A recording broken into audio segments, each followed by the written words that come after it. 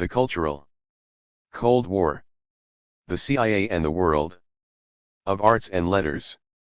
Francis Stonor Saunders. Introduction.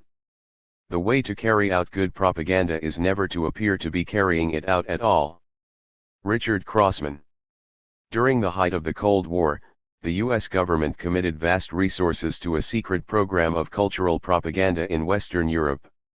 A central feature of this program was to advance the claim that it did not exist. It was managed, in great secrecy, by America's espionage arm, the Central Intelligence Agency. The centerpiece of this covert campaign was the Congress for Cultural Freedom, run by CIA agent Michael Joss Elson from 1950 until 1967. Its achievements, not least its duration, were considerable. At its peak, the Congress for Cultural Freedom had offices in 35 countries, employed dozens of personnel, published over 20 prestige magazines, held art exhibitions, owned a news and features service, organized high-profile international conferences, and rewarded musicians and artists with prizes and public performances.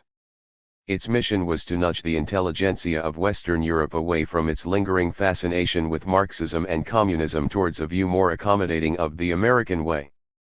Drawing on an extensive, highly influential network of intelligence personnel, political strategists, the corporate establishment, and the old-school ties of the Ivy League universities, the incipient CIA started, from 1947, to build a consortium whose double task it was to inoculate the world against the contagion of communism and to ease the passage of American foreign policy interests abroad. The result was a remarkably tight network of people who worked alongside the agency to promote an idea, that the world needed a Pax Americana, a new age of enlightenment, and it would be called the American Century. The consortium the CIA built up, consisting of what Henry Kissinger described as an aristocracy dedicated to the service of this nation on behalf of principles beyond partisanship, was the hidden weapon in America's Cold War struggle, a weapon which, in the cultural field, had extensive fallout.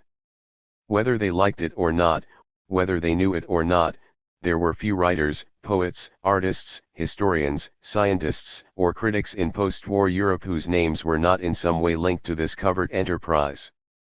Unchallenged, undetected for over 20 years, America's spying establishment operated a sophisticated, substantially endowed cultural front in the West, for the West, in the name of freedom of expression.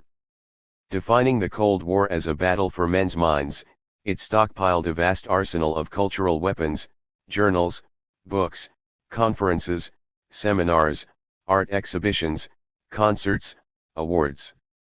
Membership of this consortium included an assorted group of former radicals and leftist intellectuals whose faith in Marxism and communism had been shattered by evidence of Stalinist totalitarianism. Emerging from the pink decade of the 1930s, mourned by Arthur Koestler as an abortive revolution of the spirit, a misfired renaissance, a false dawn of history, their disillusionment was attended by a readiness to join in a new consensus, to affirm a new order which would substitute for the spent forces of the past. The tradition of radical dissenter, where intellectuals took it upon themselves to probe myths, interrogate institutional prerogative, and disturb the complacency of power, was suspended in favor of supporting the American proposition endorsed and subsidized by powerful institutions. This non-communist group became as much a cartel in the intellectual life of the West as communism had been a few years earlier. There came a time when, apparently, life lost the ability to arrange itself, says Charlie Citron, the narrator of Saul Bellows' Humboldt's Gift. It had to be arranged. Intellectuals took this as their job. From, say, Machiavelli's time to our own, this arranging has been the one great, gorgeous, tantalizing, misleading, disastrous project. A man like Humboldt, inspired, shrewd, nutty, was brimming over with the discovery that the human enterprise, so grand and infinitely varied, had now to be managed by exceptional persons. He was an exceptional person, therefore he was an eligible candidate for power. Well, why not? Like so many Humboldts, those intellectuals who had been betrayed by the false idol of communism now found themselves gazing at the possibility of building a new Weimar, an American Weimar. If the government and its covert action arm, the CIA, was prepared to assist in this project, well, why not? That former left-wingers should have come to be roped together in the same enterprise with the CIA is less implausible than it seems. There was a genuine community of interest and conviction between the agency and those intellectuals who were hired, even if they didn't know it, to fight the cultural Cold War. The CIA's influence was not always, or often, reactionary and sinister, wrote America's preeminent liberal historian Arthur Schlesinger, Jr. In my experience, its leadership was politically enlightened and sophisticated. This view of the CIA as a haven of liberalism acted as a powerful inducement to collaborate with it, or, if not this, at least to acquiesce to the myth that it was well motivated. And yet this perception sits uncomfortably with the CIA's reputation as a ruthlessly interventionist and frighteningly unaccountable instrument of American Cold War power. This was the organization that masterminded the overthrow of Premier Mossadegh in Iran in 1953, the ousting of the Arbenz government in Guatemala in 1954, the disastrous Bay of Pigs operation in 1961, the notorious Phoenix program in Vietnam. It spied on tens of thousands of Americans, harassed democratically elected leaders abroad, plotted assassinations, denied these activities to Congress, and, in the process, elevated the art of lying to new heights. By what strange alchemy, then, did the CIA manage to present itself to high-minded intellectuals like Arthur Schlesinger as the golden vessel of cherished liberalism? The extent to which America's spying establishment extended its reach into the cultural affairs of its Western allies, acting as unacknowledged facilitator to a broad range of creative activity, positioning intellectuals and their work like chess pieces to be played in the great game, remains one of the Cold War's most provocative legacies. The defense mounted by custodians of the period, which rests on the claim that the CIA's substantial financial investment came with no strings attached, has yet to be seriously challenged. Amongst intellectual circles in America and Western Europe there persists a readiness to accept as true that the CIA was merely interested in extending the possibilities for free and democratic cultural expression. "We simply helped people to say what they would have said anyway," goes this blank check line of defense. If the beneficiaries of CIA funds were ignorant of the fact, the argument goes, and if their behavior was consequently unmodified, then their independence as critical thinkers could not have been affected. But official documents relating to the cultural Cold War systematically undermine this myth of altruism. The individuals and institutions subsidized by the CIA were expected to perform as part of a broad campaign of persuasion, of a propaganda war in which propaganda was defined as any organized effort or movement to disseminate information or a particular doctrine by means of news, special arguments, or appeals designed to influence the thoughts and actions of any given group. A vital constituent of this effort was psychological warfare, which was defined as planned use by a nation of propaganda and activities other than combat which communicate ideas and information intended to influence the opinions, attitudes, emotions, and behavior of foreign groups in ways that will support the achievement of national aims. Further, the most effective kind of propaganda was defined as the kind where the subject moves in the direction you desire for reasons which he believes to be his own. It is useless to dispute these definitions. They are littered across government documents, the duns of American post-war cultural diplomacy. Clearly, by camouflaging its investment, the CIA acted on the supposition that its blandishments would be refused if offered openly. What kind of freedom can be advanced by such deception? Freedom of any kind certainly wasn't on the agenda in the Soviet Union, where those writers and intellectuals who were not sent to the gulags were lassoed into serving the interests of the state. It was of course right to oppose such unfreedom. But with what means? Was there any real justification for assuming that the principles of Western democracy couldn't be revived in post-war Europe according to some internal mechanism? Or for not assuming that democracy could be more complex than was implied by the lauding of American liberalism?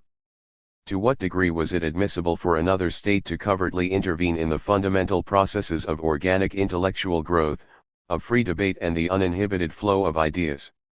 Did this not risk producing, instead of freedom, a kind of or freedom, where people think they are acting freely when in fact they are bound to forces over which they have no control.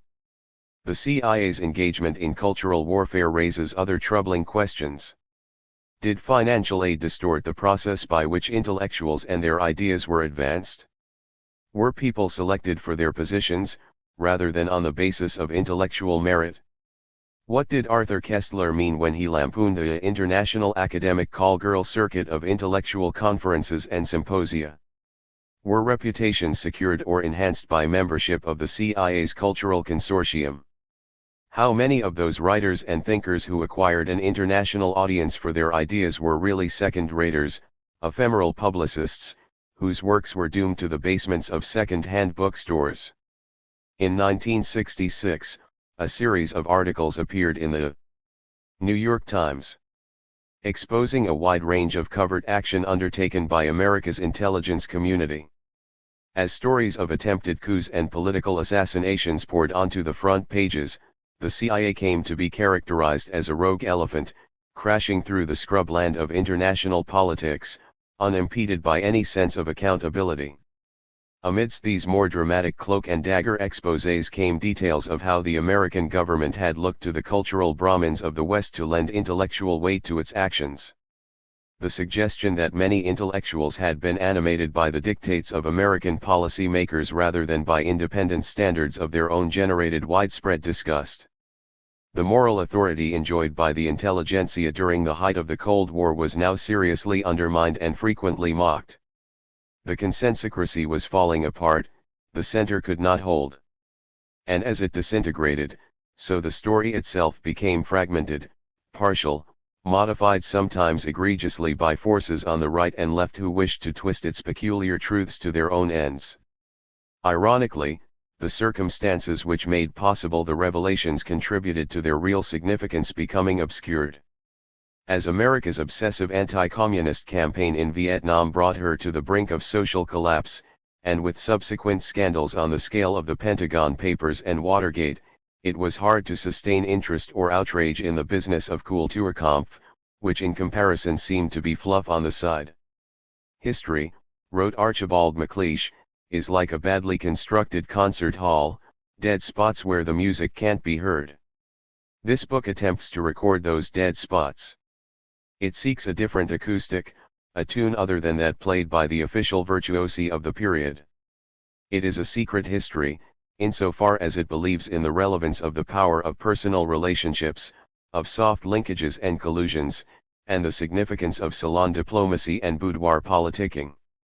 It challenges what Gore Vidal has described as those official fictions that have been agreed upon by altogether too many too interested parties, each with his own 1,000 days in which to set up his own misleading pyramids and obelisks that purport to tell sun time.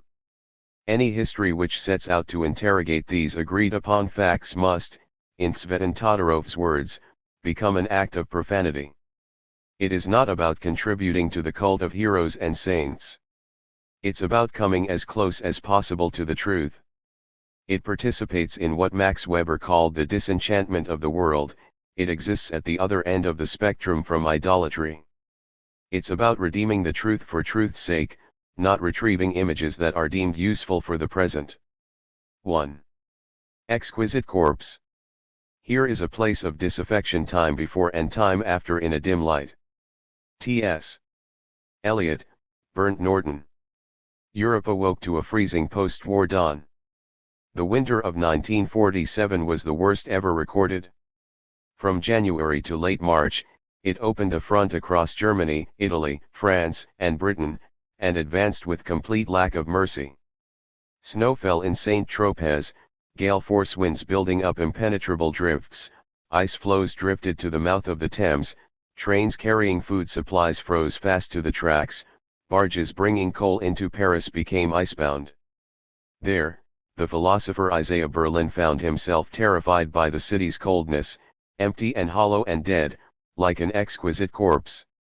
Across Europe, water services, sewage disposal, and most other essential amenities collapsed, food supplies dwindled and coal reserves slumped to an all-time low as miners struggled to operate winding gear which was frozen solid. A slight thaw was followed by a further freeze-up, locking canals and roads under a thick layer of ice. In Britain, unemployment rose by 1 million in 2 months. The government and industry stalled in the snow and ice. Life itself seemed to freeze, more than 4 million sheep and 30,000 cattle died. In Berlin, Willy Brandt, the future chancellor, saw a new terror grip the city which most symbolized the collapse of Europe. The icy cold attacked the people like a savage beast, driving them into their homes. But there they found no respite. The windows had no panes, they were nailed up with planks and plasterboard. The walls and ceilings were full of cracks and holes, which people covered over with paper and rags. People heated their rooms with benches from public parks. The old and sick froze to death in their beds by the hundreds. In an emergency measure, each German family was allotted one tree for heating. By early 1946, the Tiergarten had already been hacked down to stumps, its statues left standing in a wilderness of frozen mud. By the winter of 1947, the woods in the famous Grunewald had been razed. The snowdrifts which buried the rubble of a bombed-out city could not conceal the devastating legacy of Hitler's mythomaniacal dream for Germany. Berlin, like a ruined Carthage, was a desperate, cold, haunted place defeated, conquered, occupied. The weather cruelly drove home the physical reality of the Cold War, carving its way into the new, post-Yalta topography of Europe, its national territories mutilated, the composition of its populations fractured. Allied occupation governments in France, Germany, Austria, and Italy struggled to cope with the 13 million people who were displaced, homeless, demobilized. The swelling ranks of Allied personnel arriving in the occupied territories exacerbated the problem. More and more people were turned out of their homes, to join those already sleeping in halls, stairways, cellars, and bomb sites. Clarissa Churchill, as a guest of the British Control Commission in Berlin, found herself protected both geographically and materially from the full impact of the chaos and misery existing in the city. Waking in the warm bedroom of some Nazi's ex-home, feeling the lace-edged sheets, studying his shelf of books, even these simple experiences gave me a warning tinge of conqueror's delirium, which a short walk in the streets or a visit to an unheated German flat immediately dissipated. These were heady days for the victors.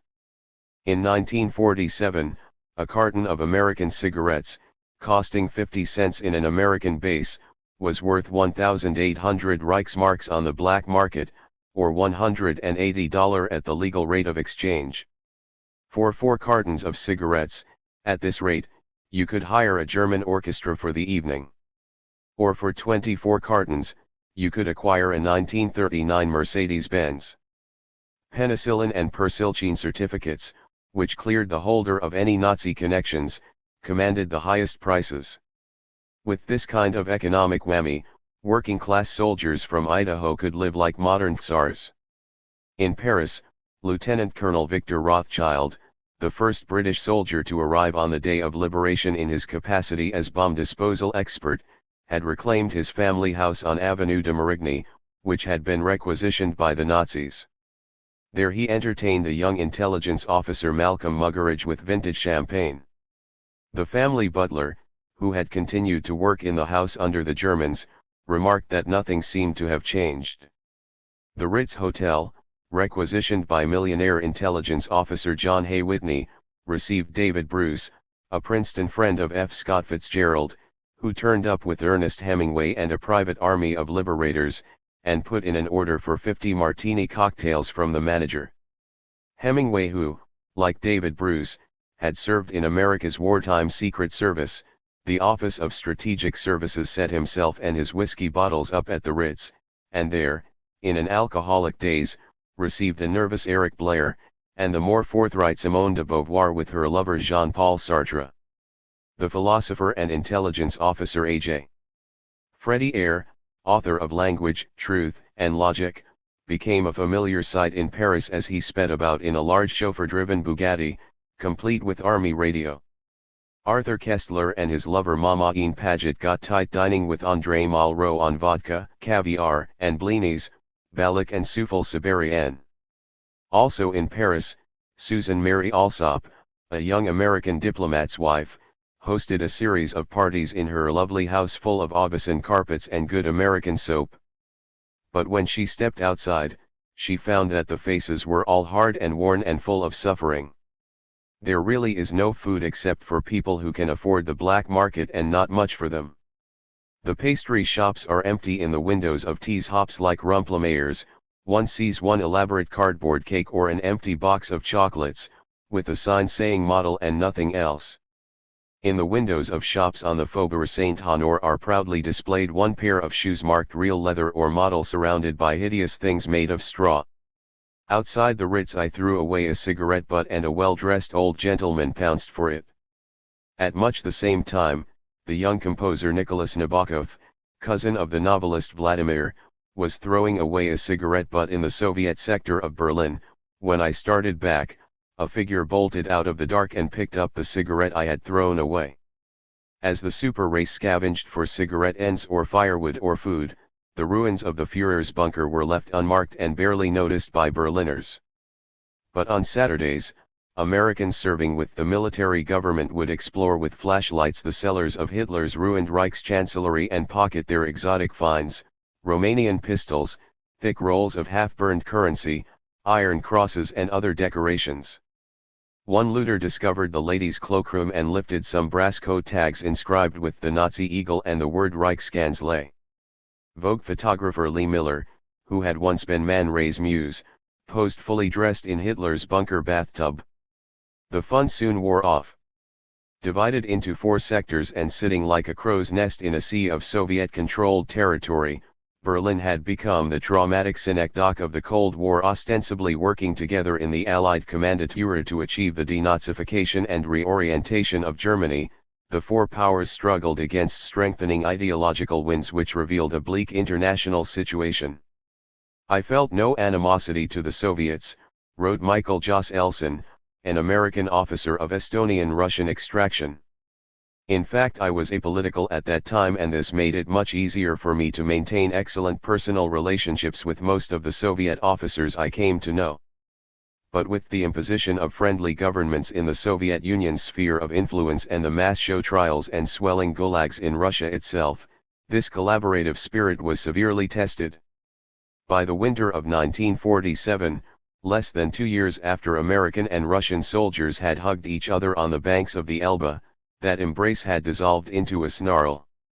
It was only after Soviet policies became openly aggressive, and when stories of atrocities committed in the Soviet zone of occupation became a daily occurrence, and when the Soviet propaganda became crudely anti-Western, that my political conscience was awakened, Jos Elson recorded. The headquarters of the Office of Military Government US was known as OMGUS, which Germans initially took to mean bus in English because it was painted on the sides of double-decker buses requisitioned by the Americans. When they were not spying on the other 3 powers, OMGUS officers found themselves behind desks piled high with columns of the ubiquitous Fragebogen every German seeking a job was obliged to fill in, answering questions relating to nationality, religion, criminal record, education, professional qualifications, employment and military service, writings and speeches, income and assets, travel abroad, and of course political affiliations. Screening the entire German population for even the faintest trace of Nazism and militarism was a deadly, bureaucratic task and often frustrating. Whilst a janitor could be blacklisted for having swept the corridors of the Reichschancellery, many of Hitler's industrialists, scientists, administrators, and even high-ranking officers were being quietly reinstated by the Allied powers in a desperate effort to keep Germany from collapsing. For one intelligence officer, the filling out of endless forms was no way to deal with the complex legacy of the Nazi regime. Michael Jos Elson adopted a different approach. I didn't know Jos Elson then, but I had heard of him, recalled the philosopher Stuart Hampshire, who at that time was working for MI6 in London. His reputation had spread across Europe's intelligence grapevine. He was the big fixer, the man who could get anything done. Anything. If you wanted to get across the Russian border, which was virtually impossible, Jos Elson would fix it. If you needed a symphonic orchestra, Jos Elson would fix it. Speaking 4 languages fluently without a hint of an accent, Michael Jos Elson was a valuable asset in the ranks of American occupation officers. Furthermore, he knew Berlin inside out. Born in Tartu, Estonia, in 1908, the son of a Jewish timber merchant, he had arrived in Berlin for the first time in the early 1920s, swept along in the Baltic diaspora which followed the 1917 revolution. With most of his close family murdered by the Bolsheviks, return to Tartu was impossible, and he became a member of that generation of men and women whom Arthur Koestler referred to as the scum of the earth, the Deracines. People whose lives had been broken by the 20th century, their identity with their homelands ruptured. Jos Elson had attended the University of Berlin but left before taking a degree to join the Gimbel Sachs department stores as a buyer, becoming their representative in Paris. In 1936 he immigrated to the States and shortly thereafter became an American citizen. After he was inducted into the Army in 1943, his European background made him an obvious candidate for either intelligence work or psychological warfare. He was duly assigned to the intelligence section of the Psychological Warfare Division in Germany, where he joined a special 7-man interrogation team. The team's mission was to interrogate hundreds of German prisoners every week, for the purpose of rapidly separating strong Nazis from non-Nazis, lies from truthful responses, voluble from tongue-tied personalities. Discharged in 1946, Jos Elson stayed on in Berlin with the American military government as a cultural affairs officer, then with the State Department and the U.S. High Commission as a public affairs officer. In this capacity, he was assigned to the screening of personnel in the German press, radio, and entertainment media, all of which were suspended pending the removal of Nazis. Assigned to the same division was Nicholas Nabokov, a white Russian émigré, who had lived in Berlin before immigrating to the United States in 1933. Tall, handsome, expansive, Nabokov was a man who cultivated friendships with great ease and charm. During the 1920s, his flat in Berlin had become a center of émigré cultural life, an intellectual goulash of writers, scholars, artists, politicians, and journalists. Amongst this cosmopolitan group of exiles was Michael Jos Elson. In the mid-1930s, Nabokov went to America, where he wrote what he modestly described as the first American ballet, Union Pacific, with Archibald MacLeish. He shared a small studio with Henry Cartier-Bresson in New York for a while, when neither had any money. Nabokov later wrote that to Cartier-Bresson the communist movement was the bearer of history, of mankind's future. I shared many of views, but, despite the gnawing longing for my Russian fatherland, I could not accept nor espouse the philo-communist attitude of so many Western European and American intellectuals. I felt that they were curiously blind to the realities of Russian communism and were only reacting to the fascist tides that were sweeping Europe in the wake of the Depression. To a certain degree I felt that the philo-communism of the mid-30s was a passing fad, cleverly nurtured by a mythology about the Russian Bolshevik Revolution shaped by the Soviet agitprop apparat. In 1945, alongside W.H. Auden and John Kenneth Galbraith, Nabokov joined the Morale Division of the U.S. Strategic Bombing Survey Unit in Germany, where he met psychological warfare personnel, and subsequently got a job in the Information Control Division alongside his old acquaintance Michael Jos Elson. As a composer, Nabokov was assigned to the music section, where he was expected to establish good psychological and cultural weapons with which to destroy Nazism and promote a genuine desire for a democratic Germany. His task was to eject the Nazis from German musical life and license those German musicians whom we believed to be clean Germans, and to control the programs of German concerts and see to it that they would not turn into nationalist manifestations. Introducing Nabokov at a party, one American general said, "He's hep on music and tells the crowds how to go about it." Jos Elson and Nabokov became a congenial, if unlikely, pair. Nabokov was emotionally extravagant, physically demonstrative, and always late. Jos Elson was reserved, high-minded, and scrupulous. But they did share the same language of exile, and of attachment to the New World. America, which both believed to be the only place where the future of the Old World could be secured. The drama and intrigue of post-war Berlin appealed to something in both men, giving them scope to exercise their talents as operators and innovators. Together, Nabokov later wrote, they both did a good deal of successful Nazi hunting and put on ice a few famous conductors, pianists, singers, and a number of orchestral musicians, often going against the grain of official thinking. They took a pragmatic view of denazification. They refused to accept that the actions of artists under Germany's Nazi past could be treated as a phenomenon sui generis, with judgment meted out according to the rendering of a Frigibogen. Jos Elson genuinely believed that the role of intellectuals in a very difficult situation shouldn't be decided in an instant, a colleague later explained. He understood that Nazism in Germany had all been a mixed grotesquerie. Americans had no idea, in general. They just waded in and pointed the finger. In 1947, the conductor Wilhelm Furtwängler was the subject of particular opprobrium. Although he had openly defied the branding of Paul Hindemith as a degenerate, he later arrived at a mutually beneficial accommodation with the Nazi regime. Furtwängler, who was appointed Prussian state councillor, as well as holding other high posts bestowed by the Nazis, continued to conduct the Berlin Philharmonic Orchestra and the Berlin State Opera throughout the Third Reich. By December 1946, a year and a half after his case had first been brought to the attention of the Allied Control Commission, the conductor was due to appear before the Tribunal for Artists assembled in Berlin. The case was heard over 2 days. The outcome was vague, and the tribunal sat on his file for months.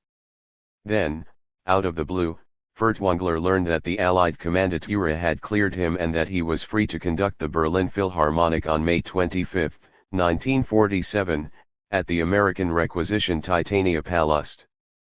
Amongst the papers left by Michael Jos Elson is a note which refers to his part in what insiders referred to as the jumping of Furtwängler. I played a major role in sparing the great German conductor Wilhelm Furtwängler the humiliation of having to go through the denazification procedure despite the fact that he had never been a member of the Nazi Party, Jos Elson wrote. This maneuver was achieved with Nabokov's help, though years later both were vague about the details of the case.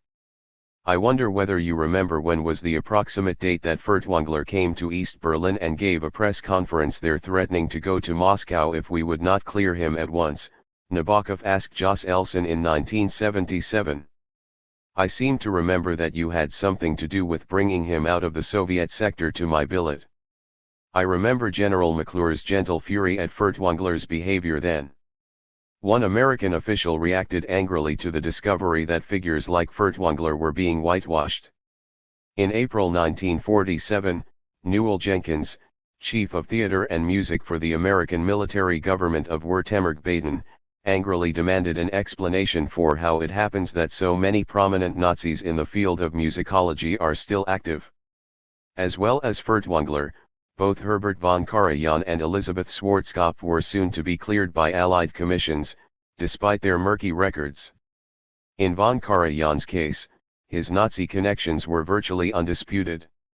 He had been a party member since 1933 and never hesitated to open his concerts with the Nazi favorite Horst Wessel Lied. His enemies referred to him as SS Colonel von Karajan. But despite favoring the Nazi regime, he was quickly reinstated as the king of the Berlin Philharmonic, the orchestra which in the post-war years was built up as the symbolic bulwark against Soviet totalitarianism. Elisabeth Schwarzkopf had given concerts for the Waffen-SS on the Eastern Front, starred in Goebbels's propaganda films, and was included by him on a list of artists blessed by God. Her National Socialist Party membership number was 754-8960. Should a baker stop baking bread if he doesn't like the government? Asked her half-Jewish accompanist Peter Gellhorn. Obviously not.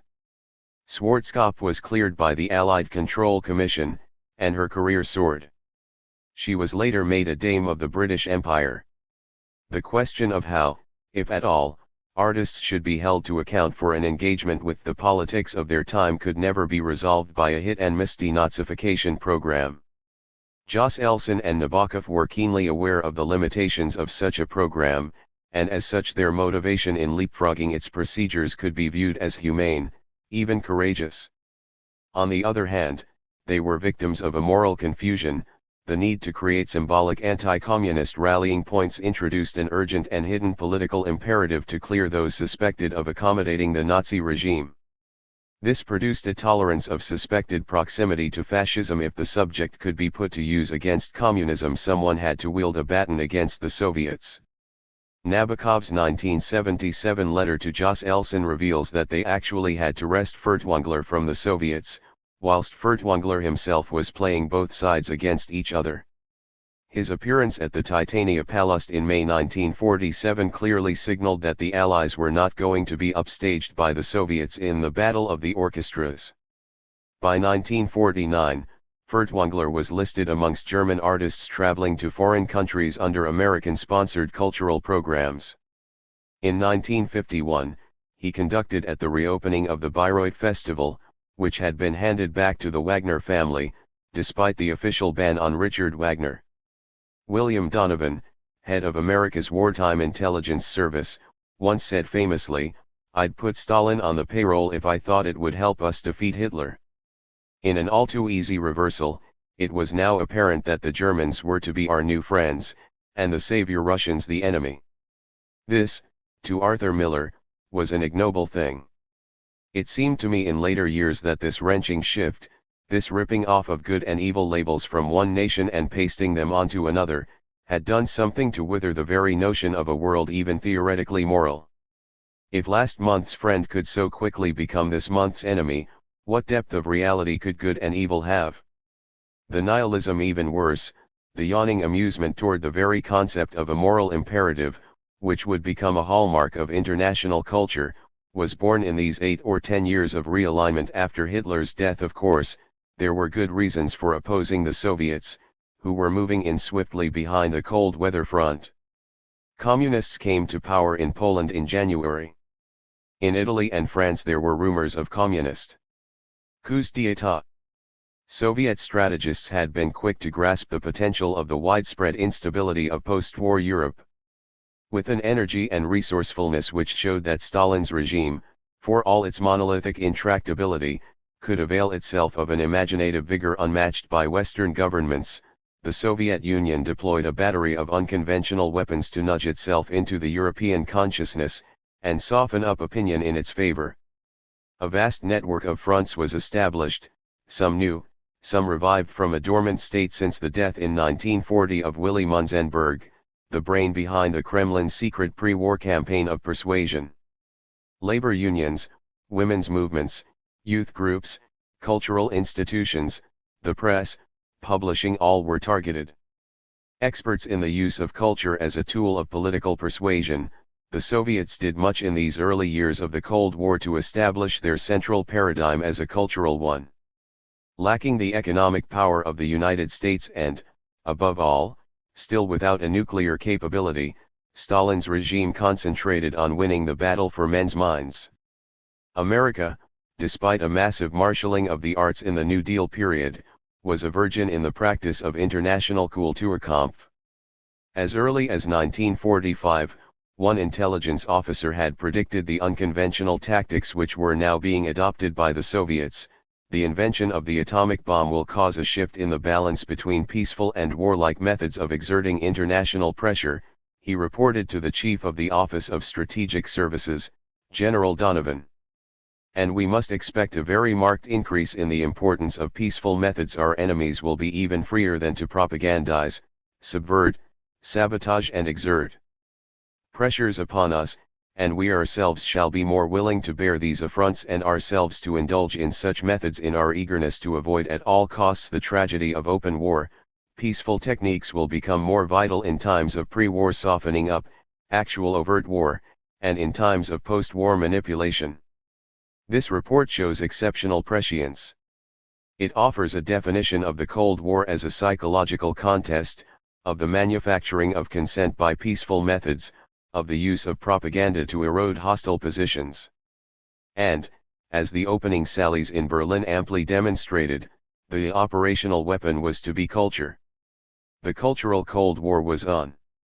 So it was that amidst the degradation an unnaturally elaborate cultural life was dragged to its feet by the occupying powers as they vied with one another to score propaganda points. As early as 1945, when the stench of human bodies still hung about the ruins, the Russians had staged a brilliant opening for the state opera with a performance of Gluck's Orpheus, in the beautifully lit, red plush Admiral's Palast. Stocky, pomaded Russian colonels grinned smugly at American military personnel as they listened together to performances of Eugene Onegin or to an explicitly anti-fascist interpretation of Rigoletto, the music punctuated by the tinkle of medals. One of Josselsson's first assignments was to retrieve the thousands of costumes belonging to the former German state opera, which had been safely stored by the Nazis at the bottom of a salt mine located outside Berlin in the U.S. zone of occupation. On a dismal, rainy day Josselson set off with Nabokov to retrieve the costumes. On their way back to Berlin, Josselson's jeep, which preceded Nabokov's requisitioned Mercedes, hit a Soviet roadblock at full speed. Josselson, unconscious and suffering from multiple cuts and bruising, was taken to a Russian military hospital, where Soviet women medical officers stitched him together again. When he was well enough, he was retrieved back to his billet in the American zone, which he shared with an aspiring actor called Peter Van Eyck. But for the care of his Soviet doctors, Josselson might not have survived to become the Dyatlov of America's counter-Soviet cultural propaganda campaign. The Soviets had saved the man who was, for the next 2 decades, to do most to undermine their attempts at cultural hegemony. In 1947, the Russians fired another salvo when they opened up a house of culture on the Unter den Linden. The initiative dazzled a British cultural affairs officer, who reported enviously that the institute surpasses anything the other allies have done and puts our poor little effort right in the shade. It is most luxuriously appointed good furniture, much of it antique, carpets in every room, a brilliance of lights, almost overheated, and everything newly painted. The Russians have simply requisitioned all they wanted. There is a bar and smoking room, which looks most inviting and almost ritzy with its soft carpets and chandeliers. Grandiose cultural institute which will reach the broad masses and do much to counteract the generally accepted idea here that the Russians are uncivilized. This latest venture is depressing as far as we are concerned. Our contribution is so small: one information center and a few reading rooms which have had to be closed down because of lack of coal. We should be spurred on by this latest Russian entry into the Kulturkampf to answer with an equally bold scheme for putting over British achievements here in Berlin. Whilst the British lacked the coal to heat a reading room, the Americans were emboldened to return fire at the Soviets by opening the Amerika Hauser.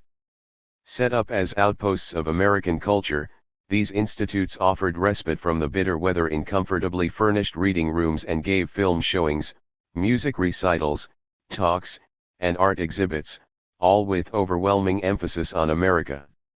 In a speech entitled Out of the Rubble, the Director of Education and Cultural Relations emphasized to Amerika Hauser personnel the epic nature of their task. Few people ever have been privileged to be a part of a more important or more challenging mission, or one more replete with pitfalls than you who have been chosen to aid in the intellectual, moral, spiritual, and cultural reorientation of a defeated, conquered and occupied Germany. But he noted that in spite of the great contribution which has been made by America in the cultural field, it is not generally known even to Germany or the rest of the world. Our culture is regarded as materialistic, and frequently one will hear the comment, "We have the skill, the brains, and you have the money." Thanks largely to Russian propaganda, America was widely regarded as culturally barren, a nation of gum-chewing, Chevy driving, DuPont-sheathed Philistines, and the Amerika Hauser did much to reverse this negative stereotype. "One thing is absolutely certain," wrote one enthusiastic Amerika Hauser administrator, "the printed material brought here from the United States makes a deep and profound impression upon those circles in Germany which for generations have thought of America as culturally backward and who have condemned the whole for the faults of a few parts." Old clichés based on a historic presupposition about American cultural retardation had been eroded by the Good Books program, and those same circles who had upheld these slurs were now reported to be quietly and deeply impressed. Some clichés were harder to dispel. When one America Hauser lecturer offered a view of the present-day position of the Negro in America, he was met with questions, some of which were not inspired by goodwill. The lecturer dealt vigorously with the questioners, who may or may not have been communists. Fortunately for the organizers, the talk was followed by songs performed by a colored quintet. The Negroes continued to sing long after official closing time, and the spirit of the occasion seemed so congenial that it was decided to invite this Negro group for a repeat performance. The problem of race relations in America was much exploited by Soviet propaganda and left many Europeans uneasy about America's ability to practice the democracy she now claimed to be offering the world.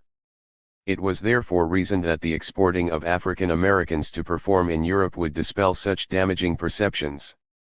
An American military government report of March 1947 revealed plans to have top-rank American Negro vocalists give concerts in Germany. Marian Anderson or Dorothy Maynor appearances before German audiences would be of great importance. The promotion of black artists was to become an urgent priority for American cultural cold warriors. The American response to the Soviet cultural offensive now began to gather pace. The full arsenal of contemporary American achievement was shipped to Europe and showcased in Berlin. Fresh new opera talent was imported from America's most noble academies: Juilliard, Curtis, Eastman, Peabody. The military government took control of 18 German symphony orchestras and almost as many opera companies. With many native composers banned, the market for American composers was exponentially increased and exploited. Samuel Barber, Leonard Bernstein, Elliott Carter, Aaron Copland, George Gershwin, Giancarlo Menotti, Virgil Thomson, these and many other American composers premiered their work in Europe under government auspices. In consultation with American academics, playwrights, and directors, a massive theater program was also launched. Plays by Lillian Hellman, Eugene O'Neill, Thornton Wilder, Tennessee Williams, William Saroyan, Clifford Odets, and John Steinbeck were offered to enthusiastic audiences huddled in freezing theaters where icicles hung menacingly from the ceiling. Following Schiller's principle of theater as moralisk Anstalt, where men can see presented the basic principles of life, the American authorities devised a hit list of desirable moral lessons.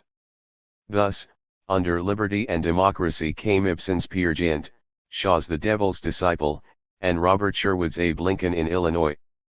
Power of faith was expressed in the drama of Faust, Goethe, Strindberg, Shaw. Equality of man was the message to be extracted from Maxim Gorky's Lower Depths and Franz Grillparzer's Medea. Under War and Peace came Aristophanes' Lysistrata, R.C. Sheriff's Journey's End, Thornton Wilder's Skin of Our Teeth, and John Hersey's A Bell for Ottino. Corruption and justice was deemed to be the theme of Hamlet, Gogol's Revisor, Beaumarchais's Figaro's Wedding, and most of Ibsen's oeuvre. And so on, through Crime Does Not Pay, Morals, Taste and Manners, Pursuit of Happiness, to the darker imperative of exposure of Nazism deemed inappropriate for the present mental and psychological status of Germans, were all plays that accept the blind mastery of fate that unscapably leads to destruction and self-destruction, as the Greek classics. Also blacklisted were Julius Caesar and Coriolanus, Prinz von Homburg and Kleist, Tolstoy's Living Corpse, all Homsen plays, and all plays by anybody else who readily shifted to the service of Nazism. Mindful of Disraeli's injunction that a book may be as great a thing as a battle, a vast books program was launched, aimed primarily at projecting the American story before the German reader in the most effective manner possible. Appealing to commercial publishers, the occupation government ensured a constant flow of general books which were deemed more acceptable than government-sponsored publications, because they do not have the taint of propaganda. But propaganda they were certainly intended to be.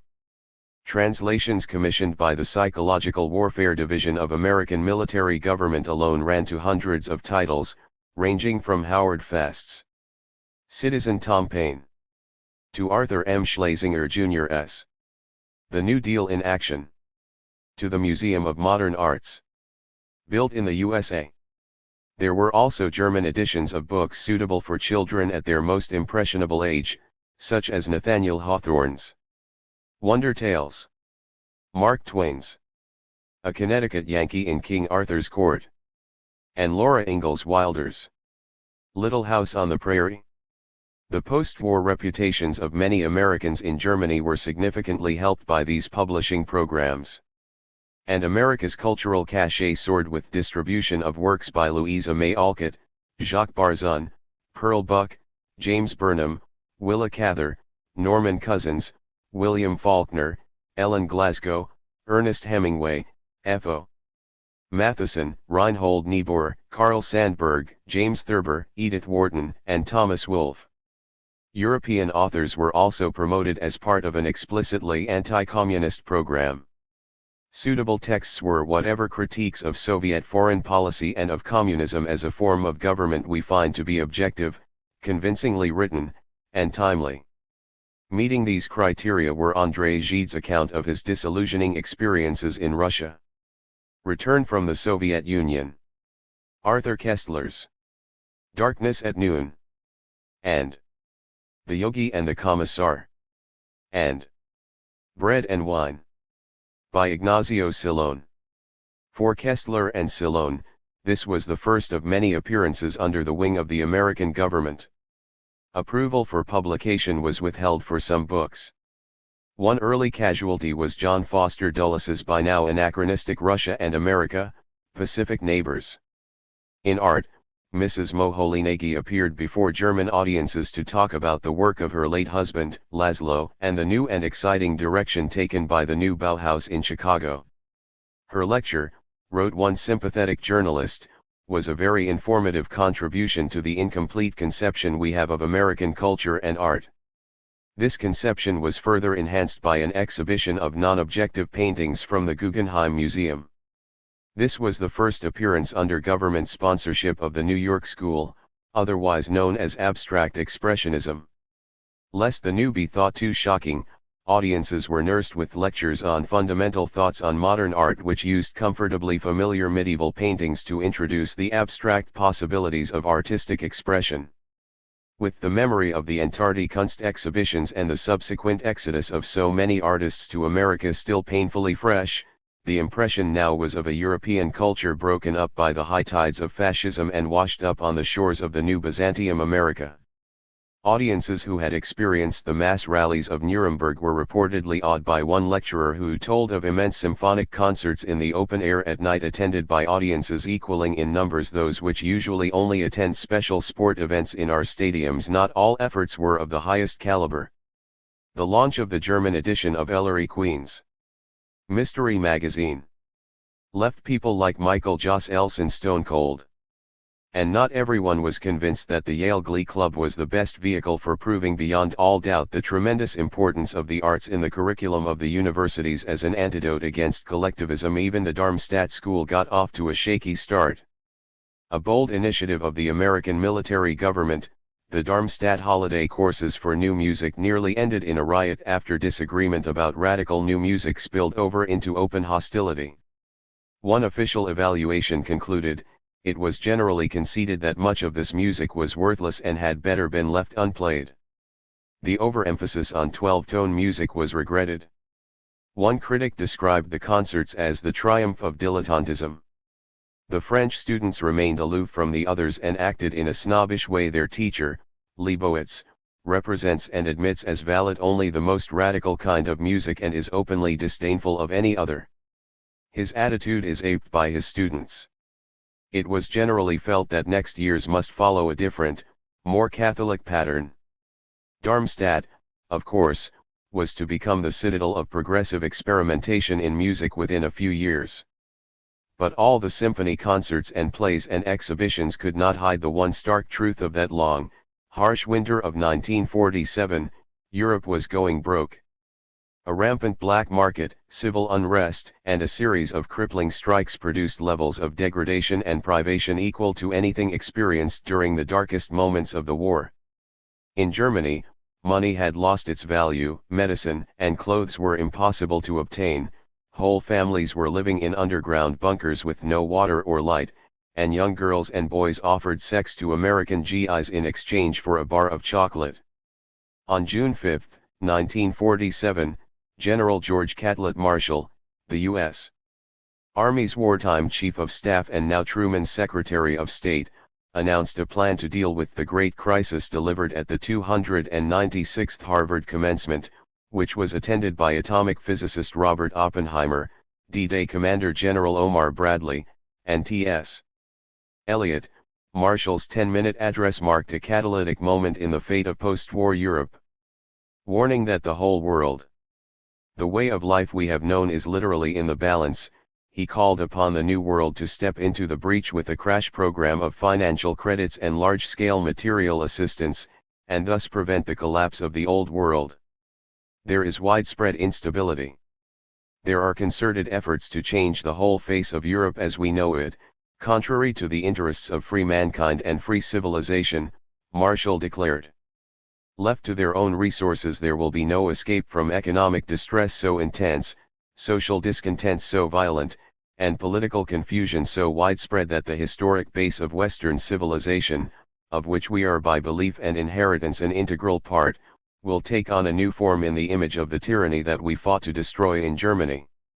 As he spoke these words, General Marshall surveyed the faces of students gathered in the spring sunshine and saw, like John Crow Ransom before him, the youngling bachelors of Harvard lit like torches, and scrambling to disperse like aimless firebrands pitiful to slake.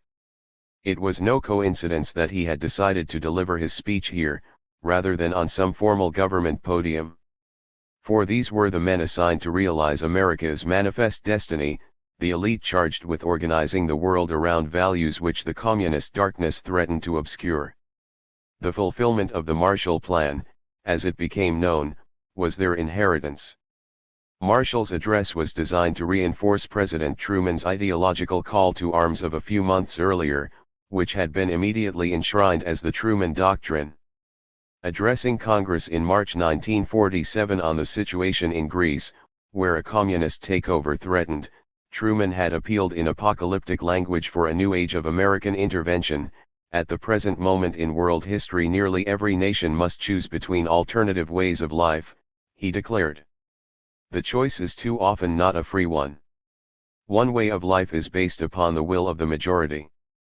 The second is based upon the will of a minority forcibly imposed upon the majority. It relies upon terror and oppression, a controlled press and radio, fixed elections, and the suppression of personal freedoms. I believe that it must be the policy of the U.S. to support free peoples who are resisting attempted subjection by armed minorities or by outside pressure. I believe that we must assist free peoples to work out their own destinies in their own way. After Truman's speech, Secretary of State Dean Acheson told congressmen, "We had arrived at a situation unparalleled since ancient times. Not since Rome and Carthage had there been such a polarization of power on this earth. Moreover, the two great powers were divided by an unbridgeable ideological chasm." Joseph Jones, the State Department official who drafted Truman's appeal to Congress, understood the enormous impact of the president's words. All barriers to bold action were indeed down, he said.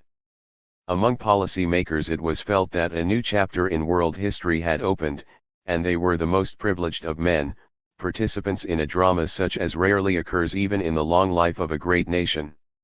The heightened sense of the classical dimensions of America's post-war role evoked by Truman's address gave the rhetorical context to General Marshall's later, less conspicuously anti-communist speech.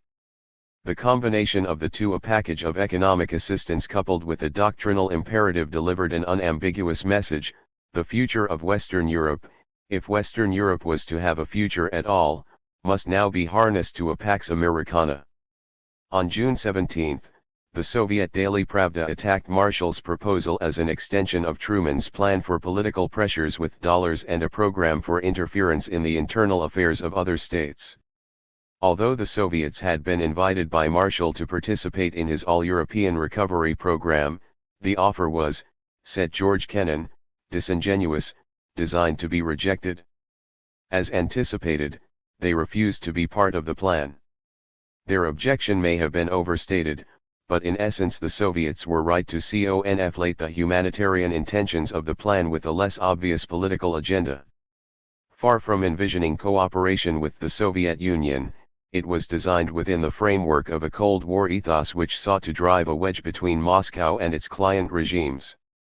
It was implicit all along that it was important that we didn't give the communists the opportunity to stick their oar into these places, Marshall planner Dennis Fitzgerald later wrote. There was always the argument advanced that if we failed to fully appreciate the requirements of X, Y, and Z, that the communists would take advantage of this situation to promote their interests. The plan's deputy director Richard Bissell supported this view. Even before the outbreak of the Korean War, it was well understood that the Marshall Plan was never meant to be a wholly altruistic affair. The hope was that strengthening their economies would enhance the value of the Western European countries as members of the NATO alliance, eventually enabling them to assume a defense responsibility in support of Cold War efforts. Secretly, these countries were also expected to assume other responsibilities in support of Cold War efforts, and to this end, Marshall Plan funds were soon being siphoned to boost the cultural struggle in the West.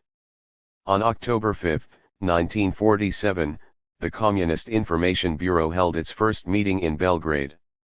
Formed in Moscow the previous September, the Cominform was Stalin's new operational base for political warfare, replacing the defunct Comintern. The Belgrade meeting was used to deliver an open challenge to the Truman Doctrine and the Marshall Plan, both of which were denounced as aggressive ploys to satisfy America's aspirations to world supremacy. Andrei Zhdanov, architect of Stalin's ruthless cultural policy, told the communists of Western Europe that if they are prepared to take the lead of all the forces prepared to defend the cause of national honor and independence in the struggle against attempts to subjugate their countries economically and politically, then no plan for the subjugation of Europe can succeed. Just as Marshall had chosen to address the intellectual heartland of America, so Zhdanov called upon the intelligentsia of the world to rattle their pens under the banner of communism and hurl their ink against the American imperium. The communist parties have achieved considerable successes in conducting work among the intelligentsia.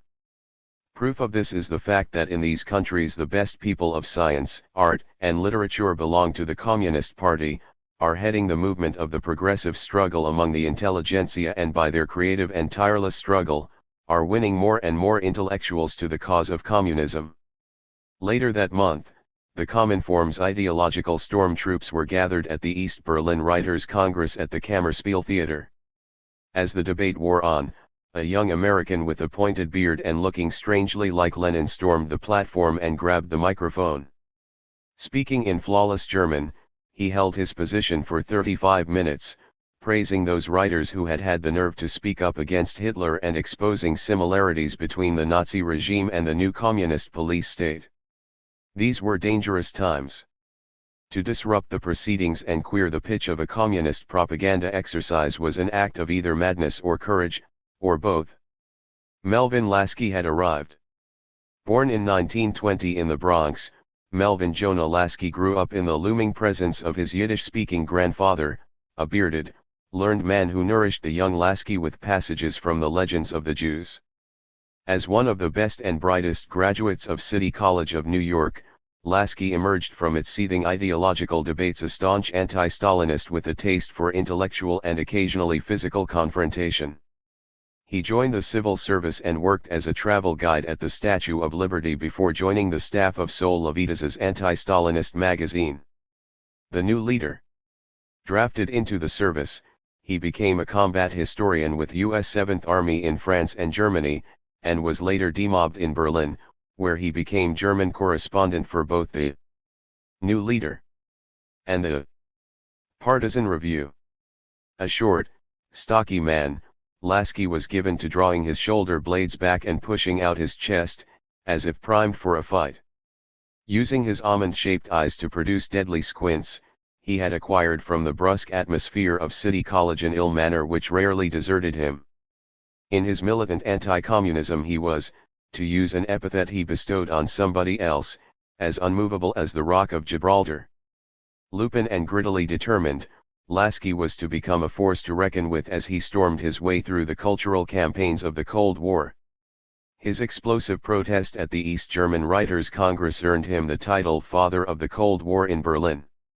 His action even upset the American authorities, who threatened to throw him out. Appalled by the timidity of his superiors, he compared Berlin to what a frontier town must have been like in the States in the middle of the 19th century. Indians on the horizon, and you've simply got to have that rifle handy or not your scalp is gone. But in those days a frontier town was full of Indian fighters. Here very few people have any guts, and if they do they usually don't know in which direction to point their rifle. But Lasky knew the sheriff, and far from being run out of town, he was now taken under the wing of the military governor, General Lucius Clay. To him, Lasky protested that whilst the Soviet lie was traveling around the globe at lightning speed, the truth had yet to get its boots on. He made his case in a passionately argued document submitted on December 7, 1947, to Clay's office, which called for a radical shake-up in American propaganda. Referred to as the Melvin Lasky Proposal, this document constituted Lasky's personal blueprint for staging the cultural Cold War. High hopes for peace and international unity blinded us to the fact that a concerted political war against the USA was being prepared and executed, and nowhere more vigorously than in Germany, he claimed. The same old anti-democratic, anti-American formulas on which many European generations have been fed, and which the Nazi propaganda machine under Goebbels brought to a peak, are now being reworked. Viz., the alleged economic selfishness of the USA, its alleged deep political reaction, its alleged cultural waywardness, its alleged moral hypocrisy, etc. etc. In extraordinary language, Lasky went on to define the challenge. The time-honored US formula of shed light and the people will find their own way exaggerates the possibilities in Germany for an easy conversion. It would be foolish to expect to wean a primitive savage away from his conviction in mysterious jungle herbs simply by the dissemination of modern scientific medical information. We have not succeeded in combating the variety of factors political, psychological, cultural which work against U.S. foreign policy, and in particular against the success of the Marshall Plan in Europe. What was needed now, continued Lasky breathlessly, was an active truth, a truth bold enough to enter the contest, not one which behaved like an Olympian bystander. Make no mistake, he warned, the substance of the Cold War was cultural in range. And it is here that a serious void in the American program has been most exploited by the enemies of American foreign policy. The void is real and grave. The real and grave void to which Lasky referred was the failure to win the educated and cultured classes which, in the long run, provide moral and political leadership in the community to the American cause.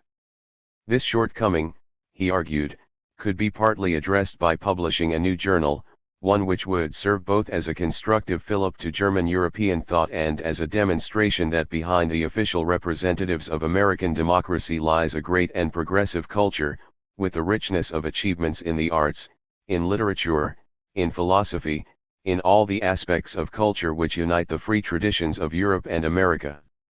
2 days later, Lasky submitted a prospectus for the American Review whose purpose should be to support the general objectives of U.S. policy in Germany and Europe by illustrating the background of ideas, spiritual activity, literary and intellectual achievement, from which the American democracy takes its inspiration. The review, he argued, would demonstrate that America and Americans have achieved mature triumphs in all the spheres of the human spirit common to both the Old and the New Worlds, and thereby constitute the first really serious effort in winning large sections of the German intelligentsia away from communistic influence. The result was Der Monat, a monthly magazine designed to construct an ideological bridge between German and American intellectuals and, as explicitly set forth by Lasky, to ease the passage of American foreign policy interests by supporting the general objectives of U.S. policy in Germany and Europe. Set up with General Clay's backing on October 1, 1948, under Lasky's editorship, it was printed initially in Munich and airlifted into Berlin aboard the Allied cargo planes on which the city depended during the blockade. Across the years, Der Monat was financed through confidential funds from the Marshall Plan, then from the coffers of the Central Intelligence Agency, then with Ford Foundation money, and then again with CIA dollars. For its financing alone, the magazine was absolutely a product and an exemplar of American Cold War strategies in the cultural field. Der Monat was a temple to the belief that an educated elite could steer the post-war world away from its own extinction. This, together with their affiliations with the American occupation government, was what united Lasky, Jos Elson, and Nabokov. Like Jean Cocteau, who was soon to warn America, "You will not be saved by weaponry, nor by money, but by a thinking minority, because the world is expiring, as it does not think anymore, but merely spends." They understood that the dollars of the Marshall Plan would not be enough. Financial assistance had to be supplemented by a concentrated program of cultural warfare. This curious triumvirate, Lasky the political militant, Jos Elson the former department store buyer, and Nabokov the composer, now stood poised at the cutting edge of what was to become, under their guidance, one of the most ambitious secret operations of the Cold War, the winning over of the Western intelligentsia to the American proposition. Underscore underscore underscore underscore underscore underscore underscore underscore underscore underscore underscore underscore underscore underscore underscore 2. Destiny's elect. There's no such thing as innocence. Innocence touched with guilt is as good a deal as you can get. Mike Hammer, in Mickey Spillane's Kiss Me, Deadly. The American proposition had already been articulated in the Truman Doctrine and the Marshall Plan. Now, a new phase of the Cold War opened up with the creation of the Central Intelligence Agency, America's first peacetime intelligence organization. Created by the National Security Act of July 26, 1947, the agency was originally intended to coordinate military and diplomatic intelligence. Crucially, and in extremely vague language, it was also authorized to carry out unspecified services of common concern and such other functions and duties as the National Security Council might direct. Nowhere in the 1947 Act was the CIA explicitly empowered to collect intelligence or intervene secretly in the affairs of other nations, a government report later stated. But the elastic phrase "such other functions" was used by successive presidents to move the agency into espionage, covert action, paramilitary operations, and technical intelligence collection. The founding of the CIA marked a dramatic overhaul of the traditional paradigms of American politics. The terms under which the agency was established institutionalized the concepts of the necessary lie and plausible deniability as legitimate peacetime strategies, and in the long run produced an invisible layer of government whose potential for abuse, domestically and abroad, was uninhibited by any sense of accountability. This experience of limitless influence was exemplified by the eponymous hero of Norman Mailer's monumental Harlot's Ghost. "We tap into everything," says Harlot. "If good crops are an instrument of foreign policy, then we are obliged to know next year's weather. That same demand comes at us everywhere we look: finance, media, labor relations, economic production, the thematic consequences of TV. Where is the end to all that we can be legitimately interested in? Nobody knows how many pipelines we have in good places, how many Pentagon poobahs, commodores, congressmen, professors in assorted think tanks, soil erosion specialists, student leaders, diplomats, corporate lawyers, name it. They all give us input. The CIA owned airlines, radio stations, newspapers, insurance companies, and real estate, and its role in world affairs grew so prodigiously over the decades that people began to suspect its presence behind every thicket. Like Dorothy Parker and the things she said, the CIA gets credit or blame both for what it does and for many things it has not even thought of doing, one agency man later complained. Disastrous operations like the Bay of Pigs did little to improve the CIA's public image. A negative stereotype emerged of a CIA peopled by ruthless, Jesuitical, ugly Americans whose view of the world was distorted by a wilderness of mirrors. Certainly, history continues to validate this version. The Truman Doctrine and the National Security Acts it inspired sanctioned aggressiveness and intervention abroad. But the scale of its imperial buccaneering tends to obscure some less calamitous truths about the CIA. In the beginning, its officers were animated by a sense of mission to save Western freedom from communist darkness, which one officer compared to the atmosphere of an order of Knights Templars. The dominant early influence was the aristocracy of the Eastern Seaboard and the Ivy League, a broederbund of Anglophile sophisticates who found powerful justification for their actions in the traditions of the Enlightenment and the principles enshrined in the Declaration of Independence. In this, the CIA took its character from its wartime predecessor, the Office of Strategic Services, set up in 1941 in the wake of Pearl Harbor and disbanded in September 1945 by President Truman, who said at the time that he wanted nothing to do with a peacetime Gestapo.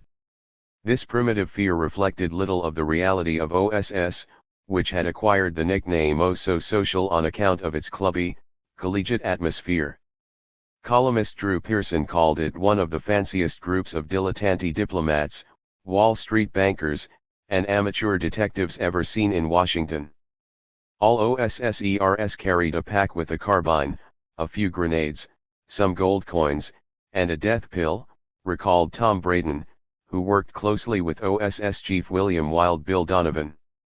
Donovan once left his death pill in a drawer at the Dorchester Hotel, and he made David Bruce send a wire from France to get the maid there to send it out. He was quite a character, Bill Donovan, a legend in his own time. He once said to me, "Braden, if you get in a tight spot, take your knife and drive it straight through his balls."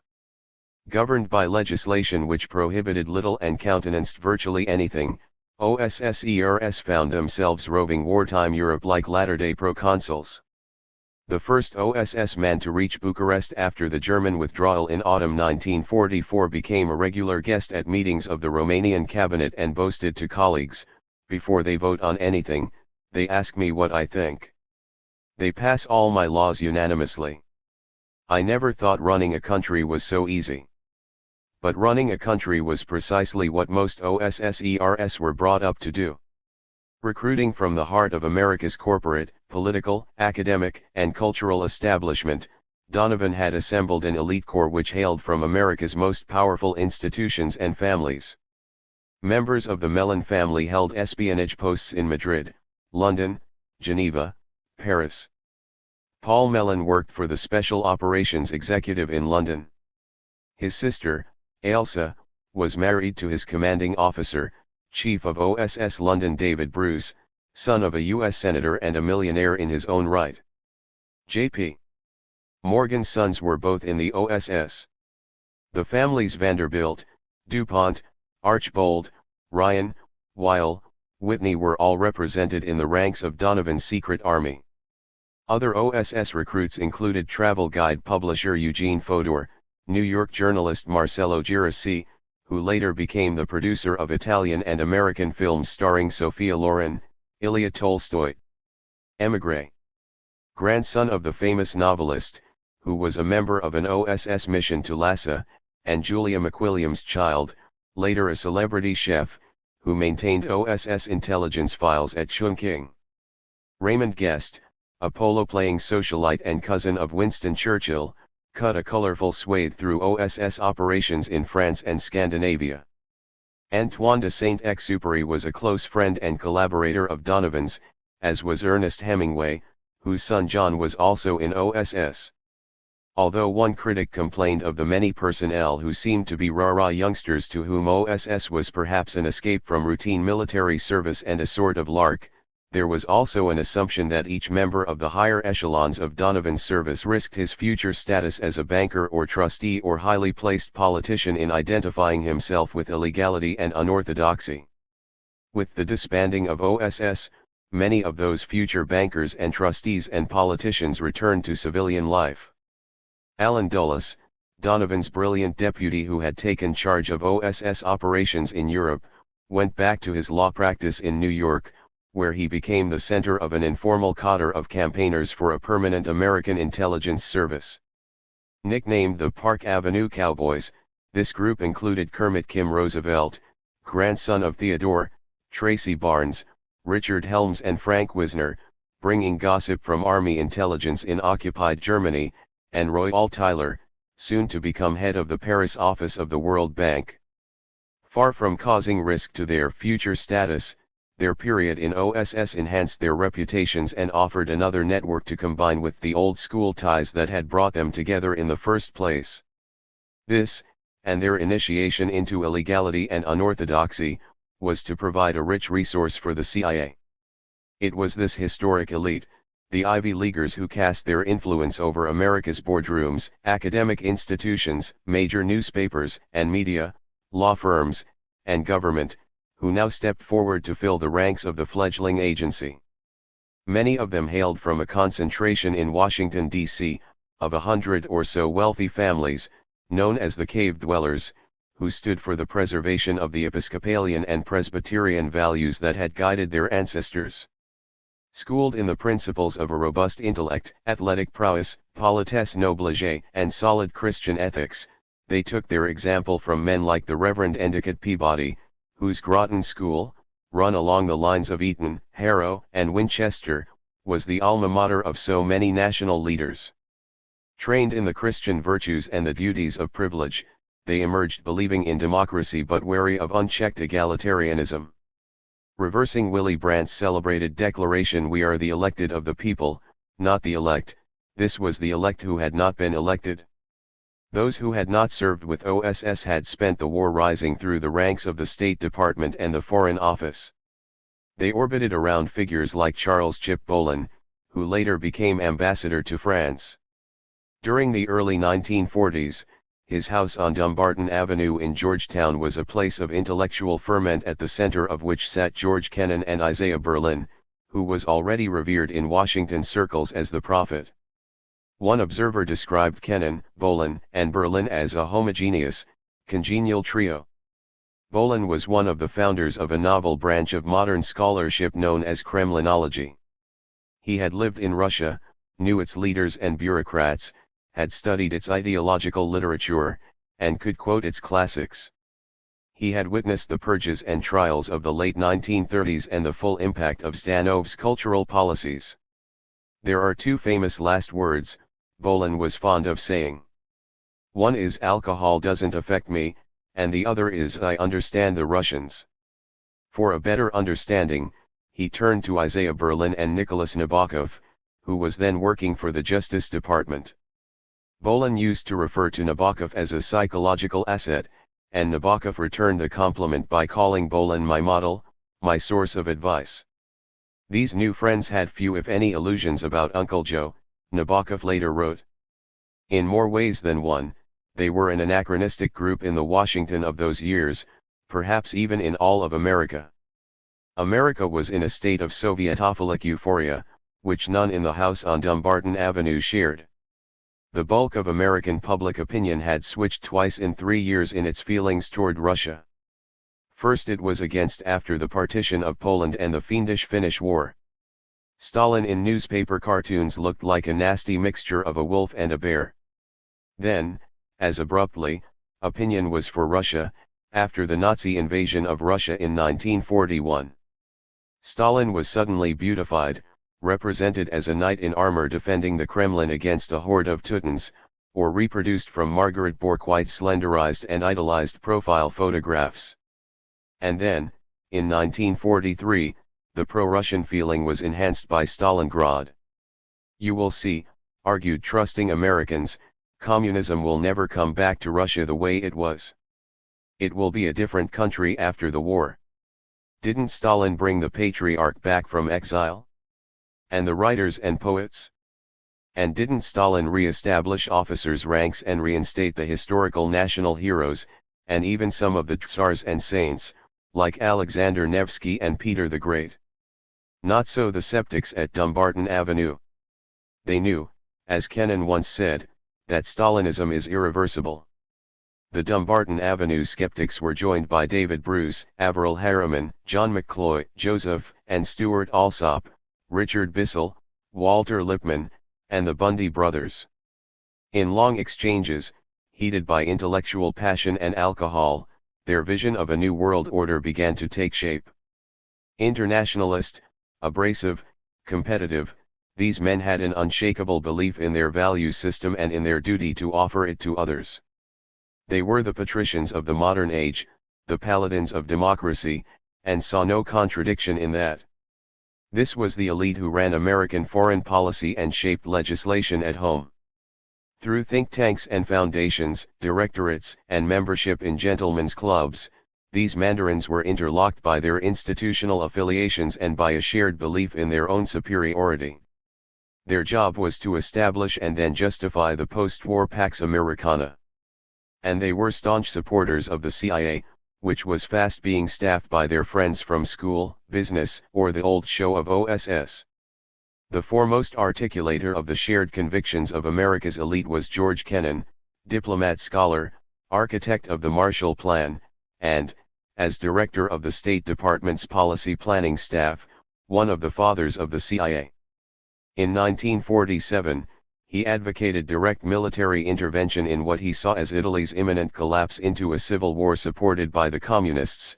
This would admittedly result in much violence and probably a military division of Italy, he told the State Department, but it might well be preferable to a bloodless election victory, unopposed by ourselves, which would give the Communists the entire peninsula at one coup and send waves of panic to all surrounding areas.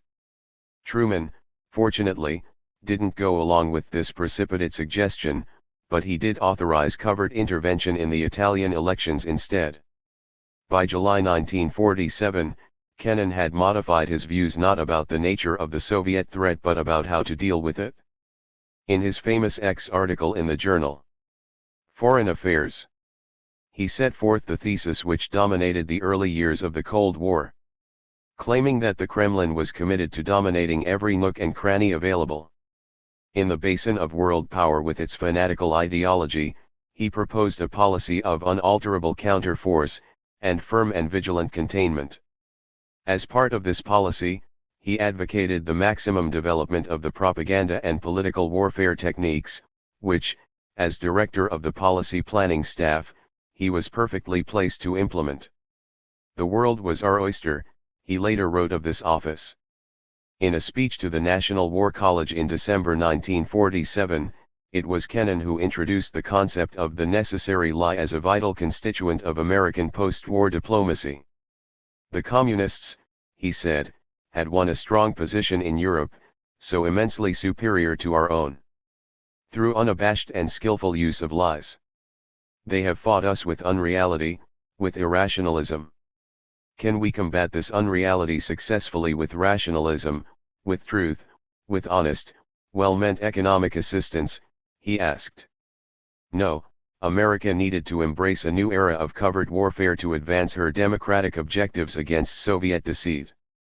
On December 19, 1947, Kennan's political philosophy acquired legal authority in a directive issued by Truman's National Security Council, NSC-4.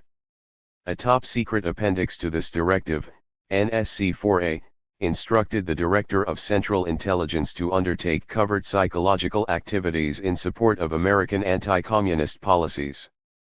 Startlingly opaque about what procedures should be followed for coordinating or approving such activities, this appendix was the first formal post-war authorization for clandestine operations. Superseded in June 1948 by a new and more explicit directive drafted by George Kennan, NSC 10/2, these were the documents which piloted American intelligence into the choppy waters of secret political warfare for decades to come. Prepared in the tightest secrecy, these directives adopted an expansive conception of security requirements to include a world substantially made over in its own image. Proceeding from the premise that the Soviet Union and its satellite countries were embarked on a program of vicious covert activities to discredit and defeat the aims and activities of the United States and other Western powers, NSC 10/2 gave the highest sanction of the government to a plethora of covert operations, propaganda, economic warfare, preventative direct action including sabotage, anti-sabotage, demolition and evacuation measures, subversion against hostile states including assistance to underground resistance movements, guerrillas, and refugee liberation groups. All such activities, in the words of NSC 10/2, must be so planned and executed that any U.S. government responsibility for them is not evident to unauthorized persons, and that if uncovered the U.S. government can plausibly disclaim any responsibility for them.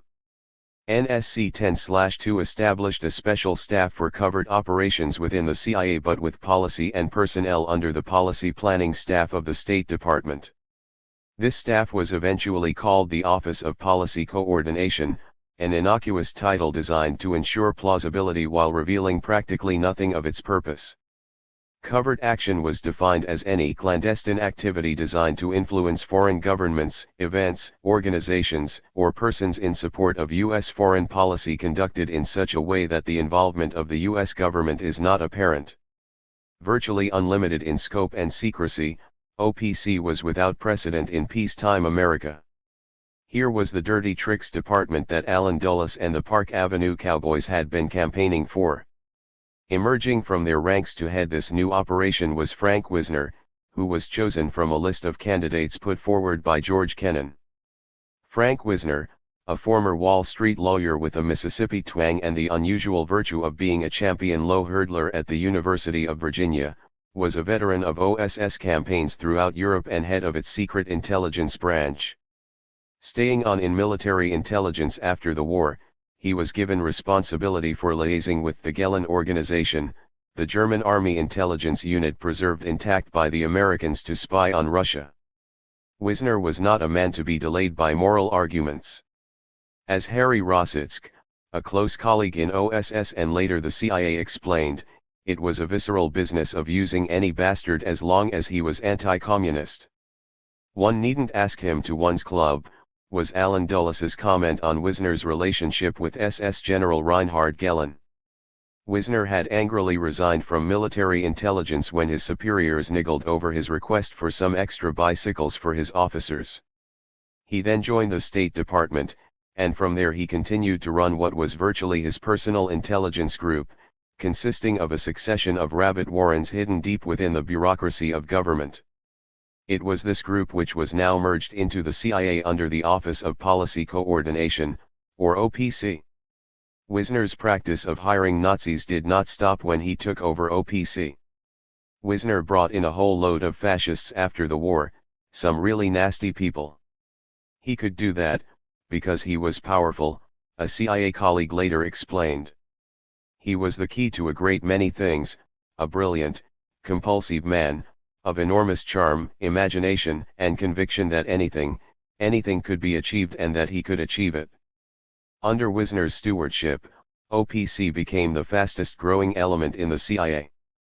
According to Edgar Applewhite, a CIA Deputy Inspector General, its staff arrogated to themselves total power, with no inhibiting precedent. They could do what they wanted, just as long as higher authority, as we called the president, did not expressly forbid it. They were extremely aristocratic in their assumptions, extremely parochial about life between men and women, very romantic, and arrogant. They had a heaven-sent obligation and, God knows, what opportunity. They ate it up. To facilitate the operations of OPC, Congress passed the Central Intelligence Agency Act of 1949, which authorized the director of the CIA to spend funds without having to account for disbursements. Within the next few years, OPC's activities, its scope of operations, its manpower and budget grew like a hydra. Its total personnel strength grew from 302 in 1949 to 2,812 in 1952, plus 3,142 overseas contract personnel. For the same period, its budget increased from $4.7 million to $82 million. One factor contributing to this expansion was an organizational arrangement that created an internal demand for projects. OPC activities were not programmed around a financial system but around projects. This had important and, in the end, detrimental internal effects. An individual within OPC judged his own performance, and was judged by others, on the importance and number of projects he initiated and managed. The result was competition among individuals and OPC divisions to generate the maximum number of projects. At first, the CIA was headquartered in a series of shambolic temporary buildings, known as sheds, scattered around the Capitol and the Washington Mall. There, in the dusty corridors, new recruits were enthralled by the atmosphere of wartime and the urgency of mobilization. The halls were full of earnest and worried men and women, rushing to meetings, conferring on the run, issuing crisp instructions to assistants trying to keep up with them. New people, full of enthusiasm, mingled with OSS veterans, Jedburgh colleagues with the elite of the post-war era, fresh from the Ivy League campuses in their tweed jackets, smoking pipes, and full of daring, innovative ideas, who had flocked to the agency as the most effective place for a non-communist liberal to do battle against the communist menace. The front line of this battle was, of course, drawn up not in Washington but in Europe. Establishing an office at Tempelhof Air Base, half an hour outside Berlin, OPC seemed to hemorrhage its officers into Germany. Added to other CIA divisions, there were 1,400 operatives attached to the German station at this time. One of OPC's first recruits in Germany was Michael Jos Elson. In his notes towards a memoir, Jos Elson wrote, "My tour of duty was coming to an end in 1948. But a return to civilian life, which for me meant going back to the world of buying for U.S. department stores, a not particularly interesting career, filled me with despair. It was at that time that an American friend who worked in intelligence introduced me to one of the chiefs of the outfit in Germany. There followed 2 or 3 more interviews in Washington, the filling out of an endless questionnaire, and then a very long wait while the FBI in its clumsy fashion was trying to find out whether there was anything derogatory in my life history. In the fall of 1948 my clearance came through and I joined the outfit as chief of its Berlin station for covert action, as distinguished from the espionage or intelligence side except for the covert aspect. This was in reality a continuation of psychological warfare, only this time directed against the Soviets and the Communists in East Germany. It was a defensive move, since the Soviets had long ago started the psychological Cold War. Jos Elson's recruiter was Lawrence de Neufville, an OSSER who had arrived in Germany with the first wave of American troops in 1944. Until early 1948, he served as a consultant with the civil administration in Berlin. He was then approached by John Baker, one of the CIA's first officers in Germany, later famously declared persona non grata by the Soviets for systematically violating the norms of behavior for diplomatic representatives when he was second secretary of the U.S. Embassy in Moscow. "I made no application to join CIA or anything like that," de Neufville later said. "I was quite happy where I was, working on the Constitution, helping to set up the Adenauer government. It was very exciting. But then one day John Baker walked into my office and said would I like to join the agency. De Neufville accepted the offer and was assigned cover working in the office of the American High Commissioner John McCloy. His first act was to recruit Jos Elson, whose work in Berlin had made him something of a legend in intelligence circles. Meanwhile, was Nicholas Nabokov aware of his friend's new job? Michael Jos Elson was a fiercely private man, ideally suited to the world of intelligence. When some relatives who were living in East Berlin managed to track him down in early 1949, he curtly dismissed them, telling them not to contact him again. Hurt, they assumed their Americanized cousin felt they were below him now. In reality, he was concerned for their safety. For East Berliners to have a relative in the American Secret Service would have placed them in immediate danger. But Nabokov probably had a good idea of Jos Elson's new direction. There were more spies in Berlin at this time than functioning bicycles, and Nabokov had worked alongside many of them. In fact, it appears that Nabokov was also approached to join the CIA. In 1948, he filed an application for a job in government. Since he was not a bureaucrat by nature, it is unlikely he was interested in joining the State Department, and with Allen Dulles involved in his application it can reasonably be surmised that he was trying to get a job in intelligence. But his application ran into trouble, and he failed to get security clearance. His sponsor, George Kennan, deeply embarrassed, wrote, advising him to withdraw his application, "I am giving you this advice only because I have not been able to clarify this matter to my own satisfaction, and cannot assure you a freedom of further unpleasantness if you go ahead with the plan of working again with the government." I can only say that in my opinion the entire action of the government in this matter, taken as a whole, is ill-conceived, short-sighted, unjust, and quite inconsistent with any desire to utilize the services of sensitive, intelligent, and valuable people. I think the government has forfeited any right to use your advice, and if I were you I would drop the whole matter for the time being. For the moment, at least, Nabokov was left out in the cold. And what of Melvin Lasky?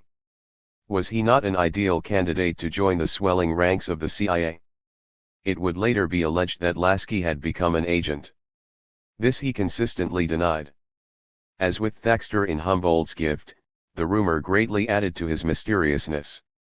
His constant presence at the forefront of the CIA's cultural Cold War for the next 2 decades would not go unnoticed. Underscore underscore underscore underscore underscore underscore underscore underscore underscore underscore underscore underscore 3. Marxists at the Waldorf. So I say, fascism or communism, I take the side of love, and I laugh at men's ideas. Anais Nin. New York, March 25, 1949, a dank and slushy Tuesday. Outside the Waldorf Astoria Hotel on Park Avenue and 50th Street, a small and desultory picket, mostly men in gray gabardine coats, formed a slow circle on the sidewalk. Inside the hotel, the pace was frantic. Unusually for this time of year, the hotel was full, and one booking in particular was proving to be a headache. From room 1042, a plush bridal suite on the 10th floor, the orders came thick and fast all day. A request for extra telephones to be installed was followed by a flurry of telegraph messages, dictated to the hotel's wire room. More table lamps were needed, more of everything was needed. Calls to room service issued like a constant cannonade: hamburgers, salads, steak tartare, side orders, bottles of claret, bottles of beer, more buckets of ice, please. Not your average honeymooners. As waiters staggered into the suite, they were met with a strange scene. Telephone cords webbed across the room, and at the end of the tangle callers were leaning animatedly into each receiver. Every available surface was occupied by a person or teetering piles of paper. The suite was heavy with cigarette smoke. 2 secretaries took dictation, and an assistant worked a mimeograph machine which had been installed in the bathroom, its floor invisible beneath a mounting pile of inky paper. A perpetual flow of visitors weaved in and out of the clutter. Amidst this ballyhoo, some members of the party looked on nervously as the waiters balanced their huge trays on the edge of the bed and hovered for tips. Who was going to pick up the tab? Sidney Hook, the philosopher from New York University who had booked the suite, seemed unconcerned about the escalating costs of the enterprise. In the bridal suite with Hook were writer Mary McCarthy and her third husband, journalist Bowden Broadwater, the novelist Elizabeth Hardwick and her husband, the poet Robert Lowell, Nicholas Nabokov, journalist and critic Dwight MacDonald, Italian journalist and former Munzenberg ally Nicola Chiaromonti, Arthur Schlesinger Jr., Partisan Review editors William Phillips and Philip Robb, Arnold Beichmann, a labor reporter friendly with anti-communist union leaders, Mel Pitzel, another labor specialist, and David Dubinsky of the Ladies' Garment Workers Union. Despite his job description, Dubinsky seemed perfectly at ease in this chaotic little intellectual parliament. Downstairs, in the Waldorf Astoria ballroom, the hotel's already stretched staff were assisting with last-minute touches to a room dressed for a conference. Flowers were being arranged around a dais which formed a crescent across the far end of the room. Microphones were checked 1 2, 1 2. A huge banner reading Cultural and Scientific Conference for World Peace was lifted across the wall behind the speaker's platform. Already, some of the 1,000 delegates to the conference were arriving for the inaugural reception. The demonstrators outside were picking up, heckling guests as they walked through the swing doors into the lobby. "Softies," they shouted, as Lillian Hellman, Clifford Adetz, Leonard Bernstein, and Dashiell Hammett arrived. Special scorn was reserved for the millionaire Ivy Leaguer Corliss Lamont, who was acting as sponsor of the conference. Son of the chairman of J.P. Morgan & Co. Investment Bank, educated at Phillips Academy and Harvard, Lamont summoned up enough patrician reserve to ignore the insults flung at him by the angry picket. The protest had been organized by a right-wing alliance consisting of the American Legion and a group of Catholic and patriotic societies. Its complaint was that the conference, which was sponsored by the National Council of the Arts, Sciences, and Professions, was merely a front for the Soviets, that the commies were here not, as they claimed, in the interests of goodwill and intellectual exchange between the United States and the Soviet Union, but to propagandize America. And, in effect, they were right. The conference was a come-inform initiative, a daring ploy to manipulate public opinion in America's own backyard. The Soviet Party, led by A.A. Fedyaev, head of the Union of Soviet Writers, and including composer Dmitry Shostakovich, pride of their delegation, was also comfortably installed in rooms at the Waldorf. Its KGB nurses and party apparatchiks could congratulate themselves on this coup d'etat. The demonstrators outside had a point: the Reds weren't just under the beds, they were in them. It was big news in the press that every entrance of the Waldorf Astoria would be blocked by a line of nuns praying for the souls of the participants, who had been deranged by satanic seduction, wrote Arthur Miller, who had accepted an invitation to chair one of the conference's debates. And on the morning of the conference I actually had to step between two gentle sisters kneeling on the sidewalk as I made for the Waldorf door. Even then it was a bewildering thing to contemplate, this world of symbolic gestures and utterances.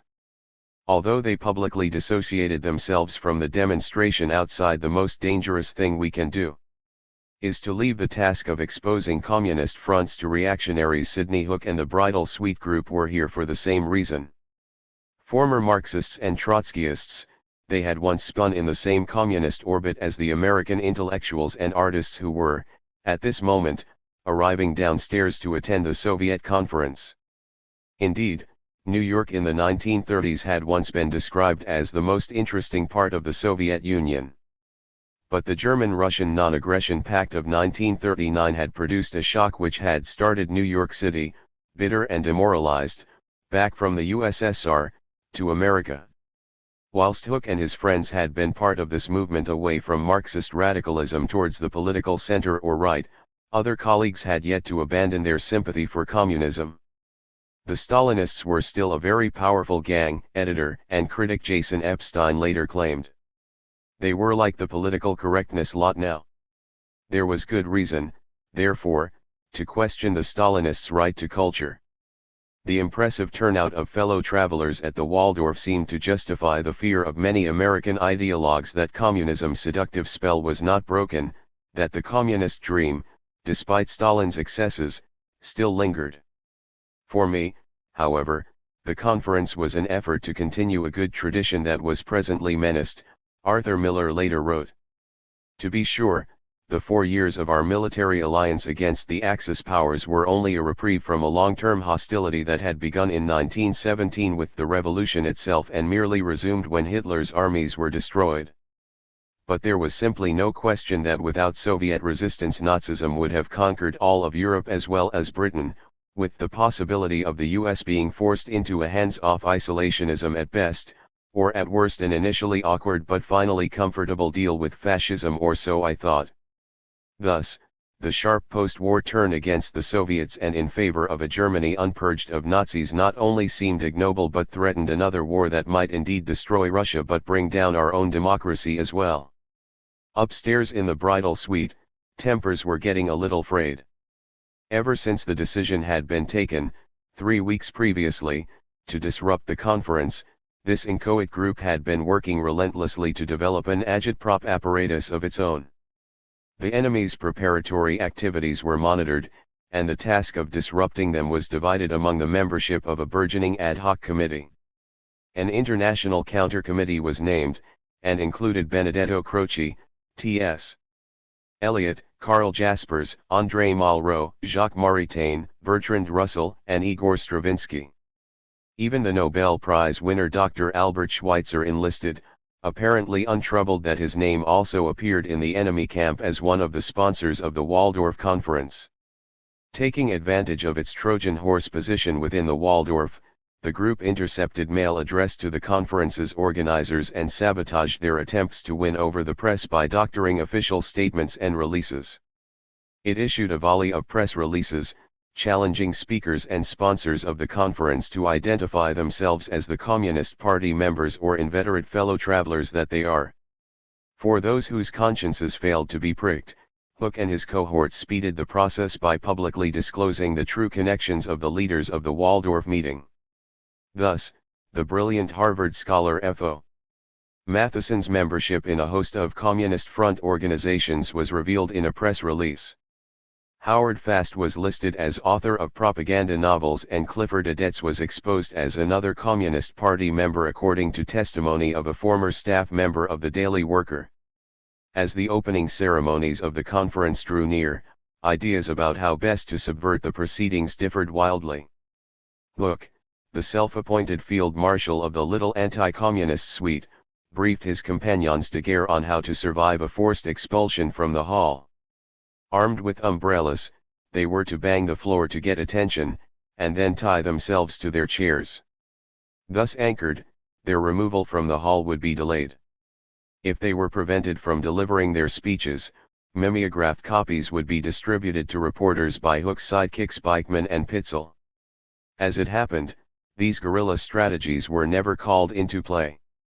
To their surprise, the subverters were each given 2 minutes to speak, though they had to wait for the first speaker, a retired bishop from Utah, to finish his endless peroration. Mary McCarthy reserved her question for Matheson, author of The American Renaissance, who had described Ralph Waldo Emerson as an ancestor of American communism.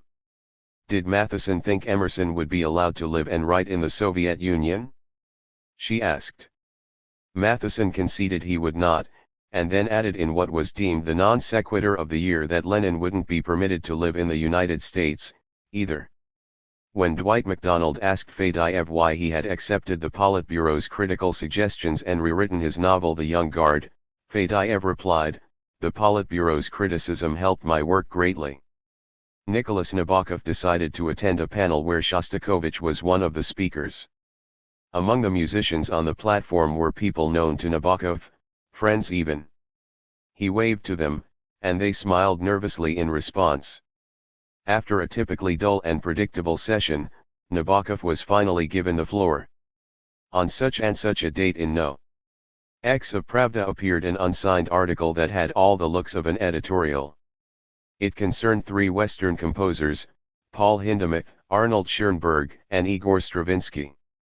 In this article, they were branded, all 3 of them, as obscurantists, decadent bourgeois formalists and lackeys of imperialist capitalism. The performance of their music should therefore be prohibited in the U.S.S.R. Does Mr. Shostakovich personally agree with this official view as printed in Pravda? Provokatsia, cried the Russian stooges, as Shostakovich received whispered instructions from his KGB nurse. The composer then stood up, was handed a microphone, and, his ashen face turned down to study the floorboards, murmured in Russian, "I fully agree with the statements made in Pravda." It was an appalling episode. Rumors that Shostakovich had been ordered to attend a conference by Stalin himself had reached this New York gathering. He was the sacrificial lamb, appearing, said one observer, pale, slight, and sensitive-looking, hunched over, tense, withdrawn, unsmiling, a tragic and here trending figure. Arthur Miller described him as small, frail, and myopic, standing as stiffly erect as a doll. Any display of independent spirit on his part was a life-and-death matter. Nicholas Nabokov, on the other hand, was a white Russian émigré who had become an American citizen in 1939. He was safe. Nabokov was throwing punches at a man whose arms were tied behind his back. As chairman of the arts panel at which this confrontation took place, Arthur Miller was appalled. "It is the memory of Shostakovich that still haunts my mind when I think of that day, what a masquerade it all was.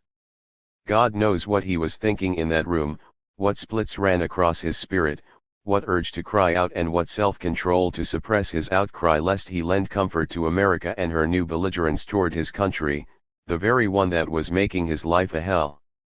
30 years later, Shostakovich's memoirs appeared in the West, giving his account of the Waldorf affair. I still recall with horror my first trip to the USA. I wouldn't have gone at all if it hadn't been for intense pressure from administrative figures of all ranks and colors, from Stalin down. People sometimes say it must have been an interesting trip. Look at the way I'm smiling in the photographs. That was the smile of a condemned man. I felt like a dead man. I answered all the idiotic questions in a daze, and thought, when I get back it's over for me.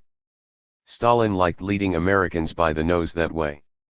He would show them a man, here he is, alive and well, and then kill him. Well, why say lead by the nose? That's too strongly put. He only fooled those who wanted to be fooled. The Americans don't give a damn about us, and in order to live and sleep soundly, they'll believe anything. The conference continued for several days. T.S. Eliot sent a telegram opposing the conference. Another telegram came from John Dos Passos, who urged American liberals to expose Soviet tyranny so that with that exposure despotism will perish from its own poison. Thomas Mann, who once commented that anti-communism is the basic stupidity of the 20th century, sent a cable in support of the conference. The debates were ritualistic and deadly dull, spiced up only by the intervention of a young Norman Mailer, who surprised both sides when he accused both the Soviet Union and the United States of aggressive foreign policy programs that minimized the chance of peaceful coexistence. So long as there is capitalism, there is going to be war until you have a decent, equitable socialism. You can't have peace, he said, before concluding, all a writer can do is tell the truth as he sees it, and to keep on writing. Mailer's speech had the magic effect of uniting antagonists in a chorus of boos. By now the picket outside had swelled to over 1,000, bristling with placards. One observer wondered how it was that so many noisy, tough plug uglies are at the disposal of the extreme right. Hooke was astute enough to observe that the communism inside the Waldorf and the kind of militant anti-communism outside on the sidewalk were feeding off each other. His aggressive PR campaign, run by Mel Pitzel, was now beginning to bite. The newspaper magnate and paranoid anti-communist William Randolph Hearst ordered all his editors to follow the beat of Hooke's drum and denounce the Commie Conference and its American fellow travelers. In April, Henry Luce, owner-editor of the Time Life Empire, personally oversaw a 2-page spread in Life magazine which attacked the degradations of the Kremlin and its American dupes. Featuring 50 passport-sized photographs, the piece was an ad hominem attack which prefigured Senator McCarthy's unofficial blacklists. Dorothy Parker, Norman Mailer, Leonard Bernstein, Lillian Hellman, Aaron Copland, Langston Hughes, Clifford Adets, Arthur Miller, Albert Einstein, Charlie Chaplin, Frank Lloyd Wright, Henry Wallace all were accused of toying with communism. This was the same Life magazine which in 1943 had devoted an entire issue to the USSR, featuring Stalin on the cover, and praising the Russian people and the Red Army. It was dangerous to participate in that fateful attempt to rescue the wartime alliance with the Soviet Union in the face of the mounting pressures of the Cold War, and one knew it at the time, remembered Arthur Miller. The air was growing hot with belligerence. There was no denying the probability of retribution against the conference participants as its opening day drew near. And indeed, as the months passed, supporter of the Waldorf Conference or participant would become an important key to the subject's disloyalty. That a meeting of writers and artists could generate such widespread public suspicion and anger was something brand new in the post-war world. It certainly was dangerous. Those who were outed at the Waldorf, a hotel famous for its pre-war debutante coming-out balls, were now the subject of FBI Director J. Edgar Hoover's interest. His Federal Bureau of Investigation sent agents to cover the conference and report back on the delegates. Back at FBI headquarters, a file was opened on the young Norman Mailer. Files on Langston Hughes, Arthur Miller, F.O. Matheson, Lillian Hellman, Dashiell Hammett, and Dorothy Parker had already been opened in the 1930s, but their new acts of perversion were now recorded. In some cases, the FBI did more than monitor the Waldorf communists. Shortly after the conference, an FBI agent paid a visit to the publishing firm of Little, Brown, and told employees that J. Edgar Hoover did not want to see Howard Fast's new novel, Spartacus, on the bookshelves. Little, Brown returned the manuscript to its author, who was then rejected by 7 other publishers. Alfred Knopf sent the manuscript back unopened, saying he wouldn't even look at the work of a traitor. The book finally came out in 1950, published by Howard Fast himself. The Stalinists' right to culture was certainly under attack. With coverage in Life magazine, the strange pas de deux between communists and former communists at the Waldorf had now become a major public spectacle. Hook congratulated himself for having choreographed the best scenes. "We had frustrated one of the most ambitious undertakings of the Kremlin." Sidney Hook was born in December 1902 in New York's Williamsburg, a Brooklyn slum of unrivaled poverty in those years. This was fertile ground for communism, to which Hook became a young adherent. Short in stature, his small face framed by round spectacles, Hook looked like a Cracker Barrel sage. But he was fiercely intellectual, a cerebral brawler always ready to jump into the fight. Attracted to the muscular, bruising posturing of New Yorkist communism, he moved easily between its various factions, from Stalinism to Trotskyism to Bukharinism. He helped prepare the first translation of Lenin's materialism and empiria criticism for the American Communist Party. He worked for a spell in the Marx-Engels Institute in Moscow. And he published a series of articles on Marxism, the most famous of which, "Why I Am a Communist," provoked a Hearst-led campaign to have him dismissed from New York University. In the pattern of many New York intellectuals, Hook's faith in communism began to weaken after a succession of betrayals: the 1936-37 treason trial of Leon Trotsky, the Nazi-Soviet Non-Aggression Pact of 1939, and a series of disastrous errors of judgment, theory, and policy by Stalin. Hook became a public enemy of the Communist Party and was denounced as a counter-revolutionary reptile, his supporters dismissed as hookworms. By 1942, Hook was informing on the writer and editor Malcolm Cowley to the FBI. Hook the revolutionary from Williamsburg had become Hook the darling of the conservatives.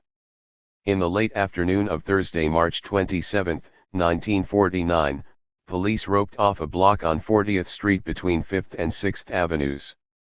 From the balcony of the aptly named Freedom House, Hook and his private army waved triumphantly at a dense crowd gathered below in Bryant Square. His team of promoters had done a splendid publicity job, said Nabokov, who was particularly well suited to basking in the limelight. Nabokov used this end-of-conference party to deliver a speech about the plight of composers in the Soviet Union and the tyranny of the party's kultura parade. Addressing a packed audience in the hall of Freedom House, Nabokov deplored the use that was being made of Dmitry Shostakovich at the peace conference. Thunderous applause. And then Nabokov saw a familiar face rise from the back row of the hall and come at me. It was an acquaintance of mine from Berlin who, like me, had worked for Omgus. He congratulated me warmly. "This is a splendid affair you and your friends have organized," he said. "We should have something like this in Berlin." The friend who stepped forward was Michael Joss Elson. His presence at the Waldorf Astoria conference, and subsequently at the Freedom House rally, was anything but the innocent coincidence Nabokov suggests. Joss Elson was there at the express instructions of his boss Frank Wisner, the CIA's covert action wizard.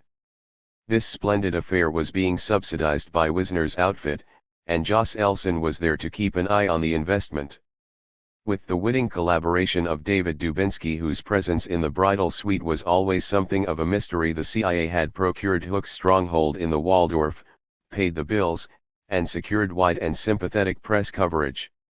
Melvin Lasky, too, had come from Berlin to see how Hook's agitprop activities were shaping up. Lasky thrilled to the confrontational character of the Waldorf Conference, reserving special scorn for Shostakovich. His timidity was extreme, he later claimed. He didn't want to stand up for anything. But there are those who say, there are things that are bigger than you, Shostakovich, bigger even than your music, and you have to pay an entrance fee, whether you like it or not, in the name of a higher purpose. Hooke and his friends at the Waldorf felt they had paid their entrance fee. But most of them were not party to the hidden arrangement that had made their counteraction possible. Nicola Chiaramonti was suspicious of Hooke's contacts. He warned Mary McCarthy, somewhat cryptically, to hold out against Hooke and his lieutenants, whose many press releases in this hectic week had included statements explicitly supporting U.S. foreign policy. What the boys and Hooke do in the last analysis, is not to say they are happy about the State Department, but that finally they are prepared to yield to American raison d'etat as against the Russians. This, continued Chiaramonti, was a preordained act of conformism and a very unconstructive one, from, precisely, the democratic point of view. This early sensitivity is very revealing, worthy of a man whose perceptions had been refined by his work as a political agent for the Munzenberg Trust, the Soviet Union's pre-war network of front organizations named after its director, Willy Munzenberg. For, although Chiaramonti didn't know it yet, he had come very close to the truth. A little bit closer, and he would have discovered that it wasn't just the State Department that had taken an interest in Hooke but America's spying establishment. Arthur Miller intuited that the Waldorf Conference would turn out to be a hairpin curve on the road of history. 40 years later he wrote, even now something dark and frightening shadows the memory of that meeting. Where people sat as in a Saul Steinberg drawing, each of them with a balloon overhead containing absolutely indecipherable scribbles. There we were, a roomful of talented people and a few real geniuses, and in retrospect neither side was wholly right, neither the apologists for the Soviets nor the outraged Red haters. To put it simply, politics is choices, and not infrequently there really aren't any to make. The chessboard allows no space for a move. But for the CIA, the Waldorf Conference represented a chance to make some new moves in the great game. It was a catalytic event, recalled CIA agent Donald Jameson. It was the tip-off that there was a massive campaign launched in the West on an ideological assertion of influence at a political level. It delivered a powerful message to those in government who understood that the compelling nature of the communist delusion was not going to be dissipated by conventional methods. We now understood that it was necessary to do something about it, not in terms of suppressing these people, many of whom of course were very noble types, but rather as part of a general program looking toward, ultimately, what we now can call the end of the Cold War. Underscore underscore underscore underscore underscore underscore underscore underscore underscore underscore underscore underscore underscore underscore underscore. 4. Democracy's demon form. Whenever I'm a shining knight, I buckle on my armor tight. And then I look about for things like rushings out, and rescuings, and savings from the dragon's lair, and fighting all the dragons there. A.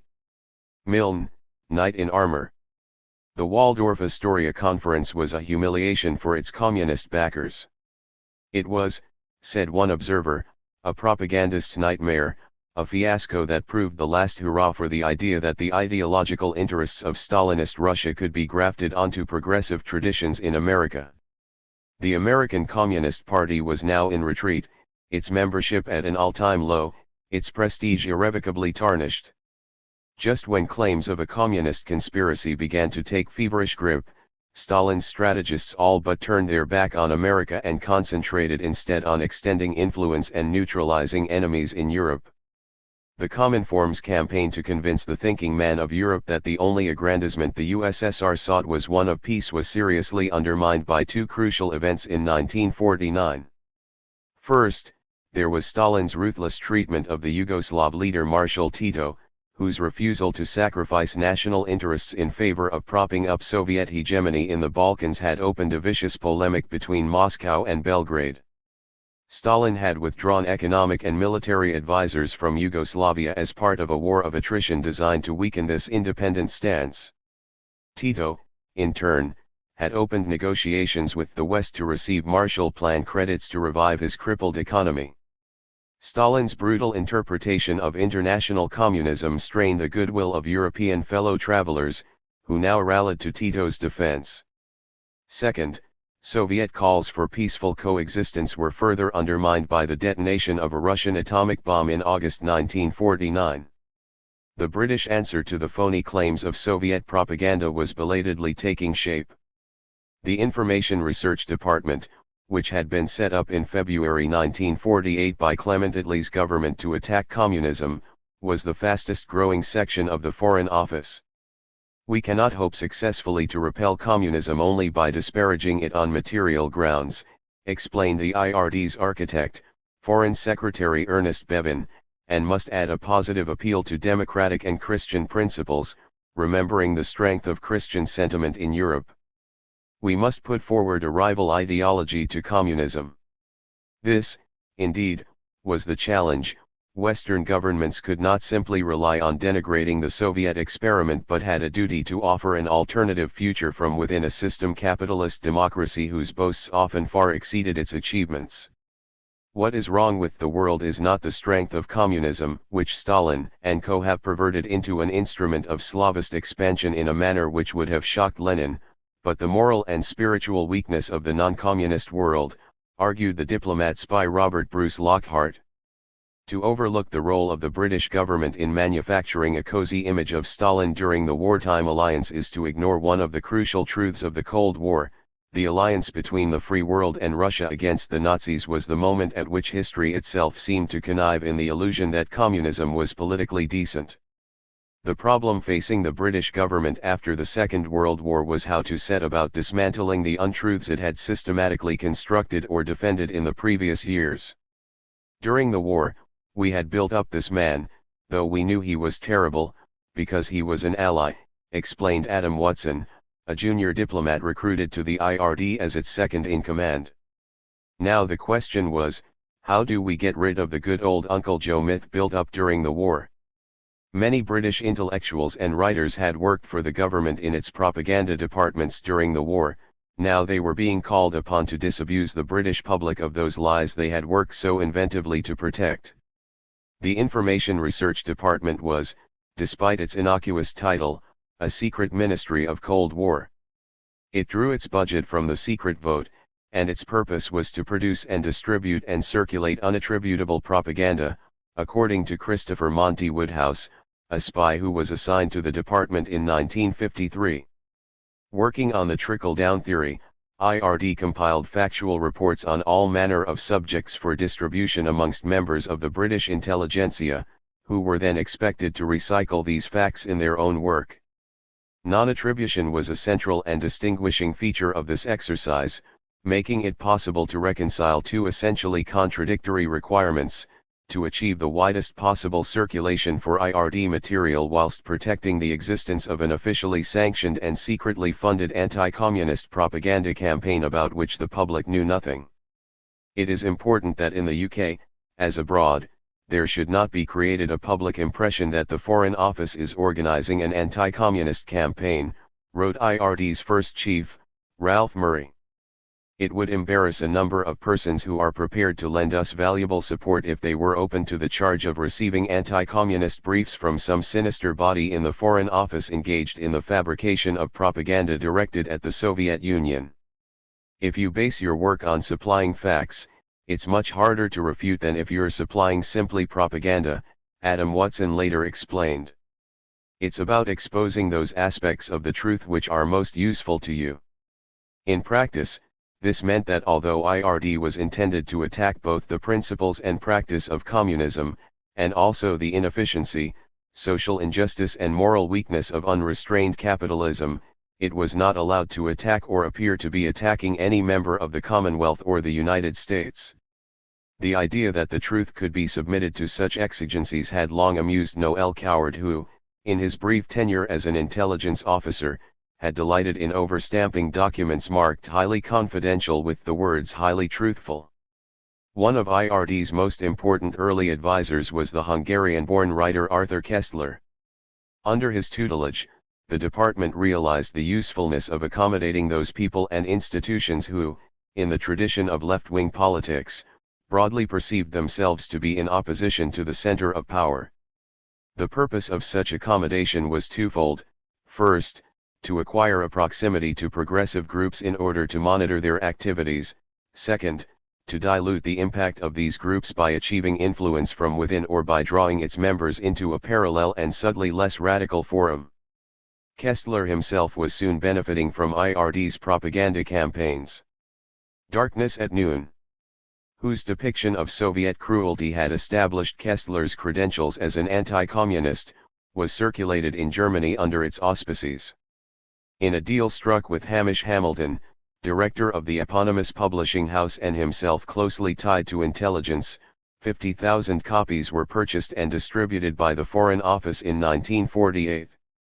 Ironically, at the same time, the French Communist Party had orders to buy up every single copy immediately, and they were all being bought up, and there was no reason why it should ever stop being reprinted, so in this way K was being enriched indefinitely from Communist Party funds.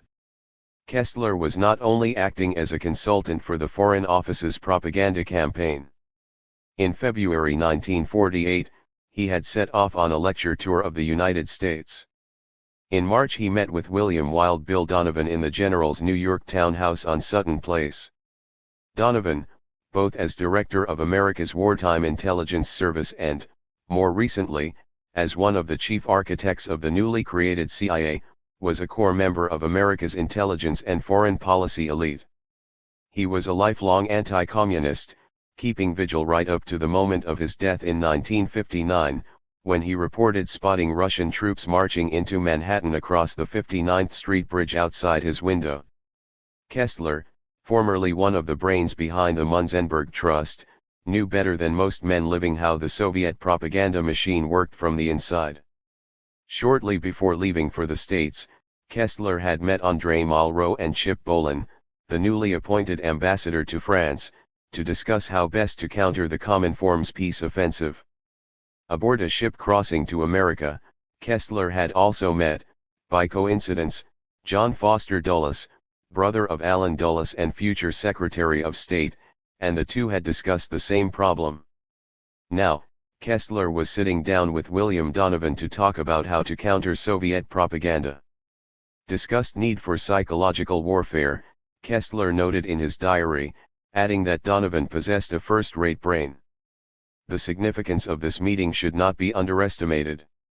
Arthur Kestler was born into a middle-class family in Budapest in 1905. After a Pauline conversion, he joined the Communist Party in the early 1930s. He later wrote that reading Marx and Engels had the intoxicating effect of a sudden liberation. In 1932 he went to Russia and wrote a propaganda book financed by the Communist International. Of White Nights and Red Days. There he fell madly in love with a clerk called Nachda Smirnova. He spent a week or two with her, and then denounced her to the secret police over a trifling matter. She was never heard from again. After Hitler's triumph in Germany, he joined the German exiles in Paris, where he teamed up with Willy Munzenberg. In 1936 he went to Spain, probably to spy for Munzenberg. He was interned as a political prisoner but was saved when the British government intervened following the vigorous activities of his first wife, Dorothy Asher. By 1938 he had resigned from the Communist Party, disgusted by Stalin's mass arrests and show trials, but still believing in the attainability of the Bolshevik utopia. He stopped believing altogether when the swastika was hoisted at Moscow airport in honor of Ribbentrop's arrival to sign the Hitler-Stalin Pact, and the Red Army Band broke into the Horst Wessel Lied. Interned in France during the war, he wrote, "Darkness at Noon. A chronicle of the abuses performed in the name of ideology, which soon became one of the most influential books of the period." On his release he made his way to England, where, after yet another internment, he enlisted in the Pioneer Corps. He later joined the Ministry of Information as an anti-Nazi propagandist, work which earned him British citizenship. His 1948 lecture tour in America was designed to disabuse the Babbitts of the left of the fallacies and confusions which still dominated their thinking. he exhorted American intellectuals to abandon their juvenile radicalism and engage themselves in a mature enterprise of cooperation with the power structure. The task of the progressive intelligentsia of your country is to help the rest of the nation to face its enormous responsibilities.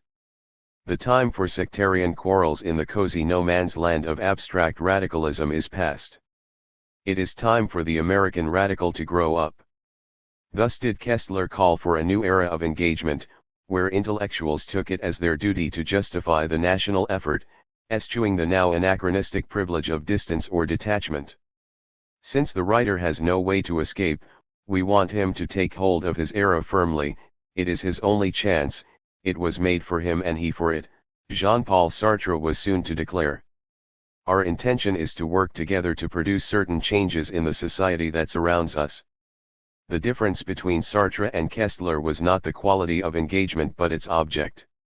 Where Sartre remained resolutely opposed to the institutions of government as mediators of truth or reason, Kestler enjoined his colleagues to help the power elite in its mission to rule. Shortly after his meeting with Donovan in New York, Kestler traveled to Washington, where he attended a round of press conferences, luncheons, cocktails, and dinner parties. Through James Burnham, an American intellectual who had made the journey from radicalism to the institutions of power with amazing speed, he was introduced to scores of State Department officials, presidential aides, journalists, and trade union officials. The CIA in particular took an interest in Kestler. Here was a man who could tell them a thing or two. The agency had been toying with an idea for a while now: who better to fight the communists than former communists? In consultation with Kestler, this idea now began to take shape. The destruction of the communist mythos, he argued, could only be achieved by mobilizing those figures on the left who were non-communist in a campaign of persuasion.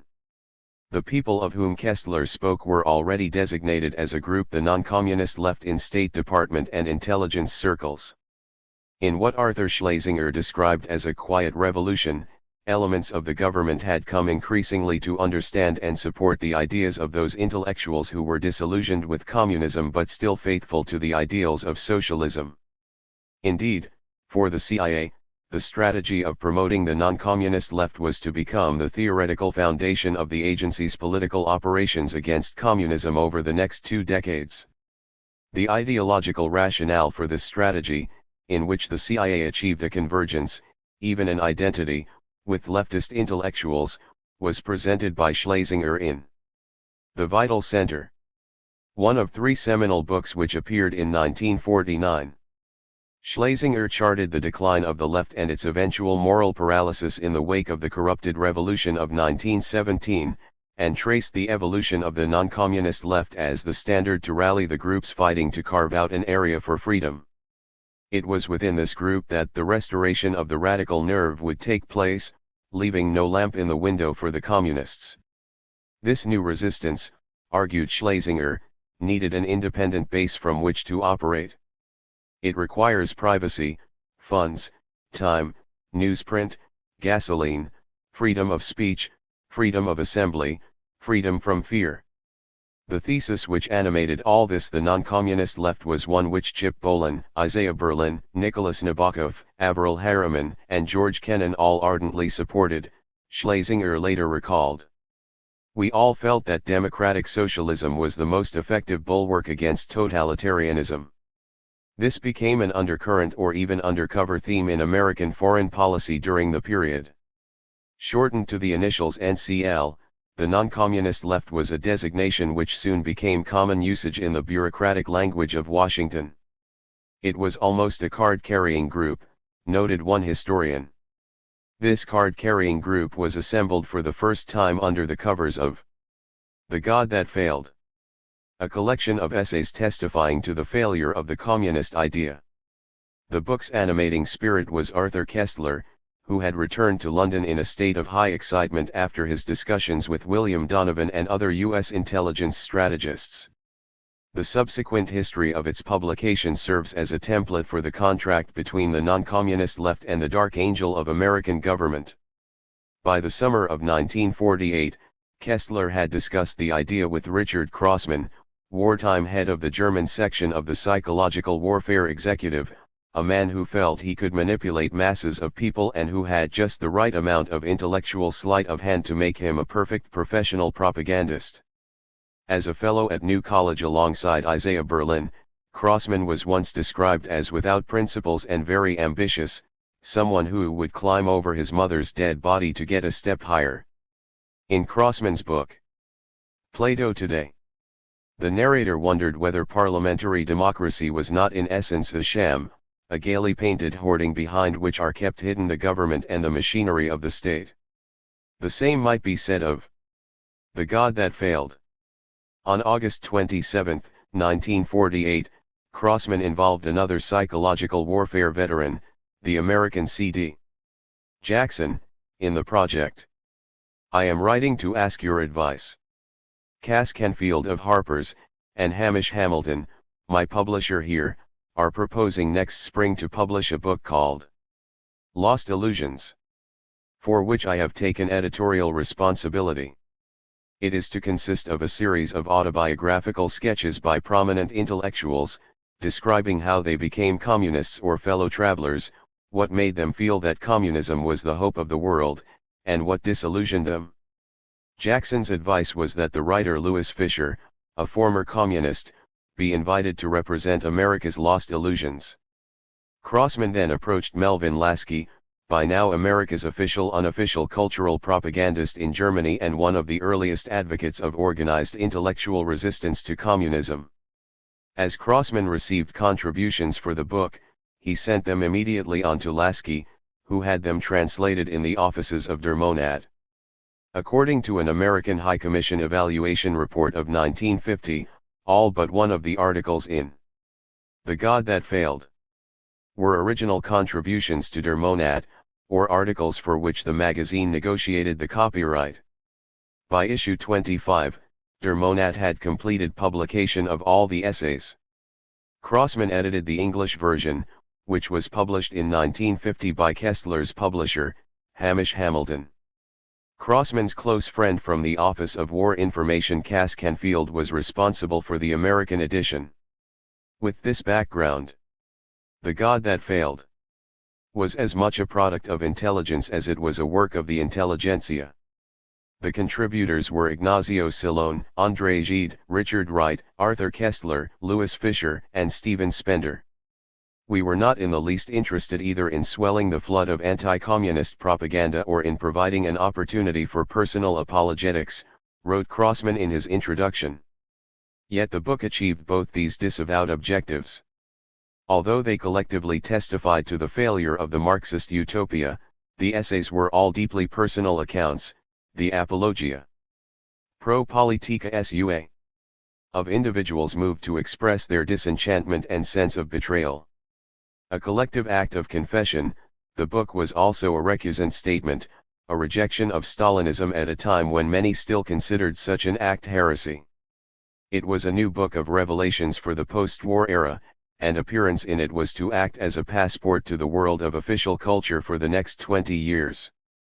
Of the 6 contributors to The God That Failed, 3 had worked for Willy Munzenberg.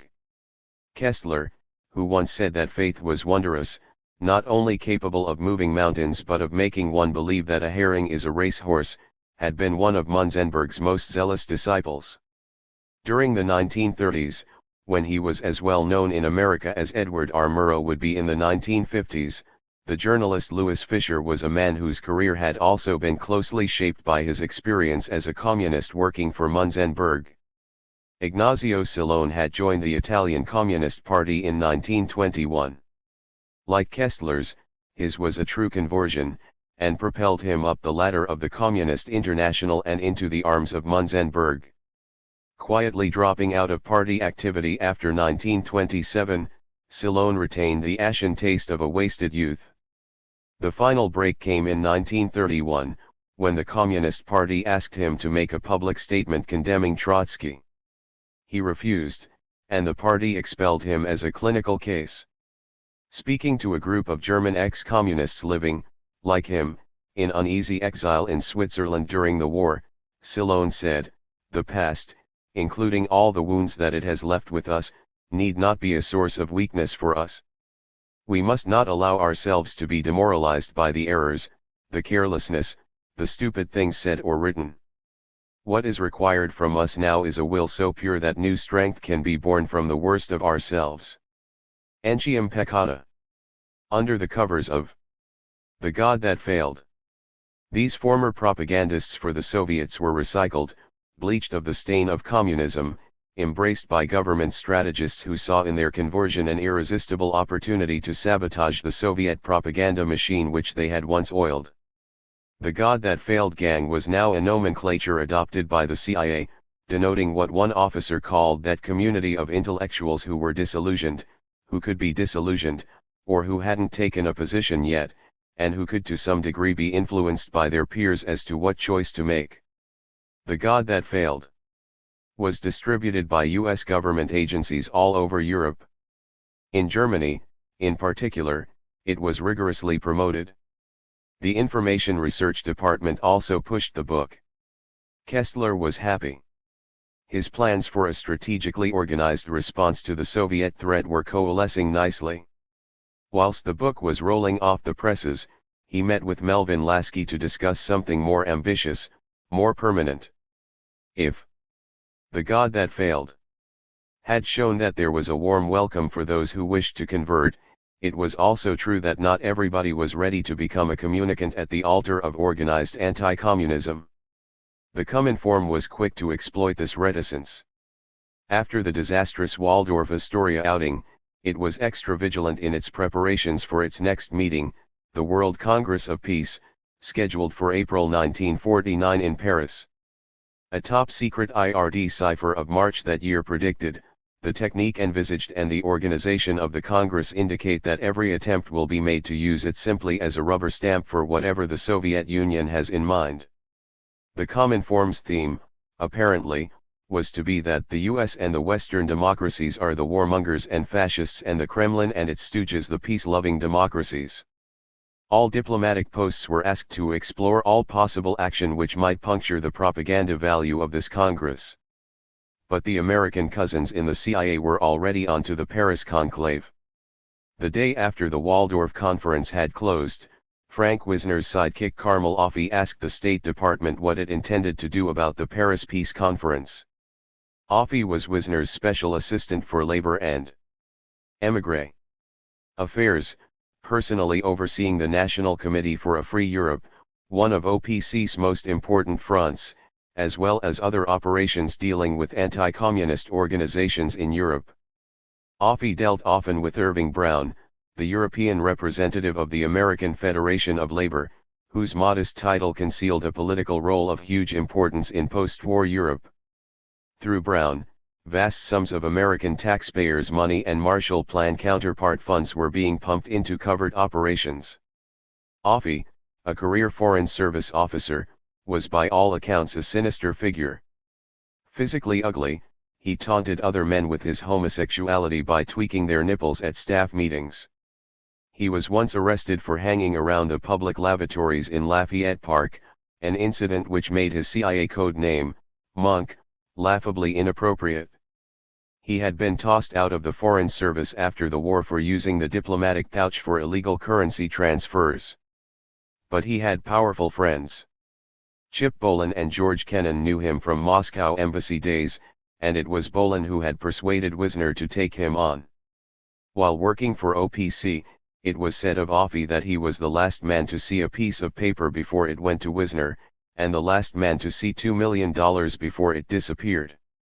Offee and Wisner now started to plan an orchestrated response to the Paris conference, which the State Department had gloomily predicted would persuade innocents to follow line and buy into this phony peace movement. Wisner cabled Avril Harriman of the Economic Cooperation Administration, seeking 5 million francs to fund a counter-demonstration. Harriman, a great supporter of propaganda and psychological warfare, was one of the first amongst America's political mandarins to understand that Russia had declared ideological war on the West and to think up ways of countering the blast of abuse which was propelled from Moscow. He was more than happy to provide Marshall Plan funds referred to as candy by Wisner for covert operations. Through Irving Brown, OPC contacted the French socialist David Rousset, author of several books on concentration camps, and his allies at the breakaway leftist newspaper. Frank Deroux. R. Rousset agreed to allow Frank Deroux to be billed as the sponsor of the CIA-inspired Day of Resistance. For the Soviets, Ilya Ehrenberg and Alexander Fedyaev appeared at the main conference, a come-and-form affair from start to finish, together with Paul Robeson, Howard Fast, Hewlett Johnson, France's Commissioner for Atomic Energy Frédéric Joliot-Curie, the Danish writer Martin Anderson Nexo, and the Italian socialist Pietro Nini. Charlie Chaplin sent a message of support. A Russian Orthodox priest blessed the conference, and Paul Robeson sang Old Man River. Picasso released his famous piece Dove, which for decades to come was used as the prestige symbol of the communist peace movement. One of the conference organizers, the poet and die-hard communist Louis Aragon, had come across a lithograph of a pigeon while flicking through a folder of recent work in Picasso's studio. The pigeon had feathers like white gaiters covering its claws. Aragon thought it looked like a dove, and with Picasso's permission it became the famous Dove of Peace. It was soon to be caricatured by the CIA-backed Paix et Liberté movement as the dove that goes boom, in a cartoon reproduced and distributed throughout the world by American government agencies in pamphlets, handbills, and posters. Rousset's counter-conference, the International Day of Resistance to Dictatorship and War, took place on April 30, 1949, and was endorsed by messages of support from Eleanor Roosevelt, Upton Sinclair, John Dos Passos, Julian Huxley, and Richard Crossman. Delegates arriving at the expense of OPC included Ignacio Silone, Carlo Levi, the ubiquitous Sidney Hook, James T. Farrell, author of Studs Lonergan, Franz Borkenau, and Fenner Brockway. But, despite careful planning, the day was a failure. Not since I was a boy 30 years ago listening to the soapboxers on Madison Square have I heard such banalities and empty rhetoric, reported Sidney Hook.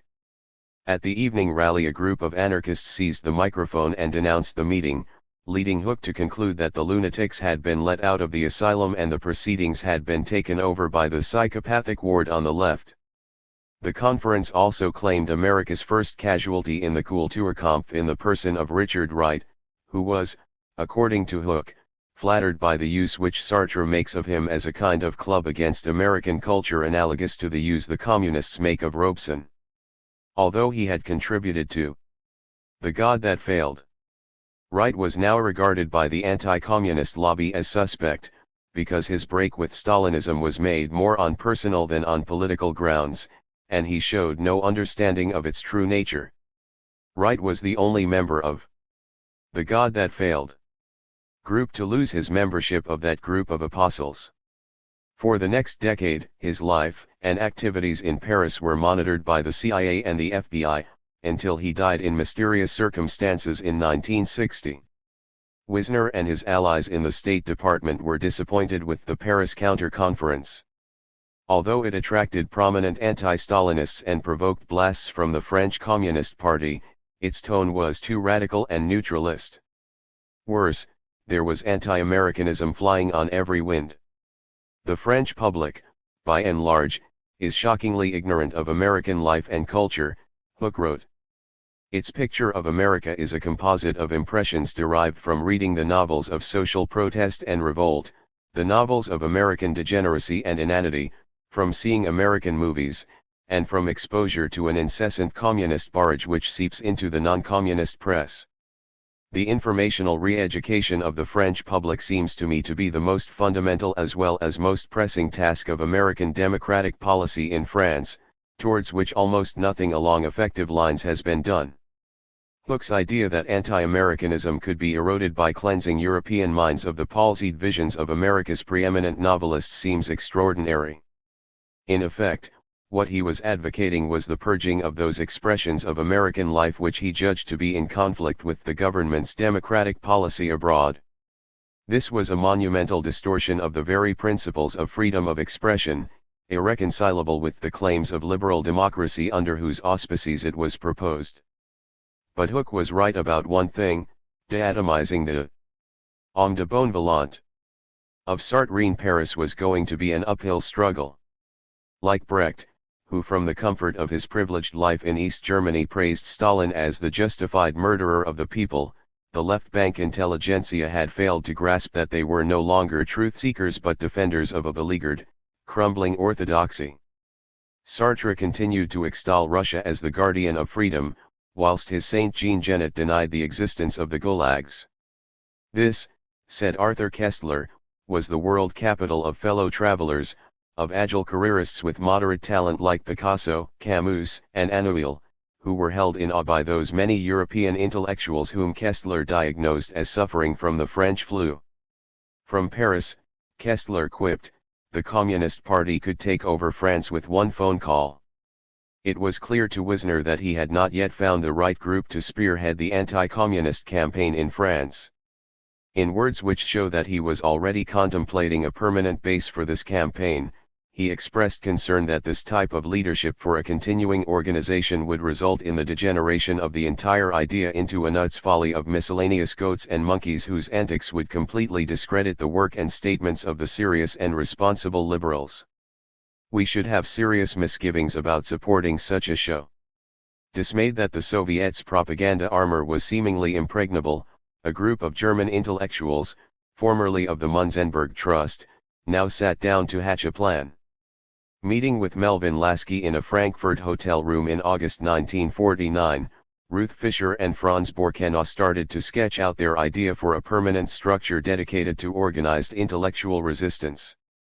Fischer was the sister of Gerhard Eisler, a Soviet operative dubbed in 1946 the number one communist in the U.S. and convicted the following year for falsifying a visa application.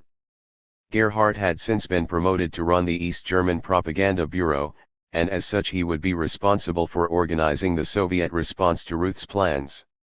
Ruth had herself been a leader of the German Communist Party before her faction was expelled on order from Moscow, leading to her break with Stalin.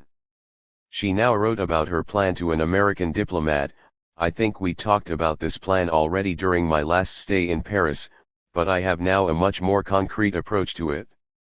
I mean, of course, the idea of organizing a big anti-Waldorf Astoria Congress in Berlin itself.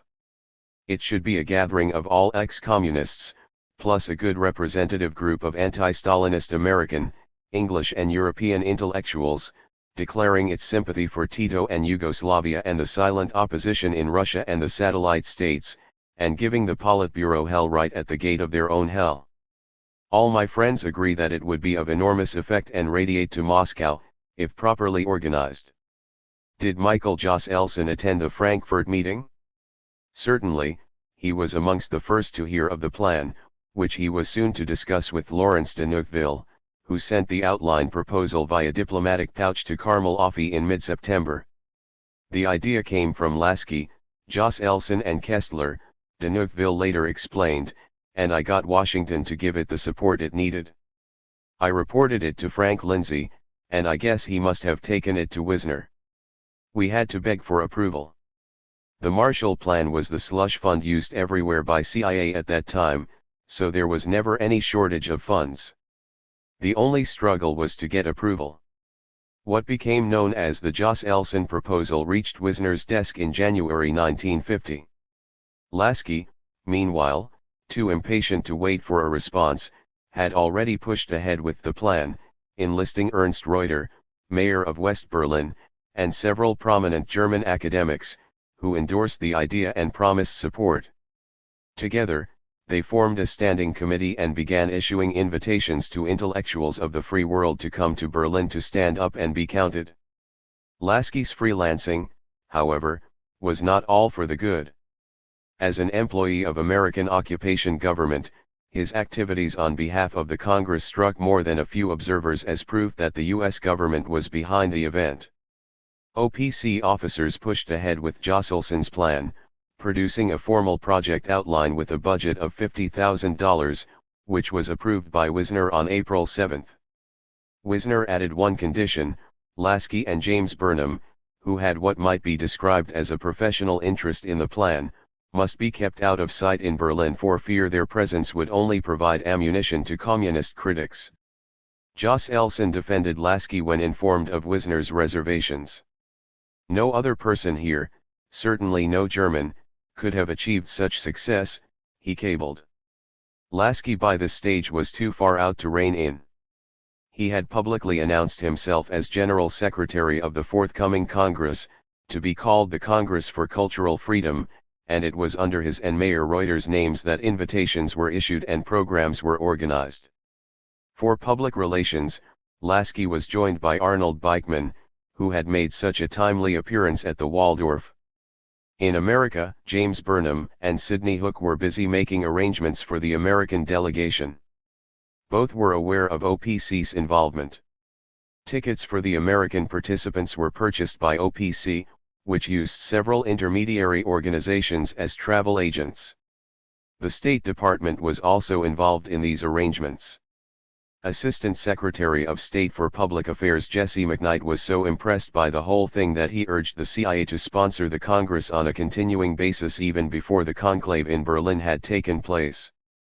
For once, such optimism was not misplaced. Underscore underscore underscore underscore underscore underscore underscore underscore underscore underscore underscore underscore underscore underscore underscore underscore underscore underscore underscore underscore 5. Crusading's the idea. My ghosts have told me something new. I'm marching to Korea. I cannot tell you what I'll do. Crusading's the idea. Yankee Doodle keep it up etc. Robert Lowell, 1952. Late on the night of June 23, 1950, Arthur Kestler and his wife Mama Een arrived at the Gare de l'Est to catch the night train from Paris to Frankfurt, whence they would proceed to Berlin. As they were searching for their carriage, they bumped into Jean-Paul Sartre, who was traveling on the same train, though he was destined for a different conference. Sartre, unusually, was alone, and the Kestlers were relieved that Simone de Beauvoir was not there. They shared a picnic supper together, along with a police bodyguard assigned to Kestler by the French. Schurad. Following death threats from the communists. Although their friendship had been increasingly strained in recent years, these ideological opponents still felt a mutual fondness for each other, and they were able to joke together as the train pulled out into the hot summer night. Sartre, along with Albert Camus, had publicly disavowed Kestler's Congress and refused to attend. But Kestler felt sorry for Sartre, who confessed that night on the train that his friendships were evaporating under the heat of his and de Beauvoir's politics. As Kestler was boarding his train, the American delegates were settling into transatlantic flights that would take up to 24 hours to make the journey to Germany. Although the Soviet blockade of Berlin had recently been lifted, the only way to reach the western sector was on military aircraft, which meant the delegates had to board C-47s at Frankfurt for the final stage of what Kestler would later refer to as an intellectual airlift. Among them were James T. Farrell Tennessee Williams, the actor Robert Montgomery, chairman of the American Atomic Energy Commission David Lilienthal, editor of the New Leader. Sol Levitas, Carson McCullers, the black editor of the Pittsburgh Courier. George Schuyler, and the black journalist Max Jurgen. Nobel Prize winning genetic scientist Hermann Muller brought with him a strange cargo, 5,000 Drosophila fruit flies as gifts to German scientists who had lost their strains during the war.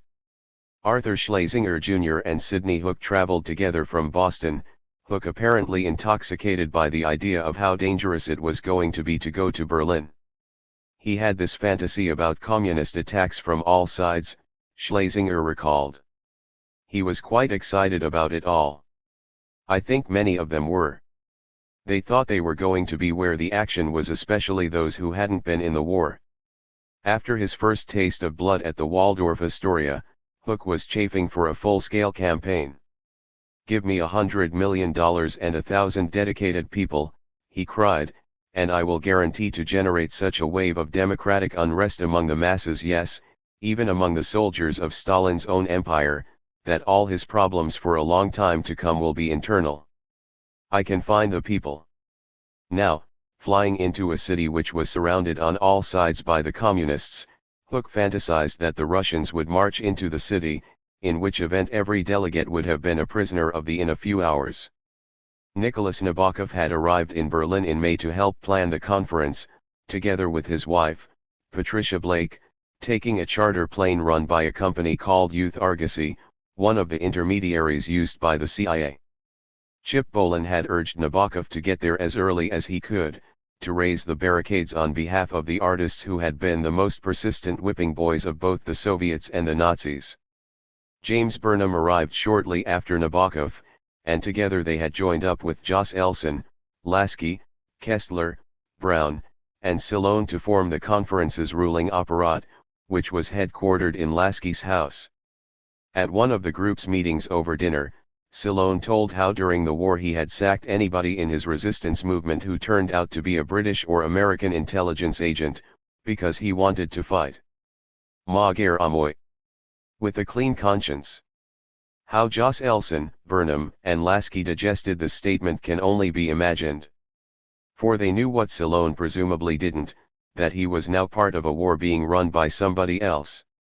Silone's position neatly encapsulated the painful ironies of an age that had run roughshod over the purity of people's ideals. In the 1920s, he had run an underground network for the Soviets, and then regretted it. From 1928 to 1930 he had collaborated with Mussolini's Secret Service, OVRA. Writing to sever his relationship with his OVRA liaison in April 1930, Silone explained that he had resolved to eliminate from my life all that is false, duplicitous, equivocal, mysterious.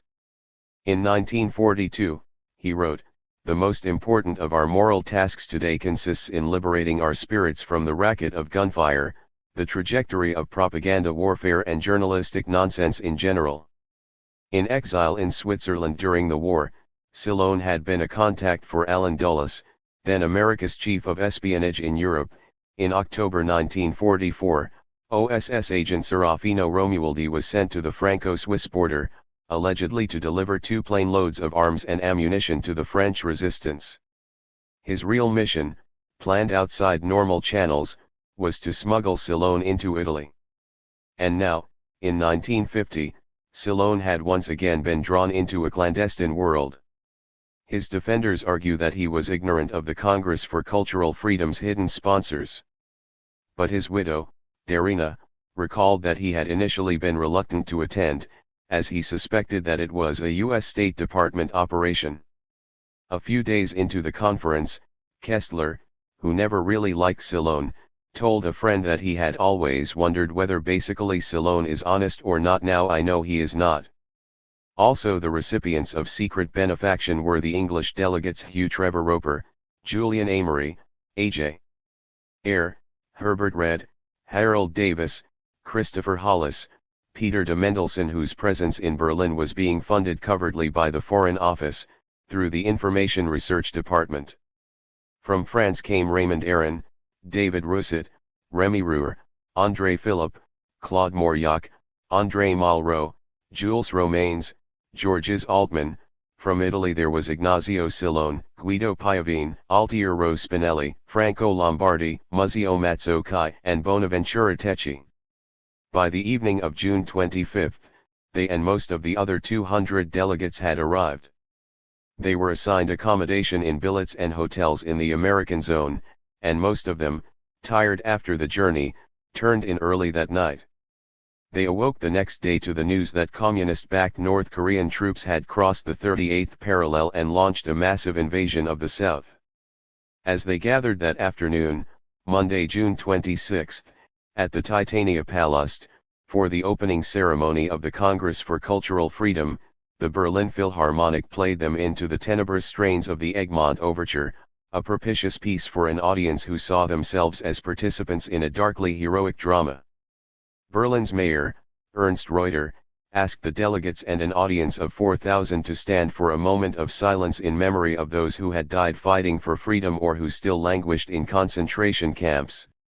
In his opening speech, he emphasized the drama of Berlin's significance, the word freedom, which seemed to have lost its power, has a unique significance for the person who most recognizes its value, the person who once lost it. For the next 4 days, delegates moved from one panel discussion to the next, from guided tours of the Brandenburg Gate, Potsdamer Platz, and the line dividing east from West Berlin, thence to press conferences, and on to cocktail parties and specially organized concerts. The 5 main debates were themed around science and totalitarianism, art, artists and freedom, the citizen in a free society, the defense of peace and freedom, and free culture in a free world. A polarization of thought over how best to oppose the communists soon emerged, neatly encapsulated in speeches given by Arthur Koestler and Ignazio Silone. Koestler called for the formation of the Western intelligentsia into a Kampfgruppe, a fighting squad unequivocally pledged to toppling communism. Schlesinger was there, and he made a dry-as-dust, unemotional statement. After that we had Koestler, who spoke from the heart, and he moved many people. It was a crusade. Koestler had changed the tone, recalled Lawrence de Neufville, who was monitoring events closely for the CIA. The aggressive Cold Warrior tone was epitomized by James Burnham's distinction between good and bad atom bombs, a thesis tested on the Koestlers at dinner a month earlier. On that occasion, Burnham had explained how the USA could render Russia impotent in a day by dropping the bomb on all major Russian cities. He looked quite pleased at the idea, noted Mamain Koestler. Using the kind of language which petrified reality and which was one of the contributing factors of the Cold War, Burnham now announced that he was against those bombs, now stored or to be stored later in Siberia or the Caucasus, which are designed for the destruction of Paris, London, Rome, Brussels, Stockholm, New York, Chicago, Berlin, and of Western civilization generally. But I am for those bombs made in Los Alamos, Hanford, and Oak Ridge and guarded I know not where in the Rockies or American deserts, for 5 years have been the sole defense of the liberties of Western Europe. To which André Philippe replied that when atom bombs fall, they do not distinguish between friend or foe, enemy or freedom fighter. Burnham and Hook both turned their fire on those who used moral equivalence to question America's condemnation of the Soviet Union. Sartre and Merleau-Ponty, who refused to attend the Congress even to defend their point of view there, were quite aware of French and American injustices to Negroes when they supported the resistance to Hitler, clamored Hook. But they can see no justice in the Western defense against communist aggression because the Negroes have not yet won equality of treatment. This equality was not far off, according to George Schuyler, who circulated a report to delegates, complete with statistics, demonstrating that the situation of blacks in America never stopped improving, and this was thanks to the capitalist system's constant ability to adapt to change. The black journalist Max Jurgen endorsed Schuyler's report with a history lesson in the advancement of African Americans since the Roosevelt era. Burnham, who in his trajectory from socialism to the right had simply leapfrogged over the moderate center, had no time for the spineless man of the left. We have allowed ourselves to be trapped and jailed by our words, this leftist bait which has proved our poison. The communists have looted our rhetorical arsenal, and have bound us with our own slogans. The progressive man of the non-communist left is in a perpetual tremor of guilt before the true communist. The communist, manipulating the same rhetoric, but acting boldly and firmly, appears to the man of the non-communist left as himself with guts. As Burnham stood there and inveighed against the non-communist left, some delegates asked themselves whether the black or white version of the world offered by the right was perhaps just as threatening to liberal democracy as that offered by the far left. Hugh Trevor Roper was appalled by the provocative tone, set by Koestler and taken up by other speakers. There was very little in the way of serious discussion, he remembered. It wasn't really intellectual at all in my opinion. I realized that it was a reply in the same style to it, spoke the same language. I had expected and hoped to hear the Western point of view put forward and defended, on the grounds that it was a better and a more lasting alternative. But instead we had denunciations. It left such a negative impression, as if we had nothing to say except sock them. There was a speech by Franz Borkenau which was very violent and indeed almost hysterical. He spoke in German, and I regret to say that as I listened and as I heard the baying voices of approval from the huge audiences, I felt, well, these are the same people who 7 years ago were probably baying in the same way to similar German denunciations of communism coming from Dr. Goebbels in the Sportspalast. And I felt, well, what sort of people are we identifying ourselves with? That was the greatest shock to me. There was a moment during the Congress when I felt that we were being invited to summon up Beelzebub in order to defeat Satan. Sidney Hook rallied to Kessler's defense but had to concede that his friend could recite the truths of the multiplication table in a way to make some people indignant with him. He also had the irritating habit of grinning like a Cheshire cat every time he scored a rhetorical point. Silone was much more flexible, arguing that a Christian spirit of social and political reform in the West would, in and of itself, steal the fire from the god of communism. André Philippe also represented the moderate view, arguing for a middle way between Russia and America. Europe today is feeble after its long and painful sickness. The Americans send us penicillin to treat this illness, and the Soviets send us microbes. Naturally, any doctor would prefer a mixture of the two.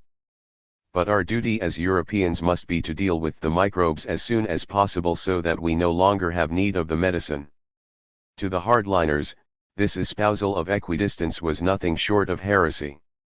Neutralism was, as an idea and as a movement, sponsored by the Soviets, declared Melvin Lasky, taking up Robert Montgomery's cry that here is no neutral corner in freedom's room. Reluctant to join in this rhetorical crusade, the British delegation rallied to Talleyrand's admonishment certude pas d'asile. I couldn't see why the world should be set aflame to purge the personal guilt of people like Borkenau and Kessler, concluded Hugh Trevor Roper. The appropriateness of political converts proselytizing the world was becoming a key question of the Berlin Congress. Then a Herr Grimme arose, a parson of sorts with a voice like a foghorn, to argue that all these concrete questions were basically religious, reported Sidney Hook. He spoke with an eloquent emptiness and became concrete only at the end when he descended to personalities and made some contemptuous remark about Kessler being a political convert who now was fervently opposing what once he had fervently supported, thus showing he had never surrendered his dialectical materialism. Kessler had already discovered the resentment of those who had never been communists towards political converts such as himself. Repeating the arguments, Kessler wrote, "Ex-communists are not only tiresome Cassandras, as the anti-Nazi refugee had been, they are also fallen angels who had the bad taste to reveal that heaven is not the place it is supposed to be. The world respects the Catholic or communist convert, but abhors unfrocked priests of all faiths. This attitude is rationalized as a dislike of renegades. Yet the convert, too, is a renegade from his former beliefs or disbeliefs, and quite prepared to persecute those who still persist in them.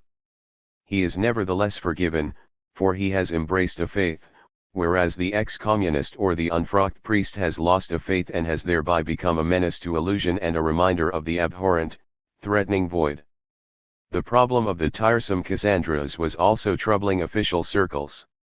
Edward Barrett, Assistant Secretary of State for International Information, felt obliged to question the wisdom of current tendencies to lionize ex-communists and put them on pedestals from which to lecture all citizens who had sense enough never to become communists in the first place. Some of us suspect the typical ex-communist, particularly the recent ex-communist, has great value as an informer and tipster but hardly any as a propounder of eternal verities. It was becoming increasingly apparent that the U.S. government's embrace of the non-communist left would have to be kept secret from some of its own key policy makers. Jos Elson kept out of sight, though he kept track of everything that transpired. He observed Hugh Trevor Roper's reaction to the crusaderish tone with growing alarm. Trevor Roper and the rest of the British element made clear their dissent whenever they got the opportunity. But this became increasingly difficult, as the managers on the podium during the sessions carefully avoided giving the table thumpers the floor. Lasky was everywhere, organizing, cajoling, drafting press releases, staging the dramatic entrance of Theodor Plivier, the German author of Stalingrad, and a former communist who was hiding in Stuttgart. Plivier had originally recorded his message to the Congress. But on hearing the news of the invasion of Korea, he flew to Berlin, defying the danger that he might be kidnapped by the Soviets or East Germans while visiting Berlin. Lasky's high profile infuriated Wisner back at OPC. There was good reason to be concerned. On June 24, the eve of the Congress, the office of Gerhard Eisler, propaganda chief of the East German government, issued a statement tracing a fire in the Communist House of Culture in East Berlin to the coterie of American police spy Melvin Lasky. Eisler's statement, which was reported in American newspapers, said the attempt to burn down the Communist Club was intended as a prelude to the opening of the Congress for Cultural Freedom, but that the plot had misfired and the flames were quickly extinguished. Lasky, when asked about the incident, answered with his customary sarcasm, "Yes, it's true. We tried to set the house on fire by dropping fireflies disguised as potato bugs from a helicopter." But Wisner was not amused, cabling instructions to Berlin that Lasky be removed from any visible connection with the Congress. But it was to take more than the removal of Lasky to stem the rumors surrounding the Congress. Some delegates speculated about who was footing the bill. The grand scale on which the Congress was launched at a time when Europe was broke seemed to confirm the rumor that this was not quite the spontaneous, independent event its organizers claimed. Lawrence de Neufville had so much money he didn't know what to do with it. "I don't know where the money came from. I never had checks or anything, I just seemed to have the cash in marks." We all did.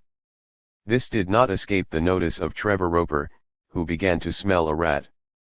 When I arrived I found the whole thing was orchestrated on so grandiose a scale that I realized that financially it must have been funded by some powerful government organization.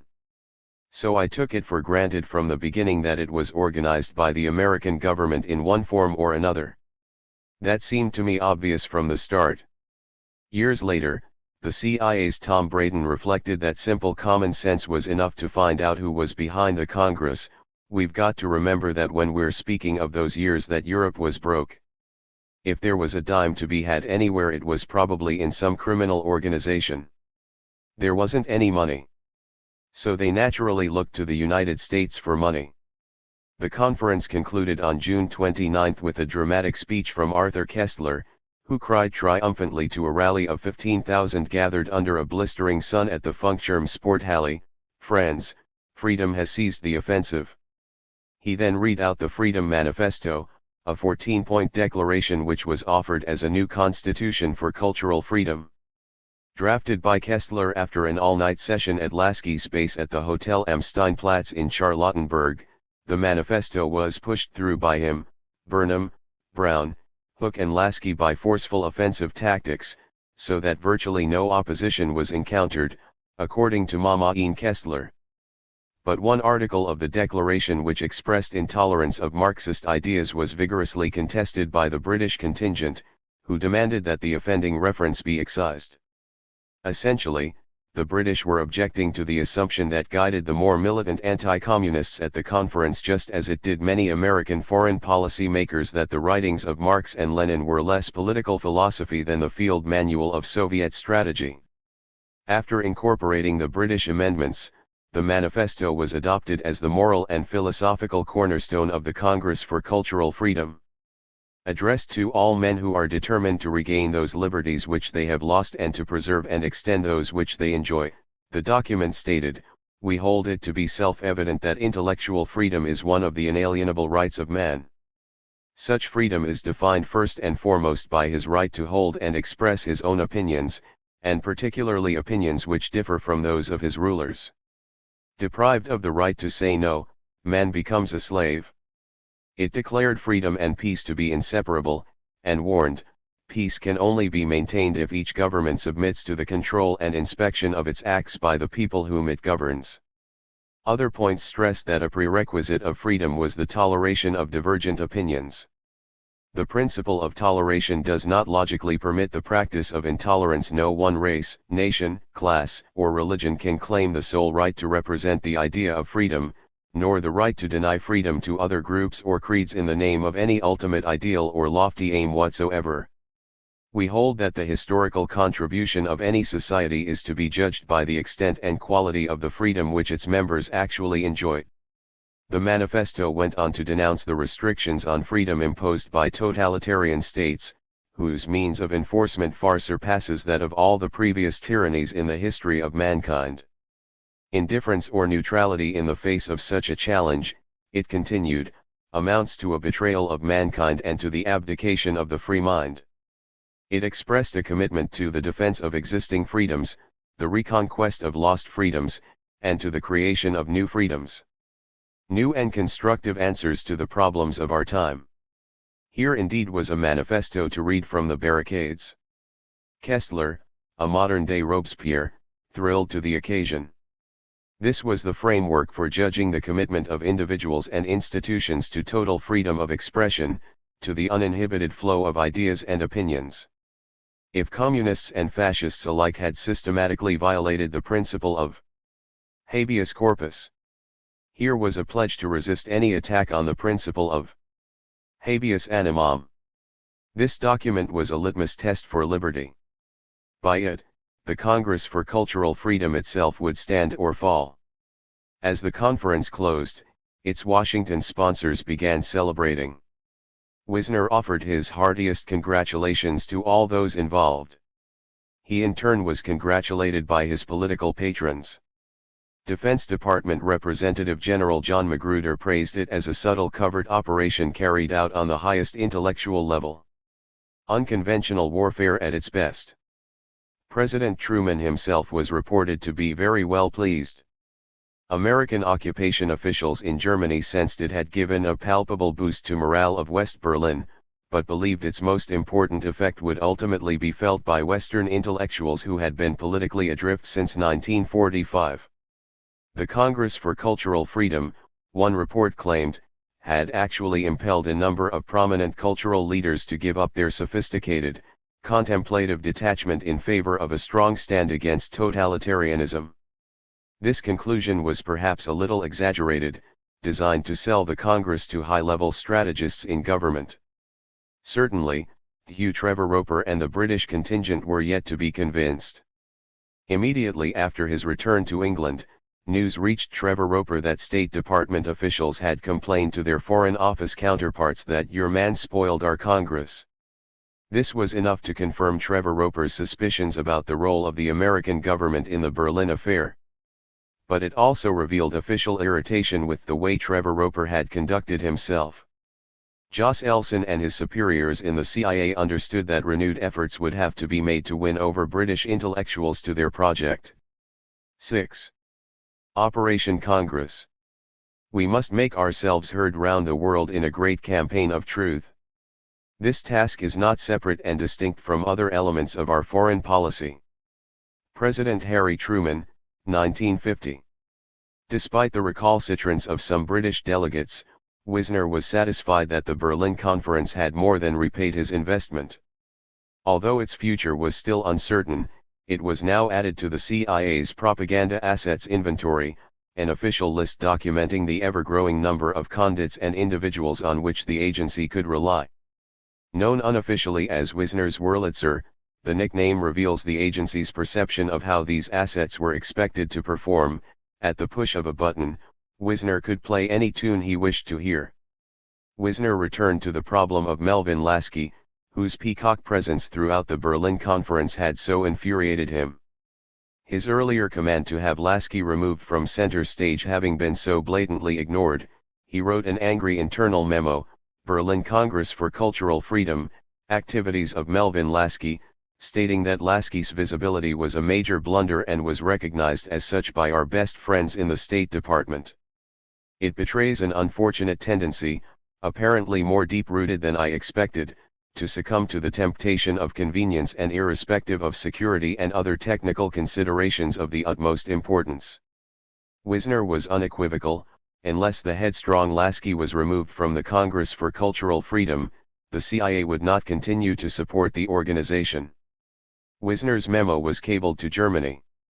The OPC officer who received it exploded and cabled back a histrionic protest, but there was nothing to be done. Lasky had to go, and OPC contrived to have him removed from the project.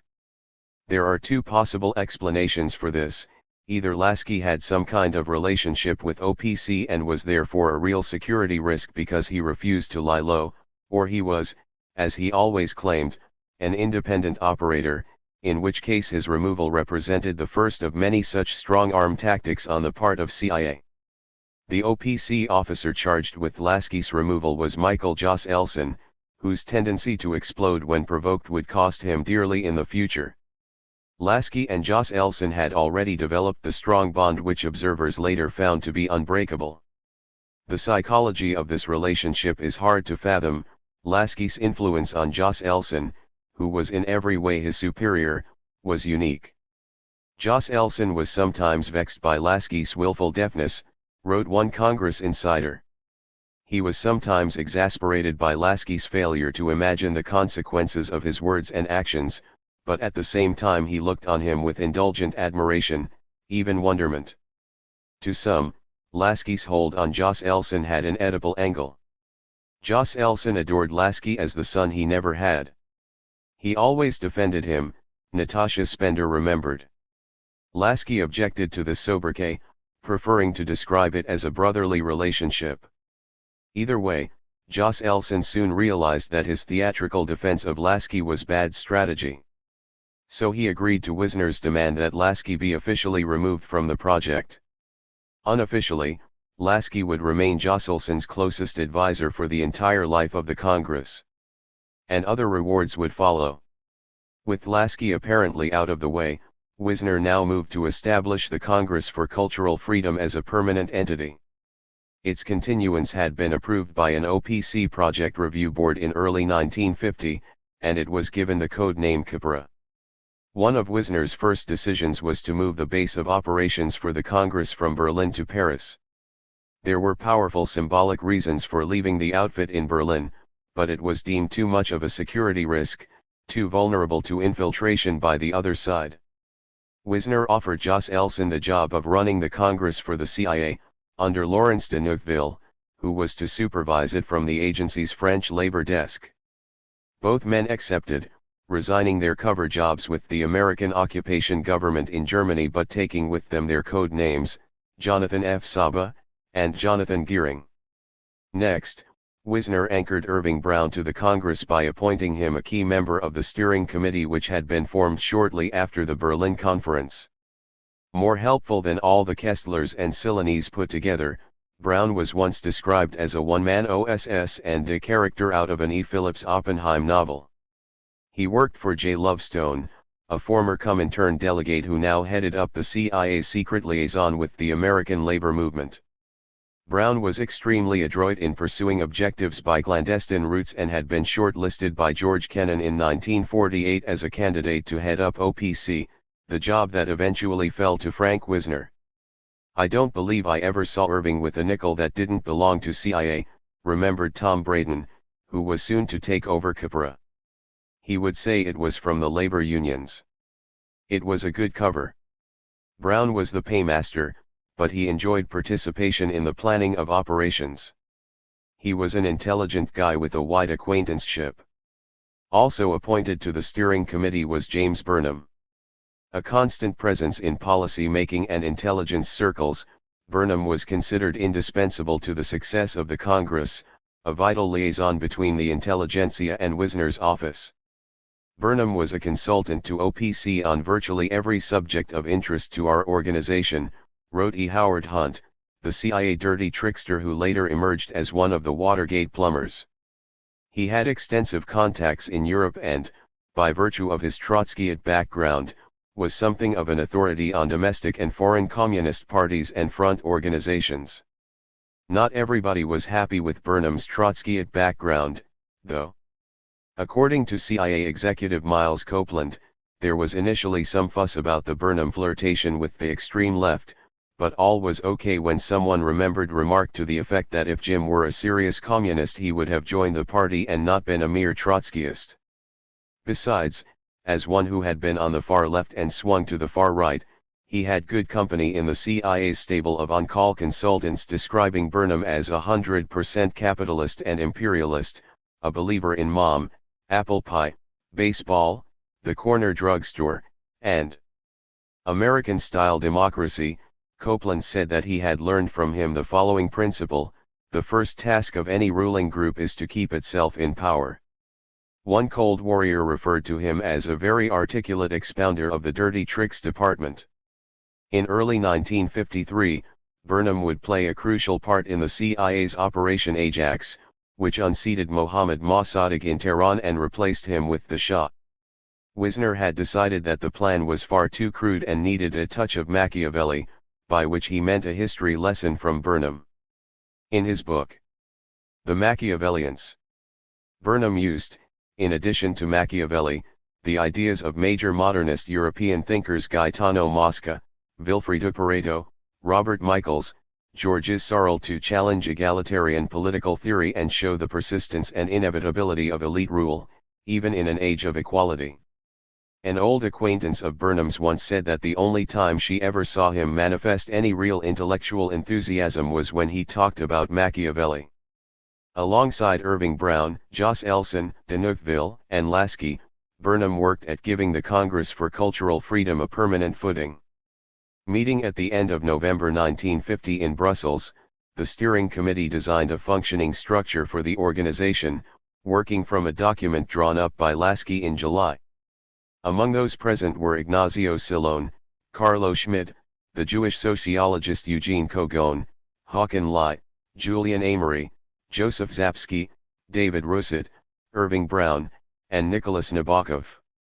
Essentially, the structure sketched out by Lasky was the one adopted. An international committee of 25 was nominated, as were 5 honorary chairmen. Guiding their activities was an executive committee of 5: executive director, editorial director, research director, Paris bureau director, Berlin bureau director, who in turn would be kept in check by the general secretary. In Lasky's diagram, this structure looked like a mirror image of a Cominform apparat. They had names just like the Communist Party, observed one historian.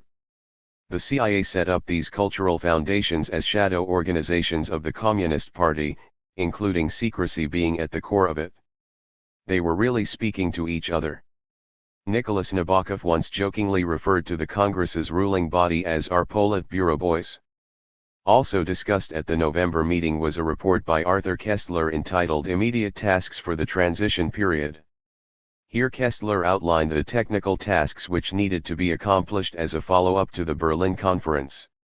Under the heading Political Campaign in the West, Koestler, who had been repeatedly snubbed by the neutralists at the Berlin Conference, wrote, "Our aim is to get those who still hesitate over to our side, to break the influence of the Joliot Curies on the one hand and of the cultural neutralists like Les Temps Modernes on the other." Challenging the intellectual basis for neutralism was one of the principal objectives of American Cold War policy, and it was now assumed as an official line of the Congress. The CIA's Donald Jameson explained, there was a particular concern about those who said, well, East is East and West is West, and to hell with both of you to move them at least a little bit over on the western side of things. There were a lot of people who felt that neutrality was a position that was compromised. It was an attitude that one hoped would be diminished. But on the other hand, I think there was a general recognition that you didn't want to jump on somebody neutral and say, you're no good either, you're just like the commies, because that would push them off to the left, and that was certainly not desirable. But the neutrals were certainly a target. Koestler too had become a target. His document was discussed by the steering committee in his absence. He wasn't even on the committee. Koestler's intolerance of disagreement, his irrational anger and arrogant assertion of his own genius, had now persuaded Washington that he was more of a liability than an asset. Since the June conference, Koestler had been holding regular meetings at his home at Vert Rive with Burnham, Brown, Raymond Aron, Lasky, and other members of the inner circle. He had, said Mamain, become quite obsessed with the Congress and was barely able to sleep. These gatherings did not go unnoticed. In August 1950, the French Communist Weekly, L'Action, arrived at the imaginative conclusion that Kestler was planning terrorist militia from his home with Burnham and Brown. Jos Elson was now persuaded that a moderate tone was essential if the Congress for Cultural Freedom was going to achieve one of its principal tasks, the winning over of the waverers. The response from headquarters was to authorize the removal of Kestler from his central position in the organization. Thus, the man who had drawn up the Manifesto for Cultural Freedom was now eased out. Paragraph 3 of the manifesto stated, "Peace can be maintained only if each government submits to the control and inspection of its acts by the people whom it governs." The CIA, by marginalizing Kestler and by its covert governance of what was to become the largest such agglomeration of intellectuals and freethinkers, was effectively acting in breach of the very Declaration of Rights it had paid for. To promote freedom of expression, the agency had first to buy it, then to restrict it. The market for ideas was not as free as it appeared. For Kestler it was a devastating betrayal. He suffered some kind of nervous crack-up, flew to the States, and watched bitterly as the Congress for Cultural Freedom moved away from his ideas. Arthur Schlesinger was another valuable contact for the Congress. He was part of what Stuart Hampshire, Isaiah Berlin, and Stephen Spender nicknamed the Apparat, the controlling group. Writing to congratulate Irving Brown after the Berlin meeting, Schlesinger noted enthusiastically, "I think we may have here an immensely powerful instrument of political and intellectual warfare." Schlesinger knew something about such matters from his wartime work in the Office of Strategic Services, where he had been assigned to the Research and Analysis Department, which earned the nickname the campus on account of its tweedy aura. Schlesinger had maintained close contact with the exclusive club of OSS veterans, many of whom, including himself, went on to become leading statesmen and presidential advisors. He knew Allen Dulles, who in 1950 invited him to sit on the executive committee of Radio Free Europe, which was set up that year by the CIA. Schlesinger had also been exposed to covert operations when he worked as an assistant to Averell Harriman, head of the Marshall Plan in Europe. There was a general feeling that the Soviet Union was spending a lot of money on organizing its intellectuals, and we had to do something to respond, Schlesinger recalled. Under Harriman, he became involved in the secret distribution of counterpart funds to European trade unions, dealing often with Irving Brown. Schlesinger's relationship with Brown was now soldered by the mutual secret they shared. For Schlesinger was one of the handful of non-agency people who knew from the outset the true origins of the Congress for Cultural Freedom. "I knew because of my intelligence links that the original meeting of the Congress in Berlin was paid for by the CIA," Schlesinger later acknowledged. "It seemed not unreasonable to help the people on our side." Of all the CIA's expenditures, the Congress for Cultural Freedom seemed its most worthwhile and successful. One of Schlesinger's first tasks was to persuade Bertrand Russell, one of the Congress's honorary patrons, not to resign. This the philosopher had threatened to do after reading Hugh Trevor Roper's mischievous reports in the Manchester Guardian, which had described events in Berlin as something uncomfortably close to a Nazi rally.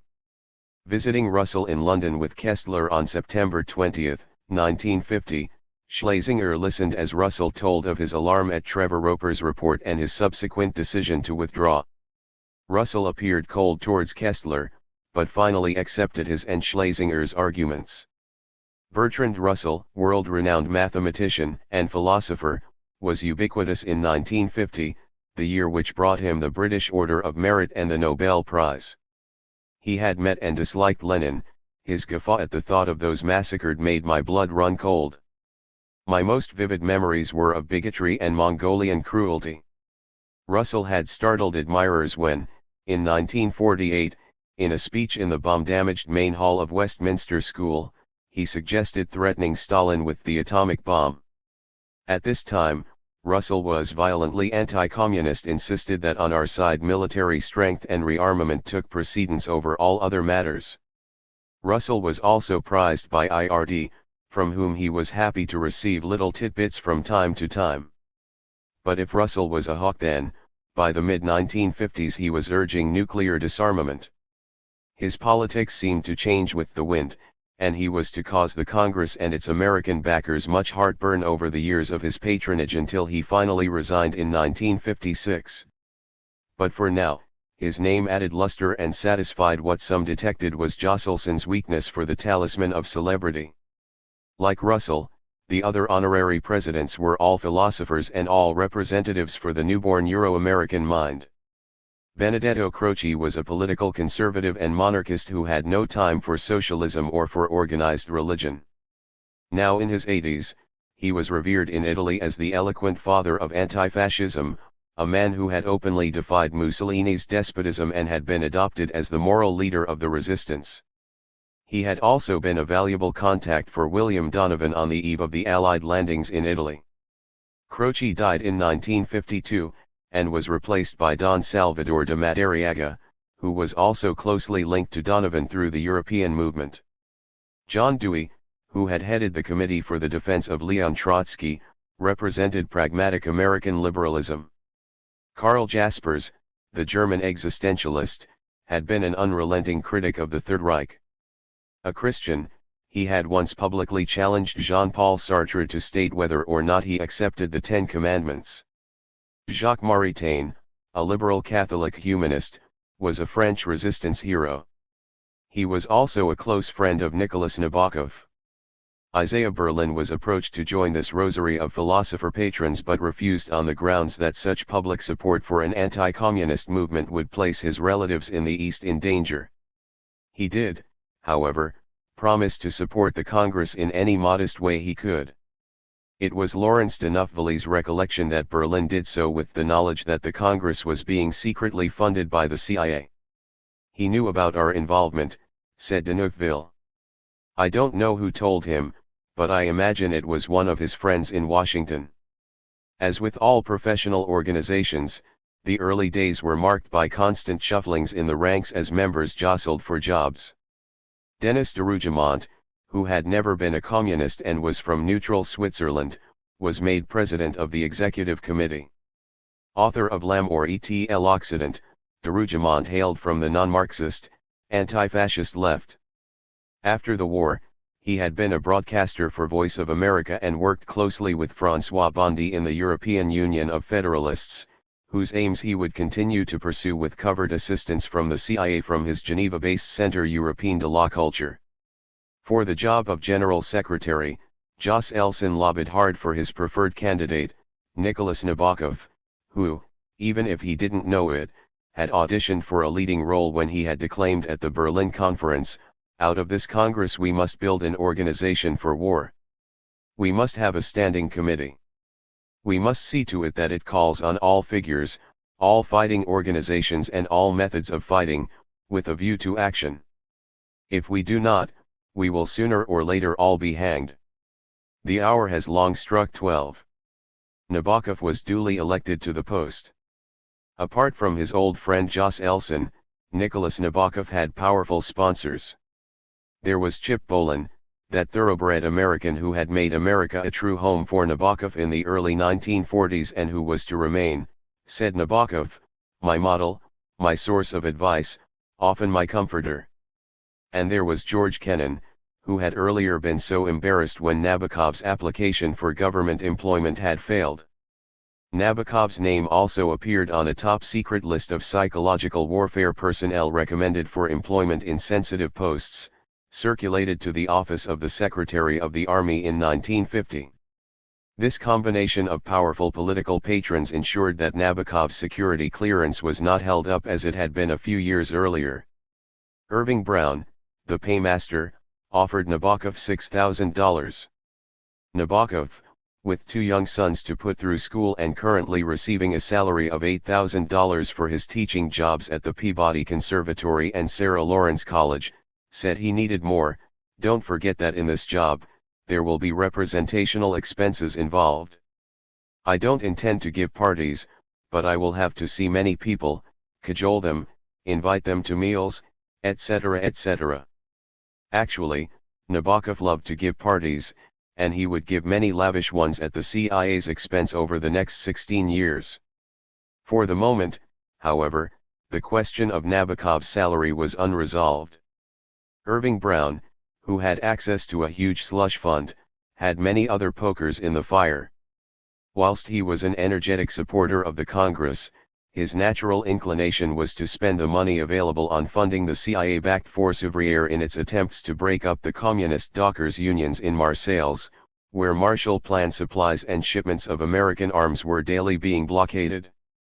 The matter was resolved when James Burnham stepped forward in January 1951 with a promise to boost Nabokov's salary. Other arrangements to compensate me for my considerable loss of income will be made here, and will not appear on the books of the operation in Europe, Nabokov told Brown, apparently untroubled by Burnham's flexible approach to accountancy. For the first year or so, Burnham virtually ran Nabokov. It was decided that Lasky would stay in Berlin editing Der Monat, whose office became the headquarters of the German affiliate of the Congress. Jos Elson and de Neufville would move to Paris and head up the main office there, liaising with Irving Brown, who was instructed to rent and equip a suitable property. As they were preparing to leave Germany, Jos Elson and de Neufville learned of an exciting new development back at CIA headquarters in Washington. Allen Dulles had just joined the agency, and he brought with him an assistant called Tom Braden. Things were going to change. Allen Dulles joined the CIA in December 1950 as Deputy Director of Operations. This was a position of immense scope, giving Dulles responsibility for collecting intelligence and for supervising Frank Wisner's division, the Office of Policy Coordination. One of his first acts was to recruit Tom Braden, one of his most dashing OSS officers, a man who had cultivated many high-level contacts since his return to civilian life. Wiry, sandy-haired, and with a craggy, handsome visage, Braden looked like a composite of John Wayne, Gary Cooper, and Frank Sinatra. He was born in 1918 in Dubuque, Iowa, to a father who was an insurance agent and a mother who wrote romantic novels. She taught him a love for the work of Ring Lardner, Robert Frost, and Ernest Hemingway. He graduated from Dartmouth with a degree in political science in 1940, then got so excited at the outbreak of war that he enlisted in the British Army. He was assigned to the 8th Army, 7th Armored Division, the famous Desert Rats, where he became best friends with Stuart Alsop. Both were to join OSS, parachuting into occupied France to fight in the woods with the communist-dominated resistance. After the war, Braden and Alsop co-authored a book, Sub Rosa, The OSS and American Espionage, in which they described OSS as providing its men with opportunities for the most amazing adventures recorded in any war since that of King Arthur. Returning to civilian life, Braden spent the next few years campaigning for a permanent intelligence service. In late 1950, Allen Dulles telephoned and asked him to be his assistant at CIA. Braden accepted.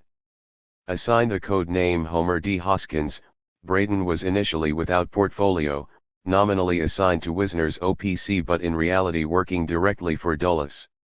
Within a few months, he had gained an intimate knowledge of the communist propaganda offensive, and a limited appreciation for the American response.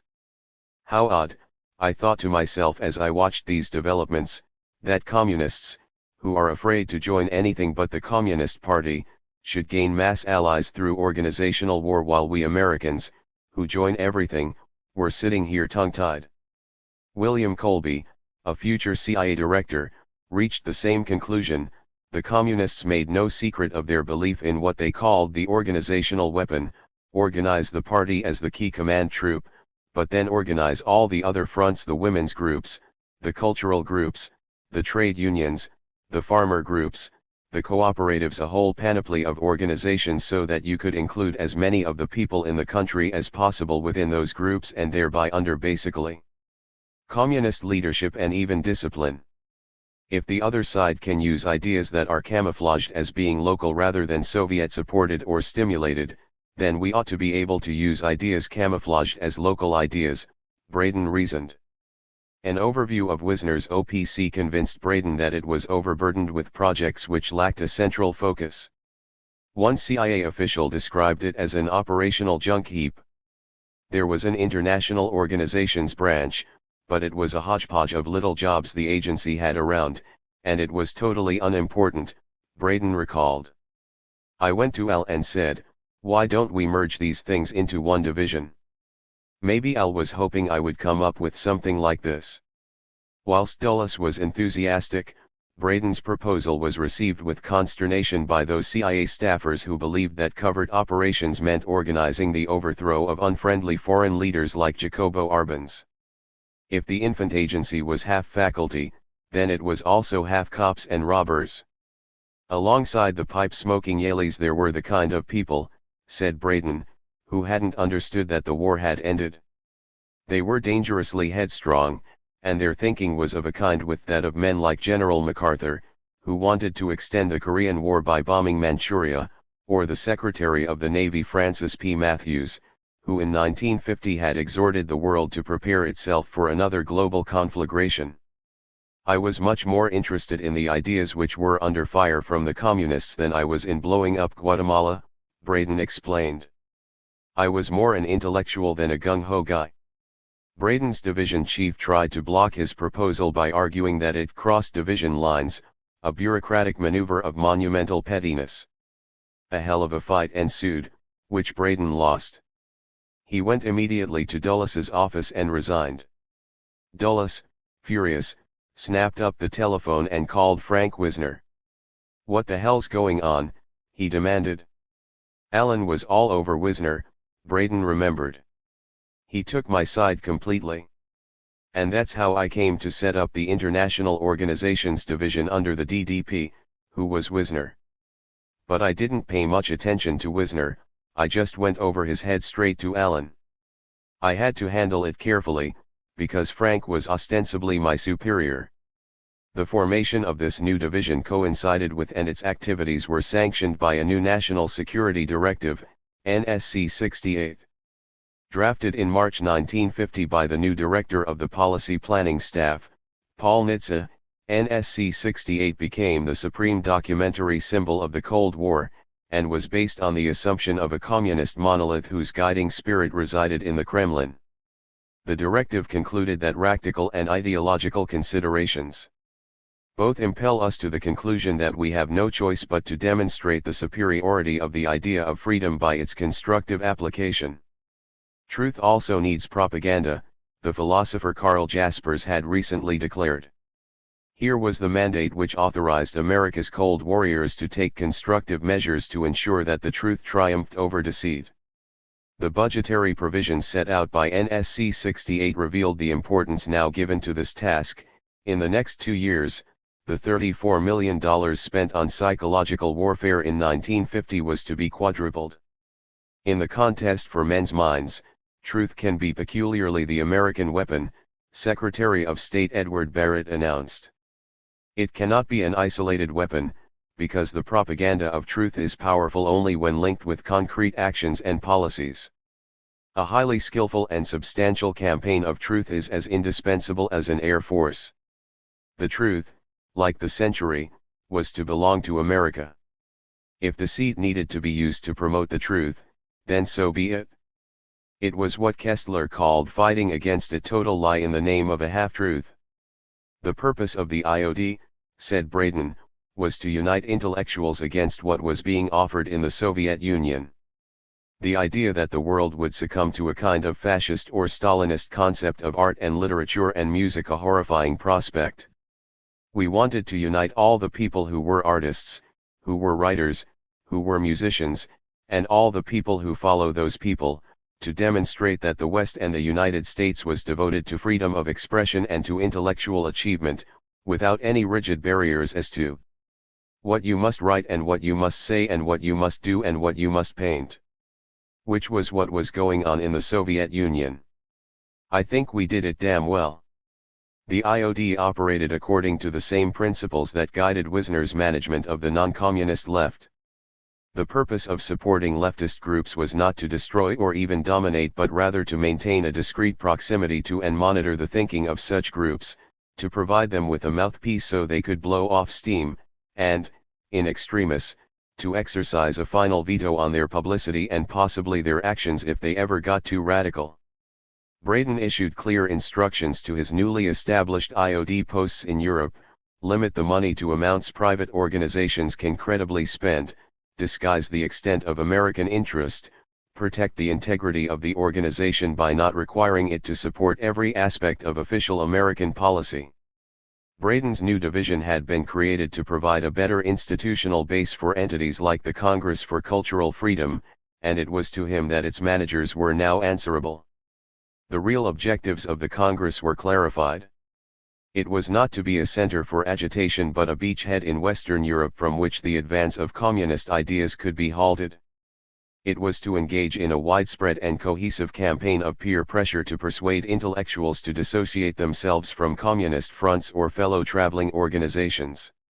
It was to encourage the intelligentsia to develop theories and arguments which were directed not at a mass audience but at that small elite of pressure groups and statesmen who in turn determined government policy.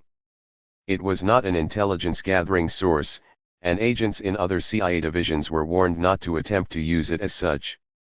It was to provide independent support for American foreign policy objectives which sought to promote a united Europe, which included a reunified Germany. It was to act as an emissary for the achievements of American culture and work to undermine the negative stereotypes prevalent in Europe, especially France, about America's perceived cultural barrenness. And it was to respond to negative criticism of other aspects of American democracy, including its civil rights record. The people who had been chosen by the steering committee to animate the newly consolidated Congress were all subject to security checks, as were those who came to be closely involved with the controlling apparat and all future employees of the Congress. For the CIA, there were Michael Jos Elson and Lawrence de Neufville.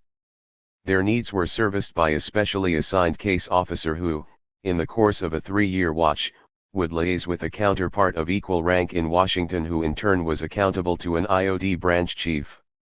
The chief of Branch 3 looked after the Congress. He answered to the IOD deputy division chief and the division chief. As the Congress grew, various additional agency personnel were assigned to look after its finances and activities. Far from being what Kestler had initially envisaged as a small, shoestring operation like Willy Munzenberg's, with little money, only scant personnel and no common form behind us, the Congress had now become an asset of one of the fastest growing divisions in the CIA.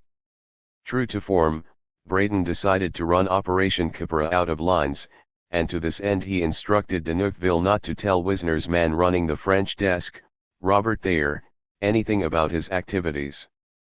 Above Braden's head, Allen Dulles privately told de Neufville he was to keep up with Irving Brown and find out what he was doing, though de Neufville would soon report back to Dulles that this was almost impossible because he was running it like it was his own operation, and he never said much about what he was doing. Not surprisingly, Dulles, Wisner, and Braden never acquired reputations as good managers. Jos Elson and de Neufville were quick to establish the Paris office and sort out the housework, agency speak for the domestic arrangements common to all front activities. Whilst they dealt with the fixtures and fittings, Nabokov arrived to take up his new post as General Secretary, moving from New York with Patricia Blake to a little apartment in Rue d'Asses overlooking the Luxembourg Gardens. There were no modern precedents, no models in the Western world, he wrote of the organization he now represented. No one before had tried to mobilize intellectuals and artists on a worldwide scale in order to fight an ideological war against oppressors of the mind, or to defend what one called by the hackneyed term our cultural heritage. This kind of ideological war had so far been the appanage of Stalinists and Nazis.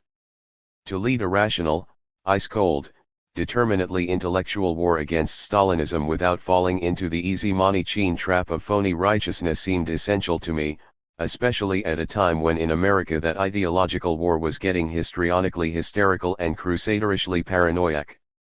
With an energy and enthusiasm which rarely deserted him, Nabokov threw himself into his new career as impresario of the cultural Cold War.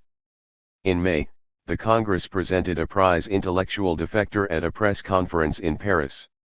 He was the young cultural attaché at the Polish embassy, a poet and translator of The Waste Land, Czesław Miłosz. Miłosz had been a member of the Polish delegation to the Waldorf Astoria Conference in 1949, and there, after his first exposure to the Democratic left, he just fell in love with us, according to Mary McCarthy. Brilliantly stage-managed by Nabokov, Milosha's appearance on the side of the Angels was an early coup for the Congress. Soon after, Nabokov, accompanied by Denis de Rougemont, went to Brussels to address a dinner sponsored by the magazine Syntheses.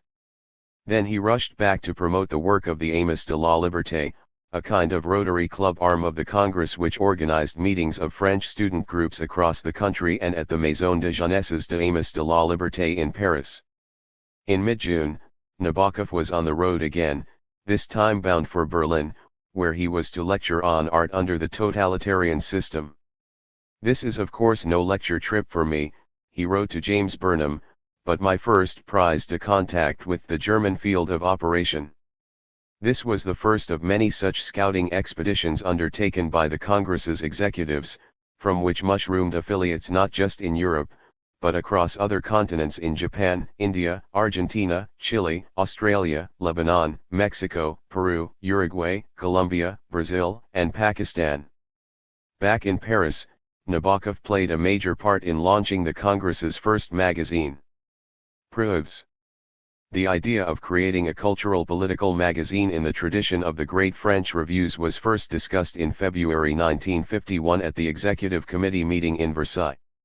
What was needed was a journal which could compete with Les Temps Modernes and encouraged defections from Sartre's stronghold. Who was the real antagonist, one historian later asked.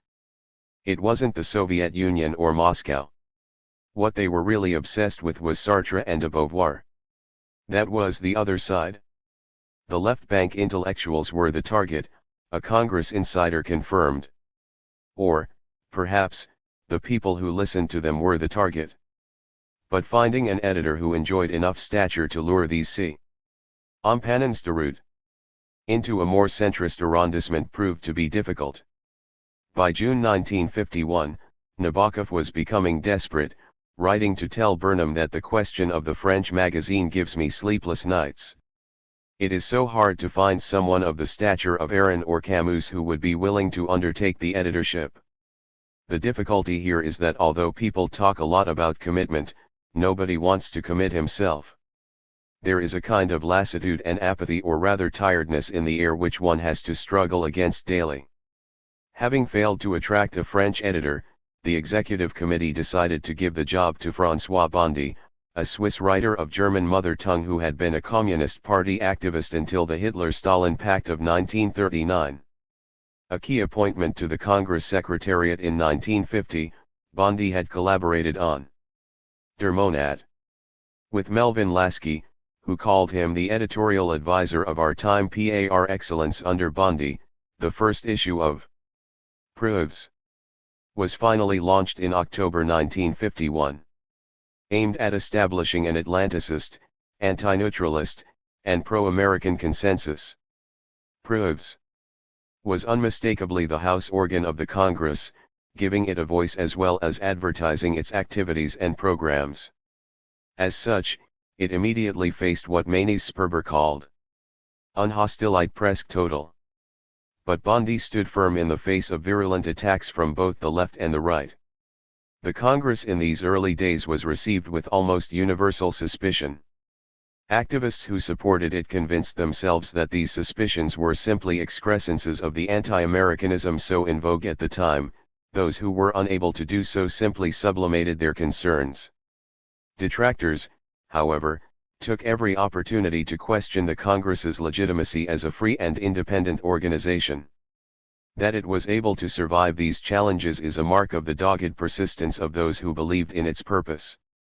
When Georges Altman, editor of Frank Dürer, and François Bondy were dispatched to Rome in late 1950 to engineer support for an Italian affiliate, they were repeatedly asked, "Who's paying for all this, and by freedom do you mean American capitalism?" Communist observers seemed to be present, they said, at most of their meetings, and many Italian intellectuals were clearly susceptible to the totalitarian temptation. Others, like Alberto Moravia, were reported to be more concerned about neo-fascism than communism. In their report to Jos Elson, Bondy and Altman stressed the provincialism and anti-Americanism of Italian intellectuals. There were great possibilities for the Congress in Italy, but these would mature only as the result of slow, indirect, diversified and extremely discreet action.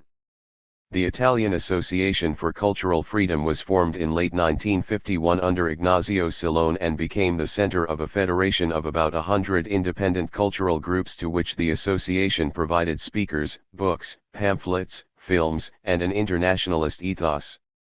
It produced the bulletin Libertà della Cultura, and later Tempo Presente, edited by Silone and Nicola Chiaromonti.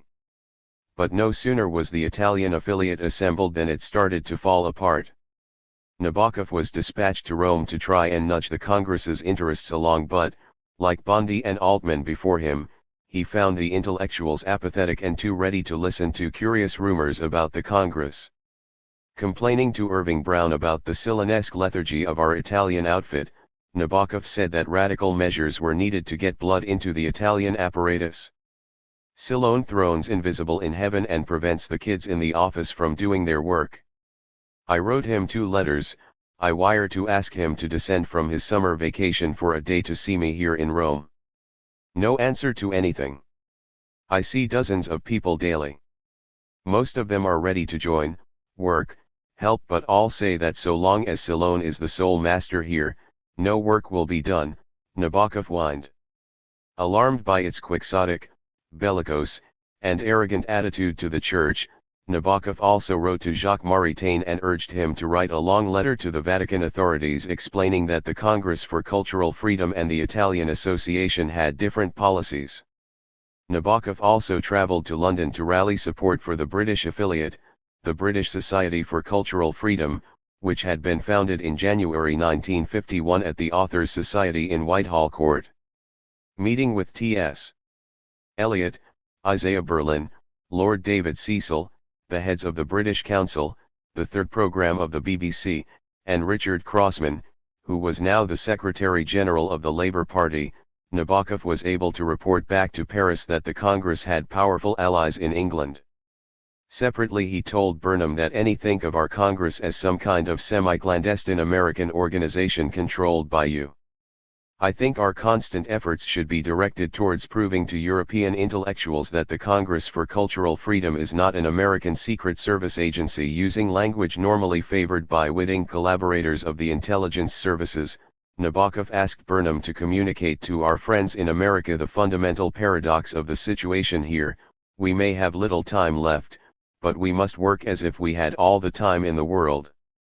The process of transforming the Operation Congress into a broad and a solid front opposed to totalitarianism is going to take a lot of time and I am afraid a lot of money. Underscore underscore underscore underscore underscore underscore underscore underscore underscore underscore underscore underscore underscore underscore underscore underscore underscore underscore underscore underscore 7. Candy. We couldn't spend it all. I remember once meeting with Wisner and the controller. My God, I said, how can we spend that? There were no limits, and nobody had to account for it. It was amazing. Gilbert Greenway, CIA agent. Acquiring a niche in the competitive marketplace of Cold War culture required a substantial investment. Initially, it fell to Irving Brown to act as the financial conduit for the CIA's cultural programs. I'd give $15,000, $10,000, $5,000 at a time to Brown, off the budget, but I was never really sure what he did with it, Tom Braden recalled. But this was small change compared to the total funds at Brown's disposal.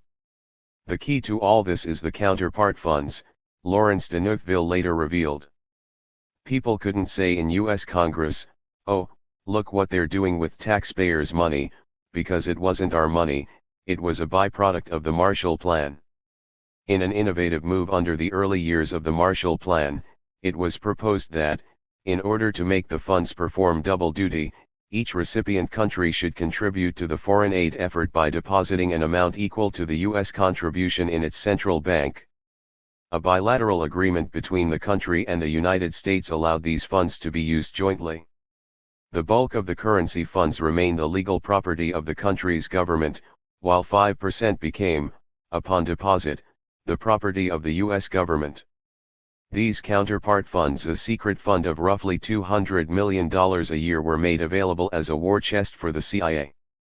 In December 1950, Richard Bissell, who had taught economics at Yale and MIT in the 1930s, was deputy administrator of the Marshall Plan.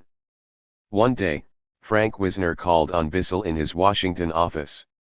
Bissell, who knew Wisner socially through the Georgetown set, described him as very much part of our inner circle of people, top-level civil servants, Candy 89, who were involved in many of the government enterprises we took on.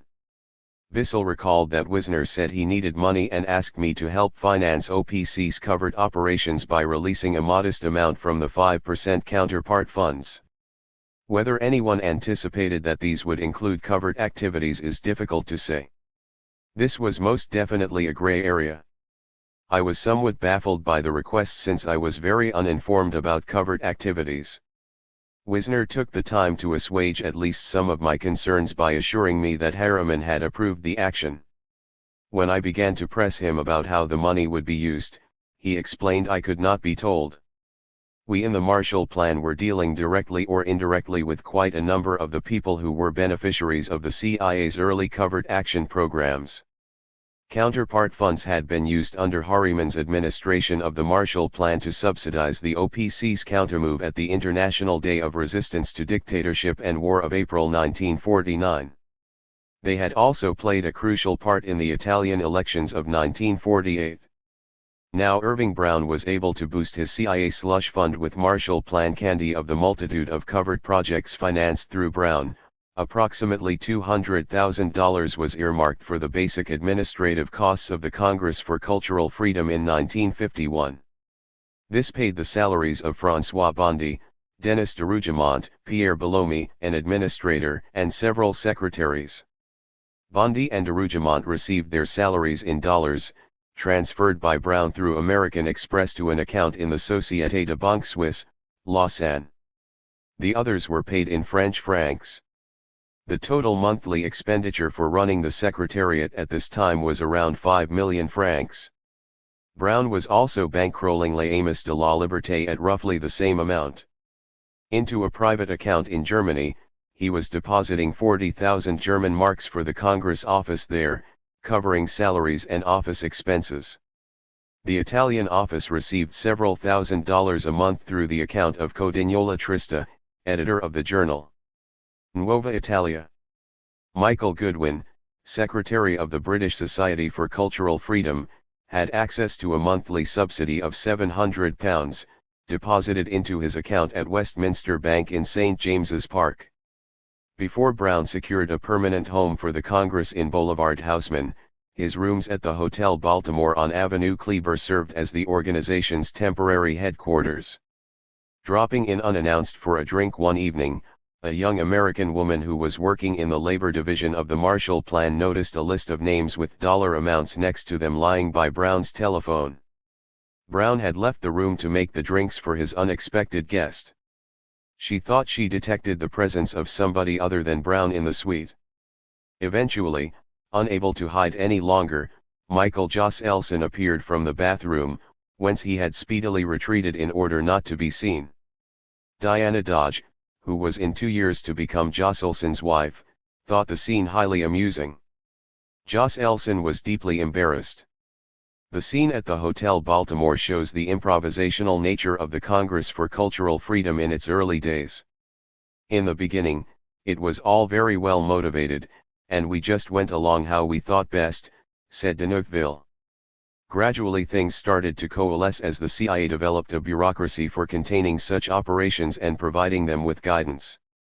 There were various meetings, some of the top Congress people, including Lasky and others, and the agency people who were in charge, recalled Donald Jameson, a CIA expert on Russian affairs who was peripherally involved with Capra. Most of the time there would be between 10 and 15 people in a conference room. And we would sit around and talk about what ought to be done, where it ought to be done, and it was very much an open exchange. This was the tone that the people who were in the agency chain of command set in, and I think it was very wise to do so.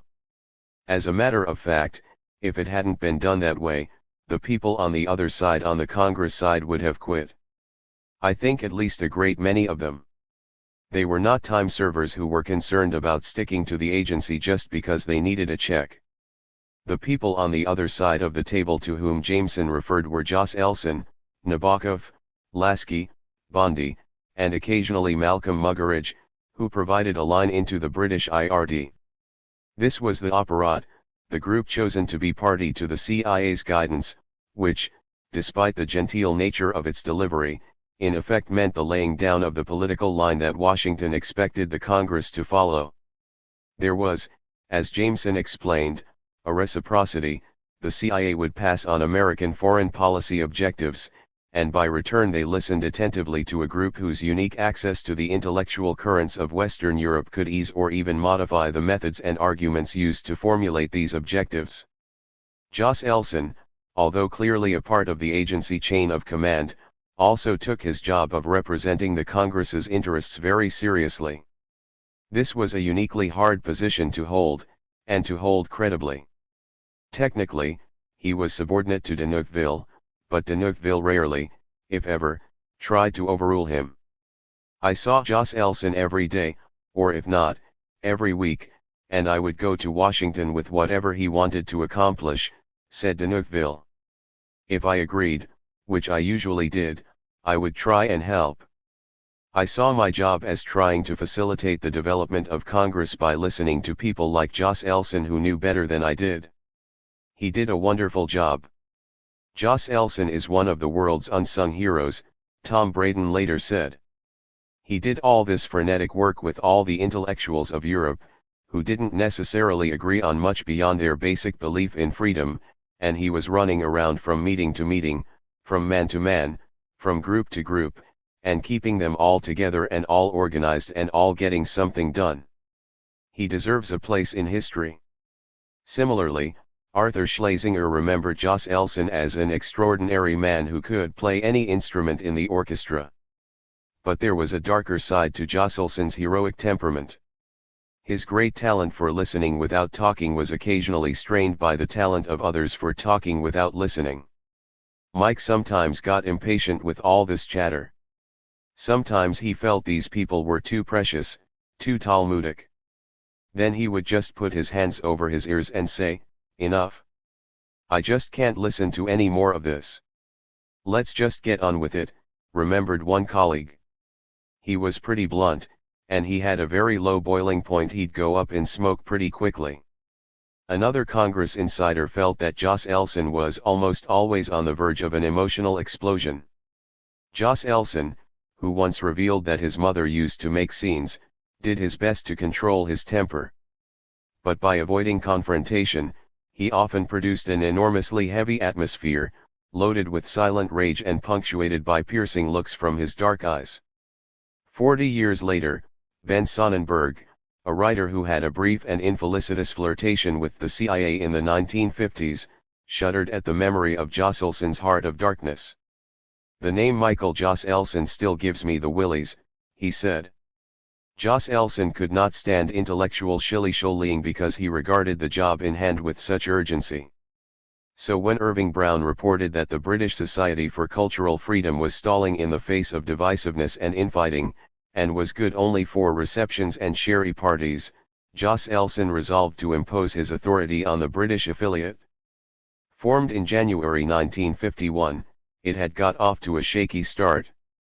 Its chairman, Stephen Spender, soon fell out with the honorary secretary, Michael Goodwin, and by the end of 1951 the executive committee was disintegrating.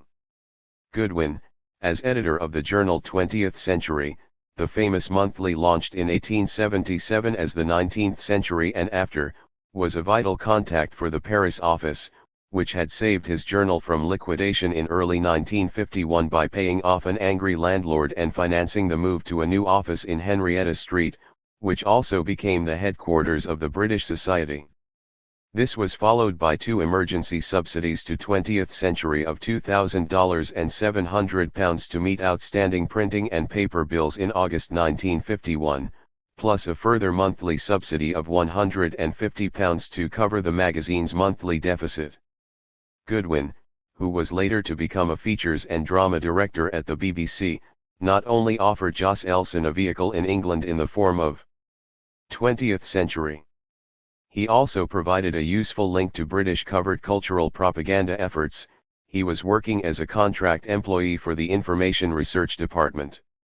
Jos Elson's subsidy to Goodwin's journal was given on the specific understanding that 20th Century should address itself to rebutting the New Statesman and Nation's positions.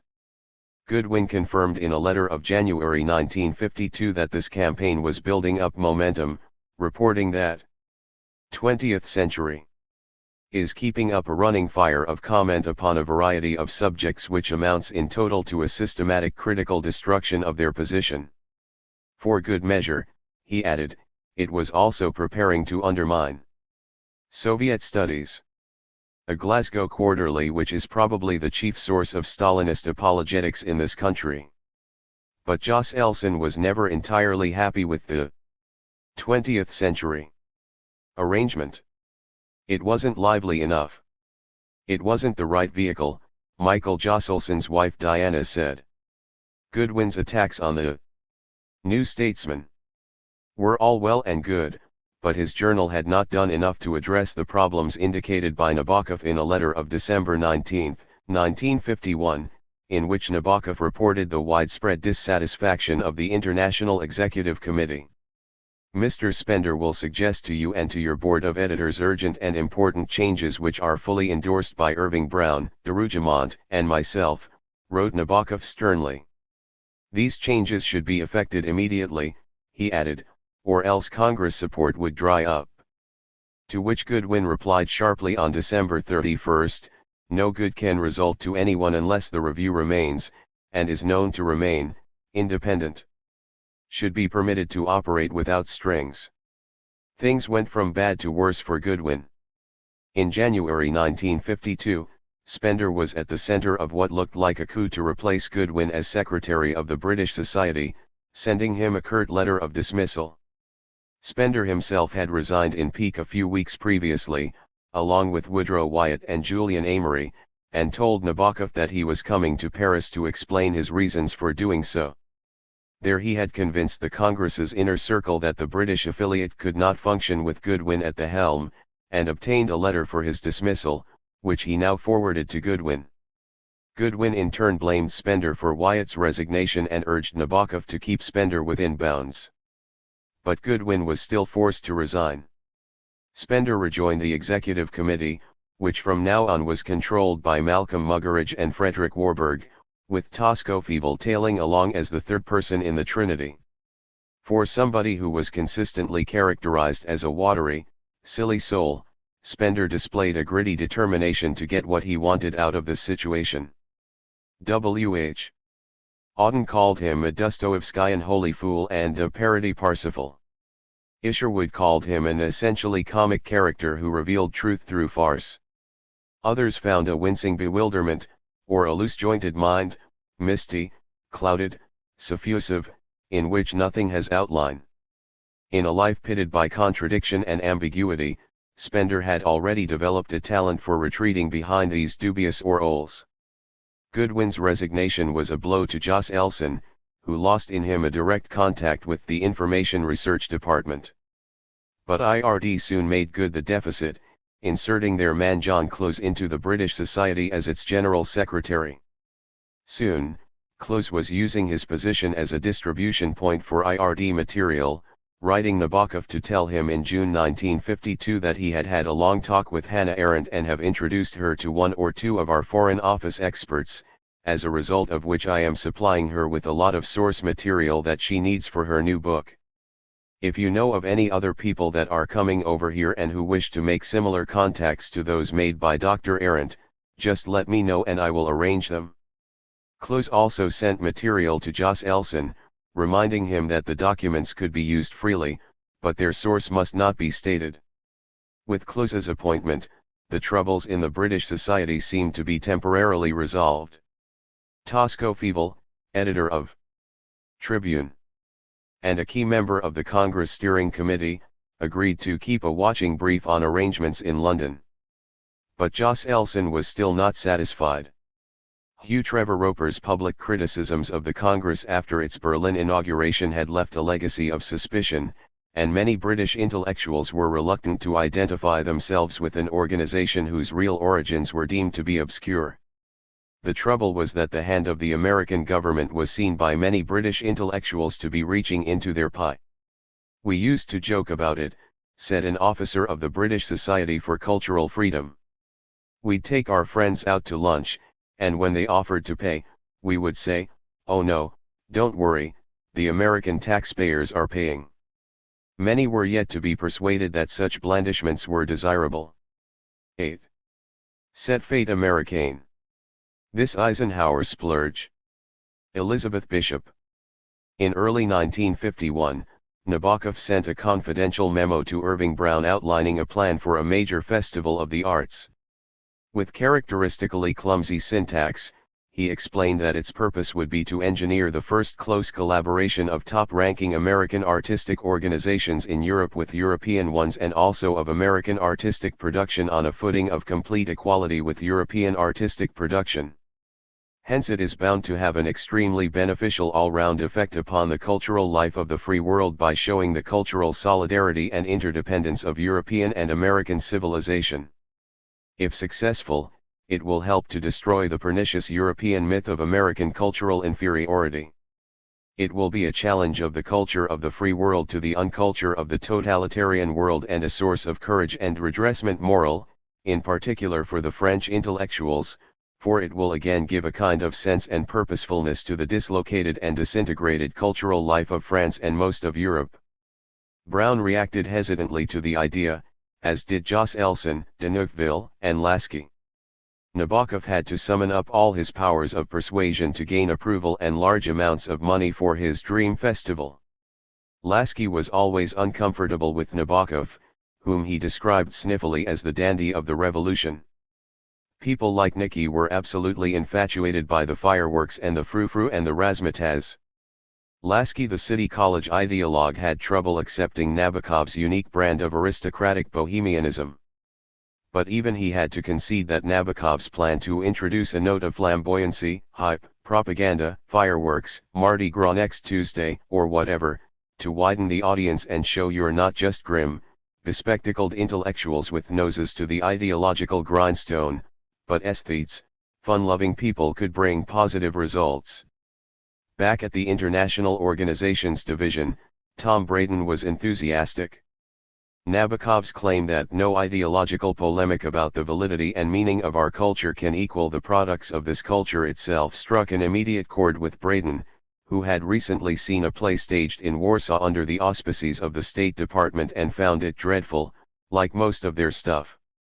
It wouldn't impress people in Waterloo, Minnesota, let alone Paris. It was a given that the State Department didn't know its ass from a hole in the road. They weren't with it, they didn't know how to use what they had, everything they did was third or fourth rate. With a few notable exceptions, this indictment of State Department cultural initiatives was justified. Who would be impressed by window displays given over to celebrating the American way of life, which included an exhibit on the manufacture of nylon in the United States?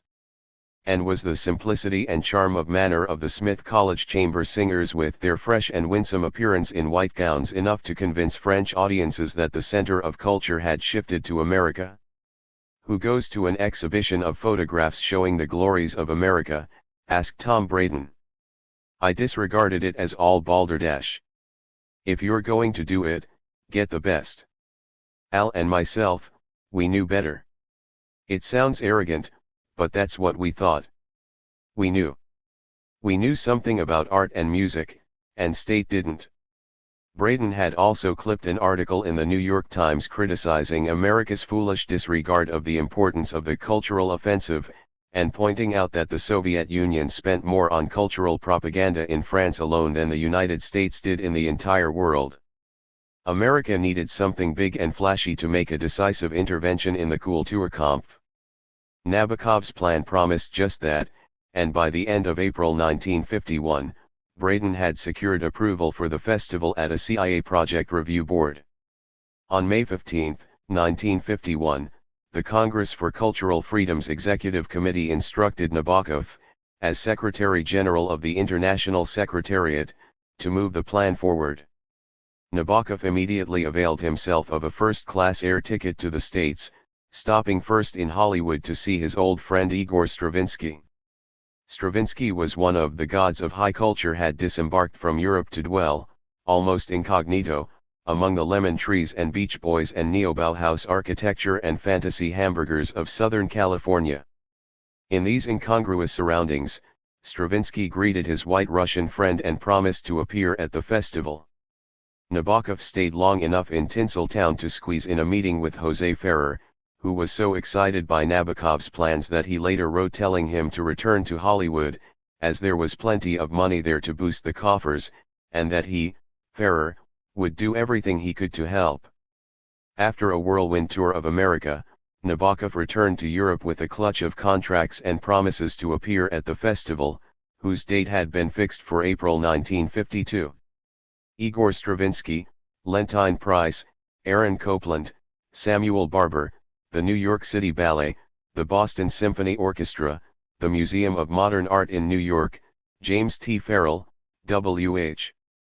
Auden, Gertrude Stein, Virgil Thomson, Alan Tate, Glenway Westcott works or appearances by all these were penciled into Nabokov's program. Returning to Europe, he was soon able to announce that Jean Cocteau, Claude Debussy, William Walton, Laurence Olivier, Benjamin Britten, the Vienna Opera, Covent Garden Opera, the Balanchine Troupe, Czesław Milosz, Ignacio Silone, Denis de Rougemont, André Malraux, Salvador de Madariaga, and Guido Piovene were also on the program. Not surprisingly, given Nabokov's own vocation as a composer, the music section began to emerge as the most significant part of the festival. Here Nabokov intended to counter, composer by composer, Stalinism in the arts. The political, cultural, and moral meaning of the festival and of its program should not be overt, his proposal argued. It should be left to the public to make its inevitable logical conclusions. Practically all the works performed belong to the category branded as formalist, decadent and corrupt by the Stalinists and the Soviet aesthetic eons, including the works of Russian composers. The scene at the Waldorf, where Nabokov had challenged Shostakovich to repudiate Stalinism's assault on music, was now set to achieve its crescendo. Nabokov's grandiose plans represented the first serious challenge for the CIA's newly emergent cultural propaganda machine. The organizational skills and fundraising powers of Braden's fledgling IOD were truly to be tested. A festival account was opened in New York, with the American Committee for Cultural Freedom acting as the laundry for CIA and State Department funds. The money was channeled through the Farfield Foundation, a dummy front or pass-through set up by the CIA expressly to deal with the cash flow for the festival, but later maintained as the principal conduit for agency subsidies to the Congress because of its usefulness. Financial support for the British part of the festival was secured through negotiations with IRD and Woodrow Wyatt, who, as a personal friend of the Secretary of the Exchequer Mr. Gaitskell, promised to raise additional cash.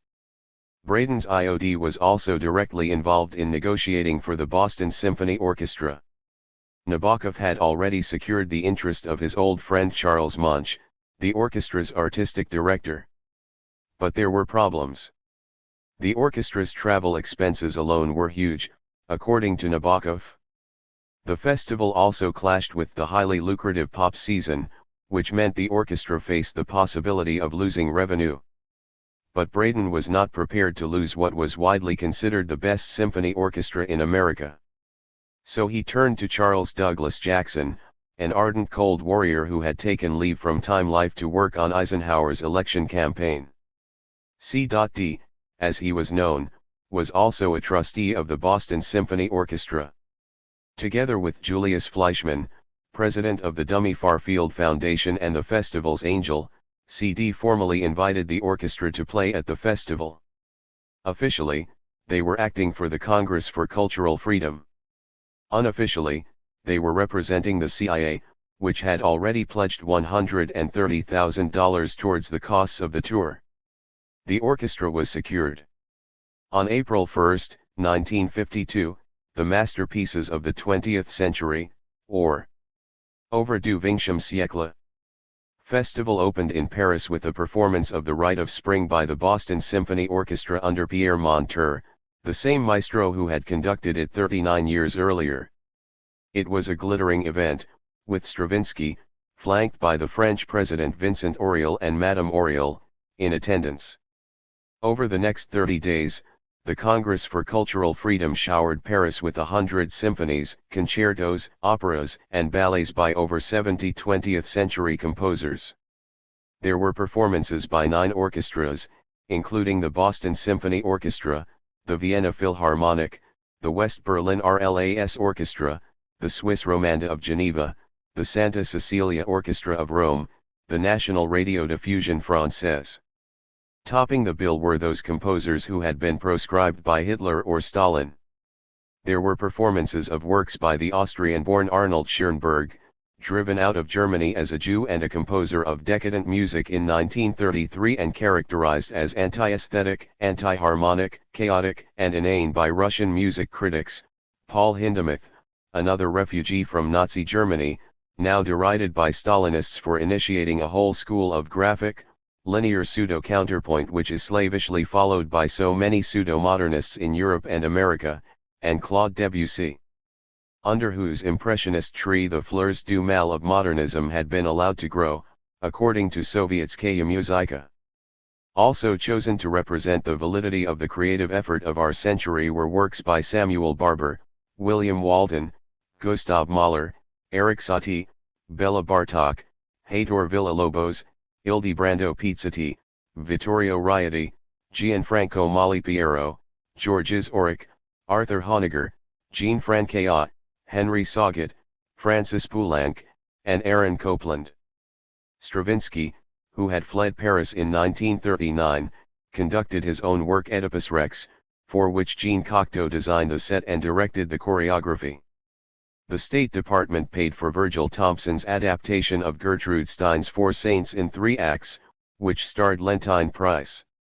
Nabokov later boasted to Arthur Schlesinger, "I started her career and because of this she has always been willing to do things for me which she couldn't do for anybody else." Curiously, Frank Wisner's sister, Elizabeth, also claimed she had discovered and promoted Price, who referred to herself as the Wisner's chocolate sister, one of the great sopranos of her time. Leontine Price had the added advantage for her sponsors, at least of being black.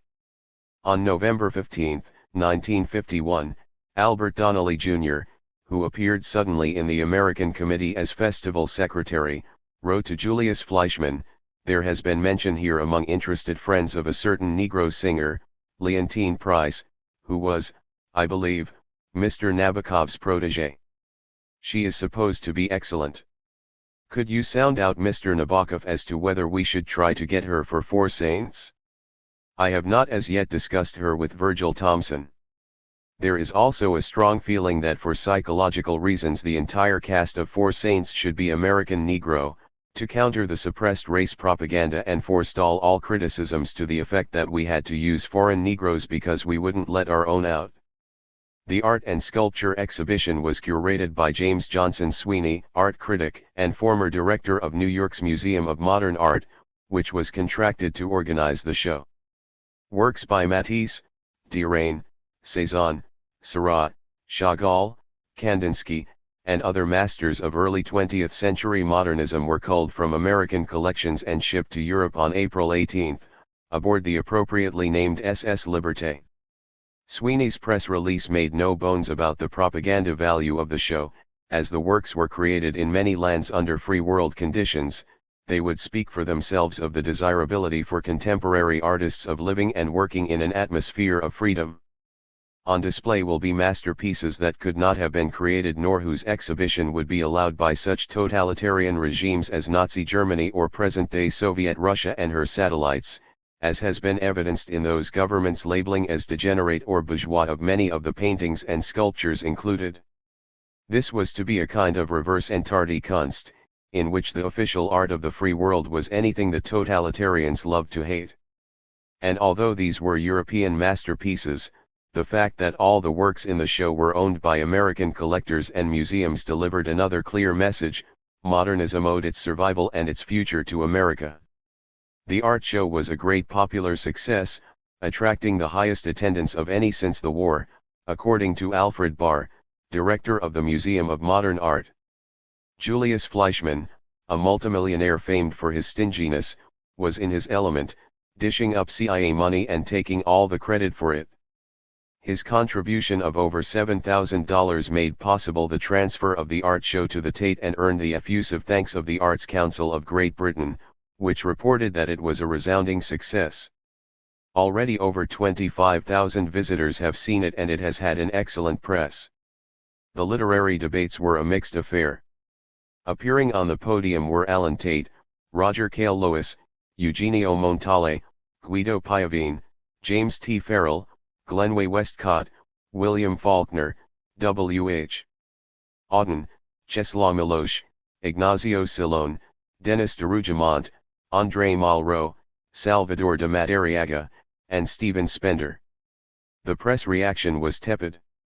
Critics detected a disparity between the caliber of first-rate writers and mediocre writers and were bored by long-winded speeches. The journalist for Carrefour listened to Stephen Spender but noted only his brick-red complexion and shock of hair pointing towards infinity. Denis de Rougemont was judged to be the best by far. Sober, clear, he skillfully poses the problem of the author in society. But Guido Piovine gave an address as stiff as his collar. It is difficult to understand him, then suddenly you are not listening anymore. At the door an Italian journalist told me that he had left because he was bored. Authors were meant to write, he said. I felt this to be another fundamental truth. Another critic, regretting the absence of Albert Camus and Jean-Paul Sartre, pointed out that the other French intellectuals present, Raymond Aron, André Malraux, René Tavernier, Jules Monaret, Roger Namur, Claude Mauriac, Jean Amrouche, all had the same political ideas, which meant that outsiders listening to them would get a false idea of our aesthetic and moral conceptions. Sartre had refused to attend the festival, commenting drily that he was not as anti-communist as all that. Had he been there, he may well have felt, like his hero in Nausea, that he was alone in the midst of these happy, reasonable voices. All these characters spend their time explaining themselves, and happily recognizing that they hold the same opinions. In her Roman à clef, The Mandarins, Simone de Beauvoir described the same ennui, always the same faces, the same surroundings, the same conversations, the same problems. The more it changes, the more it repeats itself. In the end, you feel as if you're dying alive. First there had been the God that failed. Now, apparently, this congregation had found a God who could not, the God of anti-communism. Certainly, Sartre's brand of selfish, non-collective existentialism could offer nothing to these communicants, who envisaged a progressive culture which was essentially consensual and presupposed a positive relation between the intellectual and that section of society, political and private, which supported him. Sartre was the enemy not just because of his position on communism, but because he preached a doctrine of individualism which rubbed against the federalist family of man society which America, through organizations like the Congress for Cultural Freedom, was promoting. The Americans were very happy to be in Paris. Elizabeth Hardwick and Robert Lowell, who were traveling in Europe at the time, couldn't resist dropping in on the festival, and reported that everyone there seemed to be having a marvelous time. Janet Flanner, writing as Janet for the New Yorker, devoted the whole of her May 1952 letter from Paris to the festival.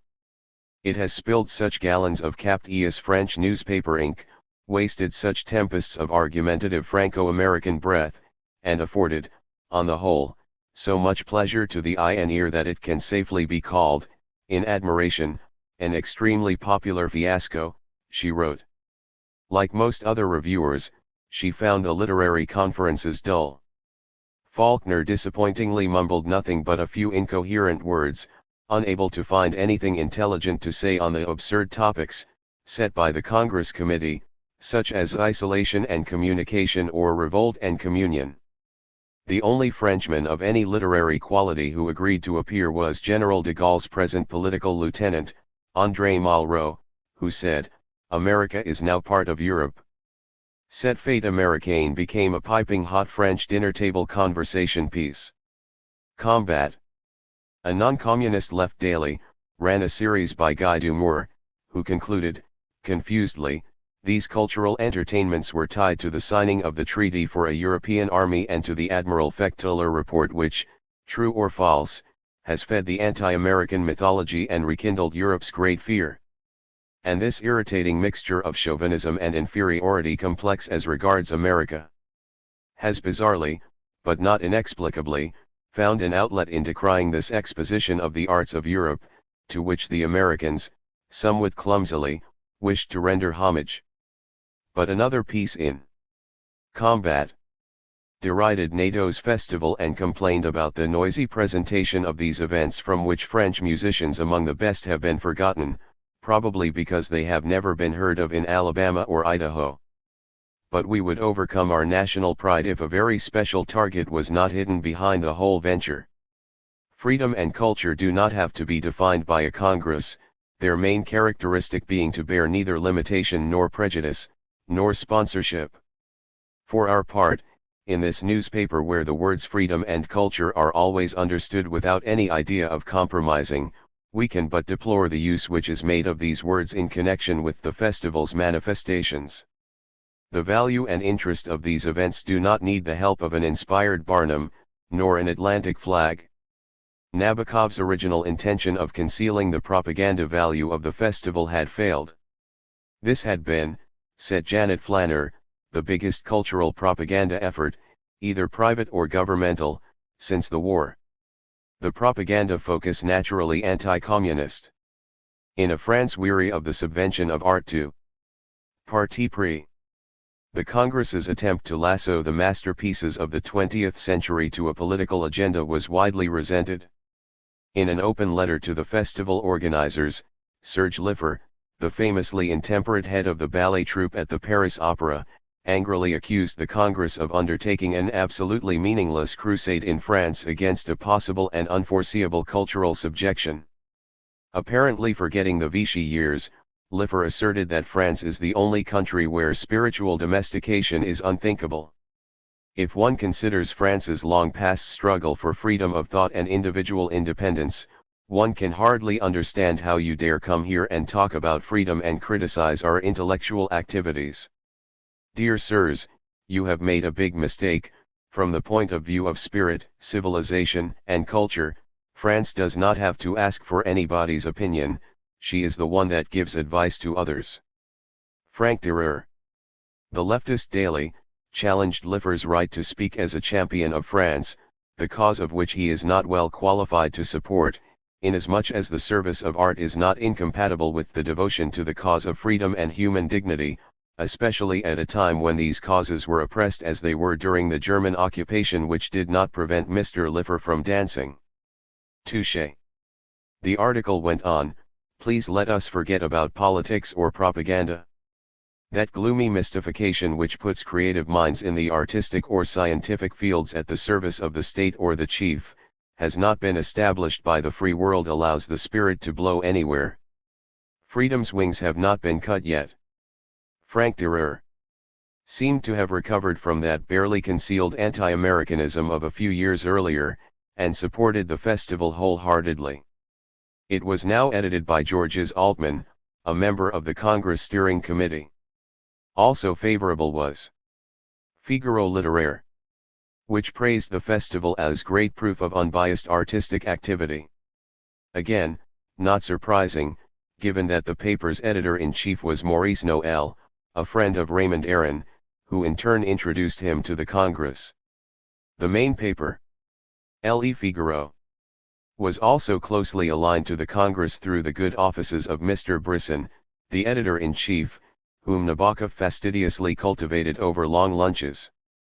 At the hands of the communist press, the Congress received a thorough mauling. El Humanite, attacked the festival as part of a sinister design to facilitate the ideological occupation of our country by the United States, to have French minds imbued with bellicist and fascist ideas, the acceptance of which would permit the enrollment of French intellectuals in a cultural army, a reinforcement of the European army. Cultural exchanges become for the Americans a means to reinforce the infiltration, spying and propaganda programs set up by Burnham and approved by the American Congress, through the so-called security credits.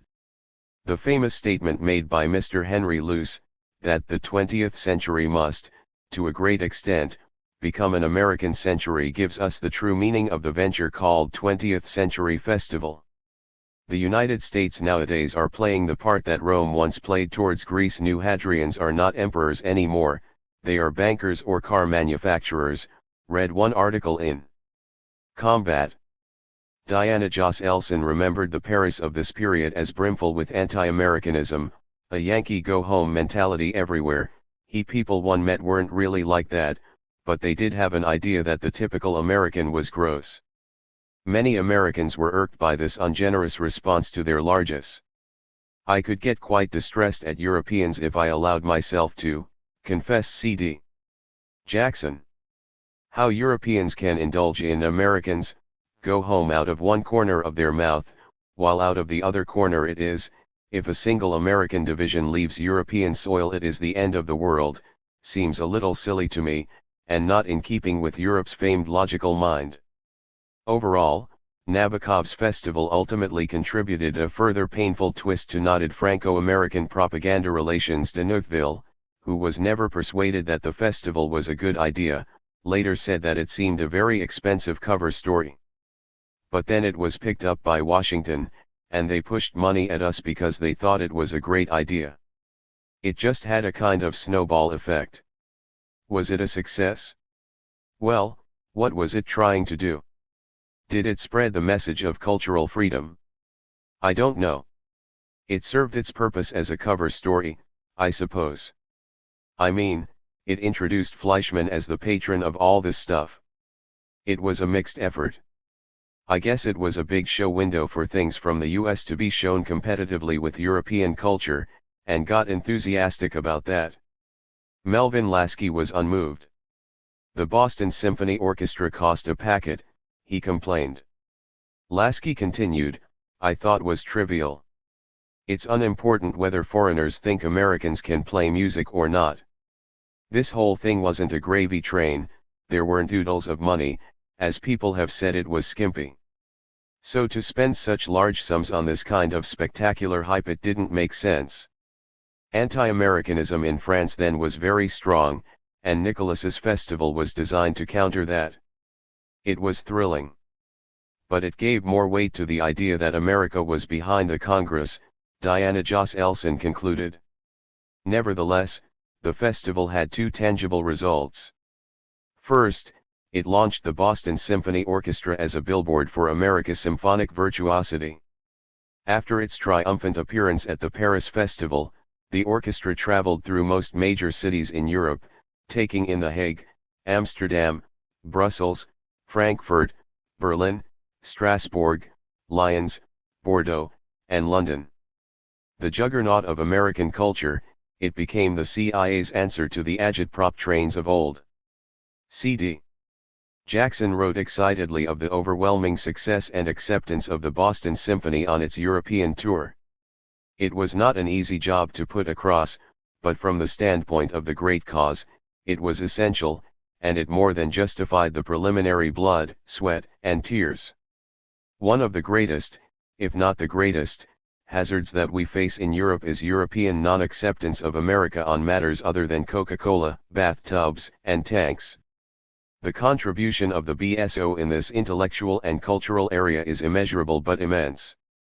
Braden was similarly enthused, and later remembered the enormous joy I got when the Boston Symphony Orchestra won more acclaim for the U.S. in Paris than John Foster Dulles or Dwight D. Eisenhower could have brought with 100 speeches. The second positive achievement of the festival was that it established the Farfield Foundation as an apparently credible backer for the Congress. This meant that Irving Brown no longer needed to fork out cash from his slush fund, and he now began to recede into the background. The Far Field was incorporated on January 30, 1952, as a non-profit organization. According to its brochure, it was formed by a group of private American individuals who are interested in preserving the cultural heritage of the free world and encouraging the constant expansion and interchange of knowledge in the fields of the arts, letters, and sciences. To this end, the Foundation extends financial aid to groups and organizations engaged in the interpreting and publicizing of recent cultural advances and to groups whose enterprises in literary, artistic, or scientific fields may serve as worthy contributions to the progress of culture. The Foundation offers assistance to organizations whose programs tend to strengthen the cultural ties which bind the nations of the world and to reveal to all peoples who share the traditions of a free culture the inherent dangers which totalitarianism poses to intellectual and cultural development. First president of the Far Field, and the CIA's most significant single front man, was Julius Junkie Fleischmann, the millionaire heir to a huge yeast and gin fortune, who lived in Indian Hill, outside Cincinnati. He had helped finance the New Yorker and boasted a bulging portfolio of artistic patronage.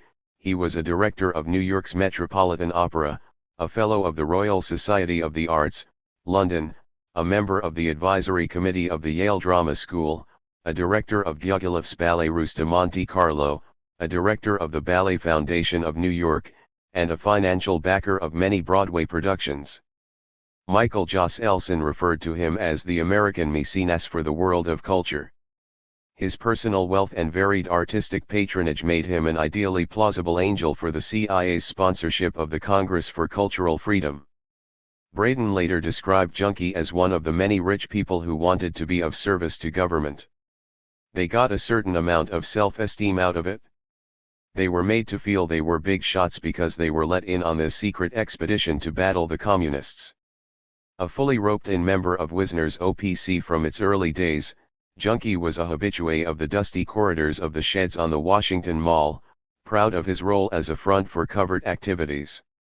But in the shake-up that followed the formation of the International Organizations Division, Junkie got pushed around. The trouble was he took it too seriously, said Braden. He began to think he was the boss of these fronts. They were just using his name, but he started to believe it was for real. I remember he started telling me what he wanted. He'd tell me he wanted his foundation to do this, and not that. And that was the last thing I needed. In the end, we offered him the Far Field as a kind of substitute. But it was only ever a front. Whoever was president was just a name, and those old guys from New York all sat on the board just to do us a favor. The Far Field Foundation was a CIA foundation and there were many such foundations, Tom Braden went on to explain. We used the names of foundations for many purposes but the foundation didn't exist except on paper. We would go to somebody in New York who was a well-known rich person and we would say, we want to set up a foundation, and we would tell him what we were trying to do, and pledge him to secrecy and he would say, of course I'll do it. And then you would publish a letterhead and his name would be on it, and there would be a foundation. It was really a pretty simple device. As president of the Far Field Foundation, Junkie could be presented to unwitting outsiders as the private angel of the Congress for Cultural Freedom. It was good to have a patron to display, Diana Jos Elson commented, and he loved his role. But the relationship became a chore and a bore, because it diverted Michael from more substantive things while he made a big show of being deferential to the big patron. The directors of the Far Field met every other month in New York where there would usually be a guest from the Congress, Nabokov, Jos Elson, or Muggeridge. They approved the payments, asking no questions, acting out what Muggeridge called the comedy as a patriotic duty. There was also an annual board meeting, which Diana Jos Elson described as a very big farce, of course. Michael would go, and Junkie. The whole relationship was farcical, in a way, because we just played it straight. They would just pass on a set of pre-prepared actions. As the Congress's Secretary General, Nabokov surely knew to which government agency he owed the extraordinary largesse enjoyed by the Paris office during his Mammoth Festival. Years later, he would confess to Jos Elson that Queen Juliana Fleischmann had never been plausible. He had always thought of the plutocratic junkie as a poor conduit. But officially, Nabokov knew nothing and maintained that curiously enough, not for a moment did the question of money cross my mind. It probably should have, because it was hard to imagine the American labor unions subsidizing a grandiosely expensive modern arts festival, and not in America, but in Paris, of all places. Not in my wildest dreams could I have expected that my dream festival would be supported by America's spying establishment, nor did I know that the fare for my delightful first-class flight to Paris was being paid by the CIA via the labor union's European representative, the cheerful Mr. Brown. And soon, very soon, that same spy mill would be using passing foundations to pump money to such groups as our Cultural Committee, to American colleges, to refugee orchestras, and whatnot. Could Nabokov really have been in ignorance, unaware that he was entangled in a deliberate deception? Or had he, like so many of his contemporaries, become, like Graham Greene's Alden Pyle, just another quiet American? He didn't even hear what I said. He was absorbed already in the dilemmas of democracy and the responsibilities of the West. He was determined, I learned that very soon, to do good, not to any individual person but to a country, a continent, a world. Well, he was in his element now, with the whole universe to improve. Underscore underscore underscore underscore underscore underscore underscore underscore underscore underscore underscore underscore underscore underscore underscore underscore underscore underscore 9. The Consortium. Sire, over what do you rule? Over everything, said the king, with magnificent simplicity. Antoine de Saint-Exupéry, The Little Prince. Cultural freedom did not come cheap. Over the next 17 years, the CIA was to pump tens of millions of dollars into the Congress for cultural freedom and related projects. With this kind of commitment, the CIA was in effect acting as America's Ministry of Culture. A central feature of the agency's efforts to mobilize culture as a Cold War weapon was the systematic organization of a network of private groups or friends into an unofficial consortium.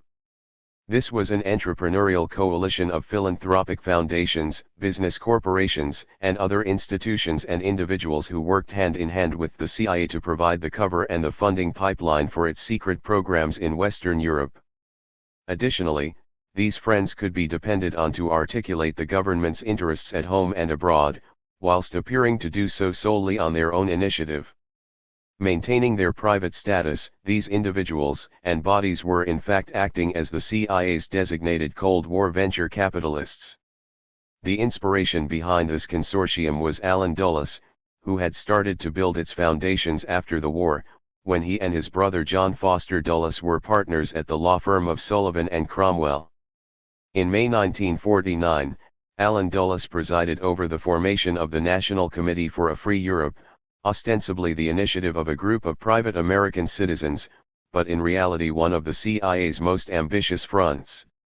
Incorporated on May 11, 1949, in New York, the declared purpose of the National Committee for a Free Europe Incorporated was to use the many and varied skills of exiled East Europeans in the development of programs which will actively combat Soviet domination. Committed to the belief that this struggle can be resolved as much by force of ideas as by physical means, the committee was soon to extend its reach into all areas of the cultural Cold War. The State Department is very happy to see the formation of this group, announced Secretary of State Dean Acheson. It thinks that the purpose of this organization is excellent, and is glad to welcome its entrance into this field and give it its hearty endorsement. This public blessing was intended to mask the official origins of the committee and the fact that it operated solely at the discretion of the CIA, which provided 90% of its financial support through unvouchered funds. Behind Acheson's endorsement was another concealed truth. Although the committee's founding statute included the clause, "No part of the activities of the corporation shall be the carrying on of propaganda," this was precisely and specifically what it was designed to do. Moving to the CIA in December 1950, Allen Dulles became the Great White Case Officer of the National Committee for a Free Europe, working with Carmel Offee, who had overseen it for Wisner's OPC since its creation a year earlier. Dulles now took charge of organizing its committees, securing its budget allocation, and designing its strategies. One of the earliest pioneers of the Quango, Dulles understood that the success of America's Cold War program depended on its ability to appear independent from government, to seem to represent the spontaneous convictions of freedom-loving individuals. For this aspect alone, the National Committee for a Free Europe Incorporated serves as the paradigm for the CIA-led corporatization of the foreign policy machinery in the Cold War period. Proliferating committees and subcommittees, boards of directors and trustees, the National Committee for a Free Europe boasted a membership which read like who's who.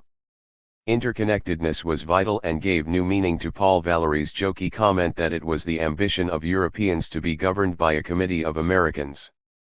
There was Lucius Clay, who as High Commissioner in Germany had given the green light to Der Monat, Gardner Cowles, president of the Cowles Publishing Group and a trustee of the Farfield Foundation, Thecultural Hobby, a museum of modern art trustee who allowed several family foundations to be used as CIA conduits, the Cold War Cardinal Francis Spellman, C.D.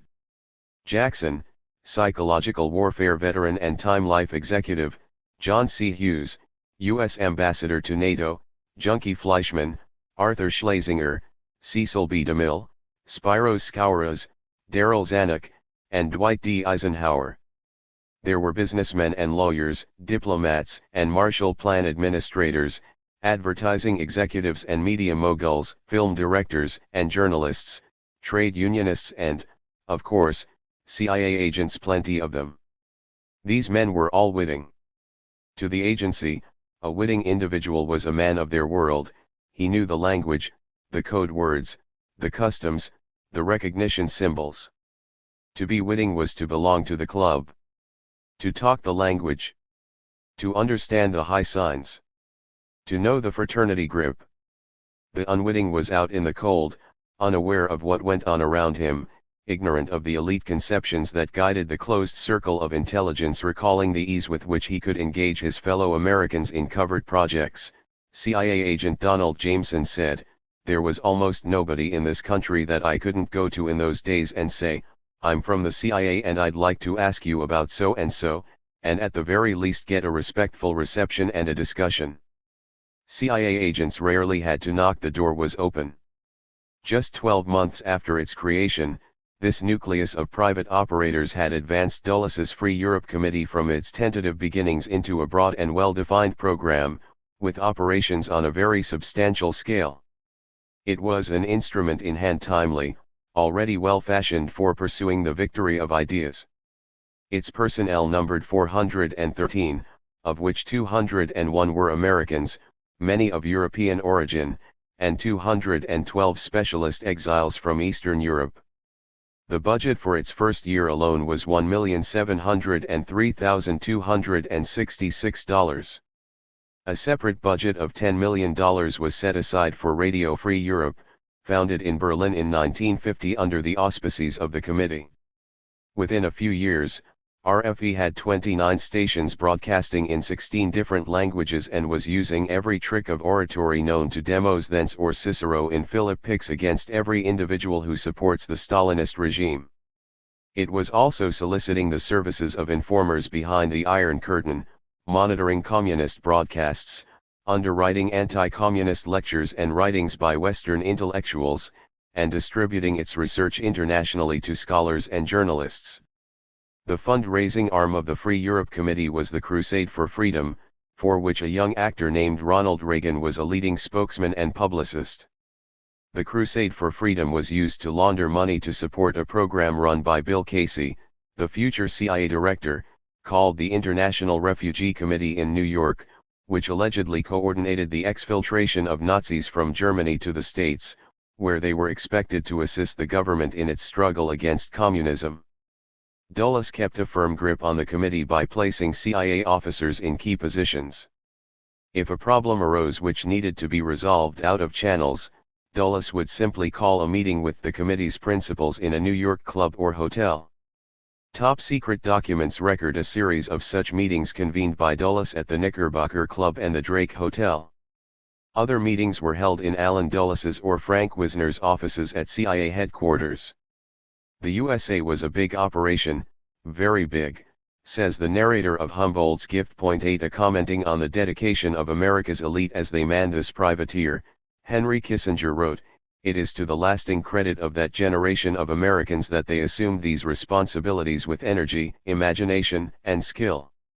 By helping Europe rebuild, encouraging European unity, shaping the institutions of economic cooperation, and extending the protection of our alliances, they saved the possibility of freedom. This burst of creativity is one of the glorious moments of American history."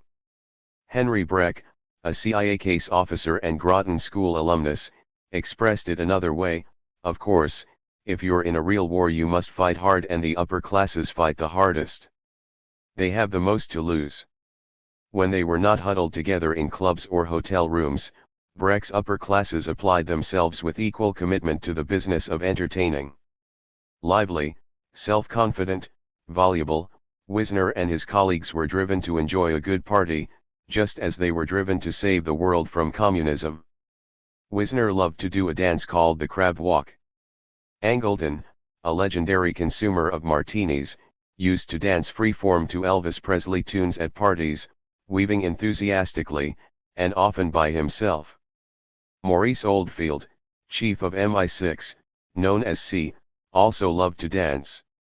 Maurice would come visit us in Rhode Island and dance under the trees at night, recalled Janet Barnes. As the world became stranger, the pattern more complicated, theirs was indeed a lifetime burning in every moment. It seems amazing that men who partied so hard and drank so prodigiously continued to function in their day jobs. The brokers of a new world order, they delayed burnout only because the potential gains were so immense. Back at their desks the next day, they busied themselves with finding new ways of securing their investments and enlarging their assets. We generally reached out to find Americans who would consent to take the money into their accounts and then use it to contribute in various ways, said covert action agent William Colby. If you went to any American institution, company, anything else, and said, "Will you help your country by passing this money?" they'd salute and say, "Absolutely, I'd be delighted." It's easy to pass money around the world to the desired end objective. It might not be one bulk payment but various small payments going in the right direction. This goes all the way to the rather more naked thing that I was sometimes engaged in, putting bundles of local currency in the back of my car and driving out and transferring them to another fellow's car. The American companies and individuals who agreed to collaborate with the agency in this way were known as quiet channels. These channels could also be established after contact was made the other way round. Oftentimes, private American groups came to us, remembered Case Officer Lee Williams. We didn't just always go to them. There was a commonality of purpose that seemed to us to dissolve any major concern about the morality of what we were doing. In 1956, in the wake of the Hungarian uprising, J.M. Kaplan, president of the Welch Grape Juice Company and president and treasurer of the Kaplan Foundation, wrote to Allen Dulles offering his services in the fight against communism. Kaplan offered to devote his unending energy to utilize every idea and ingenuity to the overriding aim of breaking up the communist conspiracy, searching out and working out every practical opportunity. Dulles subsequently arranged for a CIA representative to make an appointment with Kaplan. The Kaplan Foundation could soon be counted as an asset, a reliable pass-through for secret funds earmarked for CIA projects, amongst them the Congress for Cultural Freedom and an institute headed by veteran socialist and chairman of the American Committee for Cultural Freedom Norman Thomas. The use of philanthropic foundations was the most convenient way to pass large sums of money to agency projects without alerting the recipients to their source. By the mid-1950s, the CIA's intrusion into the foundation field was massive. Although figures are not available for this period, the General Counsel of a 1952 Congress committee appointed to investigate U.S. foundations concluded, an unparalleled amount of power is concentrated increasingly in the hands of an interlocking and self-perpetuating group. Unlike the power of corporate management, it is unchecked by stockholders. Unlike the power of government, it is unchecked by the people. Unlike the power of the churches, it is unchecked by any firmly established canons of value. In 1976, a select committee appointed to investigate U.S. intelligence activities reported on the CIA's penetration of the foundation field by the mid-1960s. During 1963 to 66, of the 700 grants of over $10,000 given by 164 foundations, at least 108 involved partial or complete CIA funding. More importantly, CIA funding was involved in nearly half the grants made by these 164 foundations in the field of international activities during the same period. Bona fide foundations such as Ford, Rockefeller, and Carnegie were considered the best and most plausible kind of funding cover.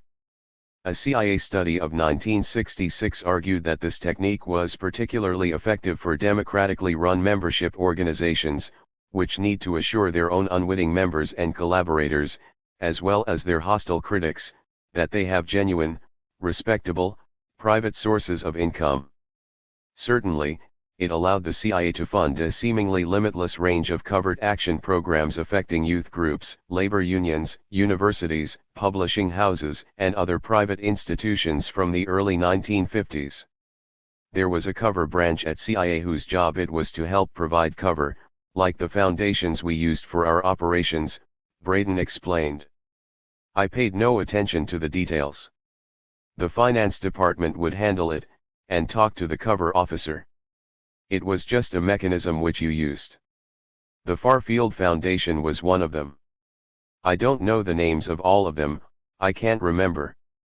But it was a crisscross of money. There was never any danger of the CIA running out of money. The crisscross of money filtered its way through a raft of host foundations, some acting as fronts, some as conduits. Known to have wittingly facilitated CIA funding passes were over 170 foundations, including the Oblitzel Foundation, the Litauer Foundation, the Miami District Fund, the Price Fund, the Rab Charitable Foundation, the Vernon Fund, and the Whitney Trust. On their boards sat the cream of America's social, financial, and political establishment. Not for nothing did these foundations announce themselves as private. Later, the joke was that if any American philanthropic or cultural organization carried the words free or private in its literature, it must be a CIA front. This was the consortium at work, calling in favors across the old school ties network, the OSS network, the boardrooms of America. The board of the Farfield Foundation alone provides a fascinating map of these intricate linkages. Junkie Fleischman, its president, was a contract consultant for Wisner's OPC, and thereafter a witting CIA cover for the Congress for Cultural Freedom. His cousin Jay Holmes was president of the Holmes Foundation, incorporated in 1953 in New York. Holmes began making small contributions to the Congress for Cultural Freedom in 1957. From 1962, the Holmes Foundation acted formally as a pass-through for CIA money to the Congress. The Fleischman Foundation, of which Junkie was president, was also listed as a donor to the Farfield Foundation. Also on the board of the Fleischman Foundation was Charles Fleischman, Junkie's nephew, who was brought into the Farfield as a director in the early 1960s. Another Farfield trustee was Cass Canfield, one of the most distinguished of American publishers. He was a director of Grosset and Dunlap, Bantam Books, and director and chairman of the editorial board of Harper Brothers. Canfield was the American publisher of The God That Failed. He enjoyed prolific links to the world of intelligence, both as a former psychological warfare officer and as a close personal friend of Allen Dulles, whose memoirs The Craft of Intelligence he published in 1963. Canfield had also been an activist and fundraiser for the United World Federalists in the late 1940s. Its then president was Cord Meyer, later Tom Braden's deputy, who revealed that any technique that we used was to encourage those of our members who had influential positions in professional organizations, trade associations, or labor unions to lobby for passage at their annual conventions of resolutions favorable to our cause. In 1954 Canfield headed up a Democratic Committee on the Arts. He was later one of the founding members of THIRD, reactivated in 1945 as the equivalent of the Foreign Affairs branch of American theater, alongside Jock Whitney, another of the CIA's quiet channels. Canfield was a friend of Frank Platt, also a far-field director, and a CIA agent. In the late 1960s, Platt helped Michael Jos Elson get a job with Canfield at Harper's. Canfield was also a trustee of the France-America Society, alongside C.D. Jackson, Grayson Kirk, David Rockefeller, and William Burton. William Armistead Mole Burton, as well as being president of the France-America Society, was a director of the far field. A great-great-grandson of Commodore Vanderbilt, Burton was a key presence in the American establishment. He was a member and director of the Council on Foreign Relations, a private think tank made up of America's corporate and social elite, which acted as a kind of shadow foreign policy making unit. During the war, he worked for Nelson Rockefeller's intelligence outfit and sat as chairman of an advisory committee of the Museum of Modern Art in New York. In 1956, he became president of the museum. In that year, he also sat on the State Department's Books Abroad Advisory Committee. Formerly Assistant Secretary of State for Air, he was a financier who had special interests in aviation financing, having been associated with Brown Brothers, Harriman and Company, and Scudder, Stevens and Clark in New York, and a director of numerous companies, including American Metal Company Limited, Union Sulphur and Oil Corporation, Cerro de Pasco Corporation, and the Hanover Bank. He was a visiting member of faculty committees at Harvard and MIT, co-chairman of the government-sponsored Salute to France, and U.S. ambassador to Brussels in 1960. Another far-field executive was Gardner Cowles, a donor of the Iowa-based Gardner Cowles Foundation, whose substantial tax-exempt assets came from the huge profits of the Cowles Magazines and Broadcasting Company, of which he was president. He was also a corporate member of the Crusade for Freedom and a sponsor of the periodical History, published by the Society of American Historians and funded by private donations. The journal was as much a product of the Cold War as the Crusade for Freedom and included in its list of sponsors William Donovan, Dwight D. Eisenhower, Allen Dulles, and Henry Luce. The longest-serving executive director of the Farfield Foundation was John Jack Thompson, who held the post from 1956 to 1965.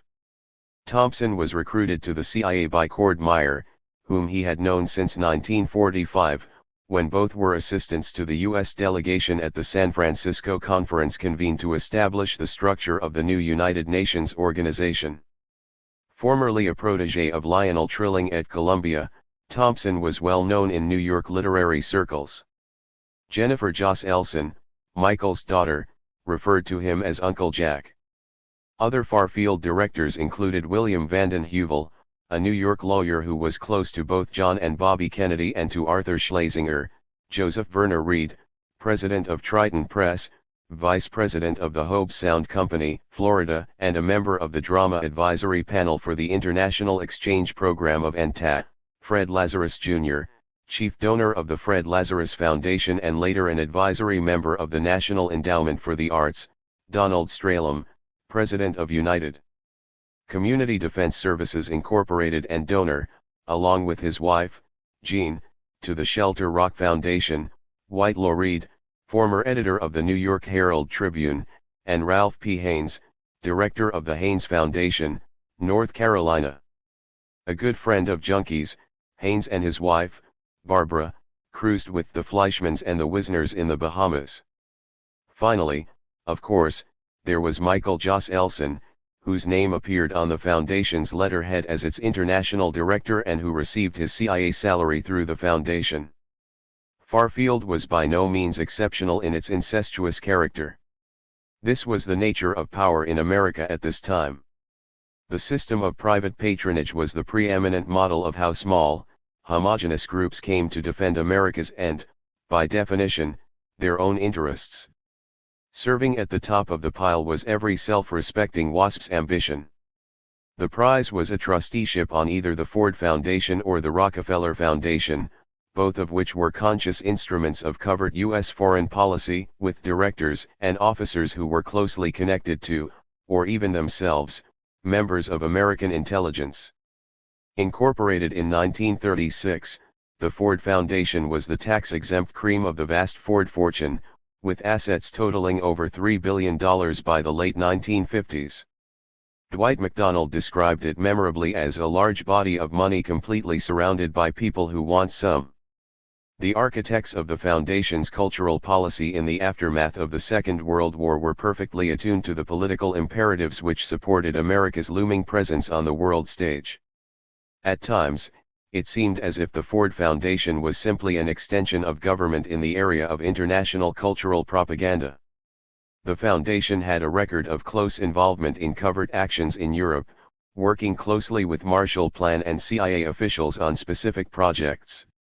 This reciprocity was further extended when Marshall Planner Richard Bissell, under whose signature counterpart funds were signed over to Frank Wisner, came to the Ford Foundation in 1952, accurately predicting there was nothing to prevent an individual from exerting as much influence through his work in a private foundation as he could through work in the government. During his tenure at Ford, Bissell met often with Allen Dulles and other CIA officials, including former Groton classmate Tracy Barnes, in a mutual search for new ideas. He left suddenly to join the CIA as a special assistant to Allen Dulles in January 1954, but not before he had helped steer the Foundation to the vanguard of Cold War thinking. Bissell had worked directly under Paul Hoffman, who became president of the Ford Foundation in 1950. Arriving straight from his job as administrator of the Marshall Plan, Hoffman had received a full immersion course in the problems of Europe, and in the power of ideas to address those problems. He was fluent in the language of psychological warfare and, echoing Arthur Koestler's cry of 1950, he talked of waging peace. He also shared the view of Ford Foundation spokesman Robert Maynard Hutchins that the State Department was subjected to so much domestic political interference that it can no longer present a rounded picture of American culture. One of the Ford Foundation's first post-war ventures into international cultural diplomacy was the launch in 1952 of the Intercultural Publications program under James Laughlin, the publisher of New Directions and a revered custodian of the interests of the avant-garde. With an initial grant of $500,000, Laughlin launched the magazine Perspectives, which was targeted at the non-communist left in France, England, Italy, and Germany. Its aim, he emphasized, was not so much to defeat the leftist intellectuals in dialectical combat as to lure them away from their positions by aesthetic and rational persuasion. Further, it would promote peace by increasing respect for America's non-materialistic achievements among intellectuals abroad. Its board packed with cultural cold warriors, the Intercultural Publications program also targeted those American intellectuals who felt their work was undermined by the prevailing stereotype of America as a mass cult hell. Malcolm Cowley was an early supporter of Perspectives, which offered a version of America far removed from movies, hard-boiled detective stories, comic books, and magazines in which there is more advertising than text. One academic, Perry Miller, argued that no propaganda for the American way should be included, that omission will, in itself, become the most important element of propaganda, in the best sense. Perspectives never lived up to these expectations. Irving Kristol referred to it as that miserable Ford Foundation journal. In the wake of its failure, the Ford Foundation was easily persuaded to take over sponsorship of Lasky's Der Monat. Set up under Lucius Clay's backing in October 1948 and financed through the Confidential Fund of the American High Commission, Der Monat's official auspices strained its claims to be independent.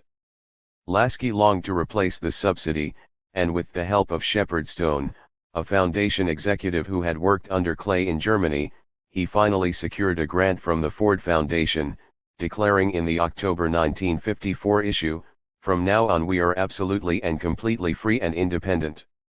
On January 21, 1953, Allen Dulles, insecure about his future in the CIA under the newly elected Eisenhower, had met his friend David Rockefeller for lunch. Rockefeller hinted heavily that if Dulles decided to leave the agency, he could reasonably expect to be invited to become president of the Ford Foundation. Dulles need not have feared for his future. 2 days after this lunch, the New York Times broke the story that Allen Dulles was to become Director of Central Intelligence. The new president of the Ford Foundation was announced shortly after. He was John McCloy, the archetype of 20th-century American power and influence. By the time he came to the Ford Foundation, he had been Assistant Secretary of War, President of the World Bank, and High Commissioner of Germany. In 1953 he also became chairman of the Rockefeller's Chase Manhattan Bank and chairman of the Council on Foreign Relations. After John F. Kennedy's assassination, he was a Warren Commission appointee. Throughout he maintained his career as a Wall Street attorney for the 7 big oil companies and as director of numerous corporations. As High Commissioner in Germany, McCloy had agreed to provide cover for scores of CIA agents, including Lawrence de Neufville. Although officially employees in his administration, unofficially they were accountable to their chiefs in Washington, who were under few obligations to tell McCloy what they were really up to.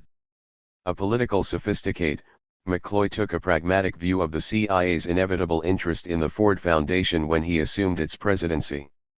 Addressing the concerns of some of the foundation's executives, who felt that its reputation for integrity and independence was being undermined by involvement with the CIA, McCloy argued that if they failed to cooperate, the CIA would simply penetrate the foundation quietly by recruiting or inserting staff at the lower levels.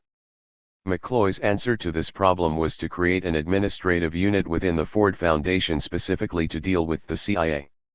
Headed by McCloy and 2 foundation officers, this 3-man committee had to be consulted every time the agency wanted to use the foundation, either as a pass-through or as cover.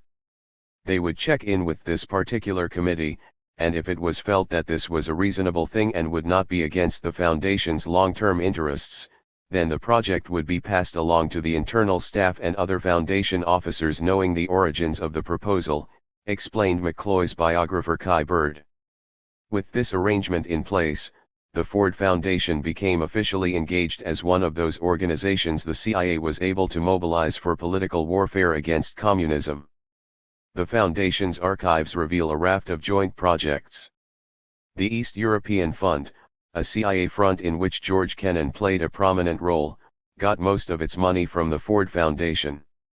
The fund forged close links with the Chekhov publishing house, which received $523,000 from the Ford Foundation for the purchase of proscribed Russian works and for Russian translations of Western classics. The foundation gave $500,000 to Bill Casey's International Rescue Committee and substantial grants to another CIA front, the World Assembly of Youth. It was also one of the single largest donors to the Council on Foreign Relations, the independent think tank which exerted enormous influence on American foreign policy and which operated according to strict confidentiality rules, which include a 25-year embargo on the release of its records. Under a major grant from the Ford Foundation, the Institute of Contemporary Arts, founded in Washington in 1947, expanded its international program in 1958. On the ICA's Board of Trustees sat William Bundy, a member of the CIA's Board of National Estimates, and son-in-law of former Secretary of State Dean Acheson. His brother, McGeorge Bundy, became president of the Ford Foundation in 1966. Benefiting from the foundation's largesse were Herbert Reed, Salvador de Madariaga, Stephen Spender, Aaron Copland, Isaac Dinesen, Noam Gaba, Martha Graham, Robert Lowell, Robert Penn Warren, and Robert Richman, who were all fellows of the ICA's Congress of Cultural Leaders. This was in effect an extension of the work of the Congress for Cultural Freedom, which itself was one of Ford Foundation's largest grantees, receiving $7 million by the early 1960s. One of the earliest CIA supporters of the Congress for Cultural Freedom was Frank Lindsay, to whom de Neufville was reporting in the build-up to the 1950 Berlin Conclave. Lindsay was an OSS veteran who in 1947 had written one of the first memos recommending that the United States create a covert action force to fight the Cold War. The paper attracted the attention of Frank Wisner, who asked him to come on board and run his European operations at OPC. As deputy chief of OPC, Lindsay was responsible for setting up the stay-behind groups in Western Europe. 23 In 1953, he joined the Ford Foundation, and from there he maintained close contact with his confreres in the intelligence community. Lindsay was later joined at the foundation by Waldemar Nielsen, who became its staff director. Throughout his tenure there, Nielsen was a CIA agent. In 1960, he became executive director of the President's Committee on Information Activities Abroad. In his various guises, Nielsen worked closely with C.D. Jackson, with whom he shared a contempt for the fundamental disregard for psychological factors among a good many of the haute fonctionnaires in this town. Nielsen was also a close friend of the Congress for Cultural Freedom, whose efforts he wholeheartedly supported. The key link between the Congress and the Ford Foundation was Shepard Stone, who had established a reputation as an expert in the structure and procedures by which the American government and private groups participated in world affairs. The Sunday editor of the New York Times before the war, he went on to serve with G2, before becoming Director of Public Affairs under John McCloy in Germany, in which guise he had secured government sponsorship for Der Monat. An old hand at psychological warfare, John McCloy thought highly enough of Stone to recommend him as a worthy successor to the outgoing director of the Psychological Strategy Board in 1951. Stone did not get the job and instead joined the Ford Foundation. Throughout his career, he was so closely connected to the CIA that many believed he was an agency man. Shep was not a CIA man, though he may have fished in those waters, one agent commented vaguely. In 1953, he spent a month in Europe, at Josselsson's invitation, visiting key Congress people. With Stone as director of the Ford Foundation's International Affairs Division from 1954, his value to the Congress was further enhanced. The Rockefeller Foundation, no less than the Ford, was an integral component of America's Cold War machinery. Incorporated in 1913, its principal donor was the legendary John D. Rockefeller III. It had assets exceeding $500 million, not including an additional $150 million in the Rockefeller Brothers Fund Incorporated, a major think tank which was incorporated in New York in 1940. In 1957 the fund brought together the most influential minds of the period under a special studies project whose task was to attempt a definition of American foreign policy. Subpanel 2 was designated to the study of international security objectives and strategy, and its members included Henry and Claire Booth Luce, Lawrence Rockefeller, Townsend Hoops, Nelson Rockefeller, Henry Kissinger, Frank Lindsay, and William Bundy of the CIA. The convergence between the Rockefeller billions and the U.S. government exceeded even that of the Ford Foundation. John Foster Dulles and later Dean Rusk both went from the presidency of the Rockefeller Foundation to become secretaries of state. Other Cold War heavies such as John J. McCloy and Robert A. Lovett featured prominently as Rockefeller trustees. Nelson Rockefeller's central position on this foundation guaranteed a close relationship with U.S. intelligence circles. He had been in charge of all intelligence in Latin America during the Second World War. Later, his associate in Brazil Colonel J.C. King became CIA chief of clandestine activities in the Western Hemisphere.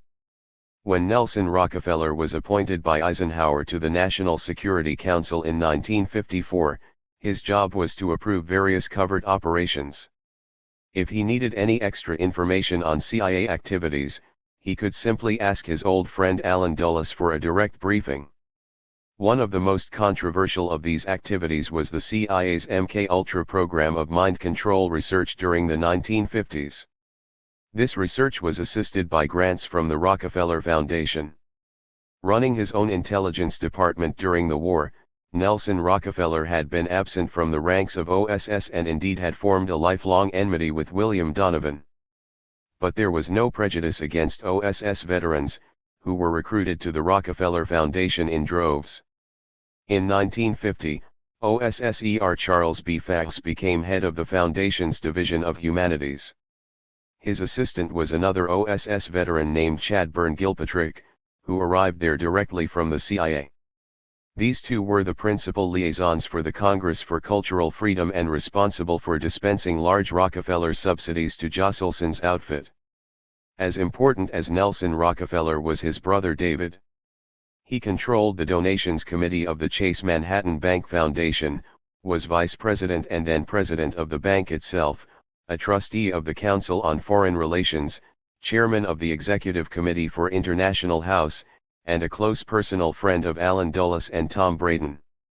I often briefed David, semi-officially and with Allen's permission, on what we were doing, recalled Braden. He was of the same mind as us, and very approving of everything we were doing. He had the same sense as I did that the way to win the Cold War was our way. Sometimes David would give me money to do things which weren't in our budget. He gave me a lot of money for causes in France. I remember he gave me $50,000 for someone who was active in promoting a united Europe amongst European youth groups. This guy came to me with his project, and I told David, and David just gave me the check for $50,000. The CIA never came into the equation. These freelance transactions gave new meaning to the practice of governmental buccaneering and were an inevitable byproduct of the semi-privatization of American foreign policy during these Cold War years. Out of the same culture, however, came later Oliver North-type disasters. The comparison is apt, for, just like the architect of Iran Gate, with his steadfast gaze, his inexorable sense of mission and his palpable conviction that the end justifies the means, these earlier friends of the CIA were never once afflicted by doubt in themselves or their purpose. _ 10. The Truth Campaign. It is not enough to write in Yiddish, one must have something to say. Y.L. Parrots. Nicholas Nabokov's massive Festival of the Arts of 1952 had provided an opportunity to test the range of America's covert propaganda capability. But in an era which had yet to discover Marshall McLuhan's maxim that the medium is the message, government strategists now wondered exactly what the message was. Or, as Walt Rostow, former OSSER and special advisor to Eisenhower, would later put it, the problem with dirty tricks was that we did not know what to say. Who better than an advertising executive to define the message? In the early 1950s, one man alone did more than any other to set the agenda for American cultural warfare.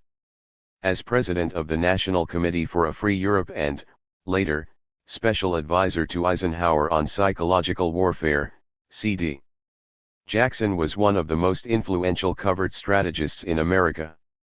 Born in New York in 1902, his father was a wealthy industrialist importing marble and stone from Europe. Graduating from Princeton in 1924, C.D. joined the family firm and traveled extensively in Europe, cultivating contacts which would provide a valuable resource during later years. In 1931 he joined Henry Luce's Time Life empire as an advertising executive. During the war, he was one of America's leading psychological warfare specialists, serving as Deputy Chief for the Office of War Information Overseas, North Africa and Middle East, and then Deputy Chief of the Psychological Warfare Division of SHAEF. After the war, C.D. returned to Time Life Incorporated, where he became Vice President of Time. He was an early activist in Allen Dulles's New York crowd, one of the Park Avenue Cowboys. Then, in 1951, he was invited to take part in a CIA-sponsored study recommending the reorganization of the American intelligence services. This led to a job as an outside director of CIA covert operations via the Truth Campaign and the National Committee for a Free Europe, of which he became president. There he rounded up a roster of prominent Americans including General Eisenhower ready to lend their names to the committee. He sat on the Radio Free Europe Executive Committee, alongside J. Lovestone, and, occasionally, Arthur Schlesinger. He was also a director of the United Negro College Fund and a trustee of the Boston Symphony Orchestra, and he sat on the boards of the Lincoln Center for the Planning of Arts, the Metropolitan Opera Association, and the Carnegie Corporation of New York. Eisenhower knew C.D. Jackson well from his wartime campaigns in Europe and Africa and had been tutored by him in the art of manipulating audiences. It was under C.D.'s influence that Eisenhower had been persuaded to hire a public relations company during his election campaign, making him the first presidential candidate to do so.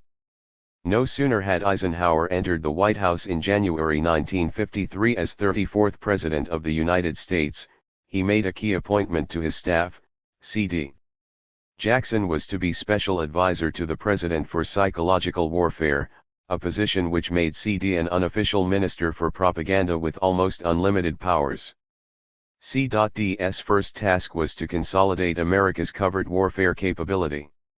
Psychological warfare and propaganda operations at this time were split amongst the State Department, the Economic Cooperation Administration, which ran the Marshall Plan, military intelligence, the CIA, and, within the CIA but often quite independently, Wisner's OPC. Seeing these government departments riddled with organizational disputes and interdepartmental rivalry, C.D. took the view that they were behaving like professional amateurs and complained of an absolute paucity of policy in Washington, a complete vacuum. There was, he argued, an opportunity and a problem. The opportunity is to recapture our world dynamic, which is not dollars but ideas. Our dynamic up to now self-protection and dollars must be replaced by the earlier American dynamic of dedication to an ideal. Here we are faced with the possibility of a resurgence of the American proposition throughout the world. The problem is how to preserve the dynamic of this thing without having to pull in our horns. In short, what was needed was a comprehensive policy blueprint and plan for U.S. psychological warfare, whose target was winning World War III without having to fight it. Our aim in the Cold War is not conquering of territory or subjugation by force, President Eisenhower explained at a press conference. Our aim is more subtle, more pervasive, more complete. We are trying to get the world, by peaceful means, to believe the truth. That truth is that Americans want a world at peace, a world in which all people shall have opportunity for maximum individual development. The means we shall employ to spread this truth are often called psychological. Don't be afraid of that term just because it's a $5, five-syllable word. Psychological warfare is the struggle for the minds and wills of men. To overcome the fragmented and self-competing proliferation of covert operations across the government, the Department of Defense and the CIA had proposed an independent board to coordinate psychological operations. Despite State Department resistance, George Kennan championed the idea and was instrumental in persuading President Truman to sign a secret directive establishing the Psychological Strategy Board on April 4, 1951. It was this board which was now instructed to draw up the policy blueprint that C.D. Jackson had called for. The PSB's doctrinal or ideological plan was first proposed in a strategy paper called PSBD 33/2. The paper itself is still classified, but in a lengthy internal memo a worried PSB officer, Charles Burton Marshall, quoted freely from the passages which most exercised him. How a government interpose with a wide doctrinal system of its own without taking on the color of totalitarianism, he asked. The paper does not indicate any. Indeed, it accepts uniformity as a substitute for diversity. It postulates a system justifying a particular type of social belief and structure, providing a body of principles for human aspirations, and embracing all fields of human thought, all fields of intellectual interests, from anthropology and artistic creations to sociology and scientific methodology. Marshall went on to criticize the paper's call for a machinery to produce ideas portraying the American way of life on a systematic and scientific basis. It anticipates doctrinal production under a coordination mechanism, Marshall observed. It asserts a premium on swift and positive action to galvanize the creation and distribution of ideas. It foretells a long-term intellectual movement as growing out of this effort and having the aim not only to counter communism but indeed to break down worldwide doctrinaire thought patterns, providing an intellectual base for doctrines hostile to American objectives. His conclusion was adamant: that is just about as totalitarian as one can get. Marshall also took issue with the PSB's reliance on non-rational social theories which emphasized the role of an elite in a manner reminiscent of Pareto, Searle, Mussolini, and so on. Weren't these the models used by James Burnham in his book The Machiavellians? Perhaps there was a copy usefully to hand when PSBD 33/2 was being drafted? More likely, James Burnham himself was usefully to hand. Certainly, it was Burnham's theory of elite rule that Marshall was now challenging. Individuals are relegated to tertiary importance, Marshall continued. The supposed elite emerges as the only group that counts. The elite is defined as that numerically limited group capable and interested in manipulating doctrinal matters, the men of ideas who pull the intellectual strings in forming, or at least predisposing, the attitudes and opinions of those who in turn lead public opinion. According to Marshall's exegesis, the PSB planned to work on the elite in each area so as to predispose its members to the philosophy held by the planners. Use of local elites would help conceal the American origin of the effort so that it appears to be a native development. But it wasn't just aimed at foreigners. Though the paper disavowed any intention of propagandizing Americans, it did commit itself to a program of indoctrination in the military services by injecting the right ideas into servicemen's comic books and having their chaplains propagate them. Mr. Marshall's trenchant criticism struck right at the very fundamentals of America's secret cultural warfare program. The theory of the elite which underpinned the PSB's doctrinal paper was exactly the same model as that used by the CIA to justify its embrace of the non-communist left and its support of the Congress for Cultural Freedom. Commenting on the use of the intellectual elite to develop the philosophy held by the planners, CIA agent Donald Jameson intended no irony when he said, as far as the attitudes that the agency wanted to inspire through these activities are concerned, clearly what they would like to have been able to produce were people, who of their own reasoning and conviction, were persuaded that everything the United States government did was right.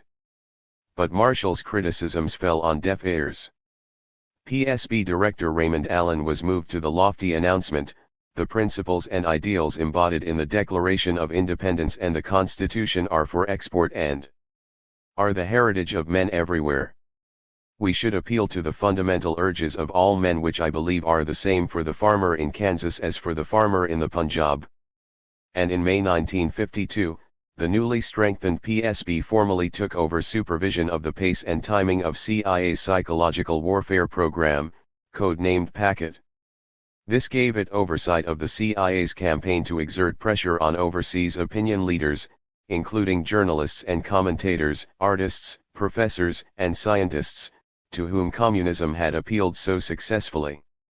Winning back these influential figures to the cause of liberty and freedom required a program of learned operations like seminars, symposia, special tomes, learned journals, libraries, exchange of persons, endowed professorships etc. Under this rubric, the PSB now assumed supervision of the moral rearmament movement, the Crusade for Freedom, Radio Free Europe, Pax et Liberté, the American Committee for Cultural Freedom, and even operations involving broadcasting from ships, three-dimensional moving pictures, and the use of folk songs, folklore, folk tales, and itinerant storytellers.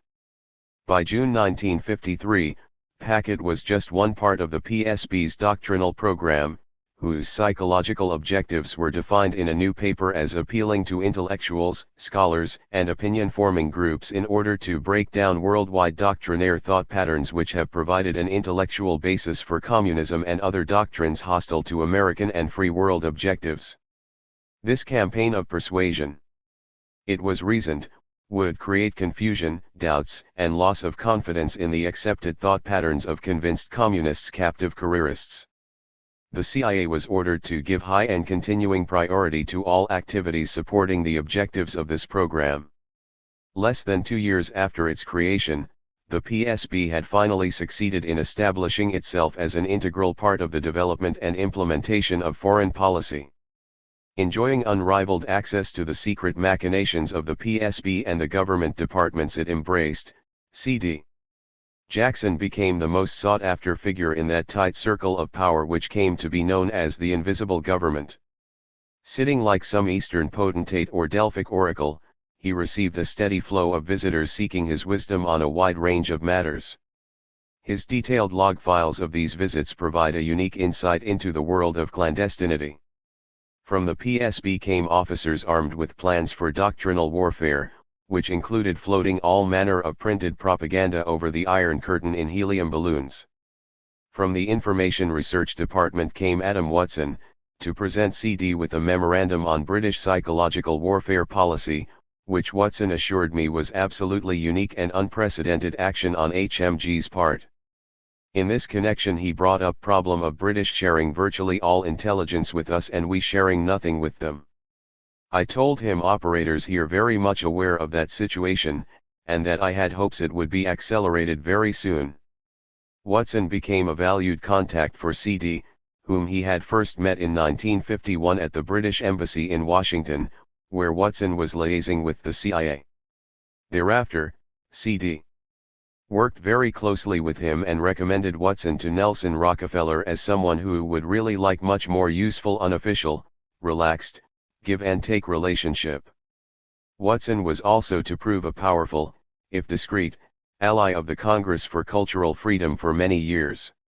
From the Congress for Cultural Freedom came Julius Fleischmann, to discuss possibilities of Congress for Cultural Freedom sponsoring European junket for Metropolitan Opera, and later Daniel Bell, to talk about Milist and upcoming scientific meeting under sponsorship of Congress for Cultural Freedom.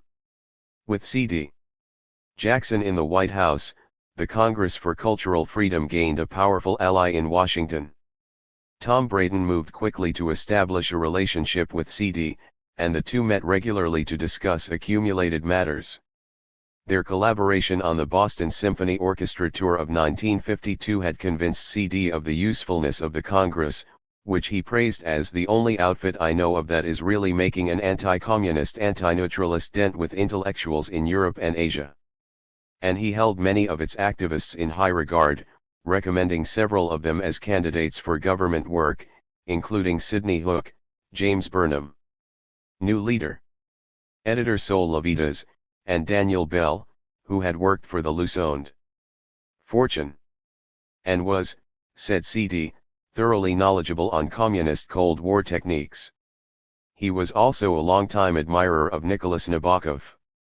It was C.D. who had recommended Nabokov in the list of psychological warfare personnel suitable for employment in sensitive posts submitted to the Office of the Secretary of the Army in 1950.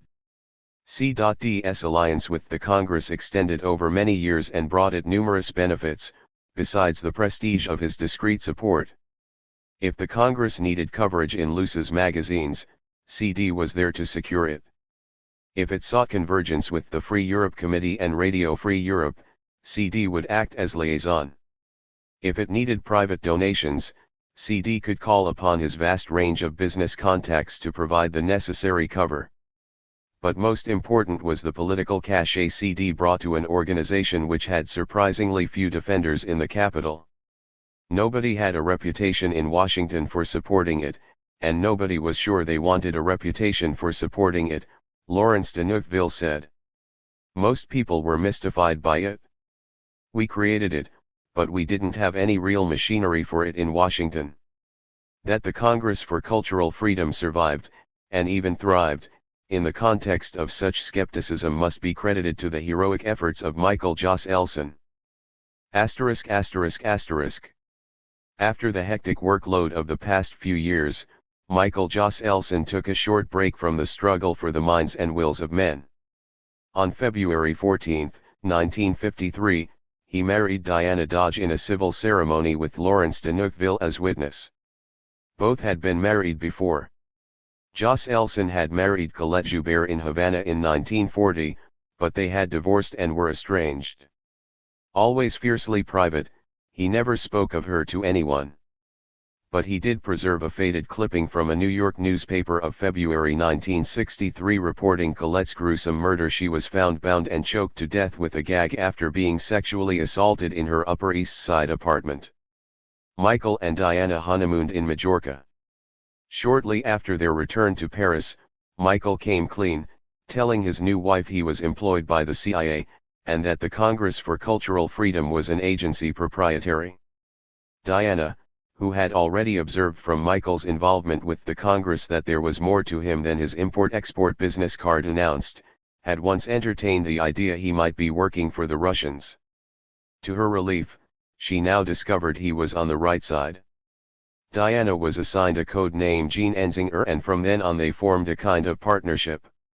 Diana Joss Elson was well suited to the task. A former Fulbrighter, she had an intricate knowledge of labor affairs, first from working as an editor of a digest of the U.S. labor press, then from her work in the labor division of the Marshall Plan, which operated under the influence of J. Love Stone and Irving Brown. I was young and fresh-faced, and a great success with all the labor leaders, Diana recalled brightly.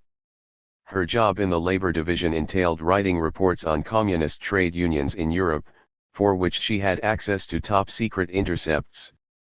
This sensitive work required clearance from the CIA. Diana later learned that counterpart funds at the disposal of the CIA were being used to cover her salary.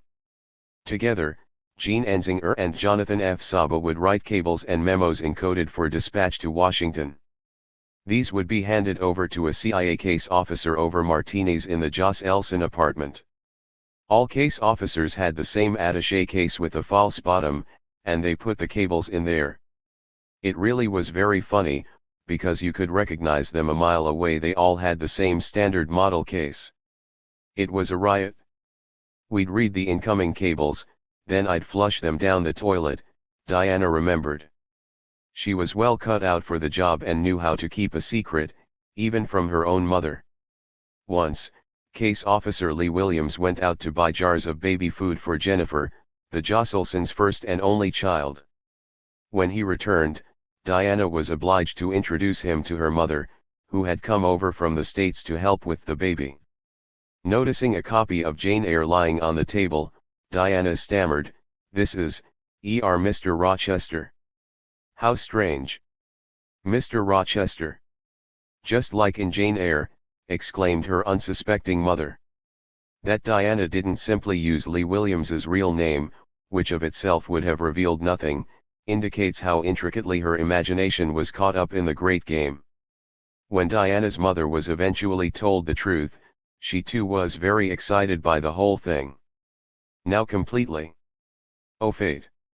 With Michael's job, Diana was daily more admiring of his extraordinary expertise. His ability to coordinate the exigencies of Washington and the often volatile temperaments of the Congress intellectuals left her amazed. "There's no way the Congress could have happened without him," she later said. The atmosphere of the Congress in its heyday was as I imagine the first 100 days of the Kennedy administration were. It was electric. You felt you were in touch with everything going on everywhere. Things were blossoming, it was vital. Michael would know everything.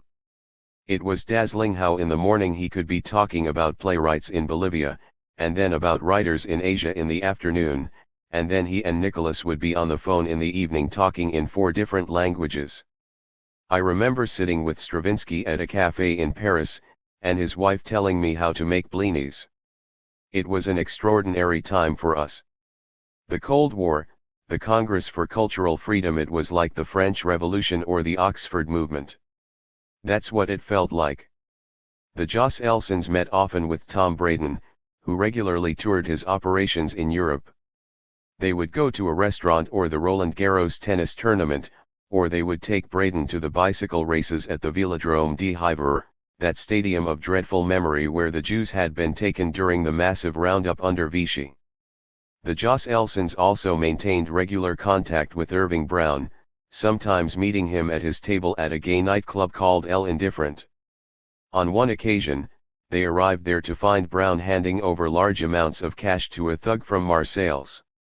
Brown at this time was building up the Mediterranean Committee, a group of vigilantes paid to stand guard at French ports while dockworkers unloaded Marshall Plan supplies and U.S. arms for NATO.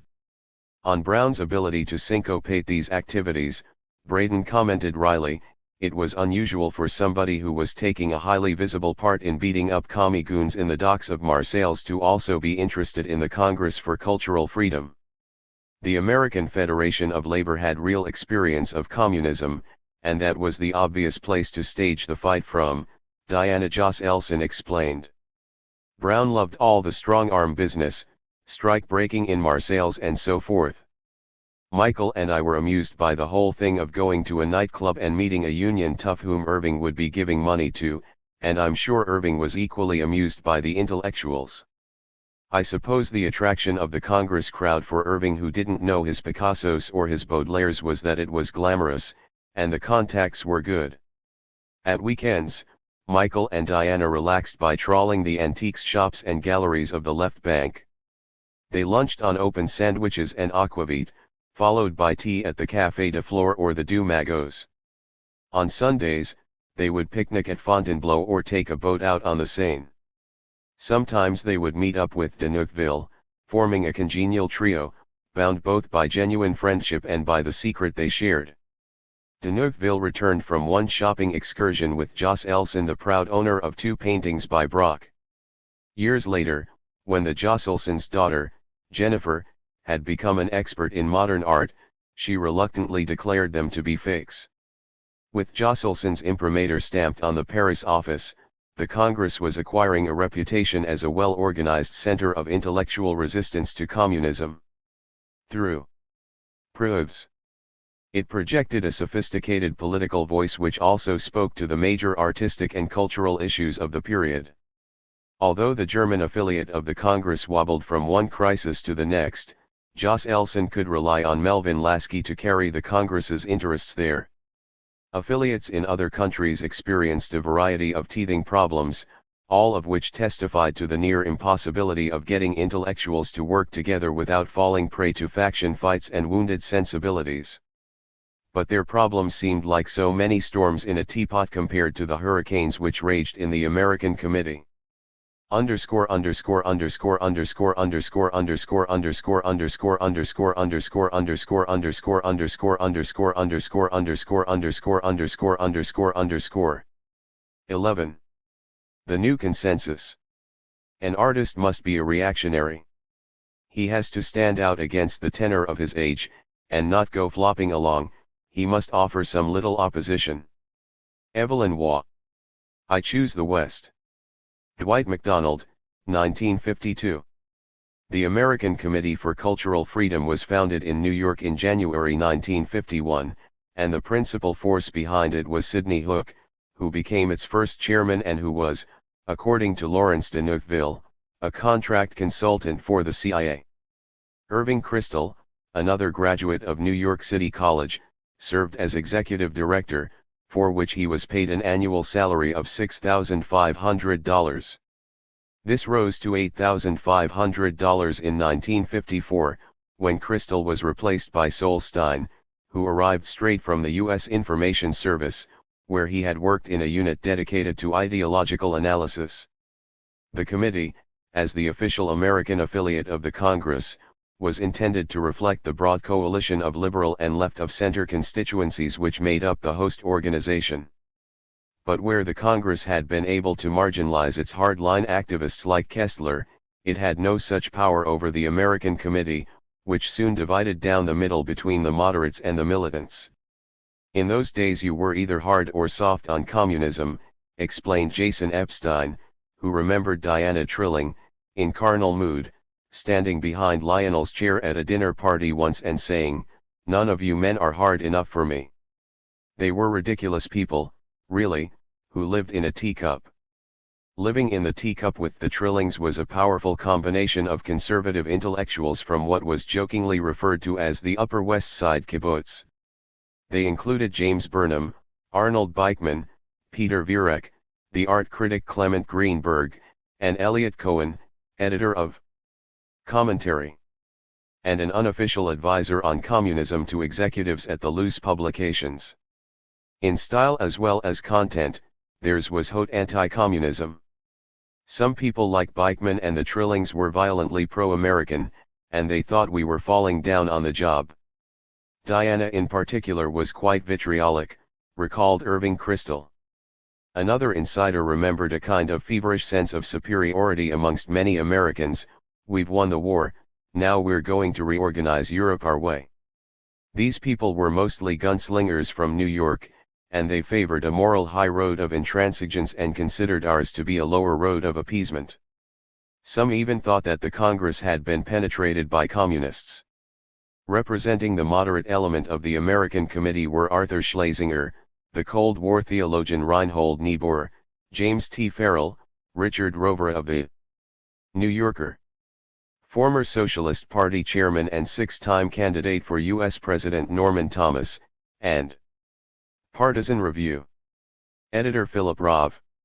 Swinging between the two factions were Irving Kristol, the other Partisan Review editor William Phillips, and Sidney Hook. Hook in particular had an interest in maintaining peace between the two groups. He was at this time promoting the committee's interests with CIA Director Walter Bedell Smith, and Gordon Gray, first director of the Psychological Strategy Board. These contacts with high-level intelligence operatives testify to a much more knowing engagement with clandestine cultural warfare than Hook was ever ready to admit to. His article in the New York Times magazine of March 1951 to counter the big lie a basic strategy was clipped and filed by the PSB, C.D. Jackson, and the CIA. In it, Hook described the threat to democracy posed by international communism and called for the of every possibility of effective political warfare in defense of democratic survival. The democracies must take the offensive in political warfare against the totalitarian regime of the Soviet Union and keep the offensive. How successful this political warfare would be cannot be foretold in advance. But it is surely worth the cost of a half-dozen bombers to launch it. For Hook, the American Committee was a bazooka in America's political arsenal, and he worked with his customary zeal to consolidate its position. It was to the moderates that Jos Elson turned in an effort to keep the American Committee politically attuned to the Congress. But Schlesinger and his allies were unable to contain the unruly clique of hardliners, and disagreements between the committee and the Paris office surfaced almost immediately. The Americans scorned Nabokov's massive festival in Paris, accusing the Congress of frivolity. Eliot Cohen, who in his politics was only slightly less extreme than James Burnham, asked whether, with this kind of hoopla, we are losing sight of our function and goals, and if we lose sight, who else is there around? Another critic mocked it as appealing to snobs and aesthetes and destroying the Congress's reputation as a serious intellectual power. The fascination with power was much evident in the American Committee, and culminated in 1952 with a Partisan Review symposium which confirmed a new and positive relationship between intellectuals and the nation-state. Running in issue after issue, the symposium was called Our Country and Our Culture.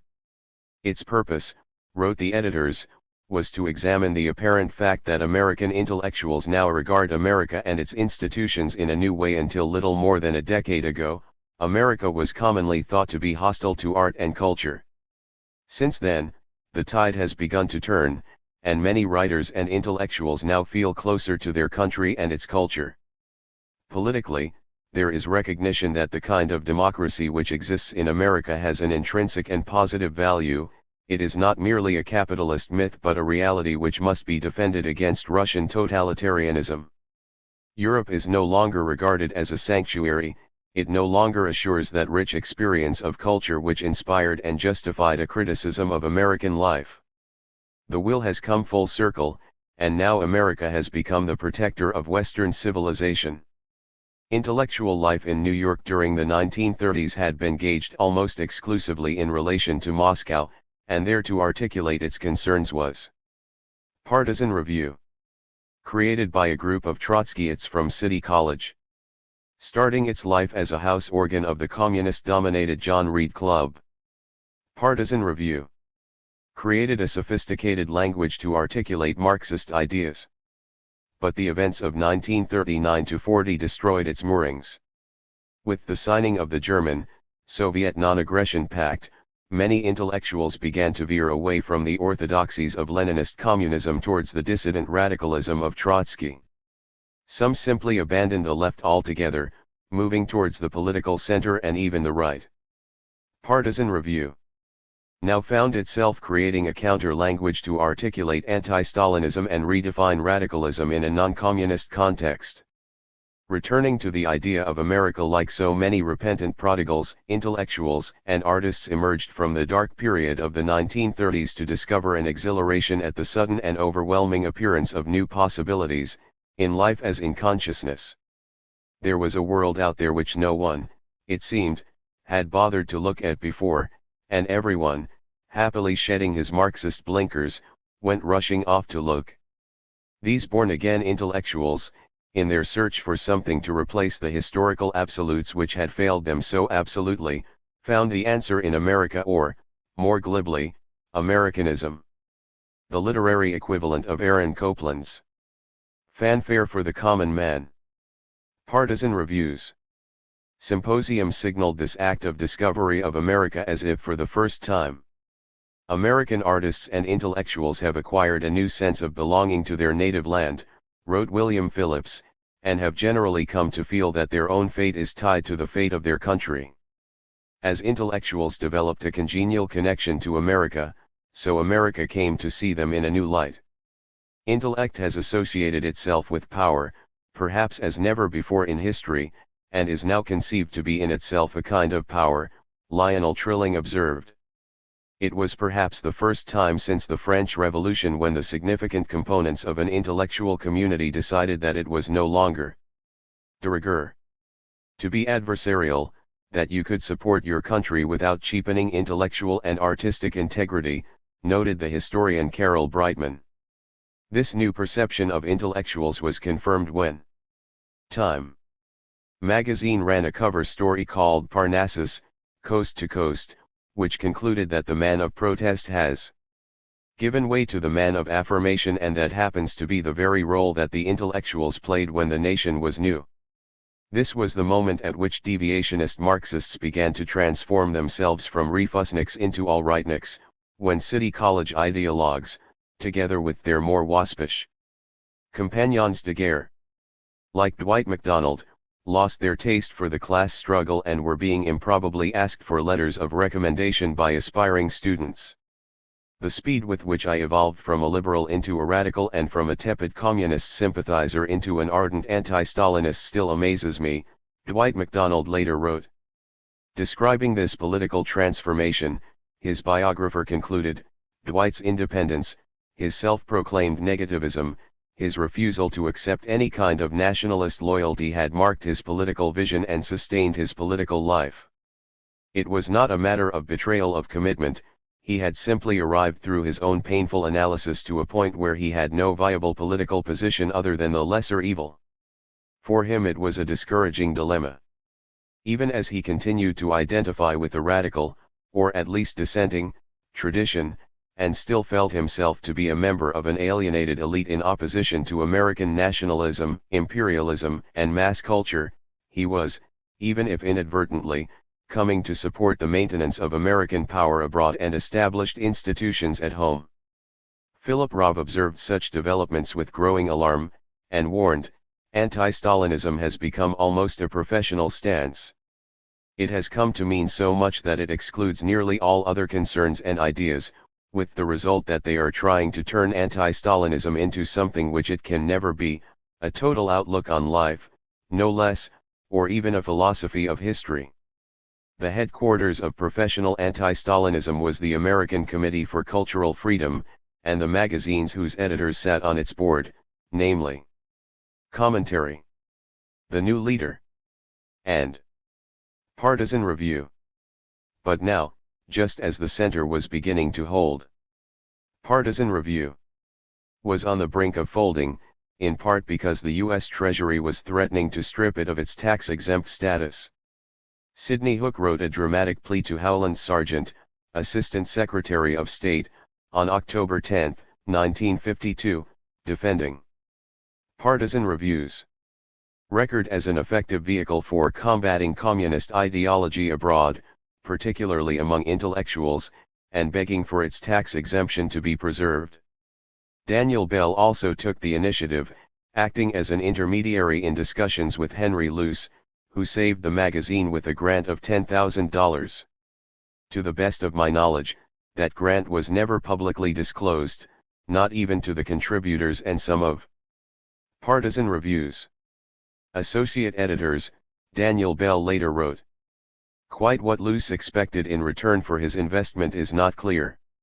Jason Epstein later claimed that what was printed in Partisan Review soon became amplified in Time and Life. Certainly, Luce's generous financial support of what had once been an authorized voice of the American Communist Party lends new meaning to the much-discussed deradicalization of American intellectuals during the Cold War.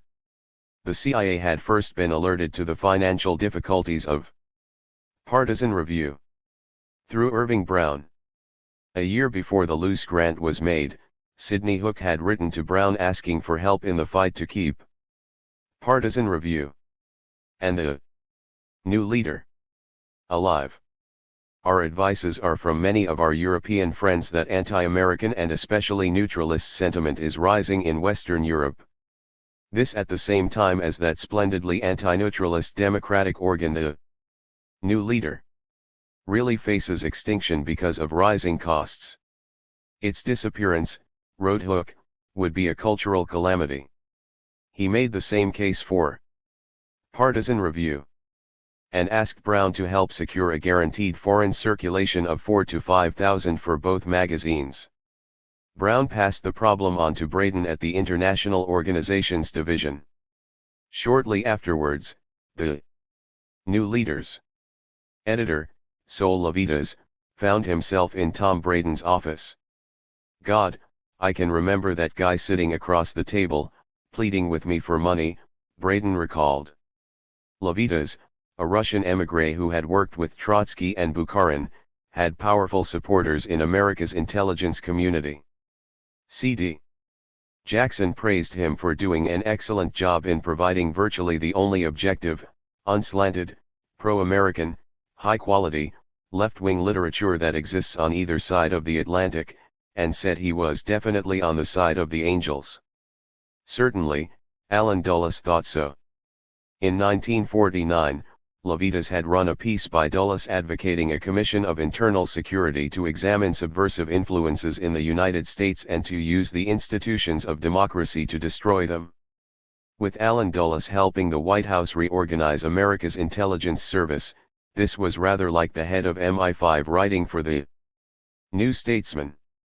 At this time too, although the New Leader was issuing frantic appeals for funds to pay off its $40,000 debts, it started appearing in April 1950 as a new leader. With an expensive, Time-like magazine format. Sitting opposite Braden a couple of years later, Levitas had found another angel who could save his magazine. Braden agreed to subsidize the New Leader, arranging to hand over cash sums to Levitas at his, Braden's, office, on at least 3 occasions. It wasn't a huge sum, Braden said, probably in the region of $10,000 a time. But that was enough to keep the magazine from going under. Meanwhile, Braden's deputy Cord Meyer had taken up Partisan Review's cause. Further to the Luce grant of $10,000, the magazine received a subsidy of $2,500 in early 1953 from the American Committee's festival account, which still contains some residual funds left over from Nabokov's extravaganza of the previous year. The festival account, it will be remembered, was the pipeline for CIA dollars, which were piggybacked through the phony Farfield Foundation. When this grant was made to Partisan Review, its co-editor William Phillips was cultural secretary of the American Committee. Phillips later said he did not recall this grant and was always adamant that his magazine had never been the recipient of CIA support. By subsidizing American journals, the CIA was acting in breach of its own legislative charter, which prohibited support of domestic organizations. In the case of Partisan Review and the New Leader, there were 2 very persuasive reasons for ignoring this legal nicety. First, the journals provided an ideological bridgehead for American and European intellectuals whose common ground was anti-communism, but who were separated by geopolitical and cultural differences. Secondly, Financial support provided what Jos Elson described as a shield against the anticipated anger of Partisan Review and the new leader, when they discovered, as they soon would, that their position in the marketplace of ideas was about to be seriously challenged. Underscore underscore underscore underscore underscore underscore underscore underscore underscore underscore underscore underscore underscore underscore underscore underscore underscore underscore underscore underscore 12. Magazine X. What, then, shall we do? Stick, so far as possible, to the empirical facts. Always remembering that these are modifiable by anyone who chooses to modify the perceiving mechanism. Aldous Huxley, Eyeless in Gaza. Encounter. Magazine, which ran from 1953 to 1990, held a central position in post-war intellectual history. It could be as lively and bitchy as a literary cocktail party. It was here Nancy Mitford published her famous article The English Aristocracy, a bitingly witty analysis of British social mores which introduced the distinction between you and non-you. It printed Isaiah Berlin's A Marvelous Decade, 4 memorable essays on Russian literature, Vladimir Nabokov on Pushkin, Irving Howe on Edith Wharton, David Marquand on the Liberal Revival, stories by Jorge Luis Borges, critical essays by Richard Ellman, Jayaprakash Narayan, W.H.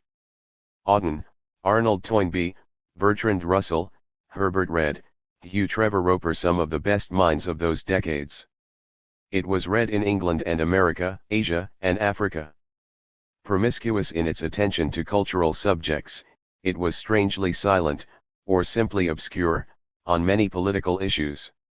In all cases, it was resolutely ideological, an integer of anti-communist Cold War thinking. It never broke even but ran at a substantial deficit, needing to double its circulation in order to get out of the red. It was intelligent. And it was profligately linked to the intelligence world. Michael Jos Elson referred to it as our greatest asset. Post-war austerity had claimed Cyril Connolly's horizon. In 1950, followed shortly thereafter by John Lehman's Penguin New Writing. The London Magazine was teetering financially, and Fr. Levy, despite a generous grant from the Rockefeller Foundation, was almost through with scrutiny. Only the New Statesman and Nation flourished, its weekly circulation of 85,000 showing an impressive resilience to attempts to undermine it. Jostelson's secret subsidies to 20th Century were part of this campaign. As well as cash, the journal, together with the British Society for Cultural Freedom, had received explicit instructions to engage in a permanent polemic with the New Statesman and Nation. The CIA, mindful of the lackluster British performance at the Berlin Conference of 1950, was eager to penetrate the fog of neutralism which dimmed the judgment of so many British intellectuals, not least those close to the New Statesman. That Kingsley Martin's magazine had not embraced the idea of a socialist vision fully divorced from Moscow rankled deeply with American Cold Warriors. British intelligence, too, was interested in projecting a voice which could oppose the New Statesman's policy of ambivalence, its soft-headedness and terrible simplifications. The Information Research Department's support of Tribune, whose material was excerpted and distributed internationally by Foreign Service officers, was a gesture in this direction. Malcolm Muggeridge and Woodrow Wyatt, both closely linked to IRD, met with Tribune editor Tosco Feeble in April 1950 to discuss the future of the magazine, but Muggeridge concluded, "They are obviously badly on the rocks, and I said that in the interests of the Cold War they should be kept going as a counterblast to the New Statesman." Developed one of my favorite propositions that the New Statesman's great success as propagandists had been to establish the proposition that to be intelligent is to be left, whereas almost the exact opposite is true. IRD's support of Tribune was not enough to persuade Feeble of its long-term future, and by late 1951 he was talking of a new Anglo-American left-of-center publication. Writing to Irving Brown, Fievel said that plans for such a publication have advanced, and several people are anxious that I should make a start. I have discussed the idea directly or by letter with Dennis Healy, Maurice Edelman, Dick Crossman, Arthur Schlesinger, David Williams, and others. For obvious reasons this is something quite outside Congress for cult freedom activities. The obvious reason for keeping the magazine separate from the Congress was, as Fievel well knew, because the American government had agreed not to conduct propaganda activities in Britain. The CIA had virtually declared a moratorium on money being used in that particular country. There is a sort of gentleman's agreement on that matter. But this was about to change. Independently of each other, British intelligence and the CIA had been batting around the idea of creating a new magazine which could address the perceived deficit in the bank of intellectual anti-communism in Britain. This duplication of effort came to light during a series of meetings held at Frank Wisner's initiative in London in early 1951. Accompanied by Washington-based MI6, CIA liaison Kim Philby, Wisner had travelled to London to discuss with British intelligence matters of common interest. During a series of meetings attended by MI6 and members of the Foreign Office, according to Philby, Wisner expatiated on one of his favourite themes, the need for camouflaging the source of secret funds supplied to apparently respectable bodies in which we were interested. It is essential, said Wisner in his usual informal style, to secure the overt cooperation of people with conspicuous access to wealth in their own right. At this, Philby was amused to see a Foreign Office official scribbling a note which read, "People with conspicuous access to wealth in their own right equals rich people." It was during the Wisner mission to London that the question of a high-level publication aimed at encouraging a leftist lexicon free of Kremlin grammar was first aired. The two services realized they had been pursuing the same idea. Wisner and his secret intelligence service counterparts agreed this would be folly, and they settled on a joint operation. By late 1951, the joint proposal had been cleared at the highest levels, and it was now passed down the lines. Philby delegated to his assistant in Washington John Bruce Lockhart, nephew of the great Robert Bruce Lockhart, an intelligence supremo of both wars who in 1917 had been arrested by the Soviets as a spy and imprisoned in the Kremlin. As his uncle's star faded, Lockhart the younger had himself forged ahead as a model intelligence officer. He had headed up the military branch of C in Italy during the war and was an expert on penetrating communist organizations in Europe. Lockhart was well respected in Washington, where he had forged a close relationship with Frank Wisner. When Wisner wanted to get his son, Frank Wisner Jr., into Rugby College, Lockhart, who had been schooled there, was happy to arrange it. Wisner trusted Lockhart but not Philby. Philby in turn was unable to repress his dislike of Wisner, whom he described witheringly as a youngish man for so responsible a job, balding and running self-importantly too fat. John Bruce Lockhart also enjoyed a good relationship with Lawrence de Neufville, with whom he had liaised in Germany after the war. It was Lockhart who now set up a meeting for de Neufville and Jos Elson with IRD's Christopher Monty Woodhouse in London. Woodhouse was a man of profligate talent. He had been introduced to the writings of Euripides and Lucretius at the age of 11, and before the war had been tutored at New College, Oxford, by Richard Crossman and Isaiah Berlin. Taking a double first in 1939, Woodhouse was dreaming of an academic career lecturing on Plato and Aristotle when war broke out. His education thereafter was quite different: barrack square, gun drill, parachuting, guerrilla warfare, sabotage, intelligence, and eventually led him to fight a heroic guerrilla war in occupied Greece. A dashing, daring spy of the old school, Woodhouse was a key player in preparations to overthrow Iran's premier, Mohammad Mossadegh, working alongside Kim Roosevelt in a coup engineered jointly by the CIA and CIS which installed the ultra-right monarchy of the Shah. On his return from Tehran, Woodhouse was assigned to deep cover work for the Information Research Department. He ran a separate office, provided by CIS, opposite St. James's Park Tube Station. This office was staffed by a handful of junior Foreign Office people who were nominally registered to IRD but were in effect run as a semi-autonomous team by Woodhouse. Reluctant to do business in his own club, the Reform, Woodhouse agreed to meet at the Royal Automobile Club on Pall Mall, where de Neufville held an overseas membership. De Neufville and Jos Elson travelled to London from Paris for the meeting. It was here, in the late spring of 1952, that British and American intelligence made one of the most significant interventions in the course of post-war intellectual history. Over lunch in the RAC's dining room, they outlined their plan for the launch and covered sponsorship of a new highbrow magazine. Woodhouse, who was authorized to clear the project, did so without hesitation. Working for various different geographical divisions of the Foreign Office, this project stood at the more mundane end of the spectrum for Woodhouse. But he was a keen advocate of psychological warfare, into which the proposal so neatly fell.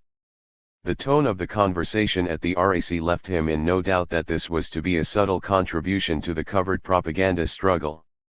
His only caveat was that the British should be allowed to keep a finger on the pulse. It was agreed that the Congress for Cultural Freedom, through a designated CIA case officer, would consult with Woodhouse on operational procedures relating to the magazine. In addition, CIS wished to maintain a financial interest in the project, a small contribution which would come from IRD's secret vote. Woodhouse suggested that this contribution be earmarked for the salaries of the British editor and his secretary. This would avoid the impropriety of the CIA remunerating British subjects. Further, he said that the Foreign Office's principal interest in such a project was to acquire a vehicle for communicating anti-communist ideas to intellectuals in Asia, India, and the Far East. To guarantee distribution of the magazine in these spheres of influence, the Foreign Office would buy up a specified number of copies to be shipped and distributed through the British Council. Beyond this, the financial liability for the magazine rested with the Congress for Cultural Freedom. Jos Elson confirmed that funds were to be made available through the Farfield Foundation, although the magazine would be encouraged to function as a business, to allay suspicion. Finally, Jos Elson told Woodhouse that 2 candidates had been shortlisted for the job of co-editing the magazine. Subject to security clearance by both services, it was agreed that these 2 candidates be approached by the Congress for Cultural Freedom. With the working structure in place, the meeting closed with an agreement that Jos Elson and de Neufville would advance the project, and then meet again with Woodhouse. Woodhouse, meanwhile, started looking for suitable Franz Wisner's rich people through which to channel IRD money to the new magazine. The American candidate for the post of co-editor was Irving Kristol, the executive director of the American Committee for Cultural Freedom. Born in 1920, the son of a New York clothing subcontractor, in 1936 he went to City College, where he befriended Irving Howe, Daniel Bell, and Melvin Lasky. There he became involved with the Young People's Socialist League, an anti-communist leftist organization at the college, and the Trotskyists. Small in stature, Kristol compensated by developing the muscular political stance so typical of City College undergraduates, accompanied by a readiness to jump his opponents, which would acquire him a reputation as an intellectual bruiser. Graduating cum laude. In 1940, he went to work as a freight handler in Chicago and helped edit the ex-Trotskyist magazine Inquirer, until he was called up. Drafted as an infantryman in 1944, he saw combat in France and Germany and was discharged in 1946. He went to England and began working for Commentary, returning to New York in 1947 to become its managing editor. The British candidate was Stephen Spender. Born in 1909 to a famous liberal family, he had a protected childhood, and developed a languid, easygoing nature and an attraction to utopian ideas. At Oxford in the 1920s he came under the lifelong influence of W.H. Auden and achieved fame soon after with his first book, Poems, which used the sexual and political mood of the interwar period. He was immediately identified with Auden, Cecil Day Lewis, and Louis MacNice as a poet of the 30s, the decade which brought politics into the deepest chambers of literature and saw Spender joining the Communist Party, though only for a few weeks. His was more that kind of English parlor Bolshevism than anything else, typical of Spender's butterfly politics. Later, he was to describe his changes of belief and commitment as a matter of my utter vulnerability and openness.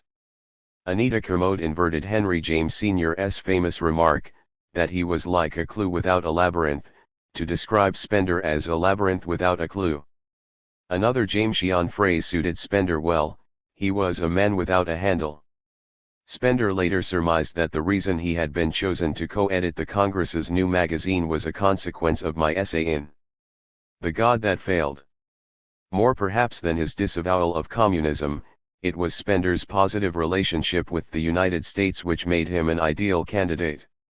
In 1948, Spender had written a paean to America We Can Win the Battle for the Mind of Europe, in which he claimed that where American policy finds dubious allies and half-hearted friends, American freedom of expression in its greatest achievements has an authenticity which can win the most vital European thought today. If America chose to do so, she could play an educational role in Europe today which would bring thousands of students to understand the best in American civilization and the American conception of freedom. For what is realistic today is to expect nothing of propaganda and political bludgeoning, but to take part in showing Europeans the greatest contemporary achievements of American civilization, education, and culture. Spender could barely contain his excitement, going on to state that a word from the mouth of an American or English man of letters is regarded as almost something miraculous by European students. The Marshall Plan, he wrote, was well and good, but it is necessary also to strengthen the old civilization of the West in Europe with the faith and the experience and the knowledge of the new Europe which is America. Such sentiments were echoed by many other Western intellectuals. Raymond Aron announced that he was entirely convinced that for an anti-Stalinist there is no escape from the acceptance of American leadership. It could hardly be said that America's intervention in the Kulturkampf had no native support when people like Spender and Aron identified the survival of Europe with the American savior. Spender had other attractive qualities for his prospective employers. As part of the Max Bondet Group, he provided an important link to London's literary aristocracy, which still clung to many of the snobbish excrescences of the Bloomsbury period but whose members surrendered promptly to Spender's charm. Jos Elson had experienced at first hand the intransigence of the British element at the Congress's Berlin debut, and many American strategists were irked by the superior air affected by the British intelligentsia. There's some important background to all this, Stuart Hampshire explained. In 1949, I believe, the Ford Foundation came to London, and they held a big meeting in a hotel, to which they summoned the leading intellectuals. At that time, they had capital reserves which were worth more than the whole of the Sterling area. So, the intellectuals come, and the Ford Foundation offers them the earth, but they say, "We're fine, thank you. We've got All Souls, and that's enough for us." The British were underwhelmed. They did ask for a few things, but they were so small the Americans thought they were mad. And the context for this is that there was a very deep, Freud-like anti-Americanism, a kind of Wyckhamish snobbery meets Chinese left-wingery, epitomized by people like Empson and Forster. I remember Forster staying with Lionel Trilling in New York once. Trilling, who'd written a book about Forster, and was a rather pathetic Anglophile who'd never been to England at that point, was very nervous. Forster told him he needed to buy a shirt for some occasion, and Trilling took him to Brooks Brothers. But when Forster got there, he took one look and said, "My God, I can't possibly buy anything here." That summed it up. Spender, who had worked for the British Control Commission in occupied Germany after the war, was well attuned to the needs of government in the area of cultural politics. Since then, he had spent a good deal of time in America, where he found himself under the wing of John Crow Ransom, Alan Tate, and the conservative duo Ben Tate and Senator Robert Taft. Cultivating his British colleagues with equal charm, Spender was just the bridge the Americans needed to make an advance on their recalcitrant allies. But his most irresistible talent, claimed his wife, Natasha, was for being easily conned. Of course, she said, Stephen had all the right credentials to be chosen as a front, he was one of the great recanters, and he was eminently bamboozleable, because he was so innocent. His father was bamboozled by Lloyd George. They're a very trusting family, it never occurs to them to think that people are telling them lies. The cost of this congenital naivete would later prove to be high. In February 1953, Spender, who was teaching in Cincinnati, received a letter from Jos Elson inviting him to come to Paris to discuss an English edition of Proofs. From Crystal, Spender learned that during a quick trip to Paris which I made a couple of weeks back, I spent a great deal of time discussing with Mike Jos Elson, Francois Bondy and Mel Lasky. Moreover, Jos Elson and myself went to London for a day to talk the matter over with Warburg, Muggeridge and Fievel. Shortly before this London meeting, de Neufville and Jos Elson had met again with Woodhouse. They agreed on an arrangement for a publishing deal whereby Frederick Warburg, the publisher of Orwell, would lend his company's name to the magazine. In a letter from Jos Elson to Warburg, he confirmed that the Congress assumed full responsibility for the prompt payment of all bills presented in connection with the production and distribution of Encounter, and full liability for libel. Jos Elson made it clear to Warburg that neither he nor his firm is to have any influence whatsoever over the editorial side of the magazine. By the time of their second meeting, Woodhouse and de Neufville had struck up a firm rapport. De Neufville's credentials were no less impressive than Woodhouse's. Born in London, he had taken degrees at New College and Harvard before becoming a Reuters correspondent. We got on extremely well, saw very much eye to eye, Woodhouse remembered. I always got on extremely well with my American colleagues, provided they weren't lunatics, he added, in a tone which suggested many were. Whenever Larry came over to London, I met him. Or if I went to Washington, I'd meet him there, with my man in Washington, Adam Watson. The two were to meet regularly over the next couple of years, until de Neufville returned to America, and Woodhouse went on to become director of the Royal Institute of International Affairs. As this was the only area where their responsibilities overlapped, they discussed operations and methods for Encounter, and the British operation in general over drinks at the RAC.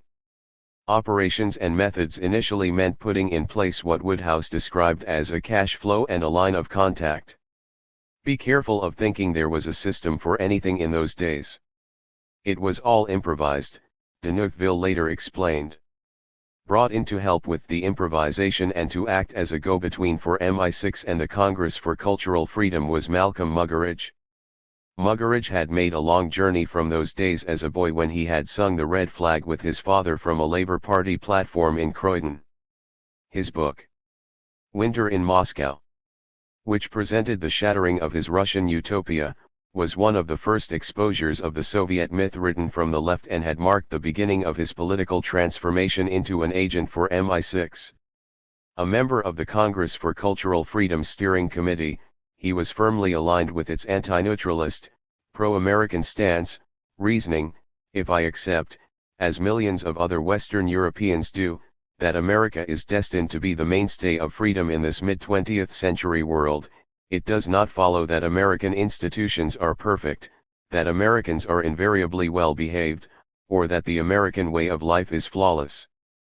It only means that in one of the most terrible conflicts in human history, I have chosen my side, as all will have to choose sooner or later, and propose to stick by the side I have chosen through thick and thin, hoping to have sufficient courage not to lose heart, sufficient sense not to allow myself to be confused or deflected from this purpose, and sufficient faith in the civilization to which I belong, and in the religion on which that civilization is based, to follow Bunyan's advice and endure the hazards and humiliations of the way because of the worth of the destination. Secrecy, wrote Muggeridge in The Infernal Grove, is as essential to intelligence as vestments and incense to a mass, or darkness to a spiritual séance, and must at all costs be maintained, quite irrespective of whether or not it serves any purpose. Ever excited by a bit of cloak and dagger intrigue, Even if he doubted its necessity, Muggeridge was delighted to be involved with the Congress's new publishing venture. His first job was to secure the rich people who could pose as credible private backers of the magazine. At a meeting in a Fleet Street pub, Muggeridge was able to report to Woodhouse that his search for financial conduits had turned up 2 willing candidates. The first was émigré film director Alexander Korda. As a friend of Ian Fleming and a former employer of Robert Bruce Lockhart, Korda enjoyed close links to British intelligence. Following the approach from Muggeridge, Korda agreed to allow IRD to use his bank account as a piggyback for subsidies to the new magazine. The other conduit brought in by Muggeridge was his old friend Lord Victor Rothschild. Rothschild was closely connected to the magazine until the mid-1960s, but always as a shadow, never in the open.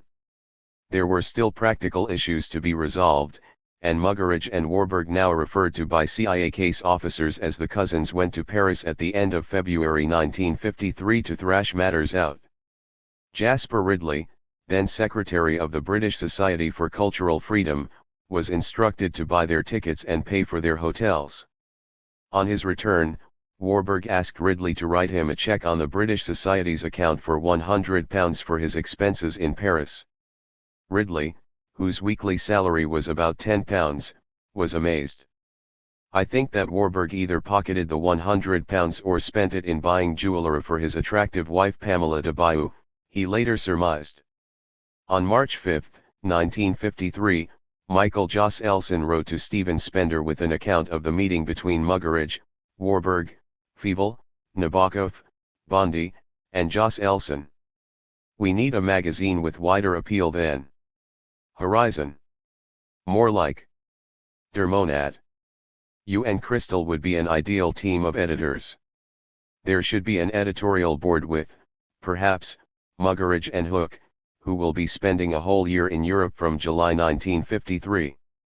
Muggeridge and Warburg are willing to put all the funds which Mr. Muggeridge has meanwhile been successful in raising for the British Society into the magazine. Referring to this arrangement, Spender wrote to Crystal, "It looks as if we are both to be employed by the British Committee." He was half right. Crystal, the American, would be paid with funds from the CIA's Farfield Foundation, Spender, with money from the British Treasury's secret vote.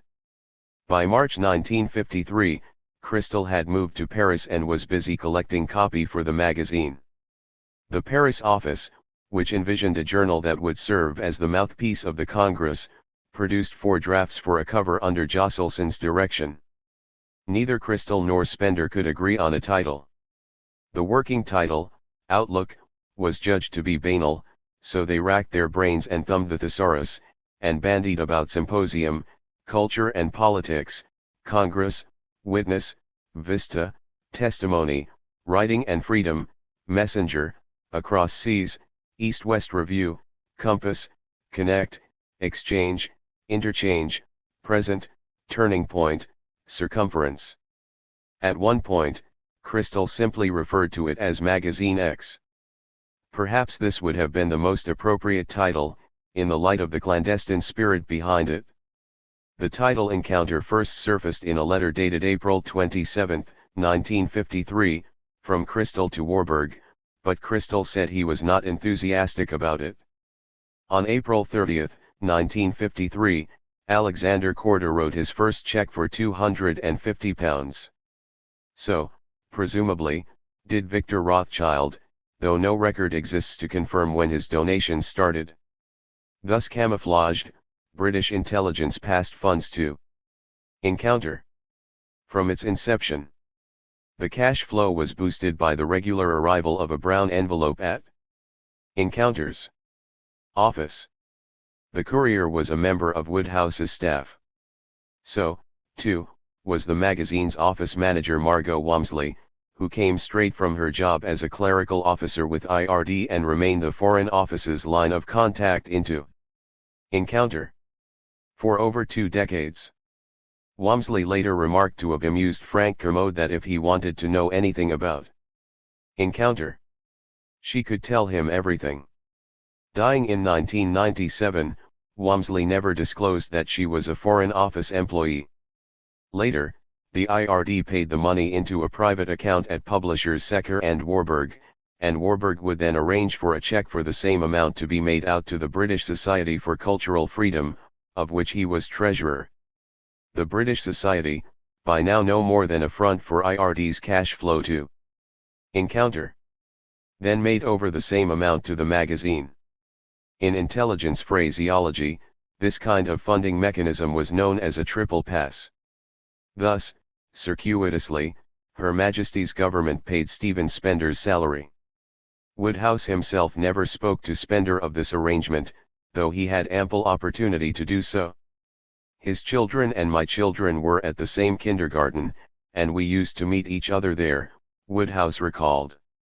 I would have tended to assume that he did know, and therefore didn't particularly feel the need to talk to him about it. This was our sort of drill in that kind of world. Spender was later adamant that he had never been told of these arrangements. By June 1953, Encounter magazine was up and running, operating out of the British Society for Cultural Freedom's office on 119B Oxford Street, before moving in September to offices in the Haymarket. Printing bills and other expenses for its first 12 months were met by a grant of $40,000 from the Farfield Foundation, a figure Crystal and Spender were advised by Jos Elson to keep to yourselves. Crystal, who had been in London since May, was joined by his wife, the historian Gertrude Himmelfarb, and their young child William. Shortly afterwards, Spender arrived from Cincinnati. Both were listed as shareholders in Encounter Limited, which was registered in December 1953, with the majority shares held by Junkie Fleischmann, as president of the Farfield Foundation, and Pierre Bellomy, as treasurer of the Congress for Cultural Freedom. In a notable rewriting of history, both Spender and Crystal would later record their collaboration as some kind of honeymoon. In view of the fact that Stephen and I were two such very different people, I think we got along surprisingly well, said Crystal.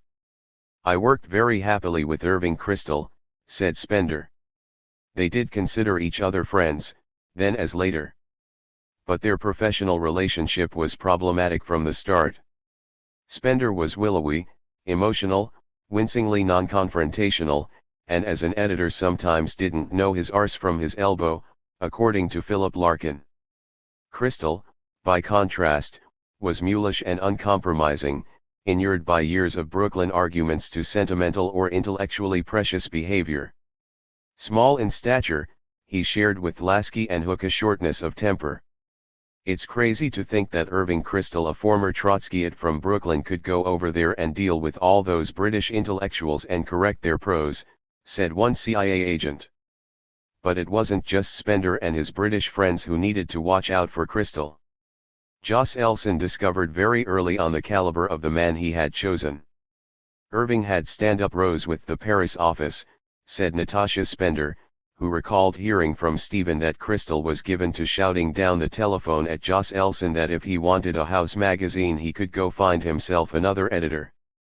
In July, Crystal sent Jos Elson the prospective table of contents for the first issue, Denis de Rougemont on India, a short meditation on death by Albert Camus, pages from the notebooks of Virginia Woolf, 2 Japanese short stories, a memoir of Ernst Toller by Christopher Isherwood, Leslie Fiedler on the Rosenbergs, Nicholas Nabokov on Soviet music, Joseph Zapsky on André Malraux.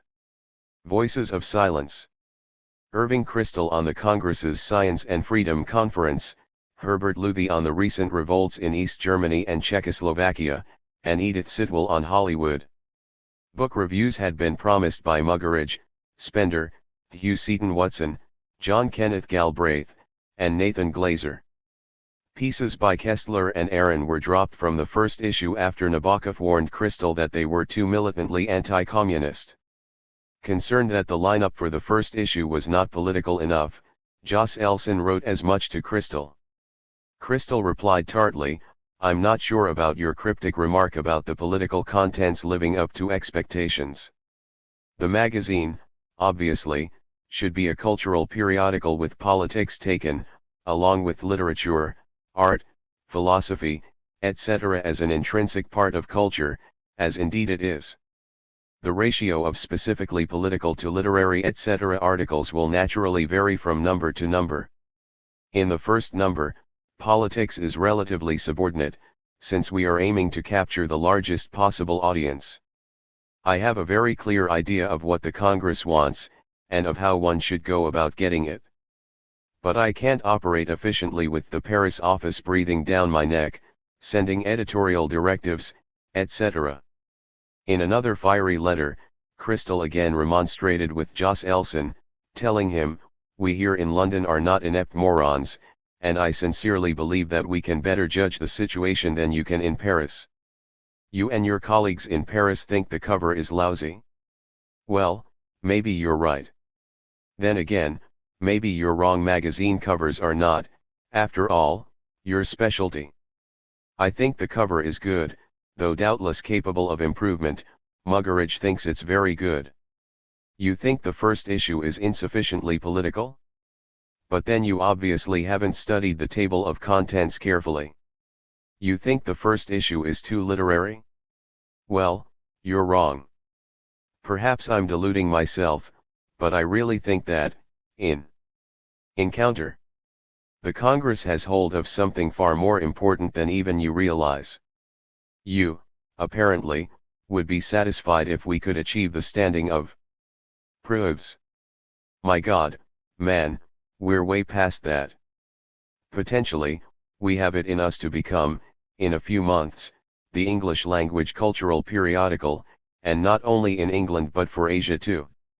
Give us a few months, and we'll be the idol of the intelligentsia. East and West, a magazine in which an Asian or European and American writer would give his eye teeth to appear. I mean this seriously, and if I'm wrong, then you ought to get yourself another editor. But you've got to give us time, and editorial freedom, to achieve this. Your attitude to sales puzzles me. You say you're less interested in them than in the magazine's impact. But isn't one a measure of the other? Had Crystal known of the financial scaffolding by which Encounter was to be held up, he would have realized this last question was redundant. Clearly, Crystal was not going to play the role of megaphone soapboxer for Jos Elson. Spender invented the concept of crystal power to describe his colleague's adamantine pose. After one threat too many, Jos Elson would indeed find himself another editor. But for the time being, Encounter needed stability, and Jos Elson had no choice but to stick with Crystal. The Paris office had won the fight with Crystal to drop Kessler and Aaron, but in return they had to concede an article by Leslie Fiedler which made them deeply uneasy. Crystal had originally invited his friend Fiedler to submit an article on Karl Marx, but Fiedler showed no enthusiasm and offered him instead a piece on the Rosenbergs. If Crystal wanted something provocative for the first issue, he had got it. On the morning of their execution, Julius and Ethel Rosenberg sat down in their cell at Sing Sing prison to write a letter to their two young children, Robert and Michael. Always remember that we were innocent and could not wrong our conscience, the letter ended. Just after 8 o'clock on the evening of June 19, 1953, minutes before sundown announced the start of the Jewish Sabbath, and on the eve of their 14th wedding anniversary, the Rosenbergs were put to death in the electric chair. First Julius, then Ethel. Before being strapped into the chair, Ethel turned to the prison matron, reached out her hand, and drew her close to kiss her on the cheek. The Rosenbergs had been convicted in March 1951 of transmitting American atomic secrets to the Soviets. After retreating to a synagogue to contemplate his sentence, Judge Kaufman returned to the court to condemn the Rosenbergs to death for their part in what he described as a diabolical conspiracy to destroy a God-fearing nation. Never before in America had capital punishment been imposed on anyone convicted in peacetime of espionage. The international outcry which followed presented America's propagandists with their most urgent challenge since the opening sallies of the Cold War.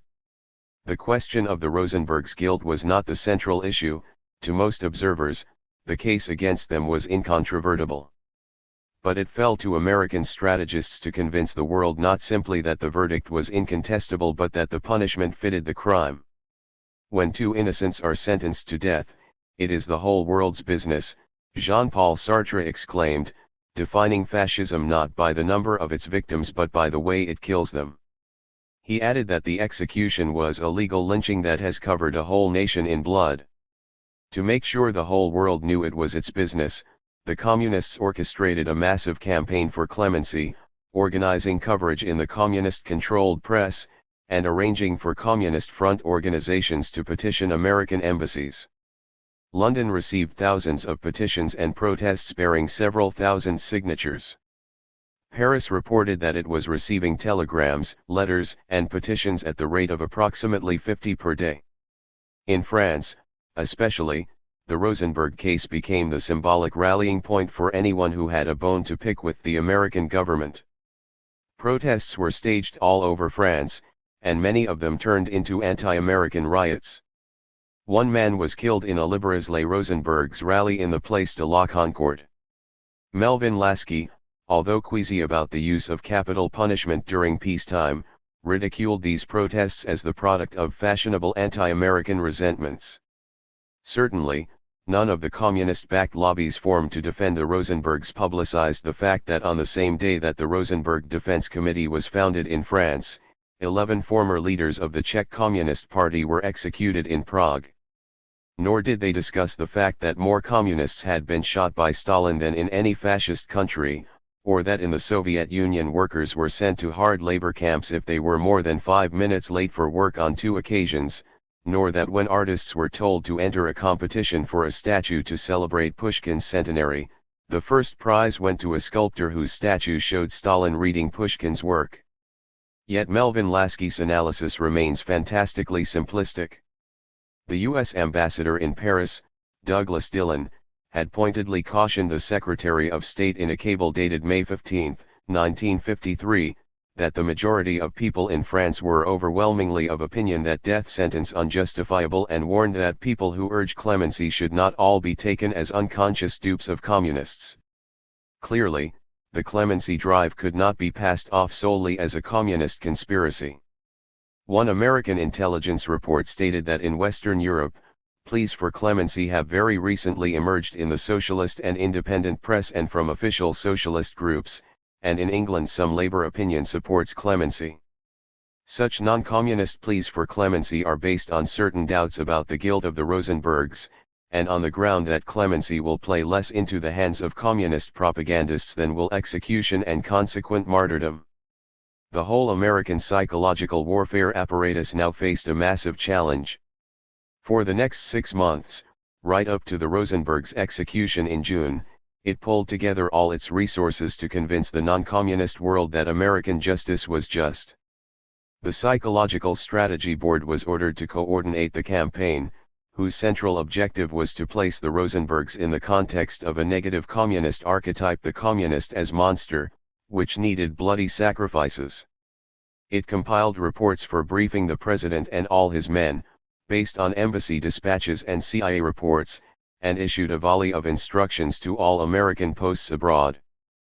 But whilst PSB generated reports which showed the Rosenbergs were fairly convicted and guilty as charged were well amplified in the European press, many U.S. diplomatic representatives continued to press for clemency.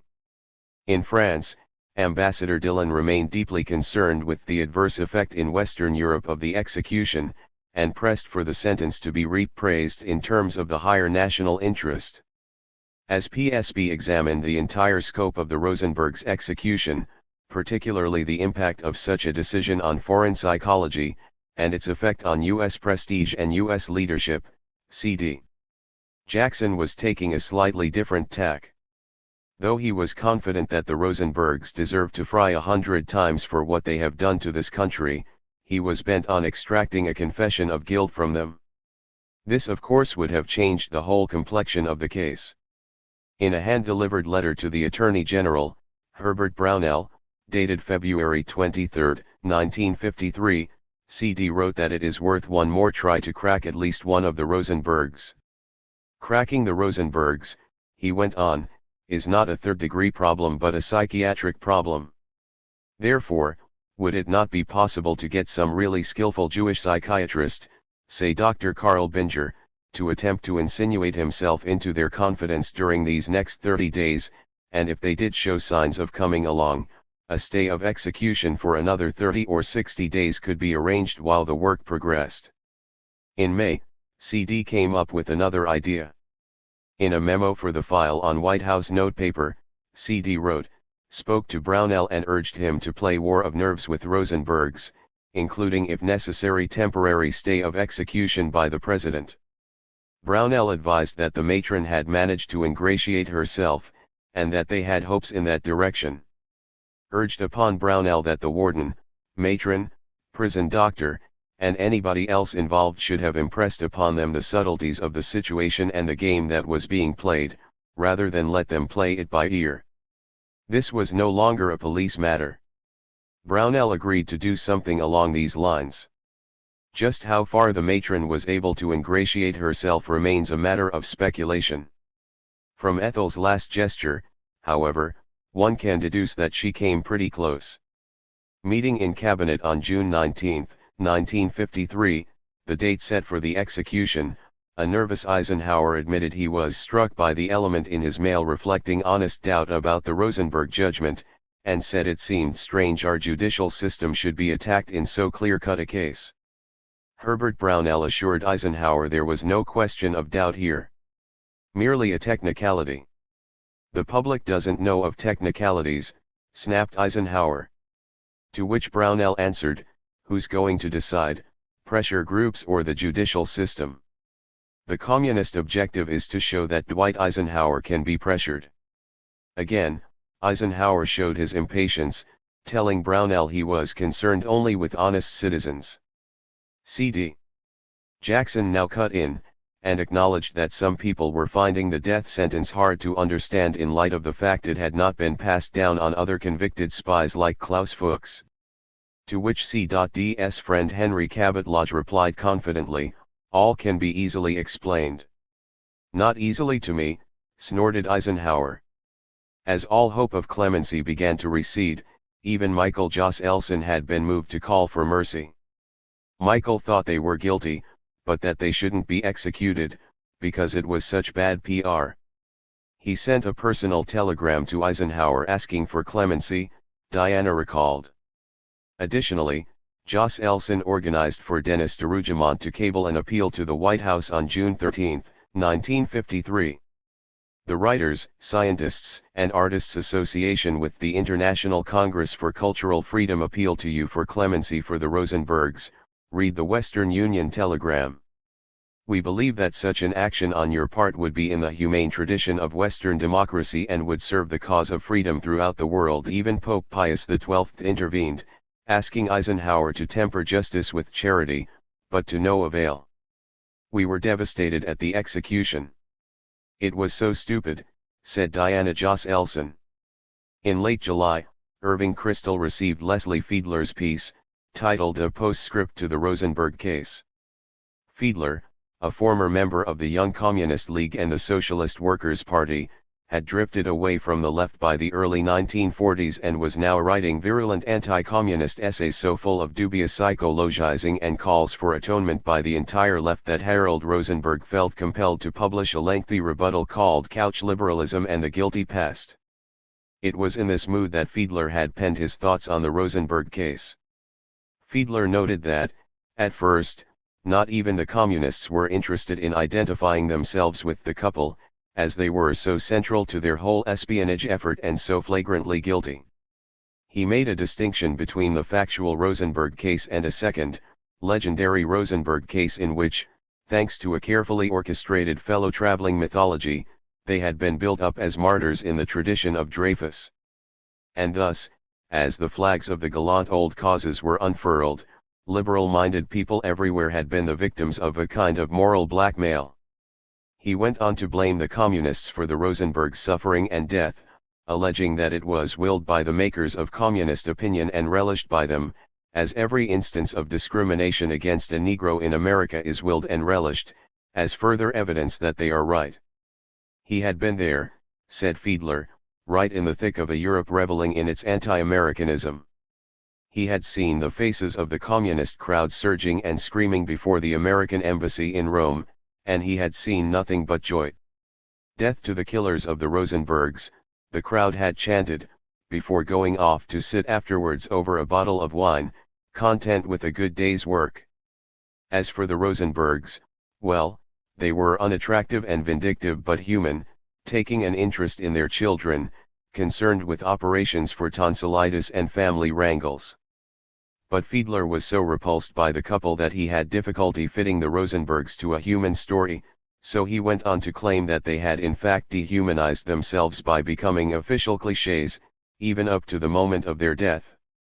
It is a parody of martyrdom they give us, too absurd to be truly tragic, he wrote. Commenting on the letters the couple wrote to each other from their separate cells in Sing Sing prison, Fiedler seemed affronted as much by Ethel Rosenberg's literary style as by Julius's failure to be sufficiently intimate with his wife and accomplice. We have grown used to communist spies lying in court with all the conviction and fervour of true victims. There was the recent example of Alger Hiss, to name only one, but we had always hoped that to their wives at least, in darkness and whispers, they spoke the truth. But they couldn't speak in anything other than code, even to each other, and so, Fiedler asked, as they were not martyrs or heroes or even human beings, what was there left to die? Sidney Hook, when he saw proofs of the article, was alarmed. James T. Farrell had once said of Hook that he submits the living complex reality of history to a logic machine, and chops it up. The way in which he practices selective emphasis amounts to legerdemain. All kinds of problems and contradictions are going to get in his hair, and he'll have to wash them out. Hook could quickly identify these defects in others if not in himself, and he was sure that Fiedler's analysis was going to stick in the Congress's hair. Writing to Crystal, he counseled that the piece be run with the following apologia: these remarks should not be construed as an attack against human beings who are dead, for we must respect the dead as human beings, but the point is that in their political life the Rosenbergs abandoned their role as human beings and put themselves forward as political symbols. We are therefore making an analysis not of human personalities but of a political myth. A less succinct version of Hook's suggested addition did find its way into Fiedler's text, but its impact was lost in an article which remains striking for its human meanness. News of the Fiedler piece spread fast, and within a week the entire print run of 10,000 copies of Encounters' first issue sold out. Given the dearth of high-level journals in England, there was never any chance that Encounters' debut would be met with indifference. Now its name was on everybody's lips, and no dinner party passed without a heated discussion of its contents. Within days, the fallout began to reach the Encounter office in the form of a bulging mailbag. From Christopher Isherwood came praise for an exciting and unstuffy debut. Leonard Woolf wrote that he found every article above the average and described the Fiedler piece as exceptionally good. From a distance, Melvin Lasky deduced that the Fiedler piece would guarantee a bitter struggle for Encounter. Signs that this was the case appeared in a trio of letters received by Spender on the morning of October 22, 1953. Writing to Jos Elson, Spender quoted from E.M. Forster's letter, which expressed particular resentment at the Rosenberg article, not for its factual findings which may be correct, but for the contempt and severity with which it treats Ethel Rosenberg's last days. Most offensive was the compassionate ending with its mysterious assertion that here was a human being who had acted in a non-human fashion and who would be pardoned by the human being who had written the article. I wonder how he will act if he is ever condemned to death. Czeslaw Milosz didn't like the Rosenberg piece either, Spender told Jos Elson. Worse still, T.S. Eliot, writing in answer to Spender's request for an article, said he had doubts about the effectiveness of Encounter, as it was so obviously published under American auspices. If he wanted to say something to influence American opinion, wouldn't he be better off saying it in a paper published in America for American consumption? The point is that Eliot here states the kind of reputation we have to try and live down of being a magazine disguising American propaganda under a veneer of British culture, Spender explained. Agreeing with Hugh Gaitskell's comment that any politics we published would be suspect through people knowing that we had American support, Spender concluded that any direct anti-communist sentiments simply defeat their own ends.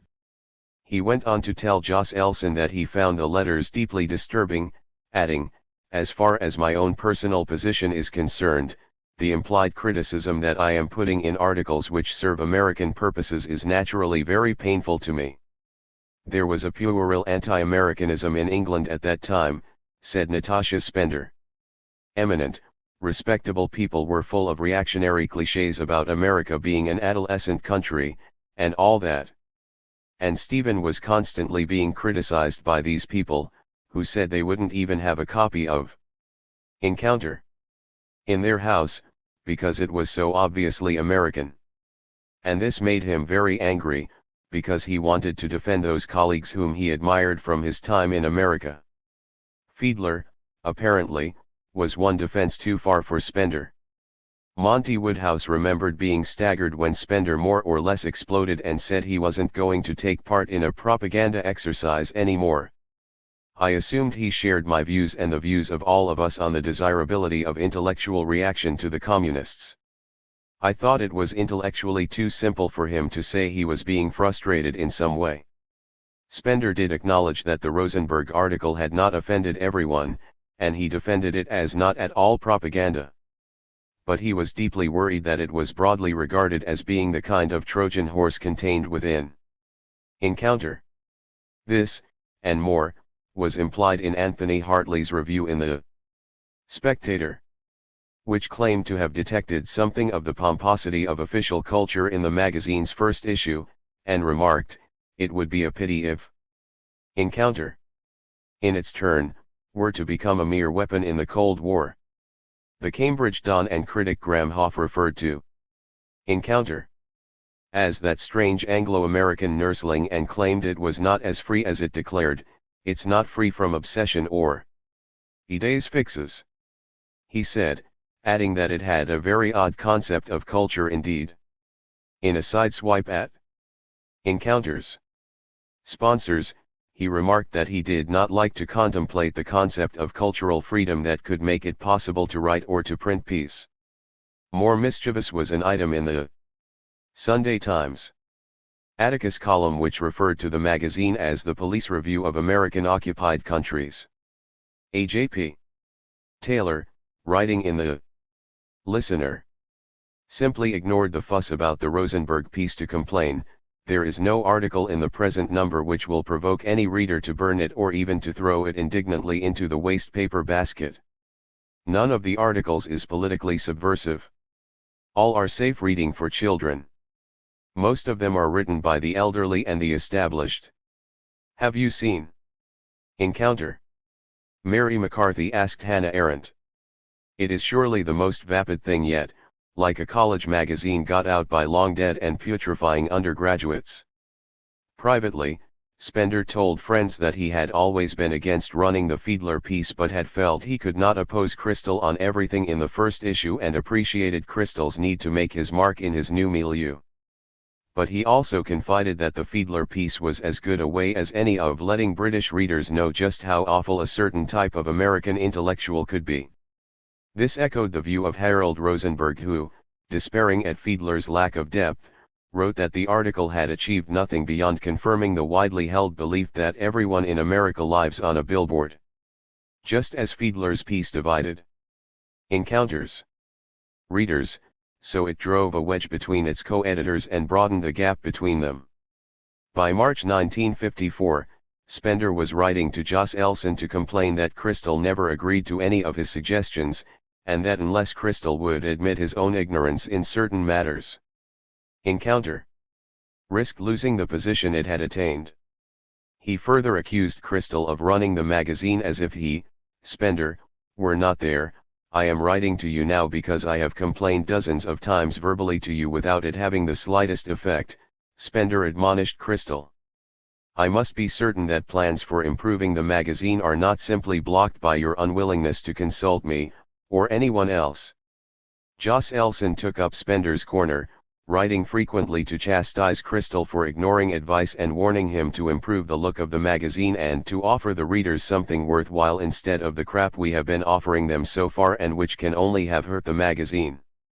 Within 2 years of encounters launch, the Spender-Crystal relationship had frayed beyond repair. I find it impossible to work with Irving because there is no basis and no machinery for cooperating, Spender told Joss Elson. I therefore think it would be quite dishonest to go on working with. Whilst Joss Elson battled to resolve the situation, another, more serious, problem arose. Underscore underscore underscore underscore underscore underscore underscore underscore underscore underscore underscore underscore underscore underscore underscore underscore underscore underscore underscore underscore 13. The Holy Willies. Then let no cantankerous schism corrupt this our catechism. John Crow Ransom, our two worthies. The Rosenberg case had thrown up a painful dilemma for America. When McCarthy's minion Roy Cohn had publicly boasted to the Europeans of his role in the prosecution of the Rosenbergs, he had reinforced a suspicion that the trial was linked to the McCarthy witch hunt. Although technically quite separate issues, the feeling spread in Europe that the two phenomena were conflated. McCarthy emerged at a time when many Europeans were alert to evidence of a parallel nastiness in America and the Soviet Union. The poison blows across the Atlantic like some horrible prevailing wind, wrote a young American diplomat's wife in France at the height of McCarthy's campaign. The senator from Wisconsin compensated for his meager intellect with a loud mouth and an inveterate dishonesty. Mama Ian Kestler found him repellent, describing him as a Harry Pod thug. Richard Rover wrote that no other politician of the age had surer, swifter access to the dark places of the American mind. By the early 1950s, McCarthy was ranting about a great conspiracy, on a scale so immense and an infamy so black as to dwarf any previous venture in the history of men, encouraged by the trials of Alger Hiss, the Rosenbergs, and other pro-Soviet agents in the United States, which contributed some plausibility to his Orwellian fixations. Joe McCarthy even accused General George Catlett Marshall of serving Kremlin policy. Under his hectoring chairmanship of the Senate Subcommittee on Investigations, Accusations, and Blacklists became the order of the day. Arthur Miller was given a prison sentence. Lillian Hellman was blacklisted and dubbed the era the scoundrel time. Apart from I.F. Stone, whose 4-page self-published weekly newsletter persistently examined the issues without obeying the rule that every question had to be couched in anti-communist declarations, there was no other journalist I can now recall who stood up to the high wind without trembling, wrote Arthur Miller. With the tiniest communist party in the world, the U.S. was behaving as though on the verge of bloody revolution. Membership of the Communist Party was some 31,000 in 1950, skidding to just a few thousand by 1956, the majority of whom were said to be FBI undercover agents. I always believed the old adage that the FBI kept the Communist Party alive through their dues payments of their agents, said William Colby. For writer Howard Fast, the Communist Party of the United States, in fact, at that moment, was practically a branch of the Justice Department. Chrome tail fins on new Cadillacs, bobby socks and Jell-O, hula hoops and Frigidairs, Chesterfields and food blenders, golf, Uncle Ike's grin, Mamie's hats, welcome to the nifty 50s. This was the America of Life magazine, a place with a booming consumer economy, a society at ease with itself.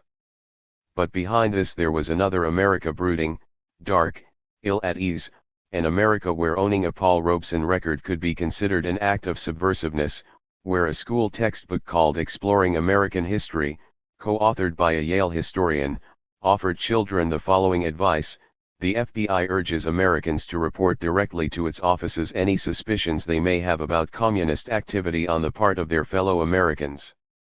The FBI is expertly trained to sift out the truth of such reports under the laws of our free nation. When Americans handle their suspicions in this way, rather than by gossip and publicity, they are acting in line with American traditions. Exalting young tattlers was a mark of totalitarian societies, but it took the Cold War to include informing among the inventory of American traditions, wrote one historian. The tenor of this sullen mood was registered in James Dean's Weltschmerz, Marlon Brando's nose-picking insouciance, Lenny Bruce's verbal violence, early manifestations of what would later become mass protest movements. But these were isolated moments, dark hints which were lost in the clamor of official culture, in the din of Mickey Spillane's hate-filled and corrosive logeria, or in the noisy exploits of Captain America, the Marvel Comics hero who had switched so easily from battling Nazis to exposing communists and who now warned, "Beware, commies, spies, traitors, and foreign agents."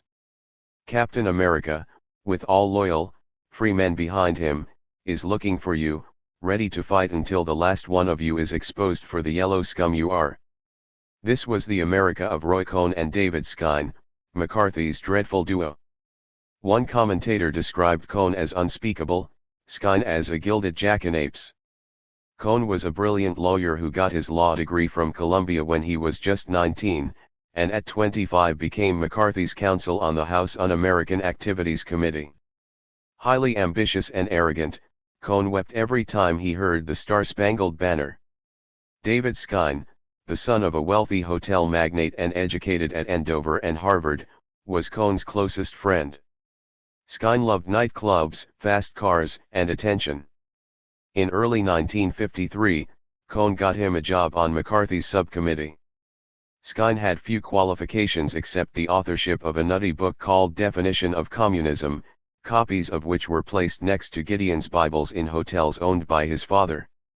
In the spring of 1953, when the impact of the Rosenberg trial was exposing a widespread resentment at America's presence in Europe, Cohn and Skine undertook an inspection tour of America's official information outposts. They arrived in the wake of Stalin's death, which was announced by the Kremlin on March 5. But their next move was as powerful a reminder as any that the mental halitosis of Stalinism was still abroad. After visiting United States Information Agency libraries in 7 countries, they announced that 30,000 books of the 2 million on the shelves were by pro-communist writers and demanded their removal. The State Department, far from defending its libraries, issued a craven directive prohibiting any material, including paintings, by any controversial persons, communists, fellow travelers, etc. Thus, with Kafkaesque vagueness, were the works of hundreds of American writers and artists consigned to the dustbin of politics. There followed a volley of telegrams between the State Department and all USIA missions as the book banning gathered pace: remove all Sartre volumes from all America Hauser collections. All books by following listed authors to be removed: Hammett, Dashiell, K., Helen, Weltfish, Jean, Hughes, Langston, Seaver, Edwin, Stern, Bernhard, Fast, Howard. Remove all works of following listed individuals: ABT, John, Julius, J., Singer, Marcus, Witt, Nathan. All works by the following authors are hereby ordered removed: Dubois, W.E.B., Foster, William, Gorky, Maxim, Lysenko, Trofim, Reed, John, Smedley, Agnes. Herman Melville was harpooned, and all books illustrated by Rockwell Kent were withdrawn. On April 20, 1953, the U.S. Embassy in Paris cabled the Department of State: the following books have been withdrawn from the USIA library in Paris and in the provinces: Howard Fast, The Proud and the Free, The Unvanquished, Conceived in Liberty, Dashiell Hammett, The Thin Man, Theodore Half, Charlie Chaplin. Langston Hughes, Weary Blues, Ways of White Folks, Big C, Fields of Wonder, Montage of a Dream Deferred, Not Without Laughter, Histoires de Blancs. American cultural prestige was being ground underfoot as government agencies and missions truckled to McCarthy. The average number of titles shipped abroad by USIA in 1953 plunged from 119,913 to 314. Many books removed from libraries had been burned under the Nazis. Committed to the pyre for a second time were Thomas Mann's The Magic Mountain, Tom Paine's Selected Works, Albert Einstein's Theory of Relativity, Sigmund Freud's writings, Helen Keller's Why I Became a Socialist, and John Reed's 10 Days That Shook the World. Thoreau's essay Civil Disobedience was banned by the United States at the same time as it was outlawed by Maoist China. Seemingly unstoppable, the McCarthy-inspired cultural cleansing bankrupted America's claims to be the harbinger of freedom of expression. Nobel Prize winner and famed anti-Nazi Thomas Mann now found that his American citizenship offered less than the hope for protection from the totalitarian impulses he had escaped. Denounced by the McCarthyites for being soft on communism and labeled America's fellow traveler #1 by Plain Talk magazine, he longed to leave America, which he called an air-conditioned nightmare. Another prize for Cohn and Skine was Dashiell Hammett, who in 1951 served 22 weeks of a 6-month jail sentence for refusing to identify the contributors to the Civil Rights Bail Fund, which had been set up to provide bail for arrested communists.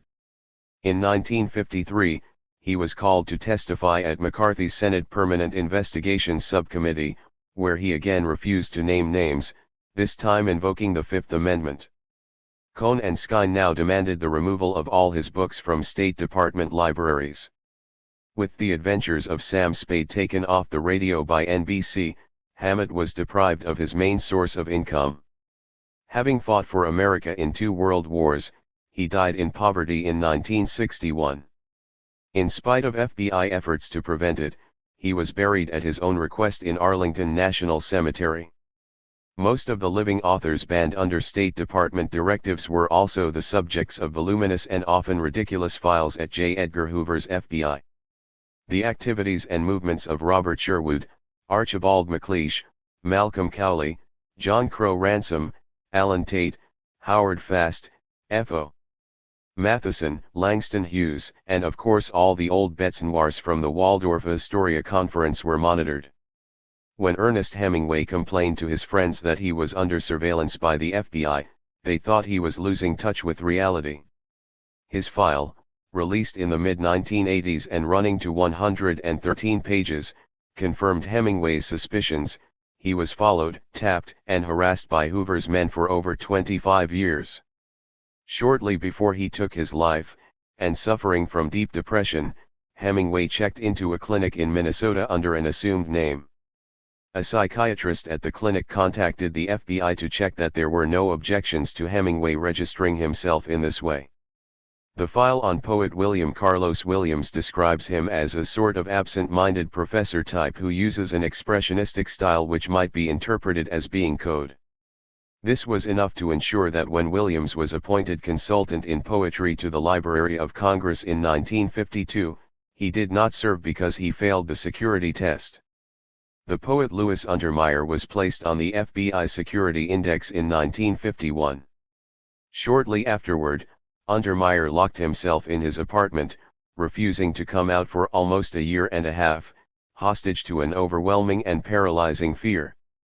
The essayist Murray Kempton believed that Hoover was stark, raving mad, and imagined that his nights were haunted by the suspicion that somewhere there might be someone who didn't revere him.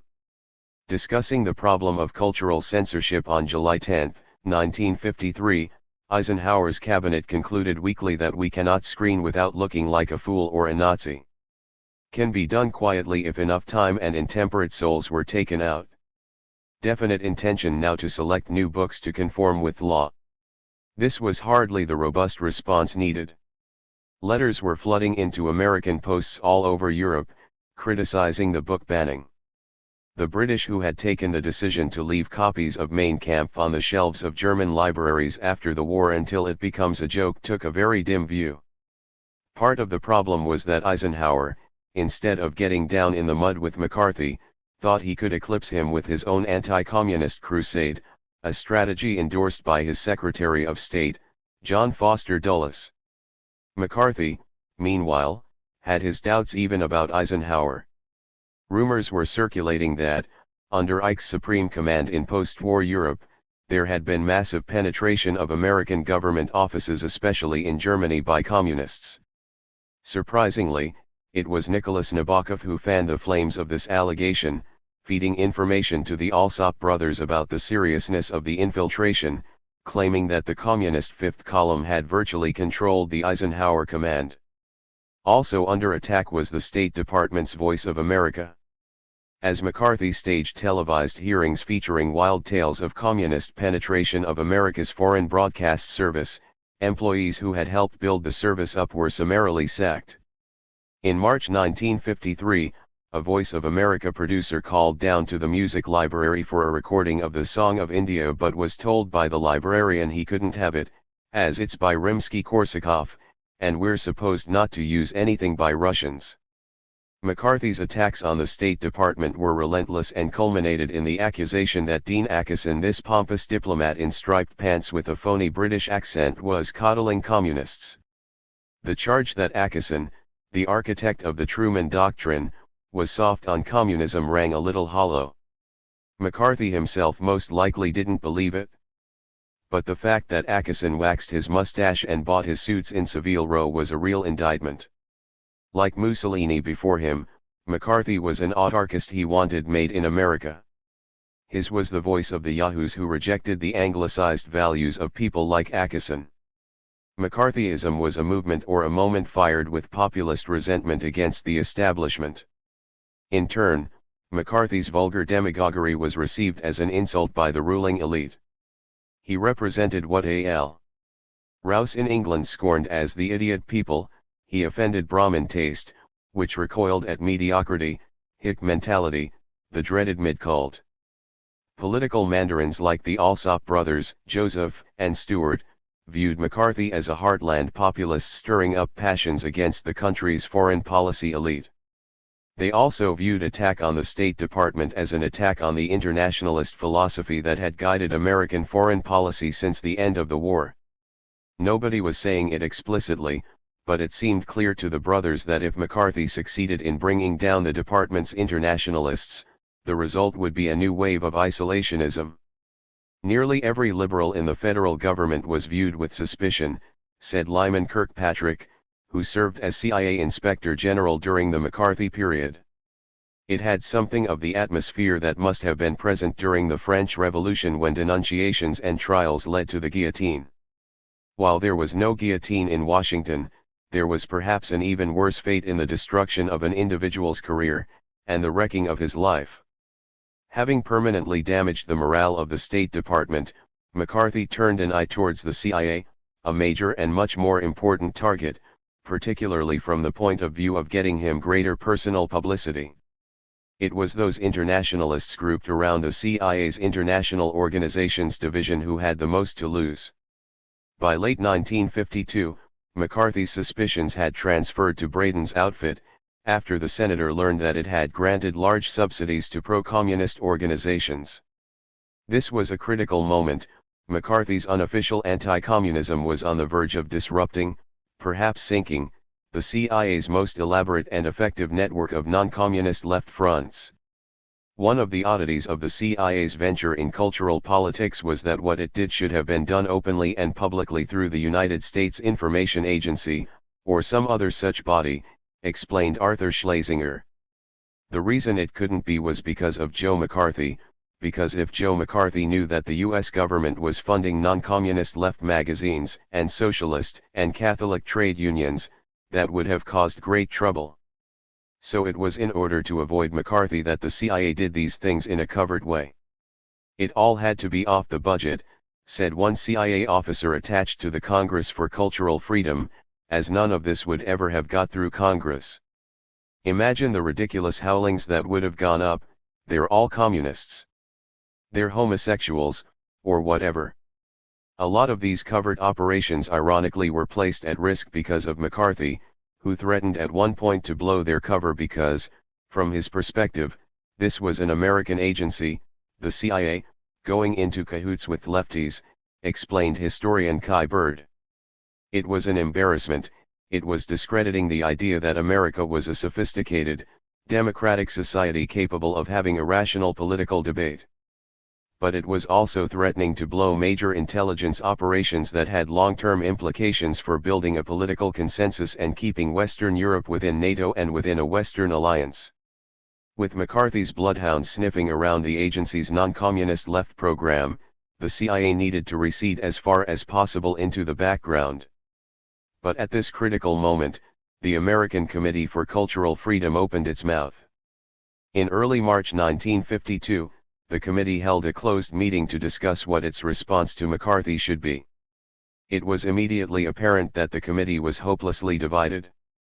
James T. Farrell and Dwight MacDonald were in no doubt about the dangers of McCarthyism. The Stalinist menace is largely licked in America, although not on the world plane, argued Farrell. But we are seeing the development of a group of McCarthyite intellectuals. He went on to define McCarthyism as know-nothingism, as an undue pressure to conformity and orthodoxy. MacDonald offered two positions, the pure one, which means making no distinction between communists and non-communists in matters of civil rights and cultural freedom, and the impure one, which means defending only people who are penalized on false or unproven charges of communism. He hoped the committee would take the former position but thought it should at least take the latter.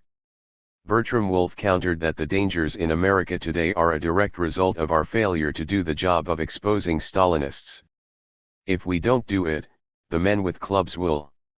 Another member warned the committee against its tendency to attach itself to ready-made controversies and then take the official position. It has fallen into the role of defending the present line of the government. What it should be concerned with is discovering new problems and issues. The others will be taken care of by a vast propaganda machine.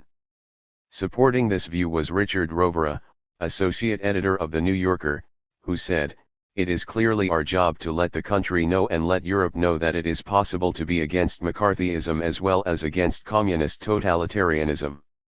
The main problem here is that politics are beginning to determine culture." But Sidney Hook, Daniel Bell, Clement Greenberg, and William Phillips, speaking for the majority view, refused to support a general condemnation of McCarthy. Writing to Hannah Arendt with news of these divergent positions, Mary McCarthy revealed that she had got an intimation of the Hook Group's line, which seems to be that the goings-on of McCarthy are not within the province of a Committee for Cultural Freedom. She had also been told, in confidence, that the committee, acknowledging that there is really no communist menace here, is principally interested in raising funds to fight communism in Western Europe, or, rather, to fight neutralism, which is taking first place as a menace. This was proffered me as between ourselves. On the other hand, continued Mary McCarthy, there was a feeling that the great thing to be combated was a relapse into neutralism over here. That if Hook and co relaxed their efforts for a moment, Stalinism would reassert itself in government and education, culminating in appeasement abroad. I couldn't tell whether this was a genuine fear or a rationalization. I can't believe that these people seriously think that Stalinism on a large scale is latent here, ready to revive at the slightest summons. They live in terror of a revival of the situation that prevailed in the 30s, when the fellow travelers were powerful in teaching, publishing, the theater, etc., when Stalinism was the gravy train and these people were off it and became the object of social slights, small economic deprivations, gossip, and backbiting. These people, who are success-minded, think in terms of group advancement and cultural monopoly and were really traumatized by the brief Stalinist apogee of the 30s. In their dreams, this period is always recurring, it is realier than today. Hence they scarcely notice the deteriorating actuality and minimize Senator McCarthy as not relevant. To date, the split in the American Committee over McCarthyism had been kept relatively private. But on March 29, it aired its divisions publicly in an open debate sponsored by the committee entitled In Defense of Free Culture, which was staged, appropriately enough, in the Starlight Room of the Waldorf Astoria. In the morning session, Dwight MacDonald, Mary McCarthy, and Richard Rovera spoke out against Senator McCarthy. But in the afternoon, Max Eastman, the darling of the American left in the early 1930s, delivered a speech which showed how complete the process of deradicalization could be. Denying there was a witch hunt going on, he accused the communists and their fellow travelers of inventing the term as a smear tactic. As a half-burned witch from those hysterical days, said Eastman, I beg to assure you that what you call a witch hunt is child's play at a Sunday school picnic compared to what American people can do when they really get going. He went on to accuse the national executive of failing us in struggle against infiltration by the enemies of freedom, and for good measure he leveled the same charge at Freedom House, Americans for Democratic Action, and the American Civil Liberties Union, denouncing them all as so many fuzzy-minded liberals who, in the name of cultural freedom, are giving their best help to an armed enemy bent on destroying every freedom throughout the world. Some reports say the audience was stunned, some say it was jubilant. In his speech that morning, Richard Rovera had taken Irving Kristol to task for seldom coming out with the kind of blunt truth about McCarthy that he wishes other people to speak about the communists. He had accused McCarthy of having as low a regard for the truth as any Soviet historian and concluded gloomily that the certain, and perhaps inevitable, truth is that the Holy Willies are on the march everywhere today now. According to Max Eastman, such sentiments simply indicated that Rovera was himself a sucker for Soviet propaganda. After the meeting, Rovera wrote to Schlesinger expressing his desolation at Eastman's outburst and begged him to do something about it. Who did Schlesinger turn to? Frank Wisner. Schlesinger later recalled, rather improbably, that although he had known of the CIA's initial investment in the Berlin launch of the Congress for Cultural Freedom, he had thereafter assumed that the foundations were paying. Like everybody else, I thought they were bona fide. I didn't know it was CIA paying for it all. Half a century later, Schlesinger was still reticent about any formal relationship with the CIA in this matter. Sometimes I'd meet Frank Wisner at Joe Alsop's house, and he would ask me in a kind of social way what was happening at the American Committee, and I would tell him. So presumably it was in the form of a social gesture that Schlesinger wrote to Wisner on April 4, 1952, together with certain enclosures, all of which, noted Wisner, present a rather alarming picture. In response to Schlesinger's communication, Wisner penned an internal memo, reported crisis in the American Committee for Cultural Freedom, which is extraordinarily revealing and worth quoting in full. CIA memo from Deputy Director, plans to Deputy Assistant Director for Policy Coordination reported crisis in the ACCF. One attached hereto is a letter dated April 4 from Arthur Schlesinger Jr. to myself, together with certain enclosures, all of which present a rather alarming picture. I had not heard about these developments prior to my receipt of Schlesinger's letter, and I am most anxious to have an OPC evaluation of this matter, which very well may not be a tempest in a teapot. To my offhand reaction to this mess is that the position of neither the pro-McCarthyites or anti-McCarthyites is the correct one from our standpoint, and that it is most unfortunate that the matter ever came up in such a way as to bring it to this kind of head. I can understand how an American Committee for Cultural Freedom, standing alone, and being in fact a group of American private citizens interested in cultural freedom, would feel that it would have to take a position on McCarthyism.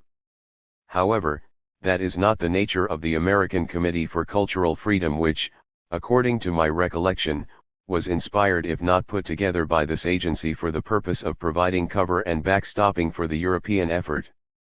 If such is the case, we are stuck with the committee in that we have an inescapable responsibility for its conduct, its actions, and its public statements.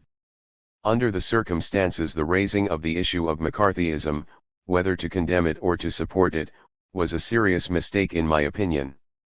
The reason is simply that this injects us into an extremely hot American domestic political issue, and is sure to get us into trouble and to bring down on our heads criticism for interference in a matter that is none of our concern whatsoever.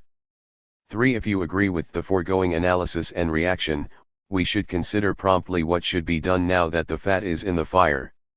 If it were possible to do so, it would be my thought that the entire debate on this subject, from the beginning, be expunged from the record and the matter thus laid to rest. I know that this will not satisfy either faction, but it might be possible for us to put across to the members of both factions that we are talking about Europe and the world outside the US, and that we should stick to our last, and that if we do not do so the entire effort will be exposed and shot down because of our involvement in domestic political issues. An appeal to unity and concord and the preservation of this valuable effort might be successful. In any case, it is the only approach that I can think of. The significance of the memo is manifold. It shows Arthur Schlesinger alerting Frank Wisner to developments in the American Committee which he, Schlesinger, finds disturbing. It reveals the origins of that committee, which advertised itself as a free and independent body, as a backstop for a larger CIA effort in Western Europe. It shows that Wisner was in no doubt as to the agency's responsibility for the American Committee's conduct, actions, and public statements. Because it was created by the agency, the question of its freedom to do and say as it wanted was, to Wisner's mind, academic. If it were indeed what it said it was an independent group of private citizens, then it could do what it wanted. But it wasn't what it said it was part of Wisner's Wurlitzer, and as such it could be expected to play the right tune or, if necessary, remain silent. Legally, of course, the CIA had no right to interfere in the business of a domestic organization. Wisner admits as much in the memo. Further, that Wisner could write so freely of expunging the record offers a disturbing picture of the CIA's attitude to such groups. The agency had a power of veto over its front activities, and Wisner was now advocating the use of that veto. Also clear from the memo is the fact that Wisner felt he had a direct line into the American Committee, which he now wanted to activate to persuade both factions within the group to forget their differences and drop the subject of McCarthyism altogether. The American Committee for Cultural Freedom was just a front in order to create the impression of some American participation in the European operation, said Tom Braden. When they started raising the McCarthy issue, oh God, was that embarrassing, especially for Allen. That was a good enough reason why there shouldn't be an American committee, certainly in Allen's mind. He would have been aghast at such public acknowledgement of someone in the Congress for Cultural Freedom opposing McCarthy. He of course hated McCarthy, but he knew you gotta handle him with very, very delicate kid gloves, don't cross him or get him involved in anything. The idea that people like Burnham or Schlesinger, people of that stature, would be getting up and making a big stink about McCarthy was really out of the question, at least in Allen's mind. Plainly, it was a matter of policy that the Congress for Cultural Freedom and its affiliates leave McCarthyism well alone. As one English activist later recalled, it was clearly understood that we must not criticize the American government, or the McCarthyism which was then at its height in the U.S. This was one of the matters discussed by de Tocqueville and Monty Woodhouse in their operations and methods meetings, and complemented a Foreign Office directive to the Information Research Department that none of its activities should appear to be attacking the United States in any way. Encounter's contribution to the subject of McCarthyism should be viewed in this context. It generally managed to avoid the issue altogether, and when it did examine it, the tone was far from condemnatory. In an essay of extraordinary obfuscation, Tocqueville ventured that the mood in America which attended the rise of McCarthy was akin to the mood of England in 1914, when a century of English security crumbled. The cold hate for the enemy, passionate faith in the justice of Britain's cause, angry intolerance towards socialists, pacificists, other dissenters, these, argued Fievel, were emotions comparable to America's abrupt loss of sense of security on the day peace broke out in 1945, with the inaugural of the new atomic bomb age, and with the Soviet Union looming up as a powerful opponent. All that had followed had been an attempt, albeit painful, to adjust. Although McCarthy was to be regretted, he had to be viewed in the context of America's insistent search for new national security, for a world, indeed, made safe for democracy. This, concluded Fievel, was infinitely preferable to European weariness, and skepticism of any such achievement. The idea that Europeans had fundamentally misunderstood the circumstances surrounding McCarthyism was taken up by Leslie Fiedler, who argued that it was wrong to assume, as did so many vague anti-capitalists all over the world, that because McCarthy bellows against communist infiltration, this is sufficient proof that the whole idea is absurd. Assuming innocence by association, these people rushed to defend anyone who was accused by McCarthy. Dismissing as comedy claims that Americans were constantly twittering back and forth in fear of McCarthy, Fiedler concluded that the Wisconsin senator was a windmill against whom it was futile to waste one's blows when there were real monsters to be fought. The lesser evil card was also played by the young British conservative Peregrine Worsthorne, who announced in the November 1954 issue of Encounter that America has a checkered past, and will no doubt have a checkered future, and the sooner we accept this inevitable fact the sooner we will be able to take full advantage of her manifold blessings without harping on the blemishes. Legend created an American God. The God has failed. But unlike the communist God which, on closer examination, turned out to be a devil, the American God has just become human. Encounter is rightly remembered for its unflinching scrutiny of cultural curtailment in the communist bloc. But its mitigation of McCarthyism was less clear-sighted. Where the journal could see the beam in its opponent's eye, it failed to detect the mote in its own. Surely it was to be expected that those who claimed to honor the cause of freedom should find a way to deplore that which assaulted or dishonored it. The American Committee had been right to raise the issue of McCarthyism, and the CIA was at fault for trying to suppress the debate. But Wisner was not a man to be delayed by such niceties. In his memo, he had suggested that an appeal to unity and concord and the preservation of this valuable effort might be successful. This appeal was swiftly organized. Nabokov's letter to Arthur Schlesinger, written in the fullness of preparations for the Paris Masterpieces Festival in April 1952, echoes Wisner's memo with uncanny precision. Frankly, I would deplore a split in the American Committee. It would endanger the work of the Congress, and our French organization, to an incalculable degree, he warned. It should be made clear to Europeans that McCarthy is a man, not a movement. I am convinced that we must attack the individual actions and methods of McCarthy, but I question the utility and the logic of resolutions against McCarthyism, which would tend to imply, at least for Europeans, that McCarthy represents an authentic popular movement in the United States. Nabokov went on to urge Schlesinger to do everything you can to prevent a split in the American Committee. I cannot put my conviction strongly enough that such a rupture would virtually represent a death blow to our work here. Case Officer Lee Williams revealed that if there were problems with Congress committees or affiliates or editors stepping too far out of line, then one way of getting the agency's veto in place without it being seen as such was to leapfrog all the bureaucracy and get a message directly to the offenders from someone on high within the Congress structure. This job usually fell to Julius Fleischmann, who on one famous occasion warned the editors of Encounter that their funding might be jeopardized if they insisted on running a controversial article. Nabokov appears to have assumed a similar function, both here over the question of the American Committee's intrusion into the McCarthy minefield and on future occasions. Either Nabokov was positioned to intercede in such instances without his knowing at whose behest or, more likely, he did so wittingly.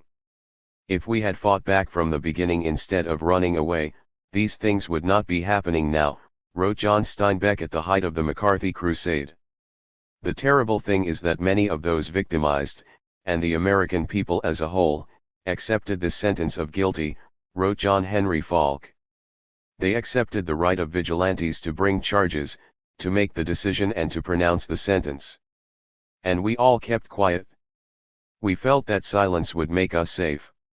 Whilst Soviet writers and artists were persecuted on a scale which does not, and cannot, bear comparison with the McCarthy campaign in America, both scenarios shared similar elements. A visit by the Alsop brothers to the McCarthy lair on Capitol Hill contained all the motifs of the Soviet nightmare, with McCarthy himself bearing more than a passing resemblance to a Stalinist apparatchik or secret policeman. The anteroom is generally full of furtive-looking characters who look as though they might be suborned State Department men, the Alsops wrote. McCarthy himself, despite a creeping baldness and a continual tremor which makes his head shake in a disconcerting fashion, is reasonably well cast as the Hollywood version of a strong-jawed private eye. A visitor is likely to find him with his heavy shoulders hunched forward, a telephone in his huge hands, shouting cryptic instructions to some mysterious ally. Yeah. I can listen, but I can't talk. Get me? Yeah. You really got the goods on this guy. The senator glances up to note the effect of this drama on his visitor. Yeah? Well, I tell you. Just mention this sort of casual to number one, and get his reaction. Okay. The drama is heightened by a significant bit of stage business. For as Senator McCarthy talks, he sometimes strikes the mouthpiece of his telephone with a pencil. As Washington folklore has it, this is supposed to jar the needle off any concealed listening device. In short, while the State Department fears that Senator McCarthy's friends are spying on it, Senator McCarthy apparently fears that the State Department's friends are spying on him.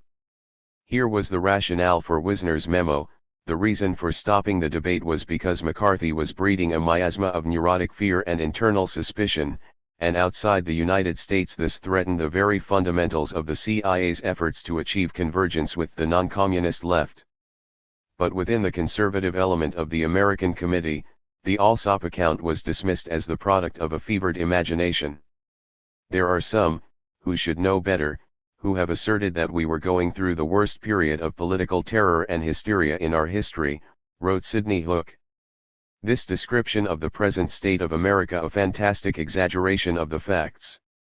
Crystal, too, mocked claims that McCarthyism was creating an atmosphere of dread. Answering Arthur Miller's claim that Broadway was suffering from the knuckle-headedness of McCarthyism with its congressional investigations of political unorthodoxy, Crystal wrote in the New York Times that Miller was guilty of expressing absurdities. In 1953, Crystal stated famously that there is one thing the American people know about Senator McCarthy: he, like them, is unequivocally anti-communist. About the spokesman for American liberalism, they feel they know no such thing. At the same time, Stephen Spender concluded gloomily, every now and then an American writer crosses himself with a pious anti-communist sentiment, and one suspects that instead of saying Ave Maria, he is really saying Ave McCarthy. Joss Elson had been against setting up the American Committee from the very beginning, and in the wake of the McCarthy flap, he felt vindicated.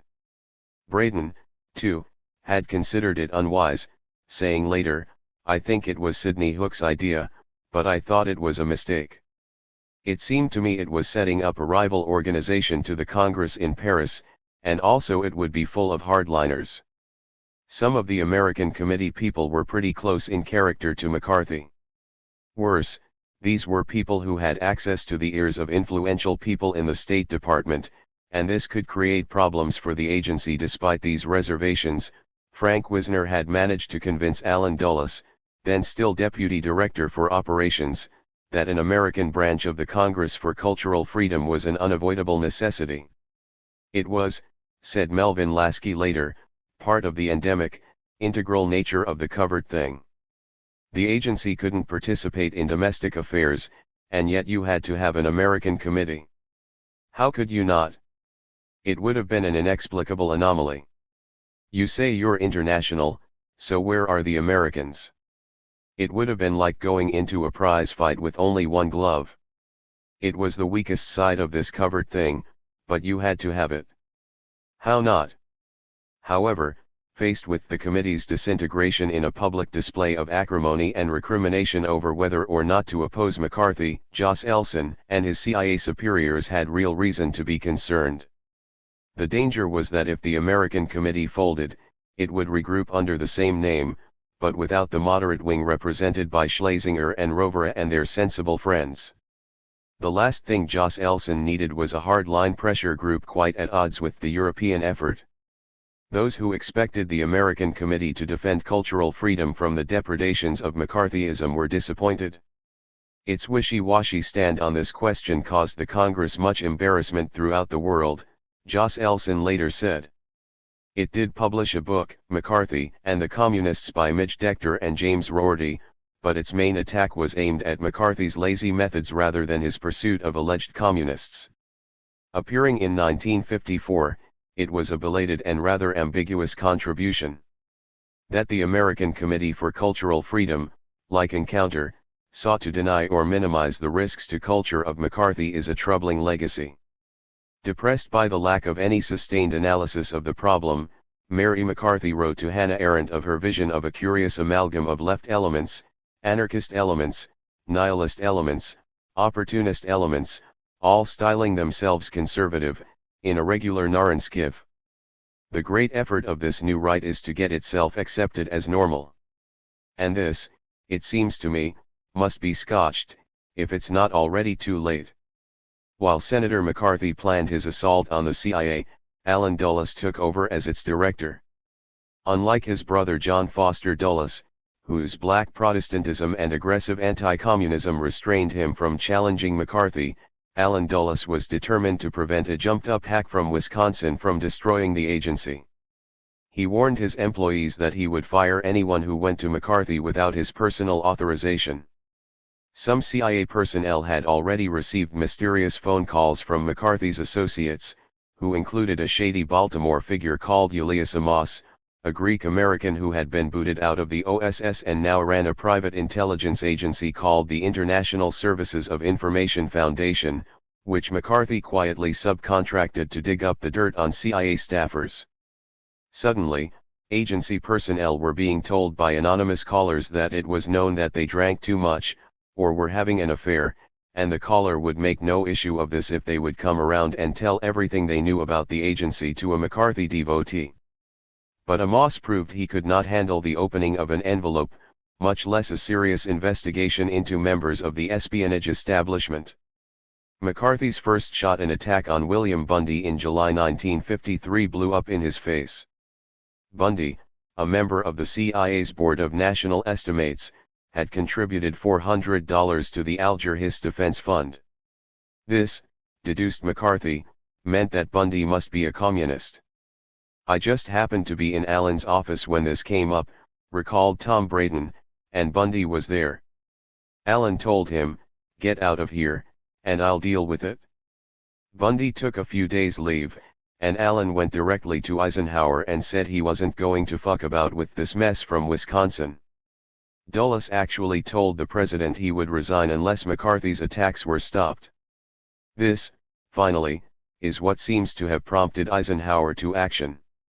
After Vice President Richard Nixon was dispatched to pressurize McCarthy into dropping his plans for a public investigation, the senator suddenly became convinced that it would not be in the public interest to hold public hearings on the CIA, that perhaps could be taken care of administratively. This took the form of a compromise whereby McCarthy agreed to make his complaints against the agency in the privacy of Allen Dulles's office. Bringing with him lists of alleged homosexuals and rich men in CIA employ, he demanded a vast internal purge of the CIA. If Dulles failed to comply, McCarthy threatened to pursue a public investigation. The pressure took its toll. Security standards were tightened. In one case, the CIA's loss was Hollywood's gain.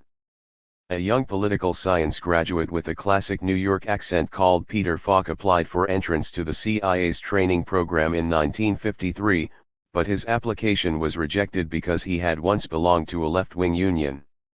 The employees of Braden's IOD were subject to special scrutiny because of their alleged political liberalism. Braden's director of trade union operations was fired because he had briefly belonged to the Young Communist League in the 1930s. But worse was to come. In late August 1953, Braden was sailing in Maine with Richard Bissell, who had taken a short break from his job at the Ford Foundation to enjoy his yacht the Sea Witch. While anchored in Penobscot Bay, Braden received an urgent message informing him that the McCarthyites had discovered a red at the agency. The man in question was Braden's deputy Cord Meyer Jr., who had been recruited by Allen Dulles in 1951.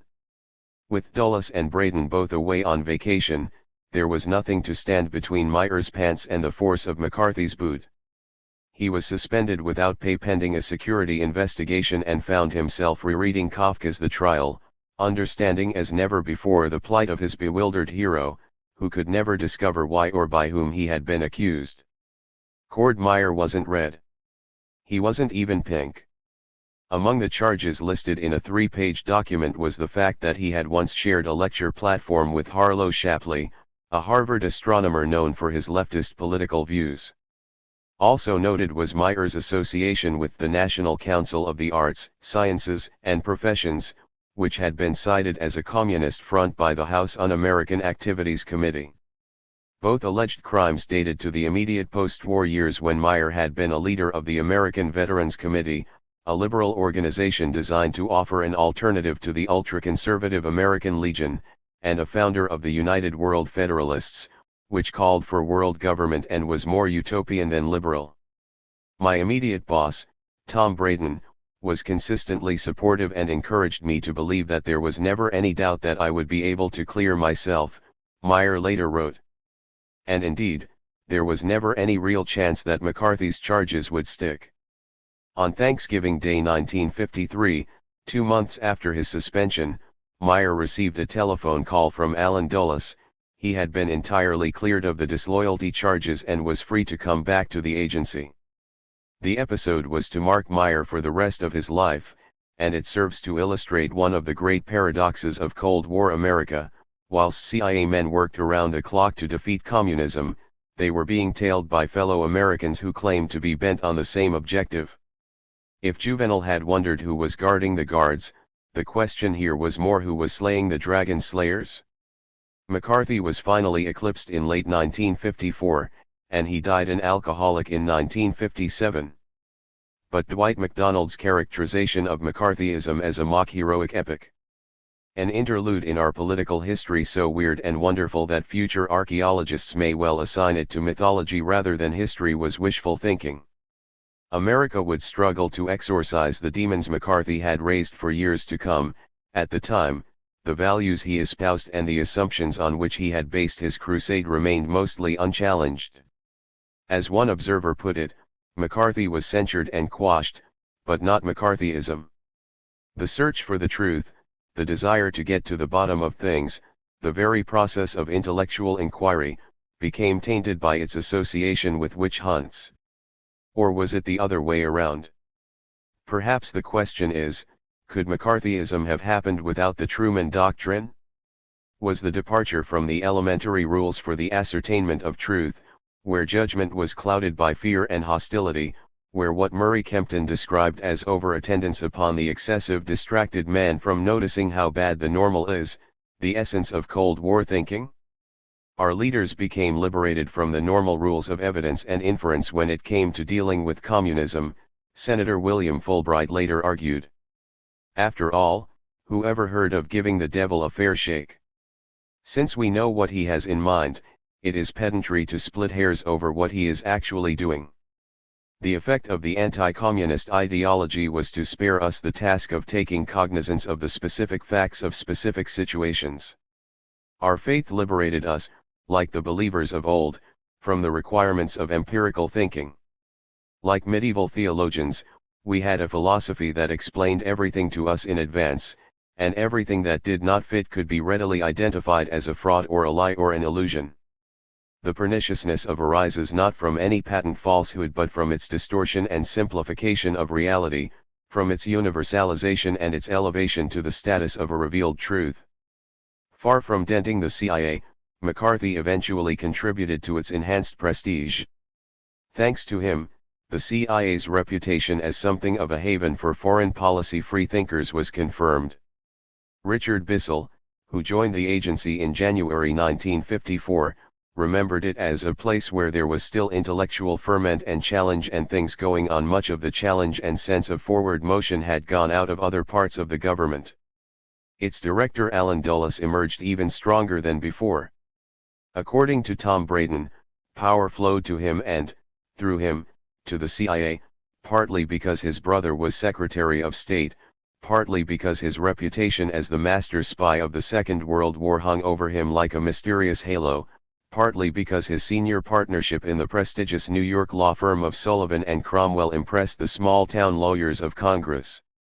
And now, in the face of McCarthy's attack on the agency, Dulles had won, and his victory vastly increased the respectability of what people then called the cause of anti-communism. "Don't join the book burners," Eisenhower had said. That was the bad way to fight communism.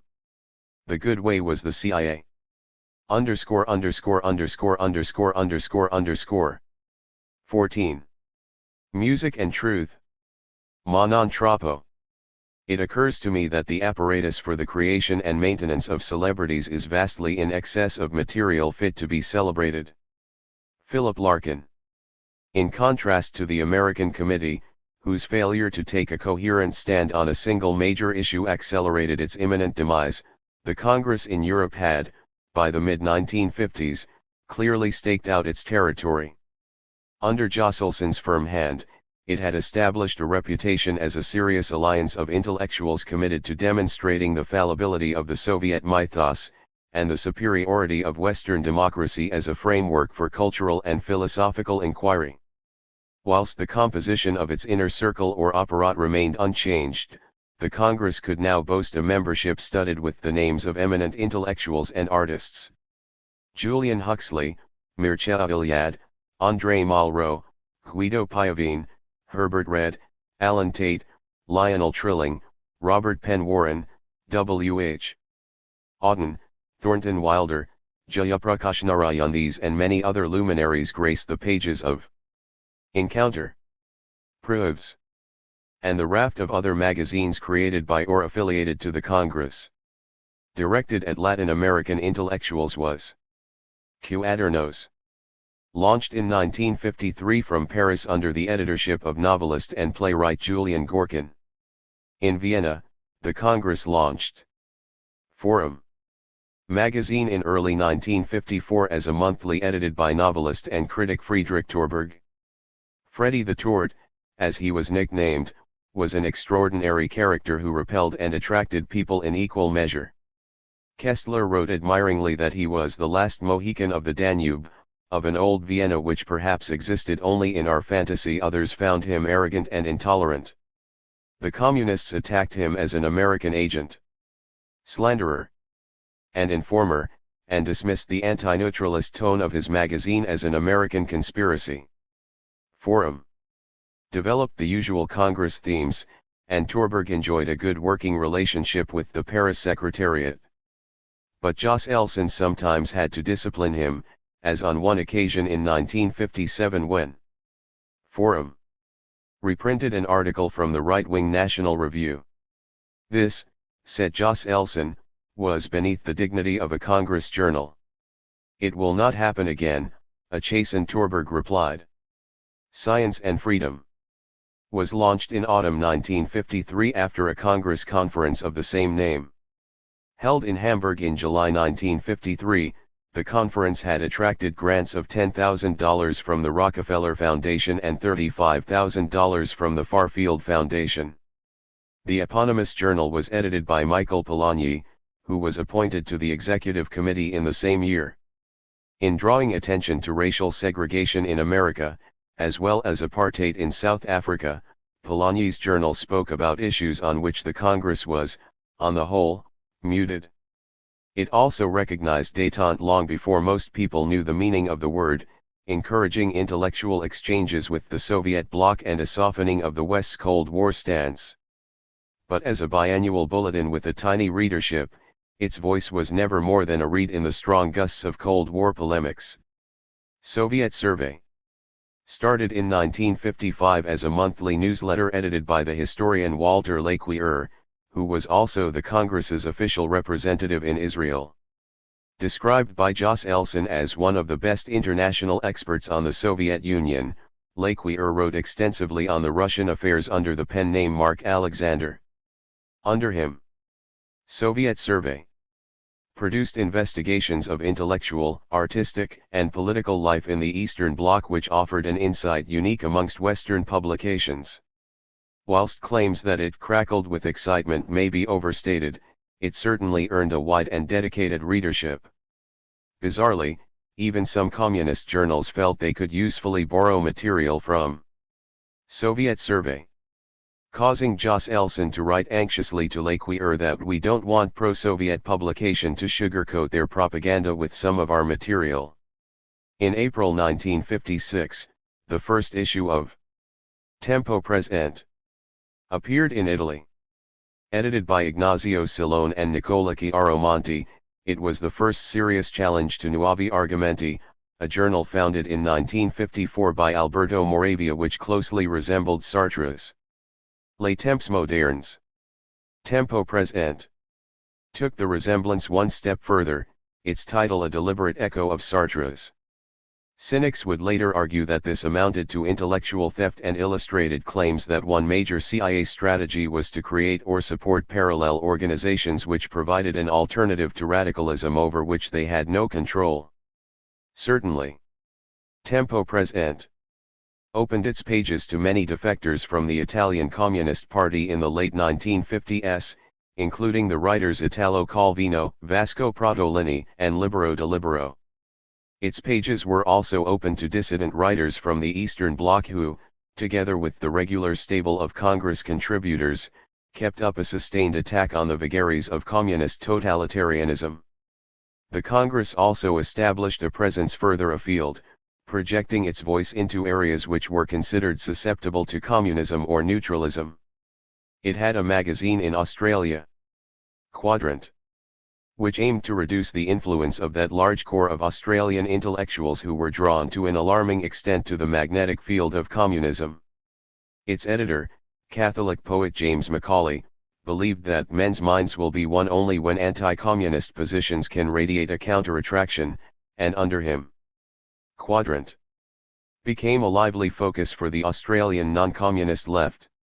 In India, the Congress published Quest, which first appeared in August 1955.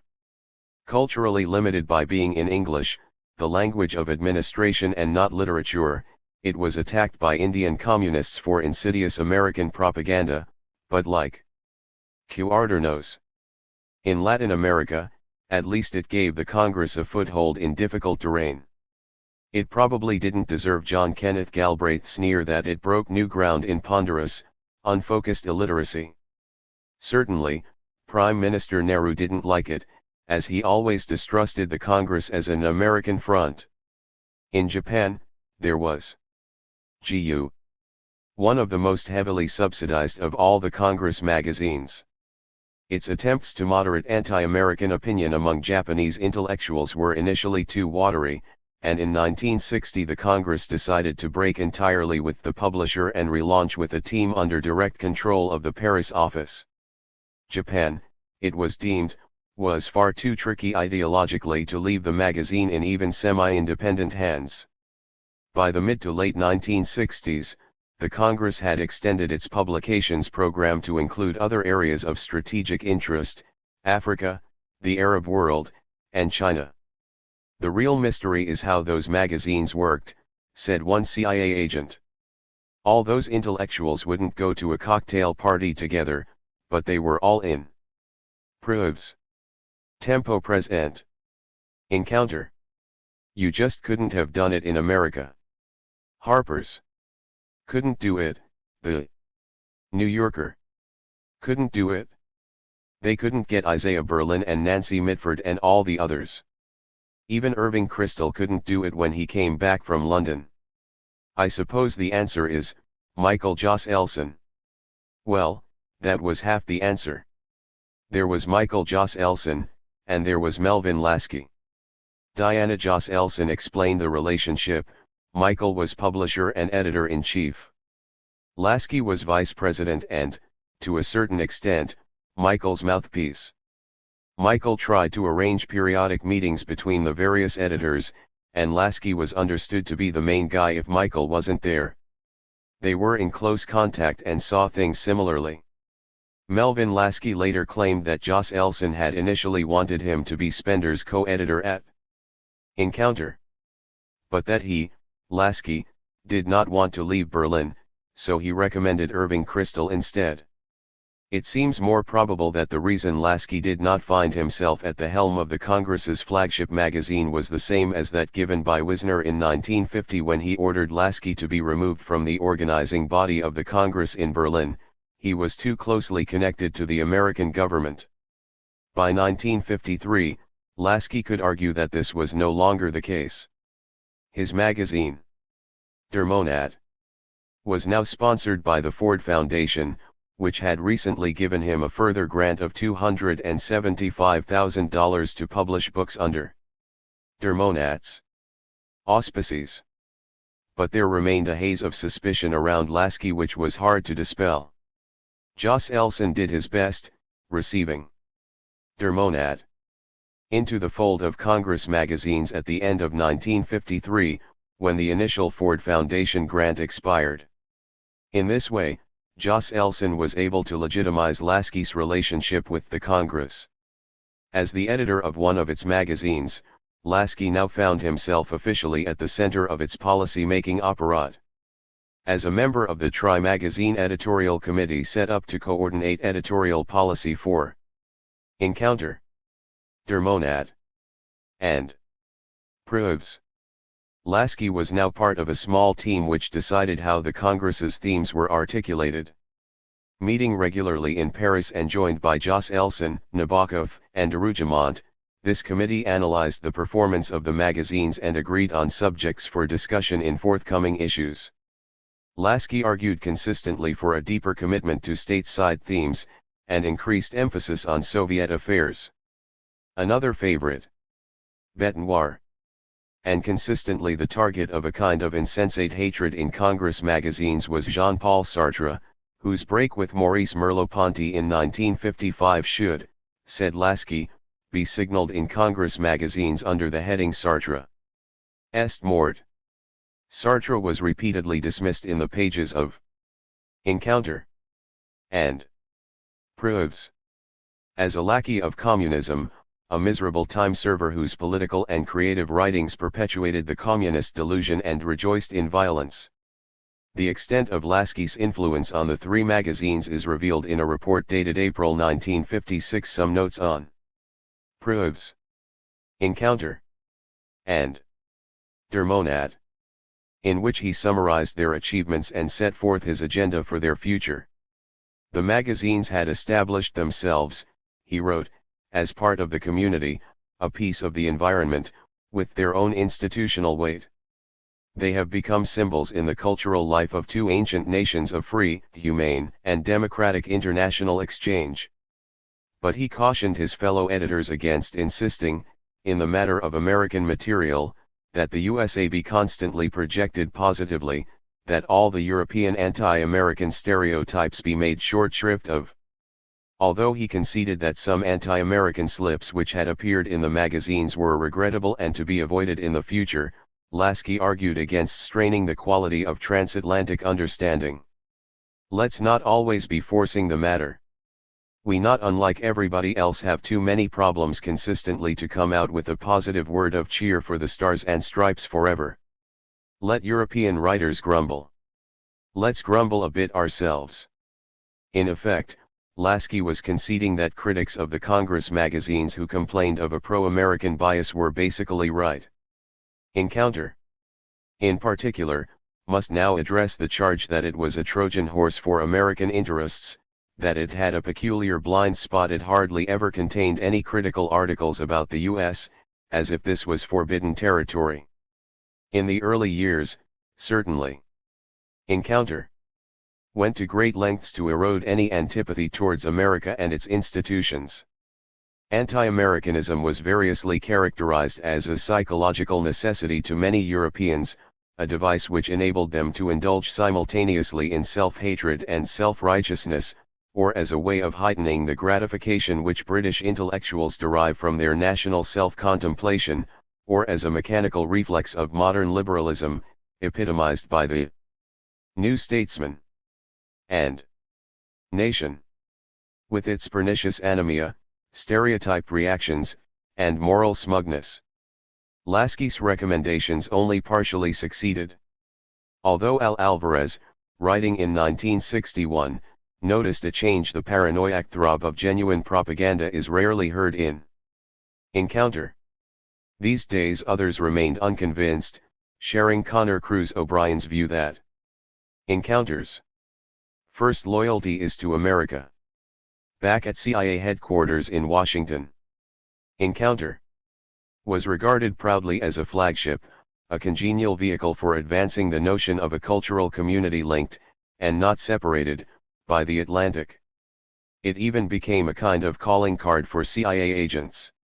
Arranging a meeting with Ben Sonnenberg, a rich young wanderer who worked briefly for the CIA in the mid-1950s, an agent told him, "I'll be carrying a copy of Encounter. So you'll know who I am." The CIA's faith in the Congress's journals was matched by its financial commitment. Although the details are de facto hard to come by, some financial accounts have survived, scattered around the dusty recesses of a number of archives. According to the Statement of Disbursements for the period ending December 31, 1958, the Farfield Foundation paid the salaries of the editorial secretariat of the Congress to the tune of $18,660 per annum. This covered Bondi, Lasky, and the American editor of Encounter. In 1959, Encounter received $76,230.30 from the Farfield. In the same year, Quadernos received $48,712.99 and Proves $75,765.07. Additionally, $21,251.43 was allocated for the administration of Congress periodicals. Grants to Der Monat were channeled through a variety of fronts. In 1958, earmarked funds were piggybacked through the Miami District Fund. By 1960, the grant was diversified, this time coming via the Florence Foundation and the Oblitzel Foundation, an improbable donor given that its purpose and activities were listed in the Directory of American Foundations as providing support to organizations within Texas, primarily in Dallas, with emphasis on aid for the handicapped. This route was also used for supplying funds to Tempo Present, which received $18,000 and $20,000, respectively, from the same foundations in 1960. The total disbursements for Congress periodicals in 1961 was $560,000, rising to $880,000 in 1962. At the same time, Farfield's commitment to the Congress was running at approximately $1 million per annum. Despite Lasky's claim that this was no gravy train, it certainly began to look like one. Suddenly there were limousines, parties with lashings of smoked salmon and so on, and people who couldn't normally afford the bus ticket to Newark were now flying first class to India for the summer, recalled Jason Epstein. In the heyday of all this activity, the airlines were crowded with dons and writers carrying branded culture to every corner of the habitable globe, Malcolm Muggeridge later wrote. Even British intelligence was aghast at the scale on which its American counterpart was endowing the cultural Cold War. Remembering those Elysian days in London when the first arrivals came among us, straight from their innocent nests in Princeton or Yale or Harvard, in Wall Street or Madison Avenue or Washington, D.C., Muggeridge was amazed at how short a time the honeymoon period lasted. How soon our British setup was overtaken in personnel, zest, and scale of operation, above all, in expendable cash. The OSS, CIA network, with ramifications all over the world, came to outclass our once legendary Secret Service as a sleek Cadillac does an ancient hansom cab. Traveling happily in that Cadillac was Nicholas Nabokov, busy doing what he did best, arranging the glamour. Nabokov's bewildering range of contacts and friendships was invaluable in gaining credibility and status for the Congress. His terms of endearment were testimony to his capacity for guaranteeing the affection and loyalty of these friends.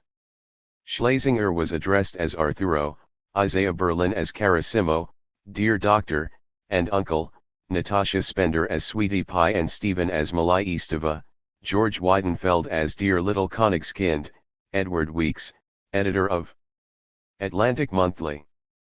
As Caro Ted, Edward D. Arms of the Rockefeller Foundation as Chat. Nabokov, though a mediocre composer himself and certainly no intellectual, was one of the great impresarios of the post-war years, recognizing talent and encouraging creative genius. During the winter of 1953-54, he settled into a temporary residency as musical director of the American Academy in Rome. This meant he was well placed to organize the Congress's first major foray into the music scene since the Masterpieces Festival of 1952. Indeed, in many ways, the festival which Nabokov now set about arranging was the official answer to Herbert Reed's criticism of the retrospective nature of the Paris venture. Let our next exhibition be, then, not a complacent look at the past, but a confident look into the future, Red had urged. Now, After flying to New York to hold a press conference in February 1953, Nabokov took up the challenge. "With that festival we shut the door of the past," he said. "We said, in effect, here are great works. They are no longer modern even though they originated in the 20th century. They are now a part of history. Now, I have a new plan. We are going to have a composers' contest that is unlike any other competition ever held. 12 young and promising but internationally unknown composers are to be invited to Rome, all expenses paid. Each will bring a score and these will be performed. Finally, a special jury, democratically elected by all those attending the conference, will pick out of these 12 a winning work. And the award itself is staggering. First, there will be a cash prize. Second, there will be a promise of performance by 3 major orchestras in Europe and 3 in America. Third, the work will be published, and fourth, it will be recorded by a leading company. Not only that, even the 11 losers can't really lose," Nabokov went on, sounding more and more like a Chicago booster. "They will get, in addition to a free trip to Rome, a guarantee by the conference that their works will also be published and the copying of the parts paid for." Now, he asked, is that a prize or isn't it? The International Conference of 20th Century Music, scheduled to take place in Rome for 2 weeks in mid-April 1954, announced the Congress's commitment to the promotion of avant-garde composition.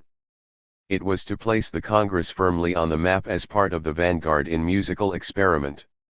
And it offered the world a rich sample of the kind of music expressly forbidden by Stalin.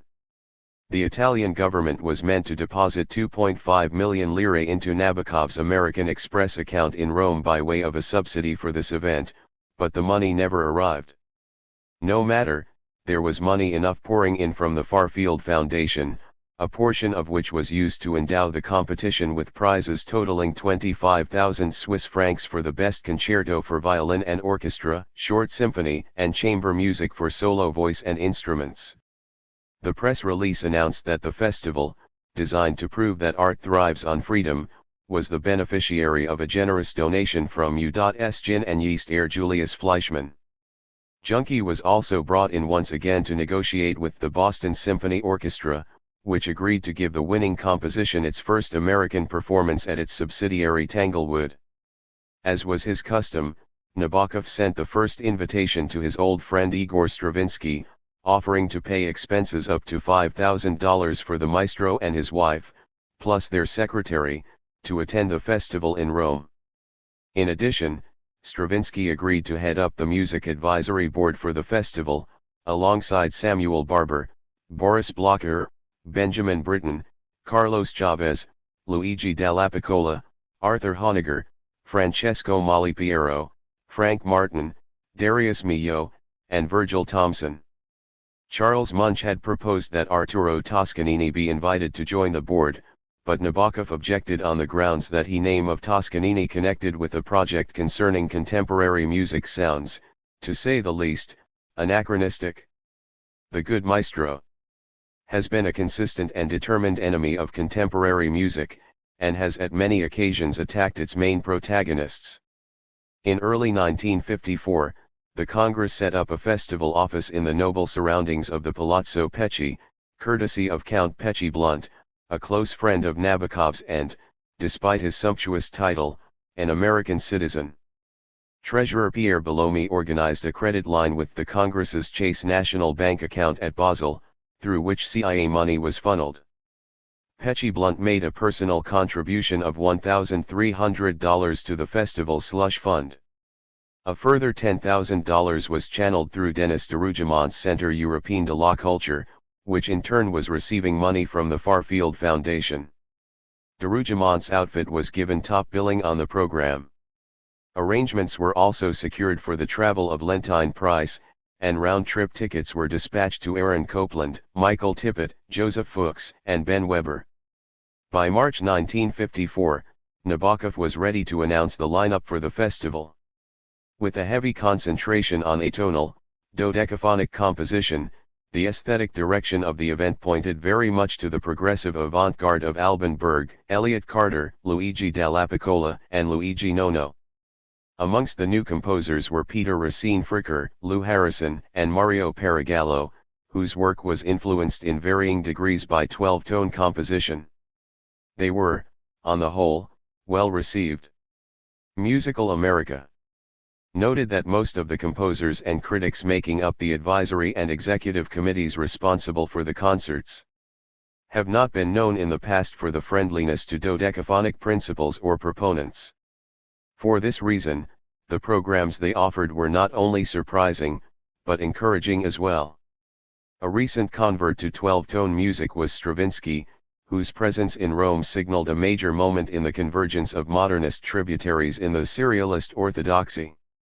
For Nabokov, there was a clear political message to be imparted by promoting music which announced itself as doing away with natural hierarchies, as a liberation from previous laws about music's inner logic. Later, critics would wonder whether serialism had broken its emancipatory promise, driving music into a modernist cul-de-sac, where it sat, restricted and difficult, tyrannized by despotic formulae, and commanding an increasingly specialized audience. Towards its squawks and thumps, wrote Susan Sontag, we were deferential, we knew we were supposed to appreciate ugly music, we listened devoutly to the Tocque, the Krenek, the Hindemith, the Webern, the Schoenberg, whatever. Even the most deferential amongst those attending the Congress Festival in Rome broke into whistles and shouts when one performance turned into a private soliloquy. And when Hans Werner Henze's 12-tone opera Boulevard Solitude was premiered, the audience could be forgiven for feeling as if it were traveling along a Via Dolorosa. Perhaps sensing a challenge to his own brand of difficulty, Pierre Boulez wrote Nabokov a furious letter larded with insults. Nabokov, he said, was encouraging a folklore of mediocrity, nurtured by petty bureaucrats who were obsessed with the number 12, a council of 12, a committee of 12, a jury of 12, but who understood nothing of the creative process. Boulez went on to accuse the Congress of manipulating young composers by offering large prizes. It would be more honest, he said, to give them handouts, rather than go through with the charade of the spectacular public gestures of a Cincinnati banker. He ended with the suggestion that the Congress's next venture be a conference on the role of the condom in the 20th century, a subject he deemed to be in better taste than its previous initiatives. A stunned Nabokov wrote in response that he hoped Boulez's letter would not be found in a bottom drawer by somebody in the future, as it disinured both his intelligence and his judgment. Having neither the time nor the energy to pursue the matter, Nabokov asked Boulez to refrain from ever writing to him again. As well as subsidizing those composers and performers who attended the Rome Festival, the Farfield Foundation was endowing other groups and artists through a series of grants made mostly at Josselsson's discretion. In January, it gave $2,000 to the Mozarteum Akademie Orchester of Salzburg for an international youth orchestra course. From his special discretionary fund at the Farfield, Josselson rewarded the exiled Polish composer Andrzej Panonik, who had made a hair-raising escape from Warsaw via Zurich to London, with an obligation-free yearly fellowship of $2,000 to be paid in 12 monthly installments, starting in September 1954. According to Nabokov, the grateful Panonik declared himself entirely ready to cooperate and collaborate with us, for he is entirely sold on the ideals of the Congress for Cultural Freedom. Also in September 1954, Josselson initiated a monthly grant of $300 to Yehudi Menuhin's Matra, the exiled Romanian musician Georges Enescu. A year after Enescu's death in 1955, the Farfield paid for a memorial concert given by the Boston Symphony Orchestra, which was again touring Europe largely at the CIA's expense. Referring to the orchestra's triumphant 1956 tour, C.D. Jackson was moved to declare, "Culture is no longer a sissy word. A nation like ours can be virile. A nation like ours can be fantastically successful economically. But in a strange way the glue that holds things together is the nation's coefficient of idealism. The tangible, visible, and audible expression of national idealism is culture. Of all the expressions of culture, music is the most universal. Of all the expressions of present-day musical culture, the Boston Symphony Orchestra is the best. The year 1956 also saw the launch of the Metropolitan Opera in Europe. Once again, CD was there to lend his every support, arguing, "The United States engages in many activities designed to project the correct image of the US abroad. Sometimes we are successful, sometimes not. It is admittedly a nebulous and imprecise business. But the one area which is as close to surefire as any that have been tried, is the cultural projection of America, provided, of course, that the selection of what constitutes American culture is intelligently made and that nothing is sent over except highest quality. I believe that the Met would wow them." The Psychological Strategy Board, which in 1953 had invited Junkie Fleischman to negotiate the tour, agreed with Jackson, and pulled together a massive $750,000 to finance it. Most of this appears to have come from the CIA. Although CD acknowledged that this was an awful lot of money for a cultural propaganda impact, he urged Allen Dulles not to underestimate the potential gains, adding that this impact would be absolutely terrific in the capitals of Western Europe, including Berlin. Junkie agreed and produced his own exquisitely opportunistic rationale for the tour. "We, in the United States, are a melting pot," he said, "and, by being so, have demonstrated that peoples can get along together irrespective of race, color, or creed." Using the melting pot or some such catchphrase for a theme, we might be able to use the Met as an example of how Europeans can get along together in the United States, and that, therefore, some sort of European federation is entirely practicable. Thus did America's cold warriors weave their tangled web, wherein the Metropolitan Opera could be used to rally audiences to the concept of free world federalism. At the same time as CD was working on the Psychological Strategy Board's idea of a Metropolitan Opera tour, he was dealing with another, more controversial aspect of the company's plans.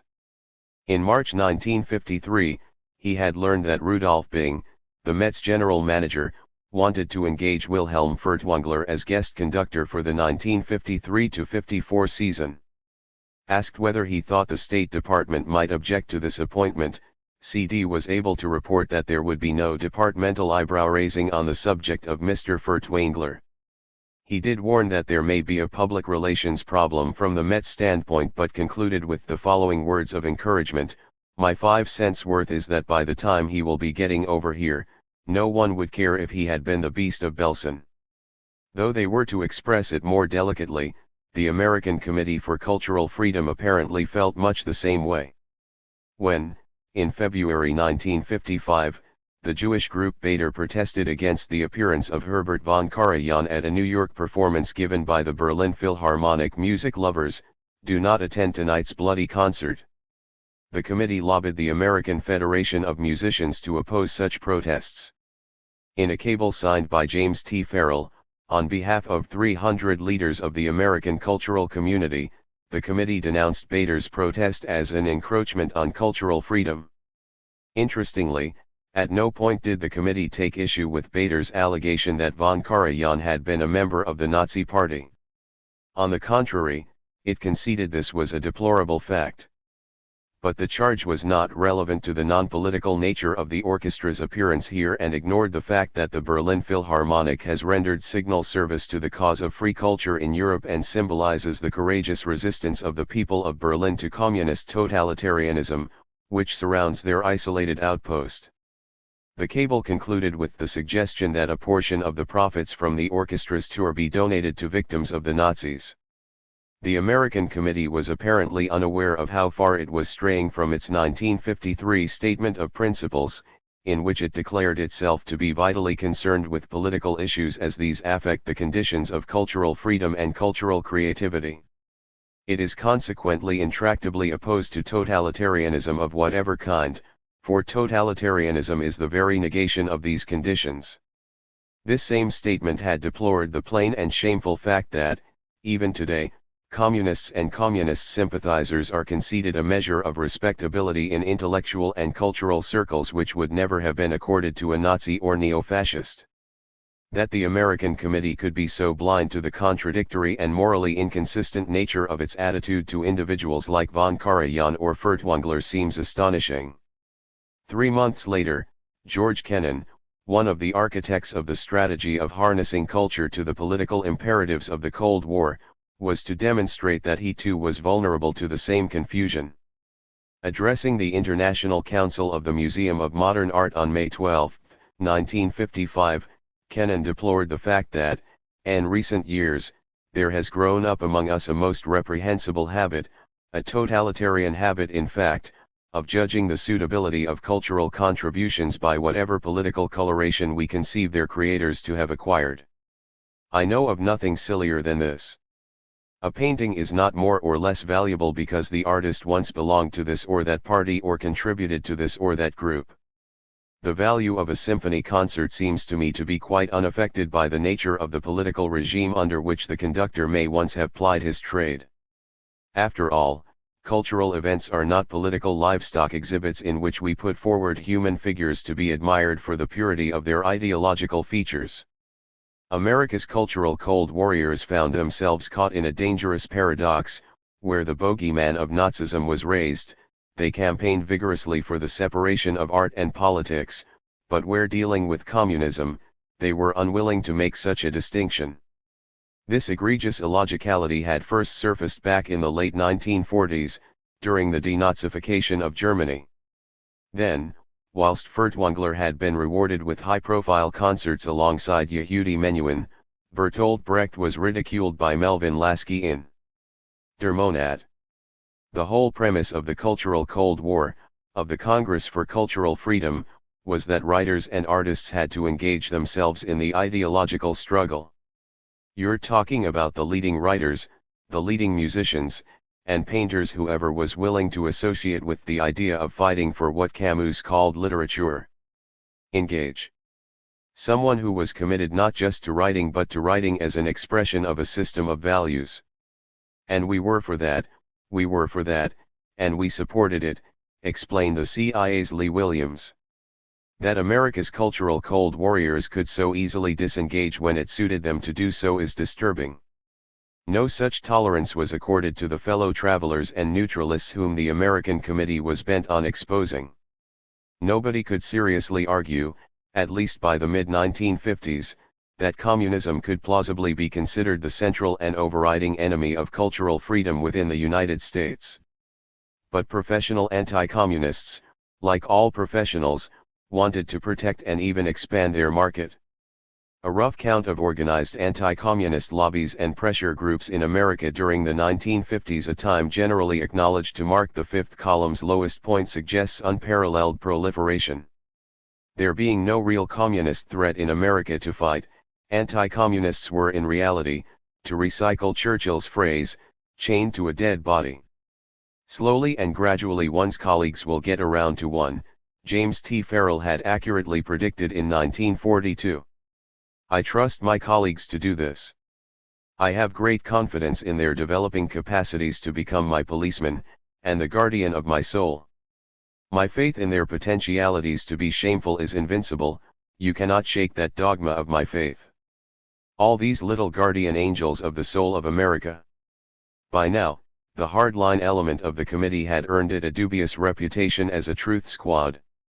It appeared to have lost all sense of proportion and wandered far from its declared purpose, which was to strengthen the social and political conditions for cultural creativity and free intellectual inquiry.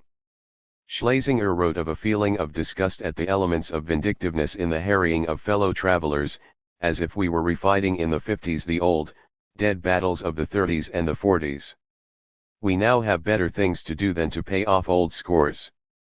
A committee dedicated to cultural freedom can hardly err in being magnanimous. From Cornell University, a colleague of Solstein wrote in similar vein, "Sol, my boy, what you need is a whiff of the fresh air of upstate New York or Kansas or Seattle or just about any other place but the middle of Manhattan. Are you really so sure that all those bitter literary battles of the late 1930s, and the battles of today as well, are really that important in the history of the United States?" And this was the point. American intellectual history had seesawed over the past 2 decades from the left dissecting the right to the right dissecting the left, and the sight of men tearing at each other's viscera in this way was undefying. Balkanized into squabbling academic fiefdoms, both factions missed the one important truth: absolutism in politics, whether in the form of McCarthyism, or liberal anti-communism, or Stalinism, was not about left or right, it was about refusing to let history tell the truth. "It's so corrupt, it doesn't even know it," said Jason Epstein in an uncompromising mood. When these people talk about a counterintelligentsia, what they do is to set up a false and corrupt value system to support whatever ideology they're committed to at the time. The only thing they're really committed to is power, and the introduction of Tsarist-Stalinist strategies in American politics. They're so corrupt they probably don't even know it. They're little, lying apparatchiks. People who don't believe in anything, who are only against something, shouldn't go on crusades or start revolutions.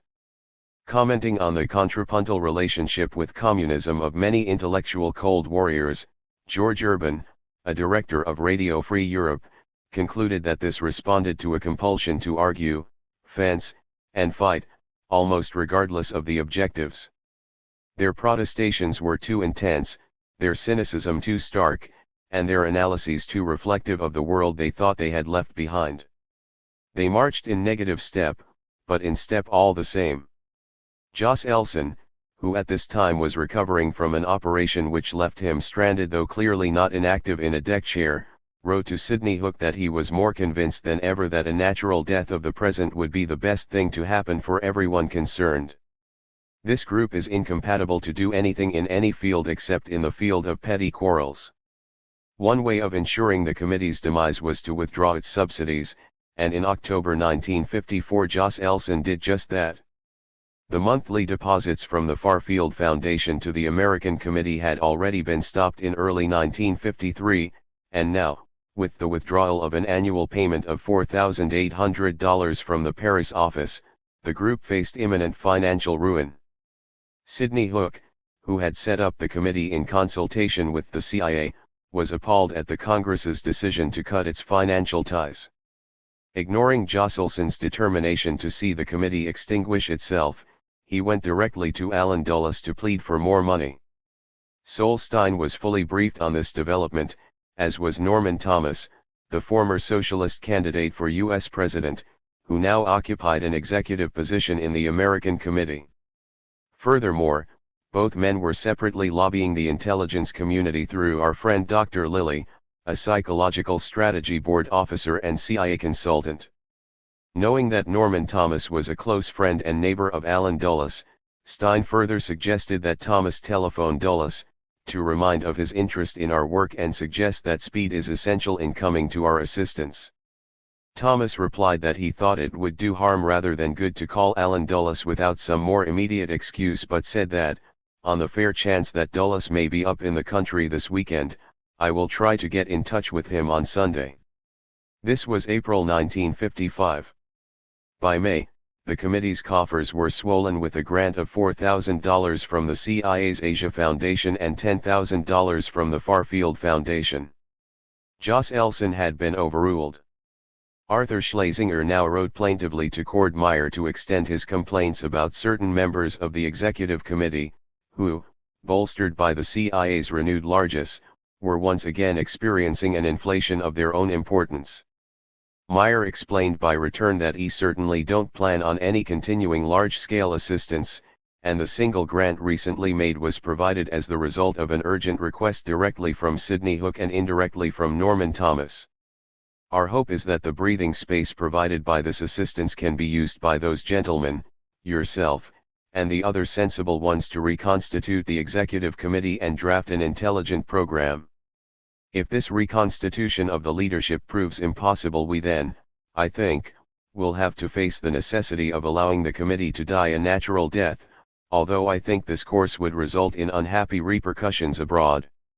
Meyer ended the letter thanking Schlesinger for sitting on top of the loose talk, suggesting that they meet together soon to discuss the whole problem in some detail. The Dulles-Meyer strategy proved completely fallible, as Joss Elson had always feared. The injection of extra dollars simply served to defer the moment of final conflict between the gunslingers in New York and the sophisticates of the Paris operation. Within less than a year, the mutual distrust and acrimony, which had first surfaced after Nabokov's 1952 Paris festival, broke into the open. On March 26, 1956, the Manchester Guardian published a letter from Bertrand Russell which referred to atrocities committed by the FBI during the Rosenberg trial and compared America with other police states such as Nazi Germany and Stalin's Russia. Joss Elson reacted immediately, suggesting to Irving Kristol that he find an intelligent American correspondent in London to interview Russell in such a way as to show that Russell has not seen any new evidence in the Rosenberg case and that his statement was based on some communist propaganda which in his senility he can no longer distinguish from truth. But whilst Joss Elson was preparing to undermine Russell's claims through a carefully angled interview, the American committee decided to wade in feet first. A letter of protest was sent directly to Russell, accusing him of an extraordinary lapse from standards of objectivity and justice and doing a major service to the enemies we had supposed you engaged to combat. Had it occurred to Russell to consider the propriety of any friend of cultural freedom, and in particular an officer of the Congress for Cultural Freedom, in making false and irresponsible statements about the process of justice in the United States? Not surprisingly, Russell's response to the letter was to resign as honorary chairman of the Congress. Joss Elson was furious, not least because the letter to Russell was transmitted to us in the most peremptory fashion. It was unthinkable that such a communication could have been sent by any other affiliate of the Congress without Joss Elson's prior approval.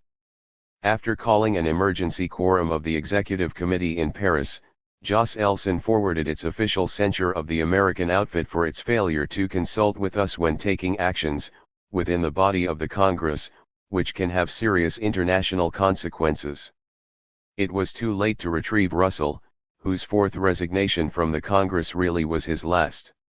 In June 1956, his name was removed from the letterhead of all Congress stationery. The trouble did not end there.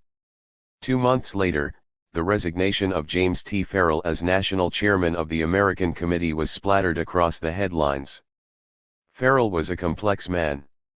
Whilst an avowed anti-communist, he could not abide the posturing of so many New York intellectuals whose Park Avenue avant-gardism was simply an excuse not to get down to better work. He himself had renounced politics once before, writing to Meyer Schapiro in 1941, "I've decided that there is not much I can do in the world today, and there are enough people posing as statesmen. So, I am going to work hard at my own work." But then the temptations of a crusade against communism had proved hard to resist, and he too had taken up the charge. In the end, he was defeated not by communism but by the petty vigilantism of his fellow crusaders. Monomania, George Orwell had once warned, and the fear of uttering heresies are not friendly to the creative faculties. Farrell's letter of resignation reeked of Cold War fatigue. "We have never been able to sink our roots deeply into American life," he complained. "We have not been able to contribute sufficiently to the fight against censorship in this country. The time has come for all who believe in the liberal spirit to make a new effort towards achieving its resurgence.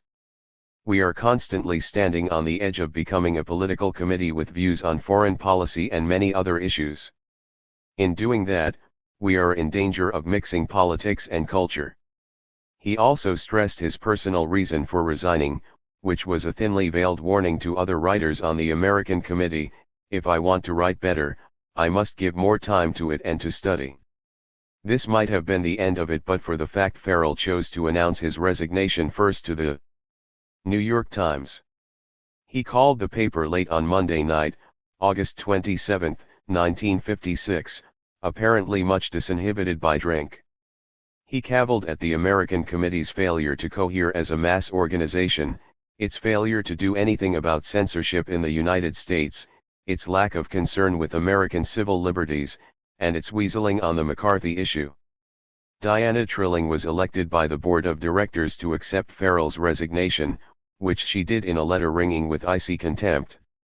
In Paris, The news of Farrell's resignation was met with incredulous rage by Michael Joss Elson, who wrote angrily, "We fail to understand why the committee did not use the 24-hour period of grace between the time when Mrs. Trilling received the call and the time that the story actually went to press to have Jim Farrell withdraw his original statement and have it replaced by a statement of his resignation which would have been agreeable to everyone concerned." Enough was enough. When Irving Brown received a letter asking him to backpay 3 years of membership dues to the American Committee, he simply ignored it. Junkie Fleischman withdrew from its board in October 1956, saying he was far too busy with the Paris operation. On January 31, 1957, Sidney Hook wrote to Nabokov that the American Committee had reluctantly decided to suspend its active organizational life because of financial straits. _______________________ 15. Ransom's boys. It's my contention that the CIA not only engaged in a cultural Cold War in the abstract and purely pragmatic way, but that they had very definite aims in view, and they had a very definite aesthetic. They stood for high culture. Richard Ellman. In September 1954, Cord Meyer took over the International Organizations Division from Tom Braden, who retired from the CIA and moved to California to edit a newspaper purchased for him by Nelson Rockefeller. Meyer inherited a division which constituted the greatest single concentration of covert political and propaganda activities of the by now octopus-like CIA. Furthermore, he did so in an atmosphere increasingly favorable to covert activity, as a top-secret report submitted to President Eisenhower in the same month shows. As long as it remains national policy, another important requirement is an aggressive covert psychological, political, and paramilitary organization more effective, more unique, and if necessary, more ruthless than that employed by the enemy. No one should be permitted to stand in the way of the prompt, efficient, and secure accomplishment of this mission. It is now clear that we are facing an implacable enemy whose avowed objective is world domination by whatever means and at whatever cost. There are no rules in such a game. Hitherto acceptable norms of human conduct do not apply. If the U.S. is to survive, long-standing American concepts of fair play must be reconsidered. It may become necessary that the American people be made acquainted with, understand and support this fundamentally repugnant philosophy. Yet the importance of the International Organizations Division was not always reflected in the caliber of the staffers assigned to it. Tom Braden had struggled to inspire his own assistant, only to be met with total indifference. His name was Lieutenant Colonel Buffington. "He left memos everywhere, but he didn't do jack shit," said Braden. "He was a total waste of time, he did nothing all day. He would come in at 9, hang up his hat, read the New York Times. Then go home again." In a jokey attempt to trace the genealogy of case officers arriving in Paris, Joss Elson and his intimates referred to them as George I, George II, George III, and so on. George IV was Lee Williams, also jokingly known as Nickel and Dime and, fleetingly, as Mr. Rochester. Williams made a better impression than most of his predecessors, valiantly straddling the two cultures of an increasingly bureaucratized CIA and the Congress, which was almost bohemian in contrast. I remember driving along in Paris with Cord once after a meeting with Mike, and Cord turned to me and said, "You know, Lee, Mike really likes you," Williams remembered. Son of a bitch. It's like he was surprised. But Mike liked me because I never tried to teach him his job. I sat at his feet, I was deferential to him. But Josselson's real ally was Lawrence de Neufville, and he, after 10 years in Europe, wanted to go home. Assigned new cover in the New York office of Radio Free Europe, he left Paris in late 1953. De Neufville was never going to be an easy act to follow, and after him Joss Elson came increasingly to think of the Congress case officers as messenger boys. At the beginning the CIA were good, interesting people like Lawrence de Neufville, whose hearts were in the right places, said Diana Joss Elson. But then they became less and less impressive, and Michael came to like them less. Every now and then a case officer would appear and I could see Michael trying to disengage, but they would cling on. Michael would never have asked anything substantive of them. He was friends with them, talked about their families and careers, and I had the idea that they admired him, but Michael was determined to protect the Congress from the agency, and from the possibility the relationship might be revealed. According to Diana, the relationship between Michael and his agency colleagues became increasingly a charade. Since they wanted to pretend they were in control, Michael probably welcomed the opportunity to inform them of developments, to help the illusion along. Diana, who dutifully served case officers with the obligatory martini cocktails when they came to the Jocelsons' apartment, later dismissed them as a necessary evil. They weren't half as important to me as my maid. One of the problems for Cord Meyer was that it was difficult to attract agency staffers to his division. Not that there was any shortage of suitable candidates. By the mid-1960s, it was the agency's boast that it could staff any college from its analysts, 50% of whom held advanced degrees, 30% of which were doctorates, prompting one State Department official to say that there are more liberal intellectuals per square inch at CIA than anywhere else in government. But these collegiate types had not joined the agency to do what they could do on campus. They were seeking adventure, not a job looking after the kind of people they could meet at high table. The people in the International Organizations Division were looked upon by a great many people as some kind of fluff on the side, particularly by those who felt what we ought to be doing is hard intelligence and let's recruit the spies and get the documents and the rest of this is just a bunch of nonsense, said CIA officer Donald Jameson. Some people in CIA didn't think it was proper to be spending all this money on all these leftists, Lawrence de Neufville confirmed. So Cord Meyer began to look elsewhere. Cord brought unique intellectual cachet, said Lee Williams. He had unique access to the intellectual community in America, and he had huge respect for literary men. Entering Yale in 1939, Meyer had studied English verse from the metaphysical poets of the 17th century to the modern poetry of Yeats and T.S. Eliot under Professor Maynard Mack, who left us a permanent respect for the graceful majesty of that achievement and an ambition in some of us to try to write as well. Meyer tried his hand at poetry, publishing some passable verses in the Yale Lit, of which he subsequently became editor. In 1942, Meyer graduated in English literature with a brilliant summa cum laude. His literary ambitions were thwarted by the war, in which his twin brother was killed, and Meyer himself lost an eye in Guam when a Japanese grenade exploded at his feet. Thereafter, he penned a few articles and, in 1980, his memoirs, Facing Reality. As editor of the Yale Literary Magazine, Meyer was following in the footsteps of James Jesus Angleton, who became the CIA's legendary chief of counterintelligence. A literary radical, Angleton had introduced Ezra Pound to Yale and founded the magazine of verse, Furioso, in 1939. Angleton was the vital link in what became known as the P Source, which described the agency's connection with the Ivy League. Prominent members of the P Source included William Sloane Coffin, a graduate of Yale who was recruited by Allen Dulles.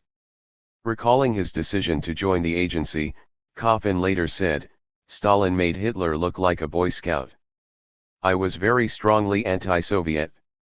In that frame of mind I watched the Korean War shape up. But I didn't follow it too closely, or question the causes. When I graduated from Yale in 1949, I was thinking of going into the CIA, but I went into the seminary instead. After a year at the Union Theological Seminary, when war with the Soviet Union seemed to be threatening, I quit to go into the CIA, hoping to be useful in the war effort. The CIA financed the non-communist left, they gave with minimal strings attached. In those days, I had no quarrel with American policy but, in retrospect, I wouldn't be so innocent and smirchless." Coffin's Ivy League recruits included Archie Roosevelt, who had read English at Harvard under the famous head of Wadham College Maurice Bowra, and Archie's cousin Kermit Kim Roosevelt, who was a few years ahead of him at Groton School and Harvard. Another major Ivy League connection and the epitome of the P-source was Professor Norman Holmes Pearson, a revered humanist famous for editing the Viking 5-volume Poets of the English Language. With W.H. Auden, an officer of both the American Studies Association and the Modern Language Association, a trustee of the Bryher Foundation, and an executor of the poet H.D.'s estate. Pearson was also an OSS-CIA incunabulum. He trained many of the most promising minds at Yale, including Angleton and Richard Ellman, whom he recruited to OSS. He himself worked with X2, the counterintelligence branch of OSS, working in London during the war under Kim Philby, who later described him as naive. Pearson supervised the wartime accumulation of files on 1 million enemy agents and organizations, a practice he strongly felt should be continued after the war, despite its offensiveness to traditional Jeffersonian notions of government. Such quaint objections were quickly overcome, as the term enemy acquired a very liberal definition. Returning to Yale, he presided over the promotion of American studies at home and abroad. Like foreign area studies, this new discipline was of clear imperial import, in that it allowed us to understand our unique fitness for our post-war role as the world's governor, and encouraged a finer appreciation of our cultural sophistication among the ruled. Consistent with this view was Pearson's preface to the Reinhardt edition of Thoreau's Walden, in which he minimized the radicalism of the great American individualist and sought to release him from any association with anarchy, stressing that his writings were in support of better government, a symbol of the individual freedom on which we like to think the American way of life is based. Pearson's most famous protege was James Jesus Angleton. Born in Idaho in 1917, Angleton as a teenager was sent to Malvern College in Worcestershire, where he worked at becoming more English than the English. He absorbed old world courtesy and the quiet good manners that never deserted him. Indeed, the years gave him a European persona that obscured his Yank background, and gave him a slight English accent. He was at Yale from 1937 to 1941, where he worked on the Yale Literary Magazine. Alongside McGeorge Bundy, the future National Security Advisor, Walter Sullivan, who later became science editor of the New York Times, and the poet E. Reed Whitmore, Jr.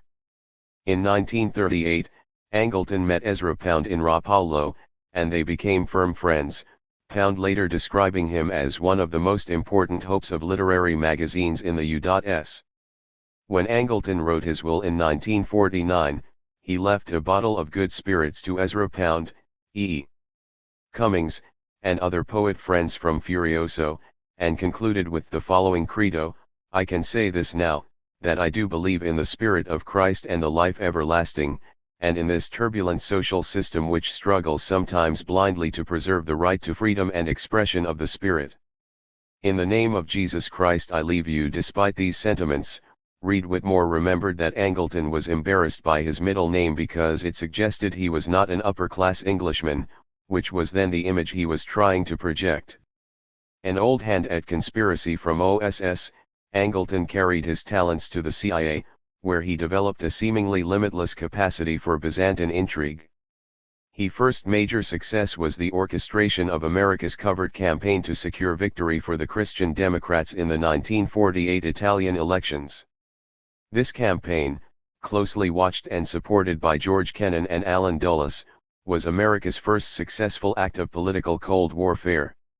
According to Kim Philby, Angleton was promoted to chief of the CIA's Office of Special Operations in 1949. For 20 years he was in charge of the agency's counterintelligence staff and responsible for all liaisons with Allied intelligence from 1954. He also ran a completely independent group of journalist operatives who performed sensitive and frequently dangerous assignments. CIA contemporaries knew virtually nothing of this group, who worked under deep snow cover and whose secrets Angleton kept locked away in a safe in his office to which only he had access.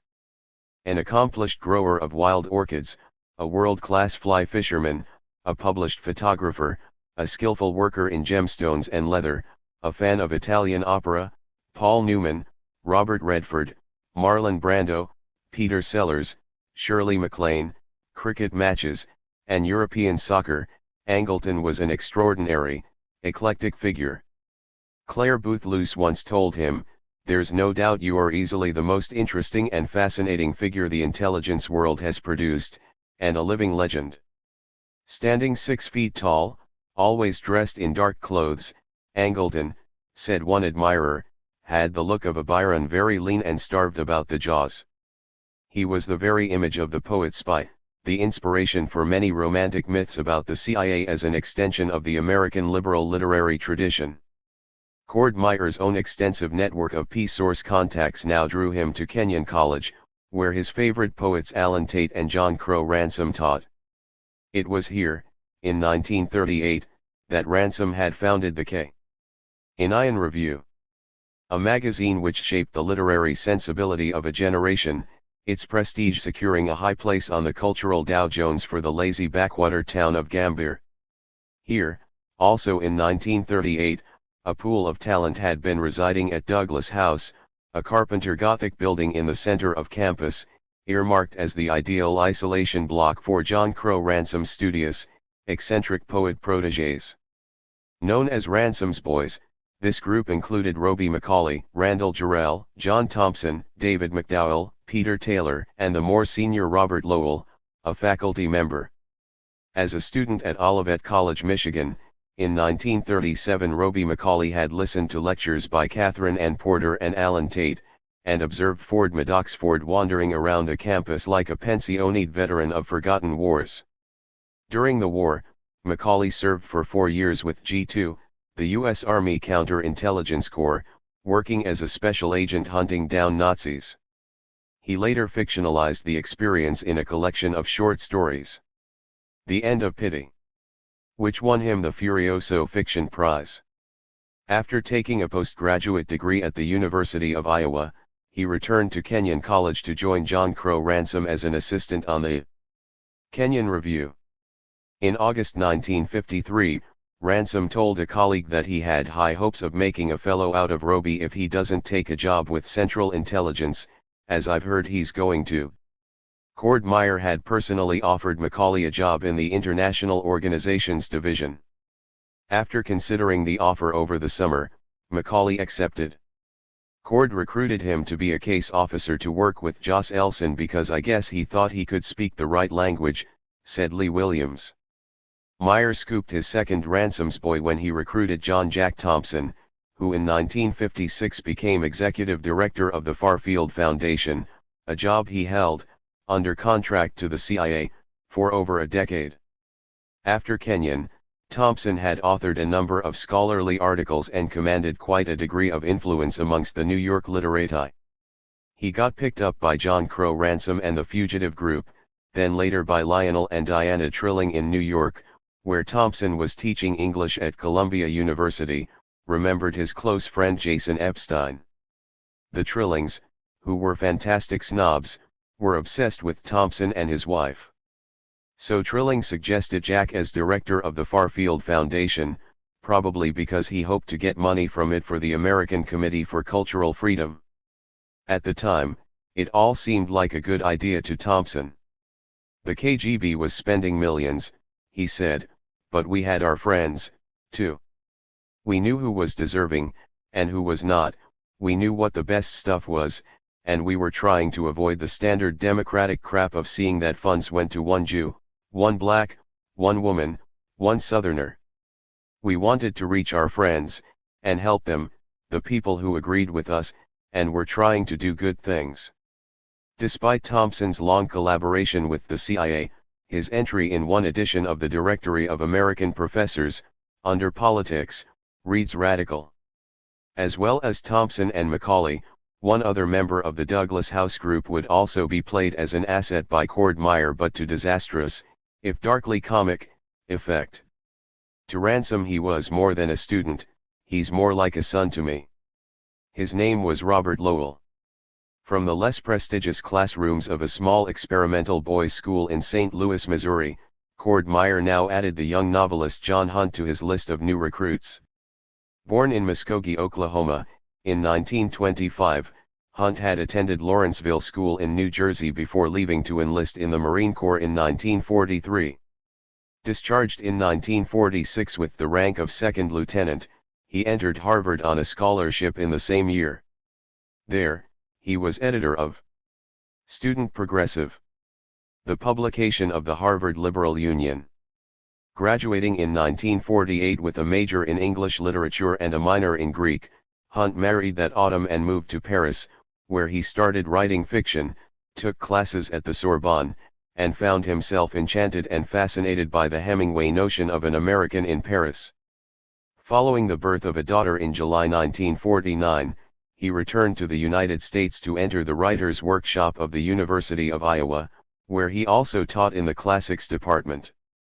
There, he met Roby Macaulay. In 1951 Hunt joined the faculty of the Thomas Jefferson School in St. Louis, where he stayed until June 1955, when the novel he had begun in Paris, Generations of Men, was accepted for publication by Atlantic, Little Brown. It was around this time that Meyer recruited Hunt as a case officer for the Congress for Cultural Freedom. A combination of the enormous pressure of work and his own highly strung temperament had begun to affect Michael Josleson's health, and in October 1955, aged 47, he suffered his first heart attack. So Meyer decided to send in Second Lieutenant John Hunt to lighten the load. There followed the peculiar charade of Hunt being formally interviewed by Joslson, who had already been supplied with a curriculum vitae and a list of glowing references. John Farrar of Farrar Straus recommended Hunt for his executive ability, a careful head and a sense of mission for the things we all believe in. Timothy Foote, assistant editor at Time Life in Paris, was confident that he would be awfully useful to have around in almost any reasonable enterprise, adding that he is a strong believer in American responsibilities overseas, but he does not feel that the United States should apologize for her efforts or influence in foreign countries. Interviewed by Joslson in February 1956, Hunt was formally appointed to the Congress Secretariat shortly afterwards. It can only be assumed that the resume and the letters of recommendation were part of Hunt's cover, useful to have in the files in order to give the appearance that his appointment was entirely above board. For Hunt, the Congress was, like Melville's C, my Yale College and my Harvard. Although he could not expect to achieve the authority that Joslson had won after years of diligent and scrupulous management of both dollars and temperaments, the Congress benefited from the injection of new blood. The advent of Meyer's recruits signaled a new era in the Congress's relationship with the CIA.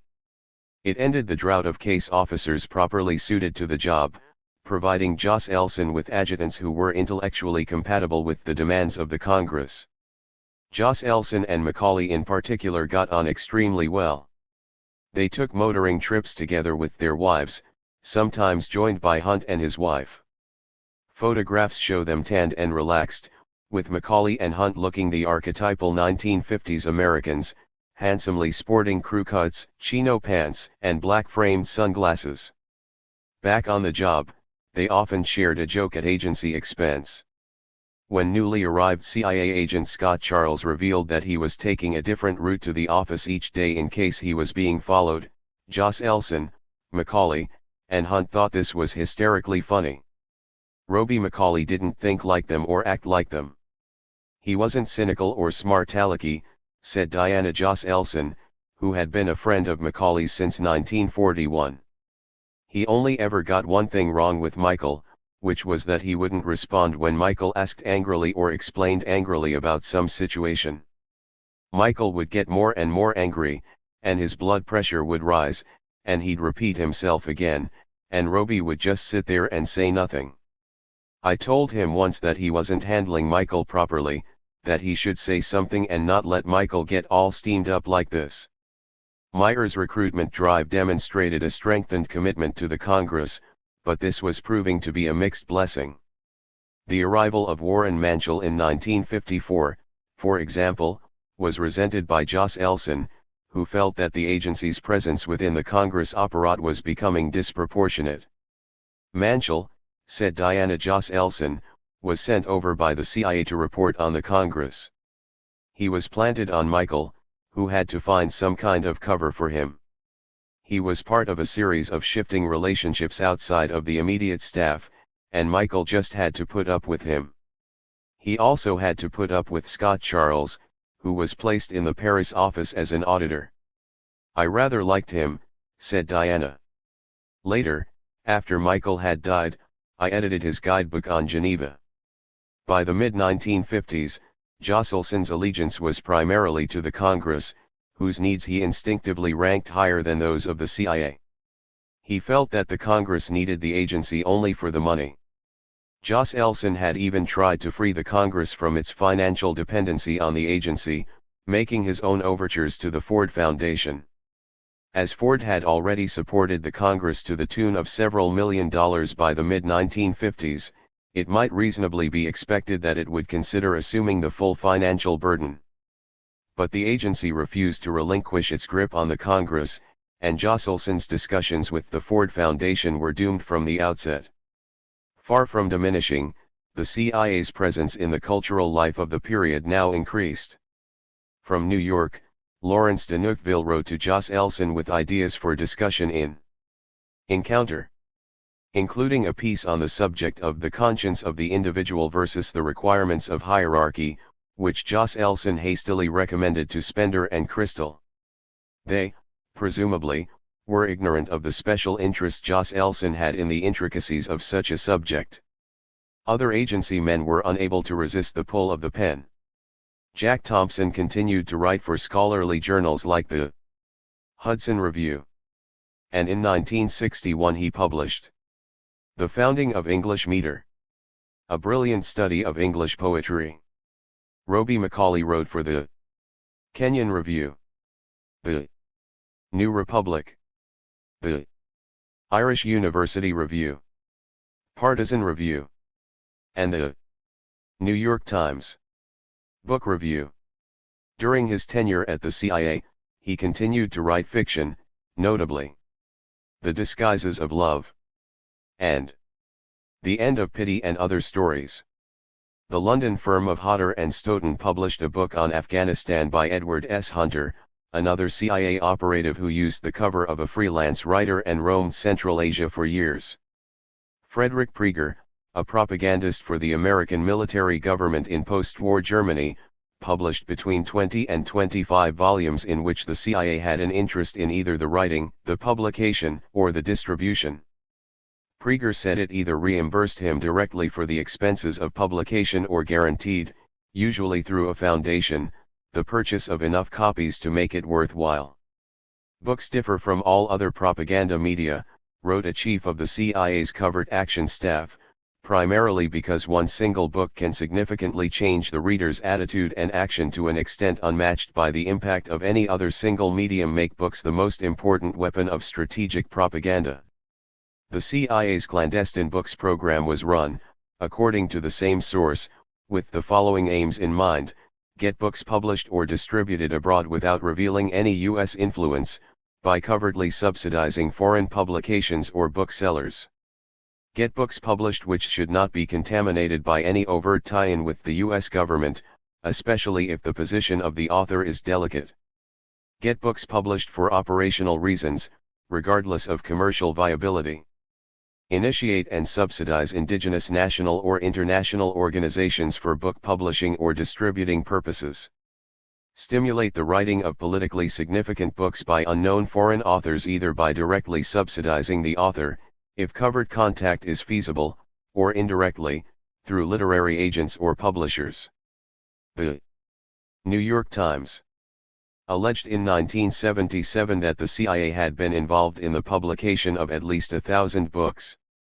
The agency has never made public its publications backlist, but it is known that books in which it had an involvement include Lasky's La Révolution Hongroise, translations of T.S. Eliot's The Waste Land, and Four Quartets, and, naturally, those books published by the Congress for Cultural Freedom or its affiliates, including anthologies of verse, Herbert Luthie's Le Passé Present, Combats des idées de Calvin à Rousseau, Patricia Blake's Halfway to the Moon. New Writing from Russia. Literature and Revolution in Soviet Russia. Edited by Max Hayward and Leopold Lebedz. History and Hope, Progress in Freedom. By Kotjelensky, Bertrand de Juvenals. The Art of Conjecture. The 100 Flowers. Edited by Roderick MacFarquhar, Nicolo Tucci's autobiographical novel. Before My Time. Bardinese. The Italians. Pasternak's. Dr. Zhivago. And new editions of Machiavelli's The Prince. Under the imprint of the Chekhov Publishing Company, which was secretly subsidized by the CIA, Chekhov's works were widely translated and distributed. In addition to John Hunt, whose first calling was as a writer, the agency boasted several other active novelists. In Paris, Yale graduate Peter Matheson, later the celebrated author of The Snow Leopard, co-founded and wrote for the Paris Review, and penned the novel Partisans, whilst he was working for the CIA.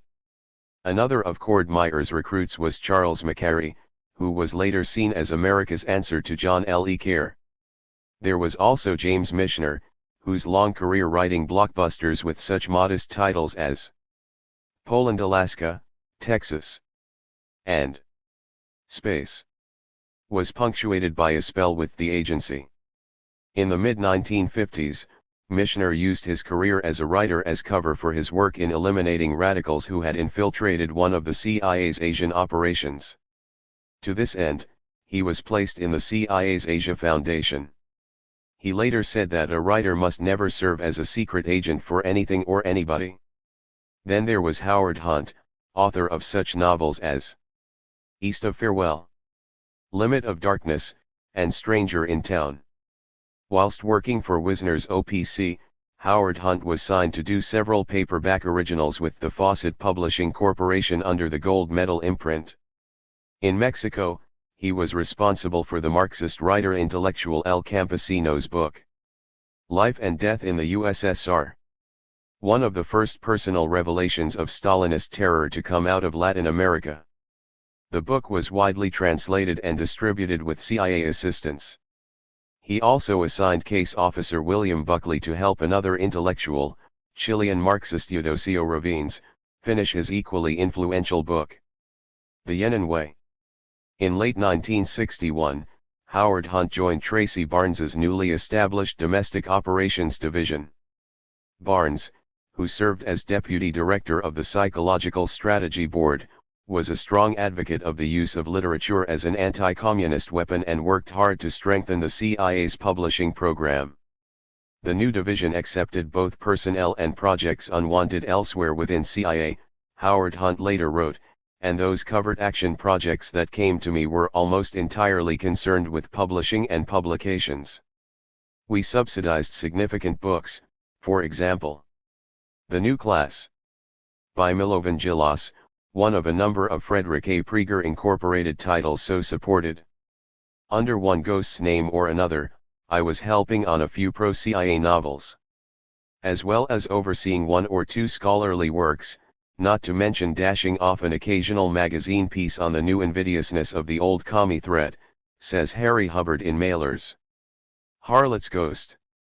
Even travel guides could contain the insights of CIA agents, several of whom floated about Europe using the celebrated Fodor guides as cover.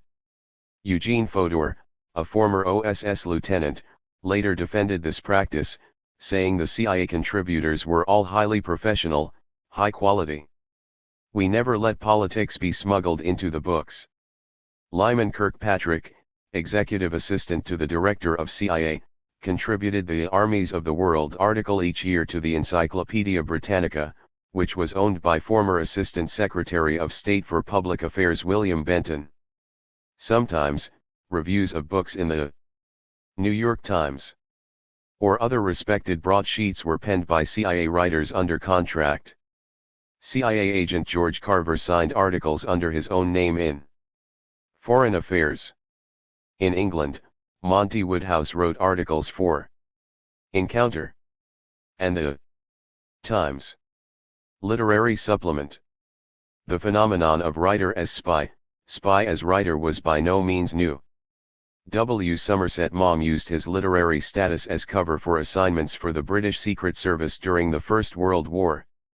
His later collection of autobiographical stories, Ashendon, was a Bible for intelligence officers. Compton Mackenzie worked for MI5 in the 1930s and was later prosecuted by Her Majesty's government for revealing the names of CIS personnel in his book, Aegean Memories. Graham Greene derived much fictional material from his experience as an undercover agent for MI5 during and, it is said, after the Second World War. He once famously referred to MI5 as the best travel agency in the world. Intellectuals, or a certain sort of intellectuals, have always had a romance about intelligence services, observed Carol Brightman. It's a kind of coming-of-age experience, going into the intelligence services, especially on certain campuses such as Yale. For novelist Richard Ellman, there was also a shared aesthetic concern. It's worth considering what these people had in common.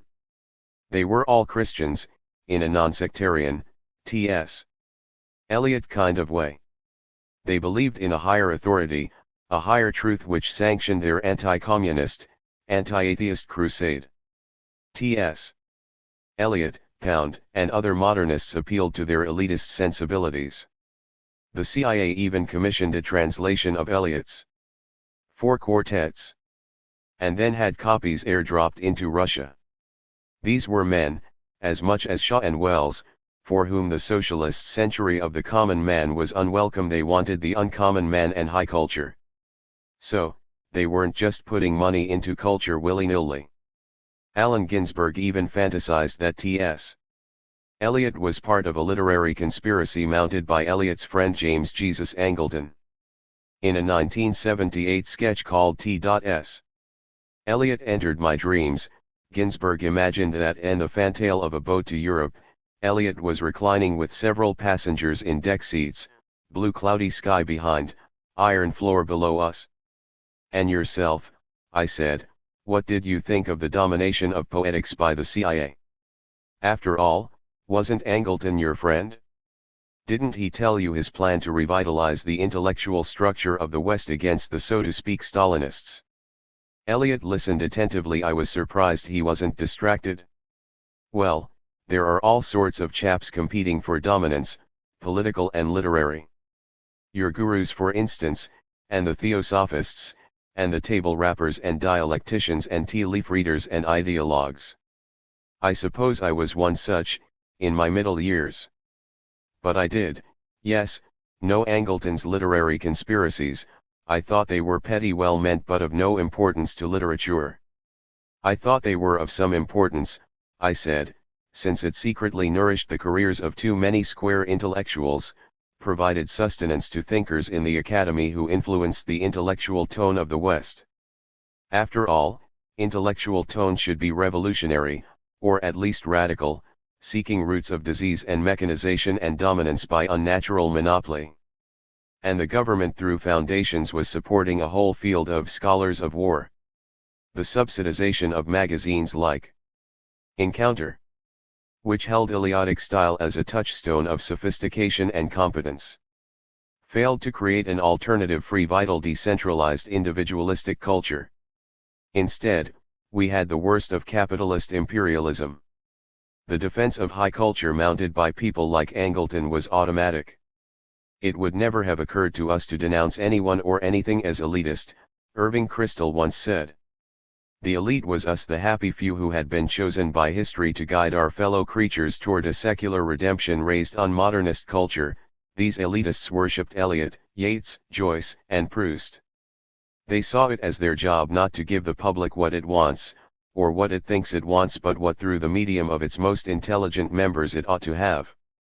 In other words, high culture was important as not only an anti-communist line of defense but also the bastion against a homogenized mass society, against what Dwight MacDonald viewed with horror as the spreading ooze of mass culture. The paradox of a defense of democracy mounted by patricians who were essentially deeply suspicious of it is hard to ignore.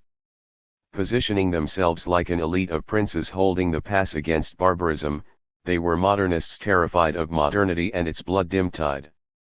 In a valedictory address to Kenyon College in 1940, Robert Lowell had given voice to the darkest fears of this aristocracy, "For all of you know that as the Philistines and Goths proceed in their spiritless way to dismember civilization, they will come to all the golden palaces of learning, they will come at last to Milton, Groton, Street Pauls and Street Marks, and there, the students who are neither efficient nor humane nor cultured will be doing what they are doing.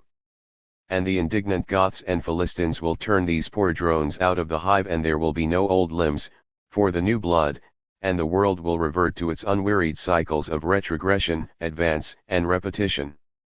Convinced that they had to shore up their defenses against the coming ruin, these were the Aurelians who in 1949 had decided to award Ezra Pound the Bollingen Prize for Poetry for his Paysan cantos.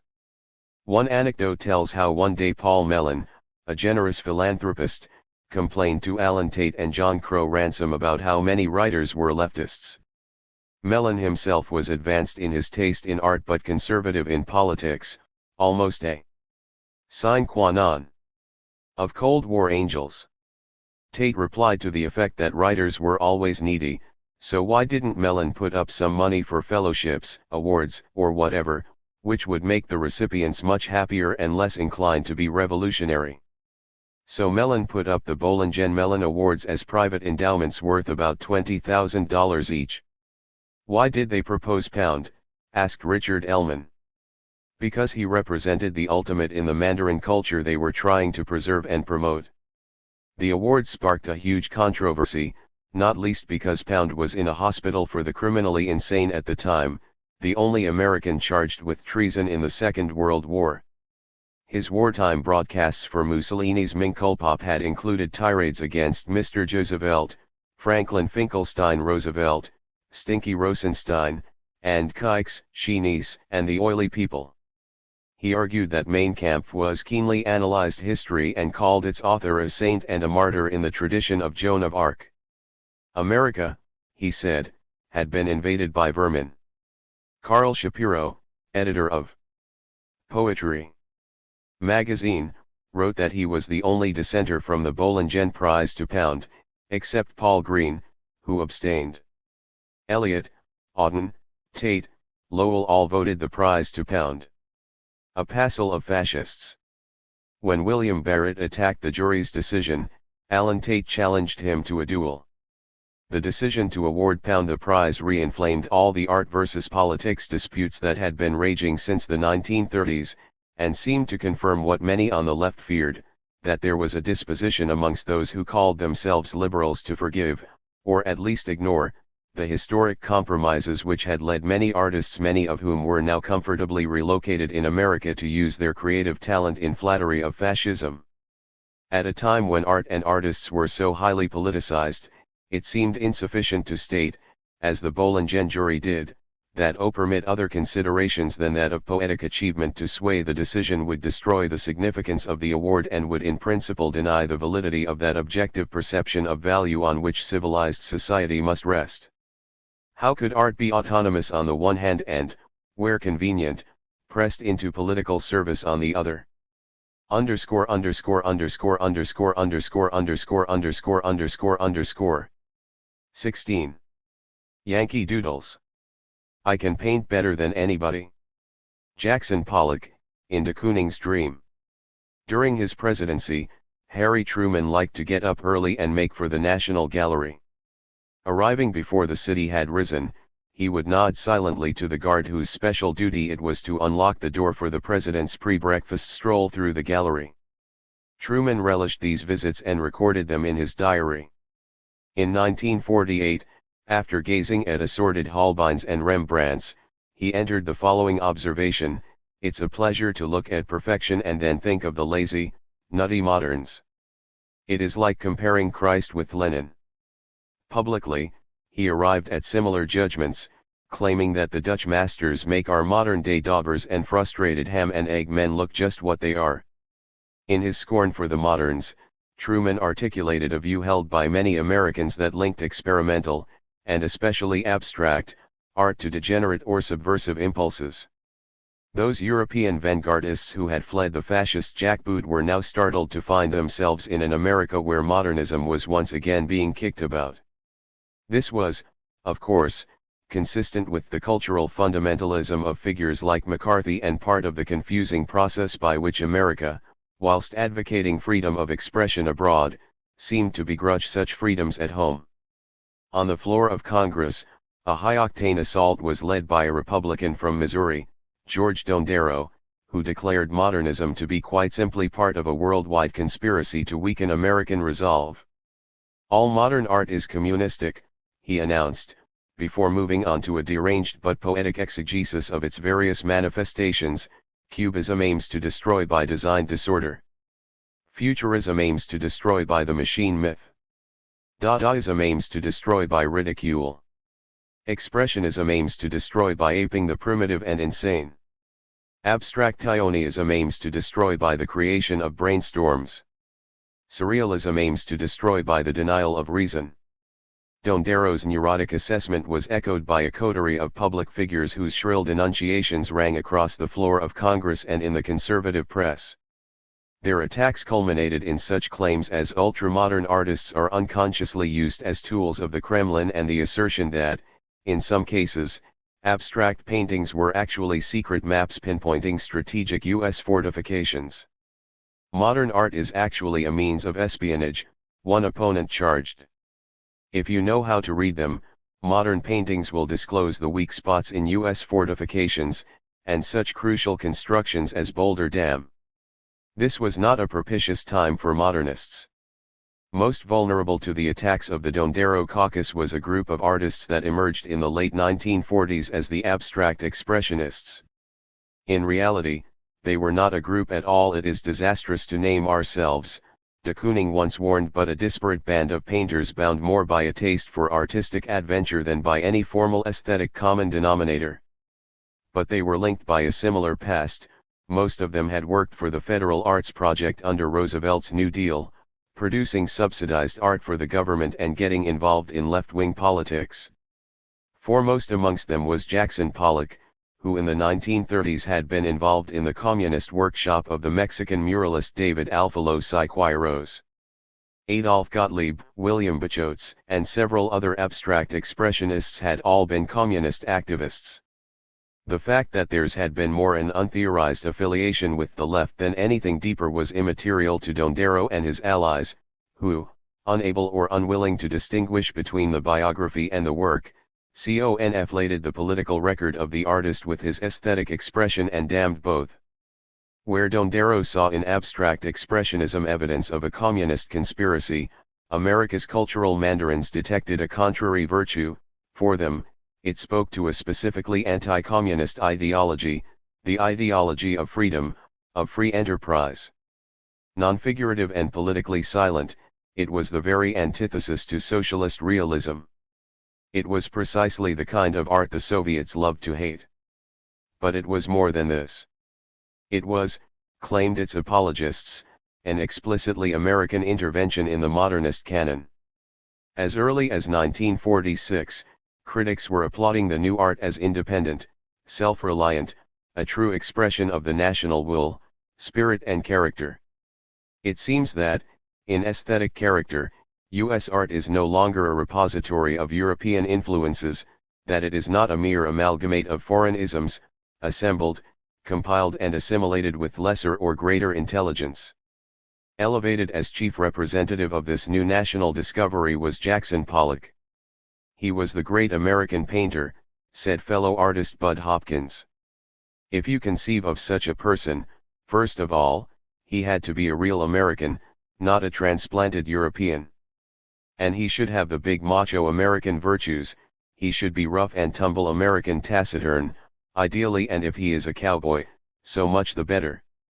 Certainly not an Easterner, not someone who went to Harvard. He shouldn't be influenced by the Europeans so much as he should be influenced by our own, the Mexicans and American Indians and so on. He should come out of the native soil, not out of Picasso and Matisse. And he should be allowed the great American vice, the Hemingway vice, of being a drunk. Everything about Pollock was right. Born on a sheep ranch in Cody, Wyoming, he entered the New York scene like a cowboy, hard-talking, heavy drinking, shooting his way from the Wild West. This was, of course, a mythical past. Pollock had never ridden a horse and had left Wyoming as a young child. But the image was so apt, so American, and no one disbelieved it.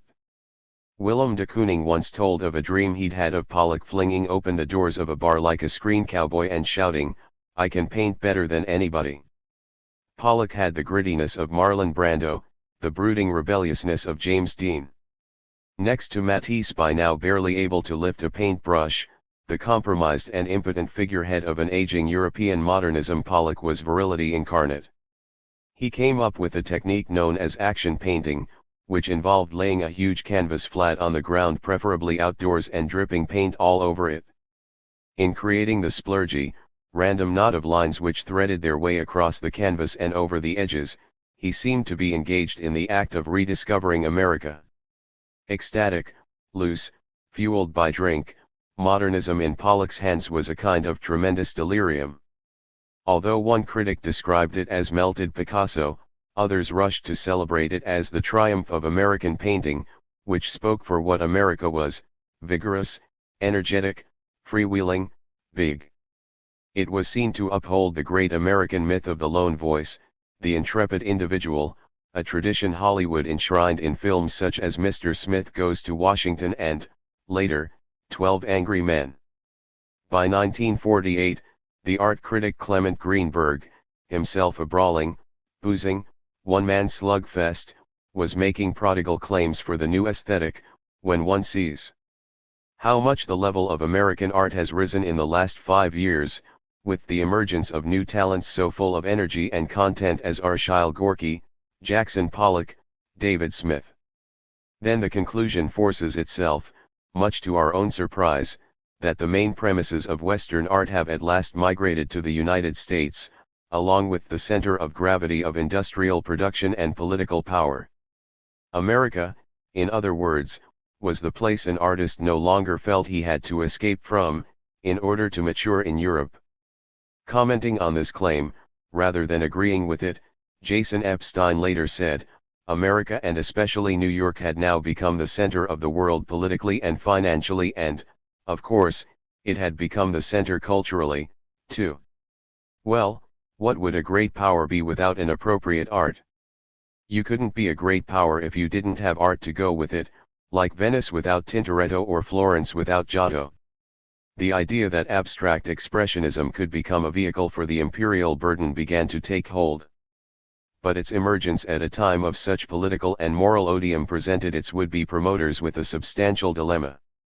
Despite the patent idiocy of Dondero's protests, by the late 1940s he had achieved the collapse of successive attempts on the part of the State Department to deploy American art as a propaganda weapon.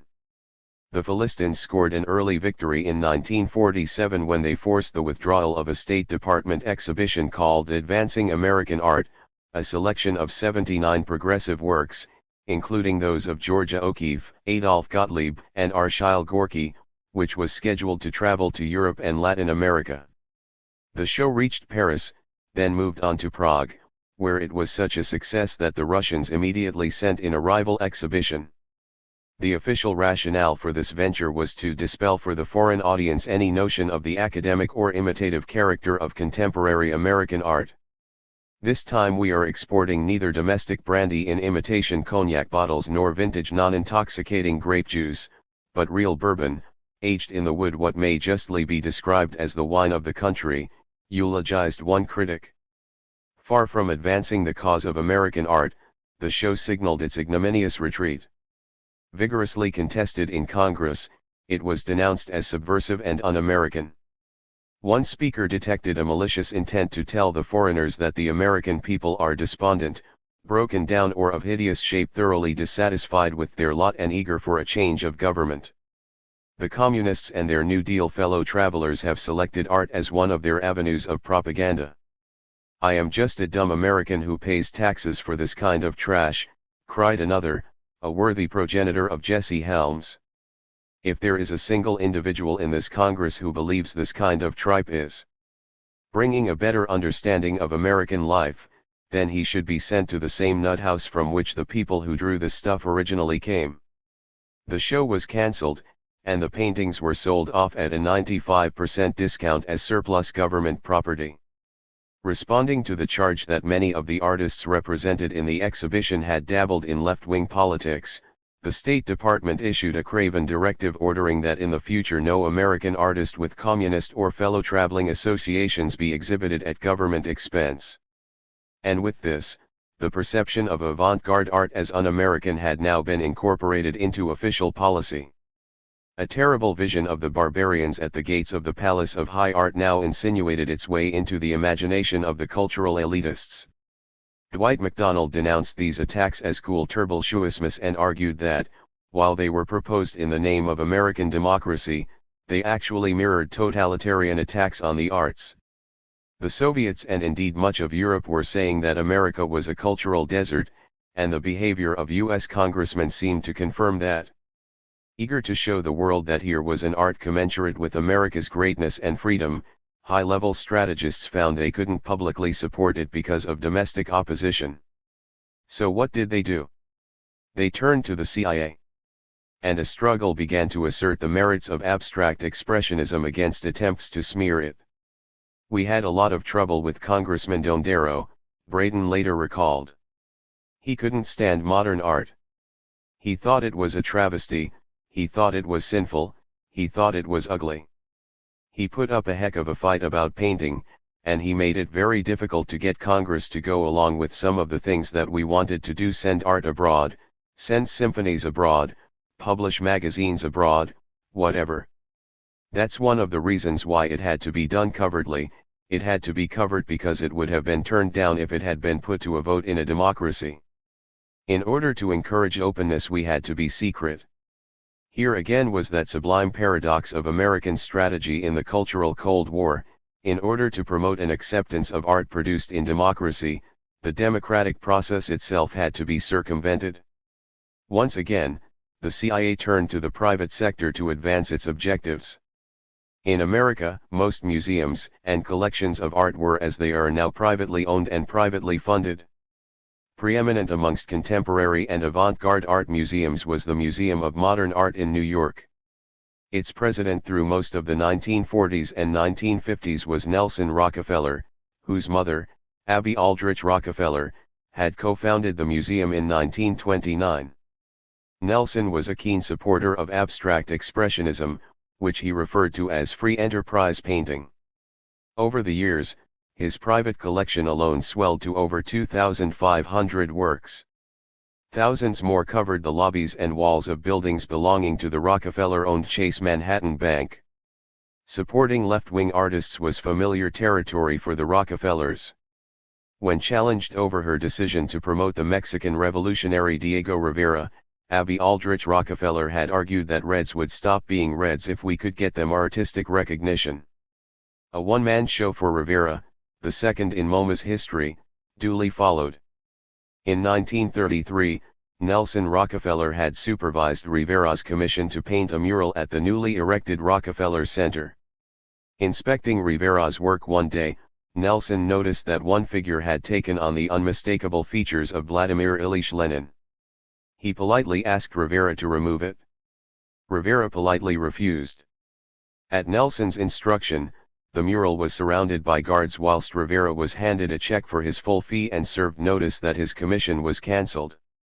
In February 1934, the mural, which had been nearly completed, was destroyed with jackhammers. Although this particular piece of patronage was unsuccessful, the principle which guided it was not abandoned. Establishment figures continued to believe that leftist artists were worth supporting. In the process, it could be hoped that the political clamor of the artist might be drowned out by the clink of the patron's coin. In a famous article entitled Avant-Garde and Kitsch, Clement Greenberg, the art critic who did the most to put abstract expressionism on the map, set out the ideological rationale for accepting sponsorship from an enlightened patron. Published in Partisan Review in 1939, the article still stands as the definitive article of faith for the elitist and anti-Marxist view of modernism. The avant-garde, wrote Greenberg, had been abandoned by those to whom it actually belongs, our ruling class. In Europe, traditionally, support was provided by an elite among the ruling classes, from which assumed itself to be cut off, but to which it had always remained attached by an umbilical cord of gold. In the United States, he argued, the same mechanism must prevail. The really deep connection between abstract expressionism and the cultural Cold War can be found here. It was according to this principle that the CIA, together with its private venture capitalists, operated.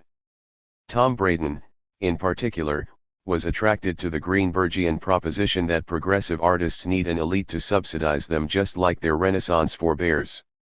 I've forgotten which pope it was who commissioned the Sistine Chapel, he said, but I suppose that if it had been submitted to a vote of the Italian people there would have been many negative responses, it's naked or it isn't the way I imagined God or whatever. I don't think it would have gotten through the Italian parliament, if there had been a parliament at the time. It takes a pope or somebody with a lot of money to recognize art and to support it.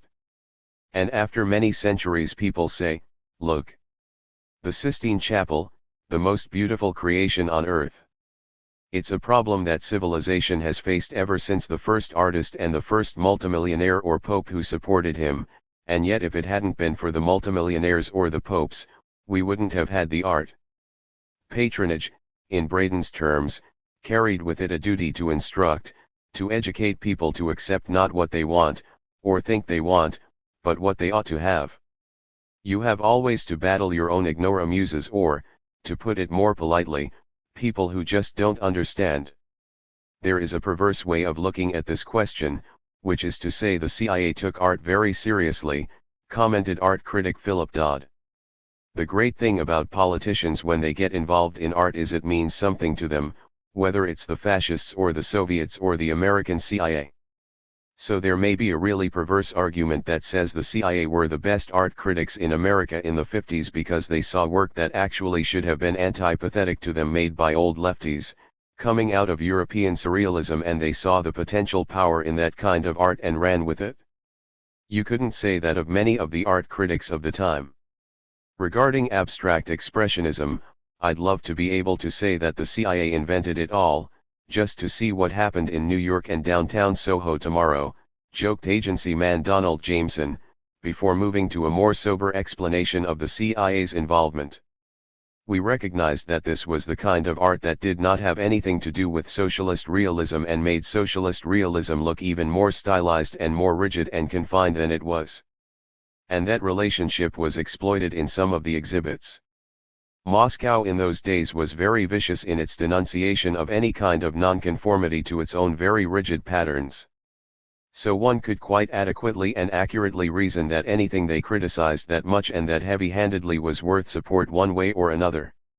Of course, for matters of this sort could only have been done through the organizations or the operations of the CIA at 2 or 3 removed, so that there wouldn't be any question of having to clear Jackson Pollock, for example, or do anything that would involve these people in the organization. They'd just be added at the end of the line.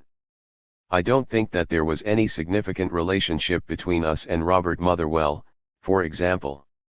And it couldn't have been any closer and certainly shouldn't have been any closer either, because most of them were people who had very little respect for the government in particular and certainly none for the CIA. If you had to use people who considered themselves one way or another closer to Moscow than to Washington, well, so much the better perhaps. Operating at a remove from the CIA, and therefore offering a plausible disguise for its interests, was the Museum of Modern Art. An inspection of MoMA's committees and councils reveals a proliferation of links to the agency. First and foremost was Nelson Rockefeller himself, who had headed up the government's wartime intelligence agency for Latin America, named the Coordinator of Inter-American Affairs. This agency, among other activities, sponsored touring exhibitions of contemporary American painting. 19 of these shows were contracted to MoMA. As a trustee of the Rockefeller Brothers Fund, a New York think tank subcontracted by the government to study foreign affairs, Rockefeller presided over some of the most influential minds of the period as they thrashed out definitions of American foreign policy. In the early 1950s, he received briefings on covert activities from Alan Dulles and Tom Braden, who later said, "I assumed Nelson knew pretty much everything about what we were doing." A reasonable assumption, given Nelson's appointment as Eisenhower's special advisor on Cold War strategy in 1954 and his chairmanship of the Planning Coordination Group, which oversaw all National Security Council decisions, including CIA covert operations. Rockefeller's close friend was John Jock Hay Whitney, a longtime trustee of MoMA who also served as its president and chairman of the board.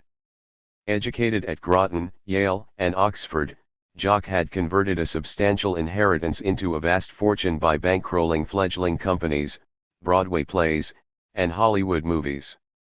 As director of Rockefeller's motion picture division at CIAA in 1940-42, Jock oversaw production of such films as Disney's Saludos Amigos, which brimmed with inter-American goodwill. He joined the Office of Strategic Services in 1943, was captured in southern France by German soldiers in August 1944, and loaded onto a train heading east before making a daring escape. After the war, he set up J.H. Whitney & Co. as a partnership dedicated to the propagation of the free enterprise system by the furnishing of financial backing for new, undeveloped, and risky businesses that might have trouble attracting investment capital through more conservative channels. A prominent partner was William H. Jackson, a polo-playing friend of Jock's who also happened to be deputy director of the CIA.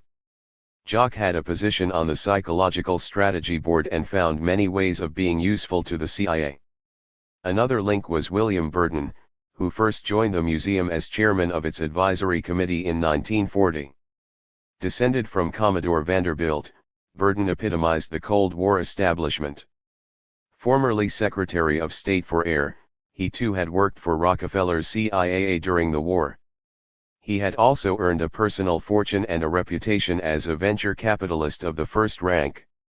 Chairing numerous quasi-governmental bodies and even the CIA's Farfield Foundation, he seemed happy to perform as a front man. In 1947, he was appointed chairman of the Committee on Museum Collections, and in 1956 he became MoMA's president.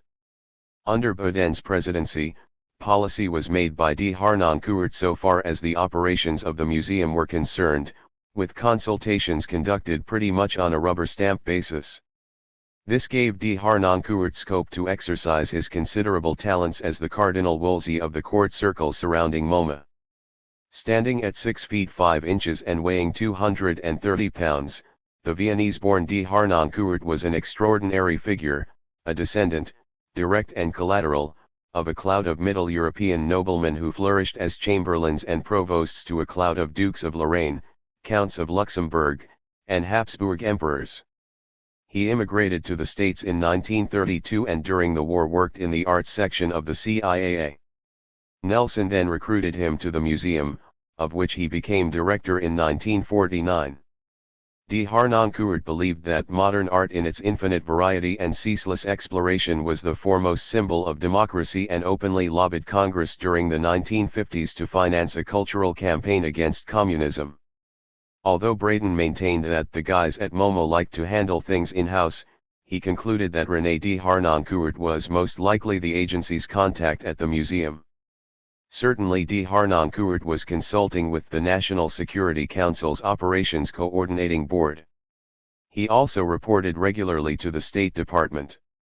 These liaisons give a certain piquancy to the comment that, like his ancestors, D. Harnoncourt exhibited a gift for making himself indispensable to a succession and quite often an overlapping of patrons. William Paley, heir to the Congress Cigar Company, was yet another MoMA trustee with close links to the intelligence world. A personal friend of Alan Dulles, Paley allowed CBS, the network he owned, to provide cover for CIA employees in an arrangement similar to that authorized by Henry Luce at his Time Life Empire. At the height of this relationship, CBS correspondents joined the CIA hierarchy once a year for private dinners and briefings. These dinners, grown-up affairs with good table talk and good cigars, were held at Dulles's home or at his private club, The Alibi, in Washington. Of Paley's involvement with the CIA, One CBS executive said, "It's the single subject about which his memory has failed. On and on go the names, on and on go the links." Joseph Werner Reed, for example, was a MoMA trustee at the same time as he was a trustee of the Farfield Foundation. So was Gardner Cowles. So was Junkie Fleischman. So was Cass Canfield. Opta Kulp Hobby, a founding member of MoMA, sat on the board of the Free Europe Committee and allowed her family foundation to be used as a CIA conduit. While Hobby was Secretary of State for Health, Education, and Welfare under Eisenhower, her assistant was one Joan Braden, who had previously worked for Nelson Rockefeller and was married to Tom Braden. Before he joined the CIA, Tom had also worked for Nelson Rockefeller as MoMA's executive secretary from 1947 to late 1949. As Gore Vidal once said, "Everything has so many chains of association in our unexpectedly Jacobean republic that nothing any longer surprises." Of course, it could be argued that this congruity revealed nothing more than the nature of American power at the time. Just because these people knew each other, and just because they were socially enjoined to the CIA, doesn't mean that they were co-conspirators in the promotion of the new American art. But the coziness of the relationship ensured the durability of claims that MoMA was in some official way connected to the government's secret cultural warfare program. This rumor was first examined in 1974 by Eva Cockcroft in a seminal article for Art Forum called Abstract Expressionism, Weapon of the Cold War, which concluded, links between cultural Cold War politics and the success of abstract expressionism are by no means coincidental. They were consciously forged at the time by some of the most influential figures controlling museum policies and advocating enlightened Cold War tactics designed to woo European intellectuals. Moreover, Cockcroft asserted, in terms of cultural propaganda, the functions of both the CIA's cultural apparatus and MoMA's international programs were similar and, in fact, mutually supportive. "I didn't have anything to do with promoting Pollock or whomever," said Lawrence de Neufville. "I don't even remember when I first heard of him. But I do remember hearing that Jock Whitney and Alan Dulles agreed they had to do something about modern art after the State Department caved in." Perhaps that's how you might define mutually supportive. There is no prima facie evidence for any formal agreement between the CIA and the Museum of Modern Art. The fact is, it simply wasn't necessary. MoMA's defenders have consistently attacked the claim that the museum's support of abstract expressionism was in any way linked to the covert advancement of America's international image. Curiously, one argument they use is that MoMA actually neglected the movement when it first emerged. The Modern's exhibitions of abstract expressionism, more so at home, but also abroad, came on the whole only during the later 50s, by which time the movement's first generation had already been followed by a second, wrote Michael Kimmelman in a rebuttal commissioned by MoMA. To argue that MoMA simply missed what was right under its nose is disingenuous and ignores the fact that the museum had steadily and consistently collected works by the abstract expressionists from the time of their earliest appearance. From 1941, MoMA acquired works by Arshile Gorky, Alexander Calder, Frank Stella, Robert Motherwell, Jackson Pollock, Stuart Davis, and Adolf Gottlieb. In May 1944, the museum sold at auction certain of its 19th-century works of art to provide funds for the purchase of 20th-century works. Although receipts from the sale were disappointing, enough cash was made available to purchase important paintings by Pollock, Motherwell, and Motta. Thus, as might be expected of a museum of modern art, and particularly one which acknowledged that it held a tremendous moral responsibility toward living artists whose careers and fortunes can be drastically affected by the museum's support or lack of it, was the new generation of American painters brought into its fold. That these acquisitions were made in the face of internal opposition further demonstrates a resolve to consolidate abstract expressionism's right to canonical recognition. When some members of the Committee of Museum Collections, encouraged by adverse newspaper criticism, vigorously questioned the validity of certain acquisitions, including paintings called abstract expressionist, their protests were ineffectual, and nobody stood in the way when one committee member resigned in protest against the purchase of a Rothko. As for foreign tours, Motherwell, Mark Tobey, Georgia O'Keeffe, and Gottlieb were all selected for the exhibition American Painting from the 18th Century to the Present Day, which opened in London in 1946 before proceeding to other European capitals. This was one of the earliest appearances of abstract expressionism in a group show under official auspices. The same year, the MoMA show 14 Americans included Gorky, Motherwell, Tobey, and Theodore Roszak. By 1948, Lincoln Kirstein, a former MoMA activist, was moaning in Harper's that the museum has done its job almost too well by making itself into a modern abstract academy whose tenets he defined as improvisation as method, deformation as formula, and painting as an amusement manipulated by interior decorators and high-pressure salesmen. In 1952, some 50 American artists, including Edward Hopper, Charles Birchfield, Yasuo Kuniyashi, and Jack Levine, attacked MoMA, in what came to be known as the Reality Manifesto, for coming to be more and more identified in the public eye with abstract and non-objective art, a dogma which they felt stemmed very largely from the modern museum and its unquestioned influence throughout the country. In the same year, the Communist Monthly Masses and Mainstream lampooned abstract art and its shrine, the Museum of Modern Art, in a tirade whose title Dollars, Doodles, and Death was eerily prophetic. Is it really possible to argue that MoMA came on board late? When Sidney Janis took the group show American Vanguard Art for Paris to the Galerie de France in late 1951, it was a resounding failure. Reviews were lukewarm at best and mostly downright hostile. Not one picture was sold. It was too early, Janis concluded. Other private gallery owners who championed the New York school were in no doubt that it was indebted to MoMA's early recognition. I must say that the modern museum was one of the first to accept people like Motherwell, Gottlieb, Bachotz, said Samuel Kutz of the Kutz Gallery. Barr was an enthusiast for those particular three men and conveyed this enthusiasm to people like Burton, or Nelson Rockefeller, and others of the modern group of trustees. Alfred Barr was the authoritative tastemaker of his day, and his advocacy of abstract expressionism was integral to its success. Born in 1902 in Detroit, Barr entered Princeton in 1918 and emerged with a burning interest in art, military history, and chess. In 1929, at Abby Aldrich Rockefeller's invitation, he became MoMA's first director, a post he held until 1943, when he was replaced by René de Harnoncourt. Barr continued to keep an office in the museum and in February 1947 was appointed Director of Museum Collections. In a New Yorker profile, Dwight MacDonald described him as shy, frail, low of voice, and scholarly of mien, the austerity of his beak-nosed, bespectacled face relieved only by the kind of secret smile one sees on archaic Greek statues or on the carefully locked features of a psychoanalyst. But MacDonald noticed that there was more to Barr than simply another nice old absent-minded professor. In his quiet, rectitudinous way, he is more than something of a politician. The fine Italian hand of Alfred Barr has had its part in creating an atmosphere of intrigue in the museum, where things are not necessarily what they seem to such an extent that one bewildered artist has called the place the house of mystery if not mirth.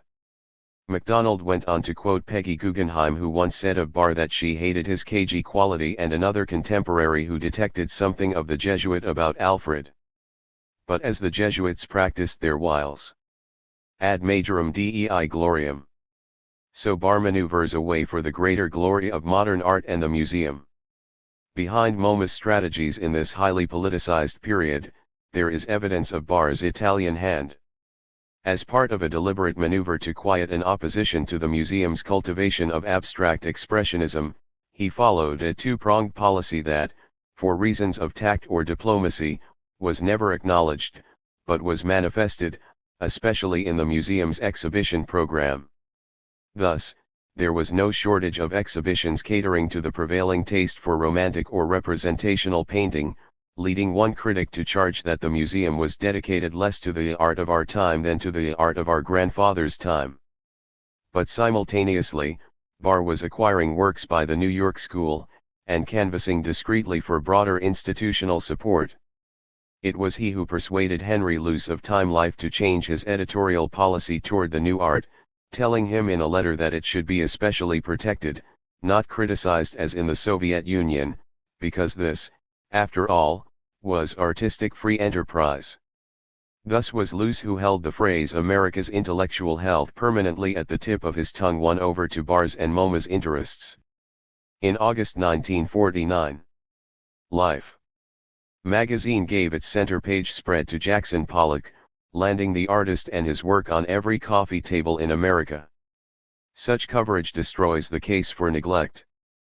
But it was loans to Europe from MoMA's collection which best illustrate the fortunes of the New York school.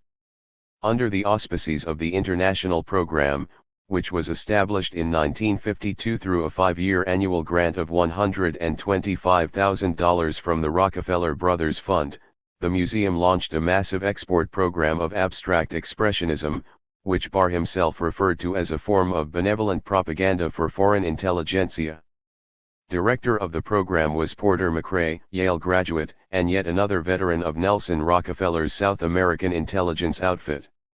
In December 1950, McRae took a year's leave of absence from his job as director of MoMA's Department of Circulating Exhibitions to become an attaché in the U.S. Foreign Service, assigned to the cultural section of the Marshall Plan in Paris.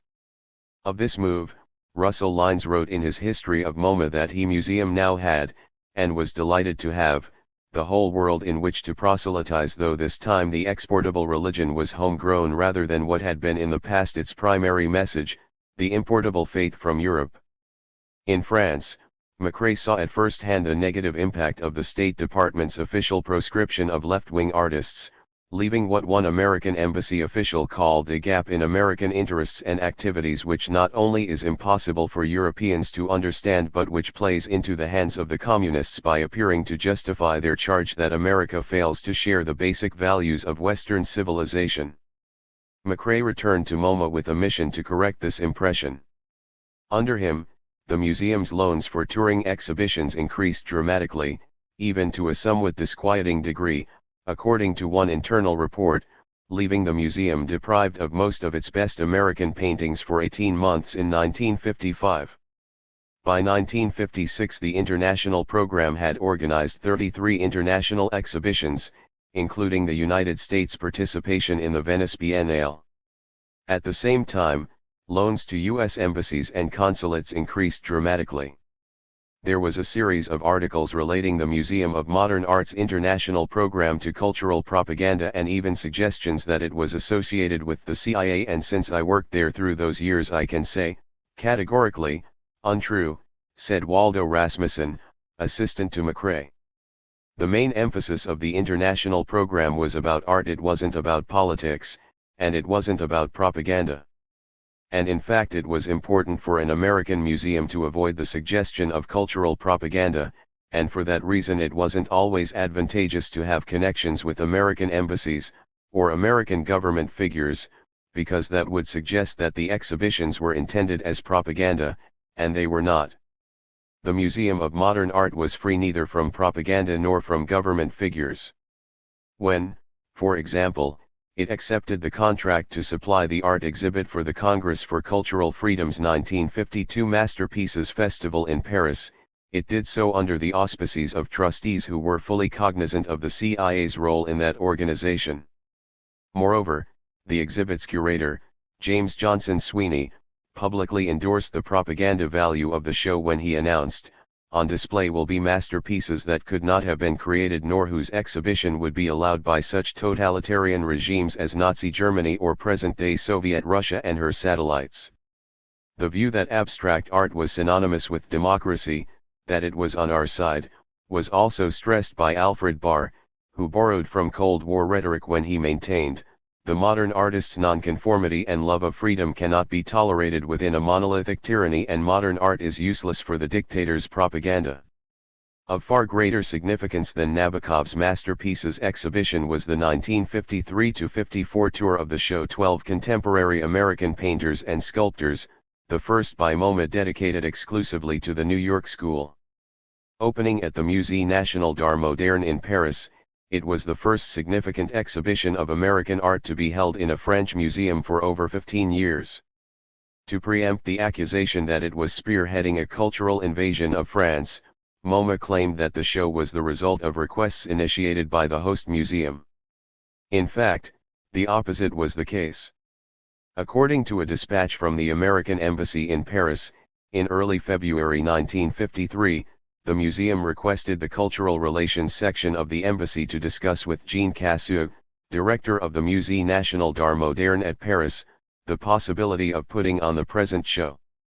M. Casseux had already scheduled all of his exhibition space until the spring of 1954. On learning, however, that this exhibition would be available, he reorganized his plans and put off an exhibition of the Belgian painter, Ensor, which had been planned.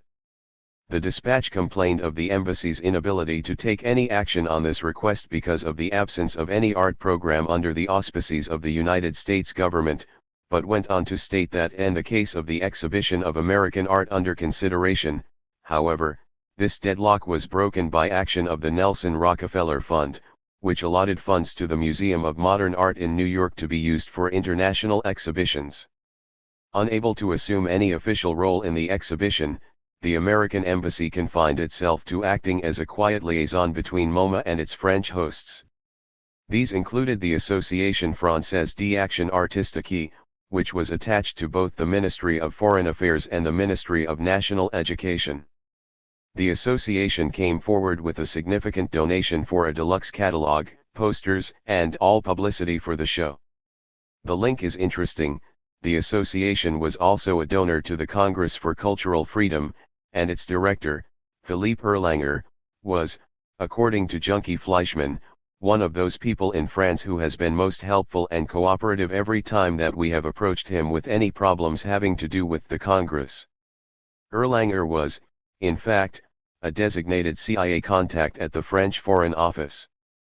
Through him, the Congress for Cultural Freedom acquired a credible conduit for official French funds to cultural propaganda initiatives. René de Harnoncourt, who attached sufficient importance to the show to install it in person, could not have been ignorant of this connection. Elements of the French press picked up on the political maneuvering behind the show, and snide reference was made to the Musée d'Art Moderne as a new outpost of United States territory and to the painters on show there as Mr. Foster Dulles' 12 Apostles. As 12 contemporary American painters and sculptors was being packed up for its next destination, MoMA was already preparing for its participation in an exhibition which would bring it once again into a direct relationship with the Congress for Cultural Freedom. Writing to Nabokov on April 9, 1954, Monroe Wheeler, MoMA's Director of Exhibitions and Publications, confirmed that our coordination committee has agreed that we should cooperate as much as we can with your project for an exhibition of paintings by artists between the ages of 18 and 35. We would like to suggest for membership on your International Advisory Committee the museum's Director of Painting and Sculpture, Mr. Andrew Carnduff Ritchie. The result of this collaboration was the Young Painters Show, which opened at the Galleria Nazionale di Arte Moderna in Rome, then moved to the Palais des Beaux-Arts in Brussels, the Musée National d'Art Moderne in Paris, and the Institute of Contemporary Arts in London. Of the 170 paintings in the exhibit, nearly all were abstract works. Ritchie, who believed that artists working in the abstract mode were in some way responding to the weakness, even sterility, of most non-communist figurative painting, selected works by Richard Diebenkorn, Seymour Drumlevich, Joseph Glasgow, John Hultberg, Irving Kreisberg, and Theodoros Stamos. Thus, whilst European audiences were still being introduced to the first wave of abstract expressionists, Ritchie was already delivering the second. As usual, the Congress for Cultural Freedom rustled up large cash prizes to be awarded to the 3 best paintings. Funds to organize the show, and for its transportation and publicity during the year that it toured, were provided directly by the Farfield Foundation. MoMA's international program picked up the tab for transporting the works to and from Europe, using money supplied by the Rockefeller Brothers Fund. The Congress's media network did its part in amplifying the show's influence. Proofs. devoted half of its October 1956 issue to the exhibition and published an international survey of young painters on the subject of abstraction versus figurative art. Jos Elson, who averred that the problems of modern painting happen to be a hobby of mine, forwarded the survey to Nelson Rockefeller, and said that it ranked high among the topics of discussion in Paris today. The collaboration with the Congress brought MoMA access to the most prestigious art institutions in Europe. Sitting on the Congress Arts Committee were the directors of the Palais des Beaux-Arts in Brussels, Switzerland's Museum of Modern Art, London's ICA, the Kaiser Friedrich Museum in Berlin, the Musée National d'Arte Moderne in Paris, the Guggenheim Museum, and the Galleria Nazionale di Arte Moderna in Rome. Combined with the economic strength of MoMA, this committee had the breadth and scope to influence aesthetic tastes across Europe. As one reviewer of Young Painters wrote, the fact that the exhibition conforms to the prevailing taste for various currents of abstract art and offers no surprises is probably attributable to the composition of the selection jury. Almost all members of the jury are museum directors and as such cannot be expected to outpace the established best. There can be little doubt that this prevailing orthodoxy was carved out according to a political, and not a solely aesthetic, agenda. It was an agenda personally sanctioned by President Eisenhower, who, unlike Truman before him, recognized the value of modern art as a pillar of liberty. In an address which explicitly endorsed the work of MoMA, Eisenhower declared, "As long as artists are at liberty to feel with high personal intensity, as long as our artists are free to create with sincerity and conviction, there will be healthy controversy and progress in art." How different it is in tyranny. When artists are made the slaves and the tools of the state, when artists become chief propagandists of a cause, progress is arrested and creation and genius are destroyed. These sentiments were echoed by a former chairman of MoMA's international program, August Heckscher, who claimed the museum's work was related to the central struggle of the age, the struggle of freedom against tyranny. We know that where tyranny takes over, whether under fascism or communism, modern art is destroyed and exiled. George Kennan rallied to this free art ideology, telling an audience of MoMA activists in 1955 that they had a duty to correct a number of impressions that the outside world entertains of us, impressions that are beginning to affect our international position in very important ways. These negative feelings, said Kennan, were related to cultural rather than political conditions. His next point startled everyone. The totalitarians recognized that only if they appeared outwardly to enjoy the confidence and enthusiasm of the artists could they plausibly claim to have created a hopeful and creditable civilization. And I find it sad that they should have come to this appreciation so much sooner than many of our own people. What, asked Kennan, was the nature of the task ahead? We have to show the outside world both that we have a cultural life and that we care something about it. That we care enough about it, in fact, to give it encouragement and support here at home, and to see that it is enriched by acquaintance with similar activity elsewhere. If these impressions could only be conveyed with enough force and success to countries beyond our borders, I for one would willingly trade the entire remaining inventory of political propaganda for the results that could be achieved by such results alone. The Congress for Cultural Freedom's support for experimental, predominantly abstract painting over representational or realist aesthetics must be viewed in this context. From the statements of Tom Braden and Donald Jameson, it is evident that the CIA felt it had a part to play in encouraging consent for the new art.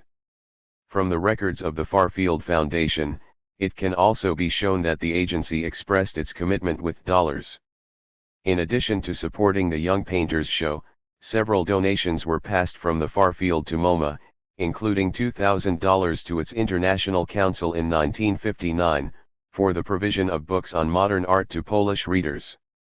There is further, incontrovertible evidence that the CIA was an active component in the machinery which promoted abstract expressionism.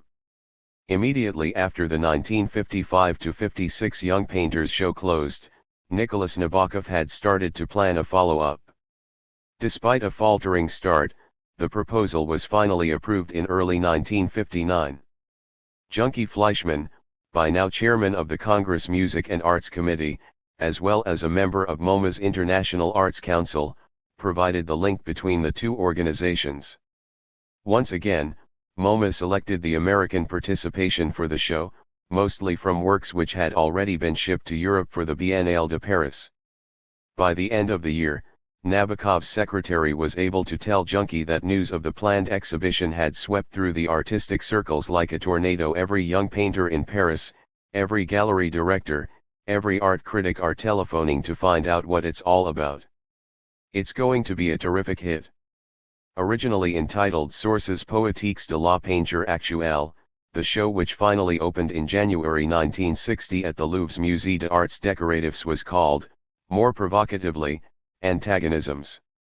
Dominating the exhibition were works by Mark Rothko, Sam Francis, Yves Klein, Franz Klein, Louise Nevelson, Jackson Pollock, Mark Tobey, and Joan Mitchell. Many of the paintings had been brought to Paris from Vienna, where the Congress had exhibited them as part of a wider, CIA-orchestrated campaign to undermine the 1959 Communist Youth Festival.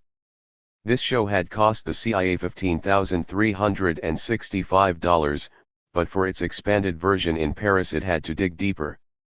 A further $10,000 was laundered through the Oblitzel Foundation, to which was added $10,000 from the Association Française d'Action Artistique.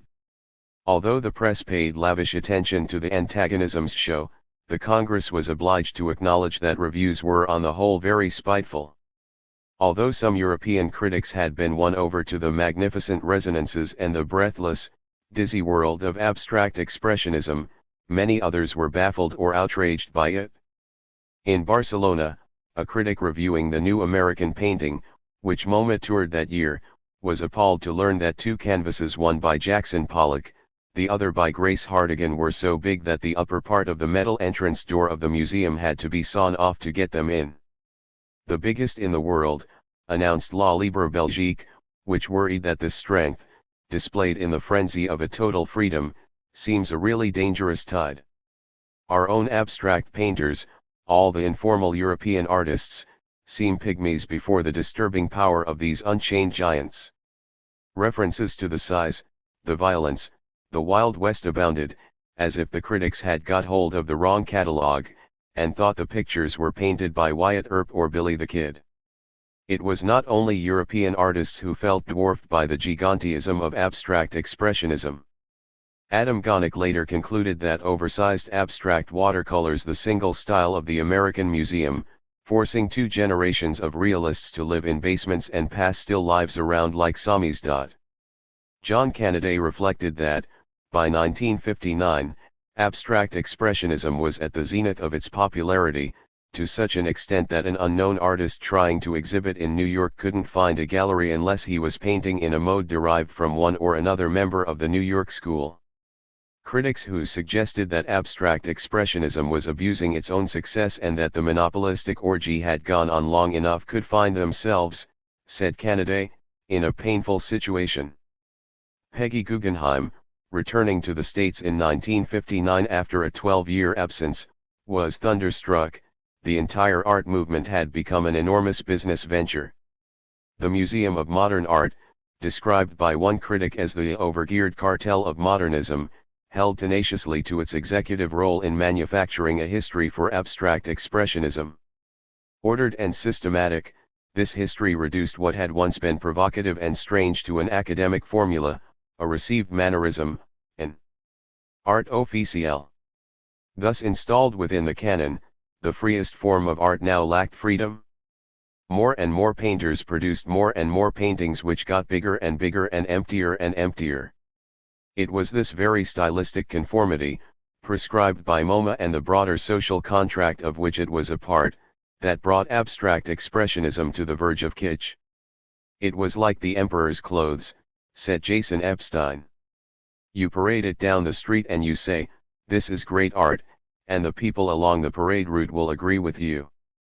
Who's going to stand up to Clem Greenberg and later to the Rockefellers who were buying it for their bank lobbies and say, "This stuff is terrible"? Perhaps Dwight MacDonald was right when he said that few Americans care to argue with $100 million. What of the artists themselves? Did they not object to the Cold War rhetoric, what Peter Fuller called the ideological laundering that often accompanied exhibitions of their work? One of the extraordinary features of the role that American painting played in the cultural Cold War is not the fact alone that it became part of this enterprise, but that a movement which so deliberately declared itself to be apolitical could become so intensely politicized. Modern painting is the bulwark of the individual creative expression, aloof from the political left and its blood brother, the right, the artist Paul Berlin had declared. For critic Harold Rosenberg, post-war art entailed the political choice of giving up politics. Yet in its politically shrewd reaction against politics, in its ostensible demonstration that competing ideologies had depleted themselves and dissipated adherents, the new painters and their supporters had of course become fully engaged in the issues of the day. Was their work entirely at odds with the social and political function to which it was put? Barnett Newman, in his introduction to the catalogue of the 1943 show First Exhibition of Modern American Artists, wrote, "We have come together as American modern artists because we feel the need to present to the public a body of art that will adequately reflect the new America that is taking place today and the kind of America that will, it is hoped, become the cultural center of the world." Did Newman come to regret this national context? Willem de Kooning found this Americanness to be a certain burden and said, "If you come from a small nation, you don't have that. When I went to the academy and I was drawing from the nude, I was making the drawing, not Holland. I feel sometimes an American artist must feel like a baseball player or something, a member of a team writing American history." Yet in 1963, de Kooning was proud to receive the Presidential Medal of Freedom. The idea of an isolated American painting seems absurd to me, just as the idea of creating a purely American mathematics or physics would seem absurd, said Jackson Pollock, who died at the wheel of his Oldsmobile before he faced the choice of whether or not to accept such honors. Robert Motherwell, who was initially happy to be part of the mission to make painting in America equal to painting elsewhere, later thought it strange when a commodity is more powerful than the men who make it. Repudiating nationalist claims for abstract expressionism, in the 1970s he supported the English abstract artist Patrick Heron when he challenged America's right to exert a monopoly in cultural leadership and wrote of Heron's gallant efforts re-ny imperialism. Your generation in England made a heroic effort to reach beyond gentlemanly art was not then or now given its just due because of New York's want of generosity toward your generation in Britain. Motherwell added that he looked forward to an unchauvinistic story of modern art, and ended by reassuring Heron that not all Americans are Mongols. Motherwell was a member of the American Committee for Cultural Freedom. So were Bachotz, Calder, and Pollock. The realist painter Ben Shahn refused to join, referring to it as the ACC fuck. Former fellow travelers Mark Rothko and Adolf Gottlieb both became committed anti-communists during the Cold War. In 1940 they helped found the Federation of Modern Painters and Sculptors, which started by condemning all threats to culture from nationalistic and reactionary political movements. In the following months, the Federation became an active agent for anti-communism in the art world. It sought to expose party influence in various art organizations. Rothko and Gottlieb led these efforts to destroy the communist presence in the art world.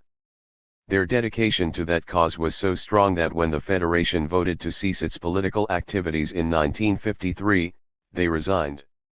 Ad Reinhardt was the only abstract expressionist who continued to cleave to the left, and as such he was all but ignored by the official art world until the 1960s. This left him in a perfect position to point out the inconsistencies in the lives and art of his former friends, whose drunken evenings at the Cedar Tavern had given way to homes in the Hamptons, Providence, and Cape Cod, and whose group photos, like the Irascibles of 1950, had been replaced by features in Vogue magazine showing these angry young men looking more like the stockbrokers who listed them as speculative or growth painters and reported a market for abstract expressionism boiling with activity. Reinhardt roundly condemned his fellow artists for succumbing to the temptations of greed and ambition. He called Rothko a Vogue magazine cold water flatfave, and Pollock a Harper's Bazaar bum. Barnett Newman was the avant-garde huckster handicraftsman and educational shopkeeper and the holy roller explainer entertainer in residence. Reinhardt didn't stop there. He said that a museum should be a treasure house and tomb, not a counting house or amusement center. He compared art criticism to pigeon droolings and ridiculed Greenberg as a dictator pope. Reinhardt was the only abstract expressionist to participate in the March on Washington for Civil Rights in August 1963. It is hard to sustain the argument that the abstract expressionists merely happened to be painting in the Cold War and not for the Cold War. Their own statements and, in some cases, political allegiances undermine claims of ideological disengagement. But it is also the case that the work of the abstract expressionists cannot be reduced to the political history in which it is situated. Abstract expressionism, like jazz, is a creative phenomenon existing independently and even, yes, triumphantly apart from the political use which was made of it. There's no doubt that we need to understand all art in relationship to its time, argued Philip Dodd. In order to make sense of abstract expressionism, we need to understand how it was made during an extraordinary moment in European and American relationships. At a political level, these were a generation of radicals beached by history, and at a national level they emerged just at the moment when America became the great cultural imperium of the post-war period. All these things need to be understood in order to be able to assess their achievements. But their art cannot be reduced to those conditions. It is true that the CIA were involved. I lament that as much as anybody else laments it, but that doesn't explain why it became important. There was something in the art itself that allowed it to triumph. Jackson Pollock was killed in a car crash in 1956, by which time Arshile Gorky had already hanged himself. Franz Klein was to drink himself to death within 6 years. In 1965, the sculptor David Smith died following a car crash. In 1970, Mark Rothko slashed his veins and bled to death on his studio floor. Some of his friends felt that he killed himself partly because he could not cope with the contradiction of being showered with material rewards for works which howled their opposition to bourgeois materialism. The country is proud of its dead poets, says the narrator of Humboldt's Gift. It takes terrific satisfaction in the poet's testimony that the USA is too tough, too big, too much, too rugged, that American reality is overpowering. The weakness of the spiritual powers is proved in the childishness, madness, drunkenness, and despair of these martyrs. So poets are loved, but loved because they just can't make it here. They exist to light up the enormity of the awful tangle. Underscore underscore underscore underscore underscore underscore underscore underscore underscore underscore underscore underscore underscore underscore underscore underscore 17. The Guardian Furies. In 1787, at an inn near Moulins, an old man was dying. A friend of Diderot's, whose ideas had been molded by the philosophes. The local priests were baffled, they had tried everything in vain. The good man refused the last sacraments, saying he was a pantheist. Monsieur de Roll-Eben, who was passing by and who believed in nothing, bet the cure of Moulins that he would take less than 2 hours to bring the sick man back to Christian sentiments. The cure took the bet and lost, taken in hand at 3 in the morning, the sick man confessed at 5 and died at 7. You must be very good at arguing, said the cure, to beat our own people. I didn't argue, replied Monsieur de Roll-Eben, I made him frightened of hell. Jean-Paul Sartre, Nausea. Whilst abstract expressionism was being deployed as a Cold War weapon, America had turned up an even more potent discovery god. Religious faith in the moral law had been enshrined in the Constitution of the United States in 1789, but it was during the height of the Cold War that America discovered how useful the invocation of the highest Hosanna could be. God was everywhere. He was in 10,000 balloons containing Bibles which were floated across the Iron Curtain by the Bible Balloon Project in 1954, his imprimatur was stamped on an Act of Congress of June 14, 1954, which expanded the Pledge of Allegiance to include the words "One Nation under God," a phrase which, according to Eisenhower, reaffirmed the transcendence of religious faith in America's heritage and future. In this way we shall constantly strengthen those spiritual weapons which forever will be our country's most powerful resource in peace and war. He even began to appear on dollar bills after Congress ordained that the words "In God We Trust" become the nation's official motto in 1956. Why should we make a 5-year plan for ourselves when God seems to have had a 1,000-year plan ready-made for us? Asked one American historian. Under the terms of this logic, political virtue was to be submitted to a long-standing Christian tradition of obedience to the law of God. By invoking the ultimate moral authority, America acquired an unanswerable sanction for her manifest destiny.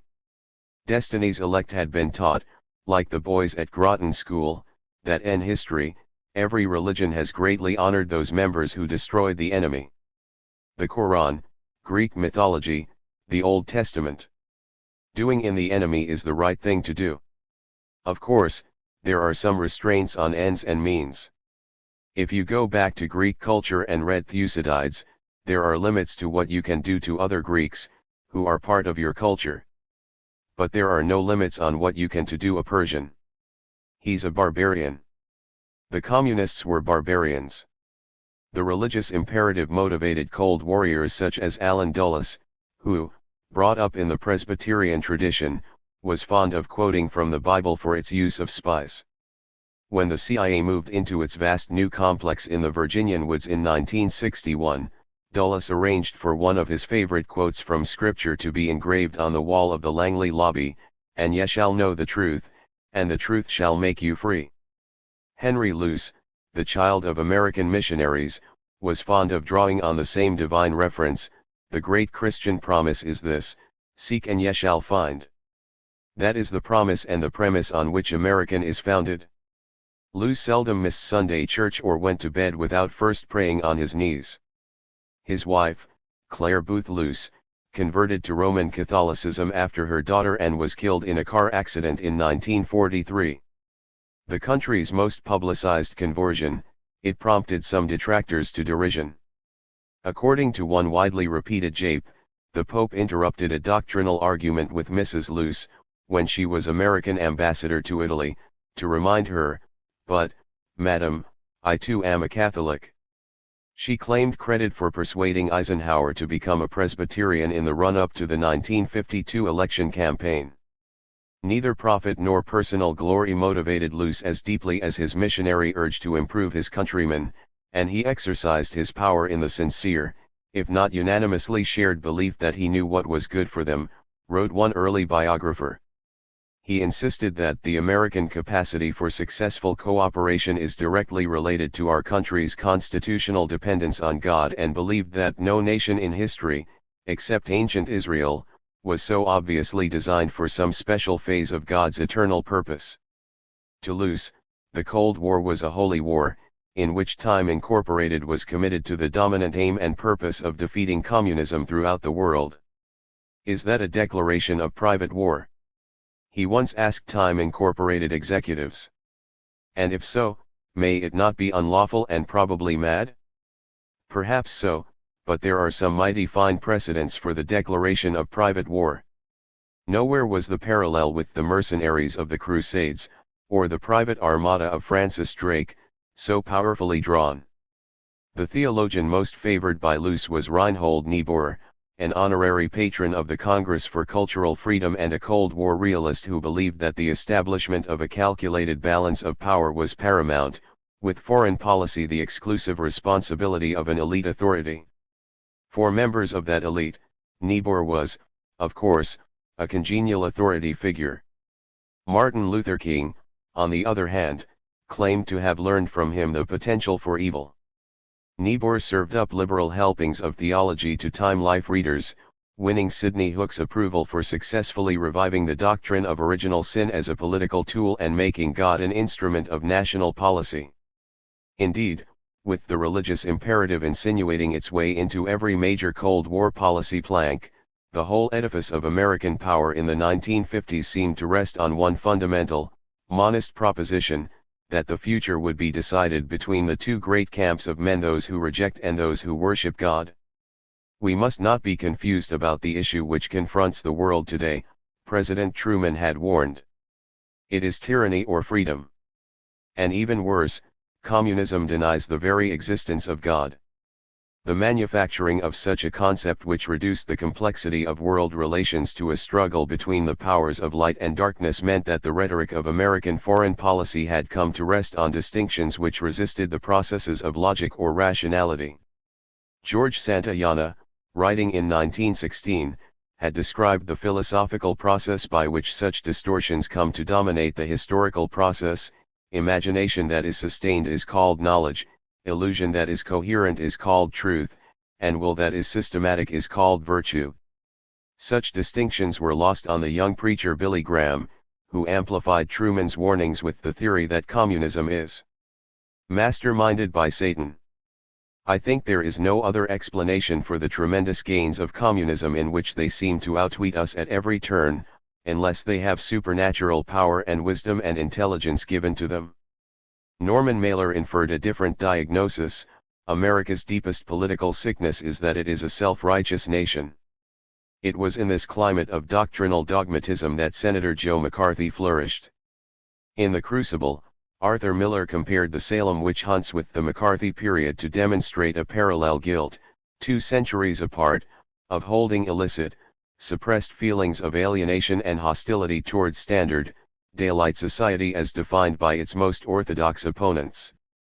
Without guilt, the 1950s Red Hunt could never have generated such power. The main point of both inquisitions was to establish guilt by public confession, with the accused expected to damn his confederates as well as his devil master, and guarantee his sterling new allegiance by breathing disgusting old vows, whereupon he was let loose to rejoin the society of extremely decent people. A curious feature of McCarthy's subcommittee and the Un-American Activities hearings was that they showed less interest in the names supplied than in testing the sincerity of the witness's confession. Leslie Fiedler, who, like his friend Irving Kristol, discovered religion in the early 1950s, described the process as a kind of symbolic ritual when he said that the confession in itself is nothing, but without the confession, we will not be able to move forward from a liberalism of innocence to a liberalism of responsibility.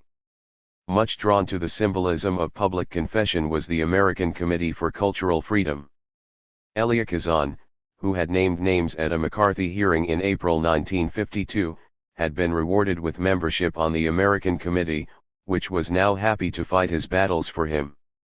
Defending Kazan's Actors Studio from the attacks of a hardline anti-communist group, Solstein, in a Jesuitical mood, argued that Kazan was fulfilling the proper role for anti-communists in the theater is that of missionary to their politically backward brethren who have taken much too long a time in appreciating the fact that service to front groups in this country contributes to the power of the Soviet mammoth. Those who sided with the communists in the past ought to be given an opportunity to direct their energies into genuinely anti-communist enterprises and efforts, if that is in line with their present convictions, reasoned Stein. Kazan, he said, should be given space to offer the political Johnny-come-latelys an opportunity for redemption in order that their talents might be enlisted against our common enemy. This was not enough to reassure the extreme anti-communist pressure group, Aware Incorporated, who complained that Kazan was continuing to work with unregenerates like Marlon Brando, Frank Silvera, and Lou Gilbert and had failed to employ any active anti-communists. The American Committee also saw fit to appoint to its executive body America's most famous informer, Whittaker Chambers, whose testimony had sunk the career of Alger Hiss. Whittaker had elevated the art of snitching to new heights, provoking one senior colleague at Time Life to tell him, in Luce's presence, "I think your favorite movie would be The Informer." Solstein wrote excitedly to Chambers that his nomination had precipitated a number of post-midnight anonymous calls threatening to wipe the off the face of the earth. "Dear God, I suppose this foolishness will always be with us," he concluded. At issue, wrote Chambers in Witness, his 1952 autobiography, was the question whether this sick society, which we call Western civilization, could in its extremity still cast up a man whose faith in it was so great that he would voluntarily abandon those things which men hold dear, including life, to defend it. Presenting himself as just such a David, Chambers got $75,000 from the Saturday Evening Post. for taking up his sling against communism, which serialized the book over 8 weeks. "You are one of those who did not return from hell with empty hands," André Malraux told him after reading. Witness. With God and Mammon on their side, American anti-communists were able to reap the benefits of what had become a flourishing sub-profession. In Hollywood, the crusade to cleanse American culture of all godless impurities was seized upon by Hedda Hopper and Luella Parsons, two syndicated gossip columnists who were to moral hygiene what Mrs. Beaton was to a clean kitchen. Richly salaried, they were the guardian furies, the police matrons planted at the portals to keep out the sinful, the unpatriotic, and the rebels against propriety unworthy to breathe the same pure air as such apostolic exemplars as Louis B. Mayer, Harry Cohn, Jack Warner, Daryl Zanuck, Sam Goldwyn, and a handful of others. The ladies' ferocity towards communism was matched only by their duplication of some of its practices. Hopper and Parsons, though they may not have thought of themselves as such, were militant libertists, the phrase designating a top-secret campaign on the part of the Pentagon, the Navy, the National Security Council, and the Operations Coordinating Board to insert the theme of freedom into American movies. On Friday, December 16, 1955, a secret gathering was convened by the Joint Chiefs of Staff to discuss how the idea of militant liberty could be exploited by Hollywood. According to a top-secret report, militant liberty was designed to explain the true conditions existing under communism in simple terms and to explain the principles upon which the free world way of life is based and to awaken free peoples to an understanding of the magnitude of the danger confronting the free world, and to generate a motivation to combat this threat. The idea was to create a slogan, a political catchword that most people would have the impression had arisen spontaneously but which in fact had been intentionally introduced into the culture, explained cultural historian Christopher Simpson. It was a pretty sophisticated propaganda operation for its time. As the basis for a doctrinal campaign, militant liberty was approved at the highest levels. But it was not until the following year that the Pentagon finally found a concrete formula by which to deliver its message. In June and July 1956, representatives of the Joint Chiefs of Staff held several meetings in California with a posse of Hollywood figures dedicated to expunging communism: John Ford, Marion Cooper, John Wayne, and Ward Bond. The meetings, which were held in the MGM office of John Ford, lasted up to 6 hours. According to a memo of July 5, 1956, Mr. Wayne stated that in his pictures, produced by him, the program would be inserted carefully. To see how this might be done, Wayne invited everyone to his home at 4570 Louise Avenue, Encino, the following evening. After dinner, the movies. They were Expendable and The Quiet Man were shown and studied by Mr. Wayne and Mr. Ford for the manner in which favorable slants for the Navy and free world cultural patterns had been introduced in the two films. At another meeting, Marion Cooper pointed out that a series of films being made by Cornelius Vanderbilt Whitney lacked a theme, and that he wished that he had had this, and further stated that he would put it in the others. It was arranged that Whitney would be briefed accordingly. A successful industrialist, Cornelius Sonny Vanderbilt Whitney shared in the vast Whitney fortune which had fallen to his cousin Jock to manage. Like Jock, he was also close to the CIA and more than ready to help it. As a trustee, Cornelius allowed the Whitney Trust to be used as a CIA conduit. He was also part of the team involved in formulating a psychological warfare initiative called the National Security Information Agency. Well known as a producer, in 1954 he set up CV Whitney Pictures Incorporated and stated, "I want to film what I would describe as an American series to show our people their country and also to make certain that the rest of the world learns more about us." The first picture in the American series was The Searchers, produced at a cost of $3 million and directed by John Ford. During the war, John Ford had been chief of the field photographic branch of OSS. His job was to photograph the work of guerrillas, saboteurs, and resistance outfits in occupied Europe. Special assignments included producing top-secret films which were screened to government leaders. In 1946 he incorporated his own production company, Argosy Pictures. The principal investors, besides Ford and Marion Cooper, were all OSS veterans, William Donovan, Ole Doering, David Bruce, and William Vanderbilt. Ford was entirely in sympathy with the idea that the government's intelligence agencies should suggest themes for Hollywood audiences and asked them to leave 6 copies of the Militant Liberty booklet with him and send him a dozen more so that he could pass them on to his script writers so that they can learn the nomenclature of the concept. He further requested that a representative of the Joint Chiefs of Staff come to the Pensacola, Florida, location of the movie Eagle's Wings, for assistance in putting militant liberty elements in the movie. There to help get the message across was Marion Cooper, who had fought against Pancho Villa and as an army flyer had been shot down over France by the Germans in 1918. Becoming a producer with RKO in the 1930s, he was responsible for teaming Fred Astaire with Ginger Rogers. Also on the set of Eagle's Wings was Ward Bond, president of the Motion Picture Alliance for the Preservation of American Ideals, an organization dedicated to running communists out of the industry and to aiding HUAC. Bond, said one acquaintance, would do anything that made him feel important, even at the expense of stomping on people. Ford used to say, "Let's face it. Ward Bond is a shit. But he's our favorite shit." Here was the Hollywood Consortium at work, made up of a group of men who had known each other for decades and who looked to one another for authorization and support. Militant liberty could only have happened in an America so conscious of a sense of imperial burden. Articulating the imperatives of the Pax Americana, these films celebrated duty, the group, the response to command, the dominance of male daring-do.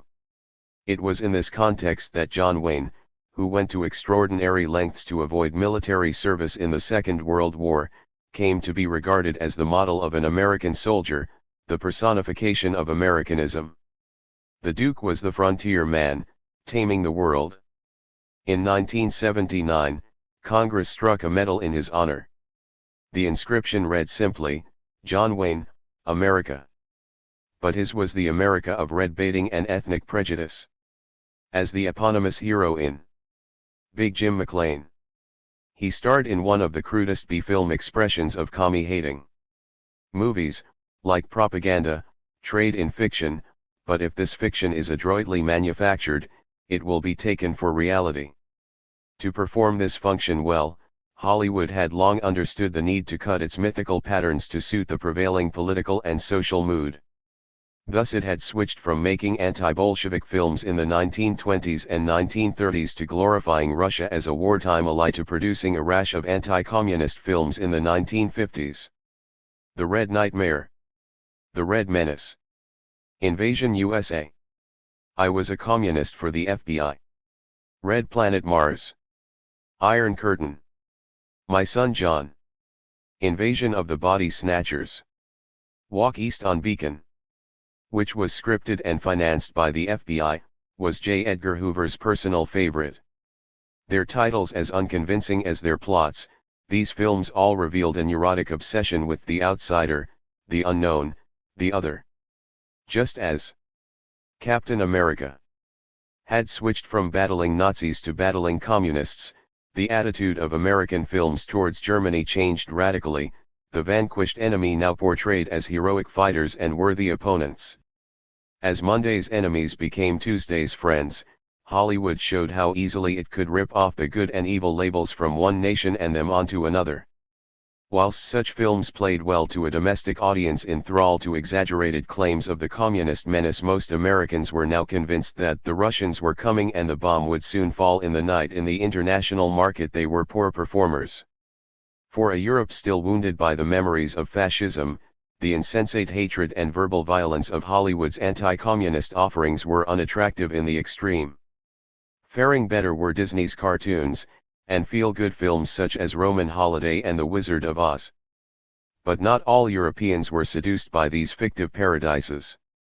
Buried deep in the clauses of successive trade agreements were provisions guaranteeing an increase in the quota of American films shown in countries such as France. Such agreements were met with indignant criticism in French intellectual circles and even, in 1948, led to violent street battles. American strategists were surprisingly slow to respond to widespread resentment in Europe at the saturation levels of Hollywood imports. There was no diplomatic representation at the 1951 Cannes Film Festival, nor any formal delegation of American motion picture leaders, writers, technicians, or artists. By contrast, the Russians had sent their deputy minister of cinema, as well as the renowned director Pudovkin, who gave a brilliant resume of Soviet achievements. After receiving reports that America had looked very silly at Cannes, the U.S. government resolved to give the motion picture industry more attention.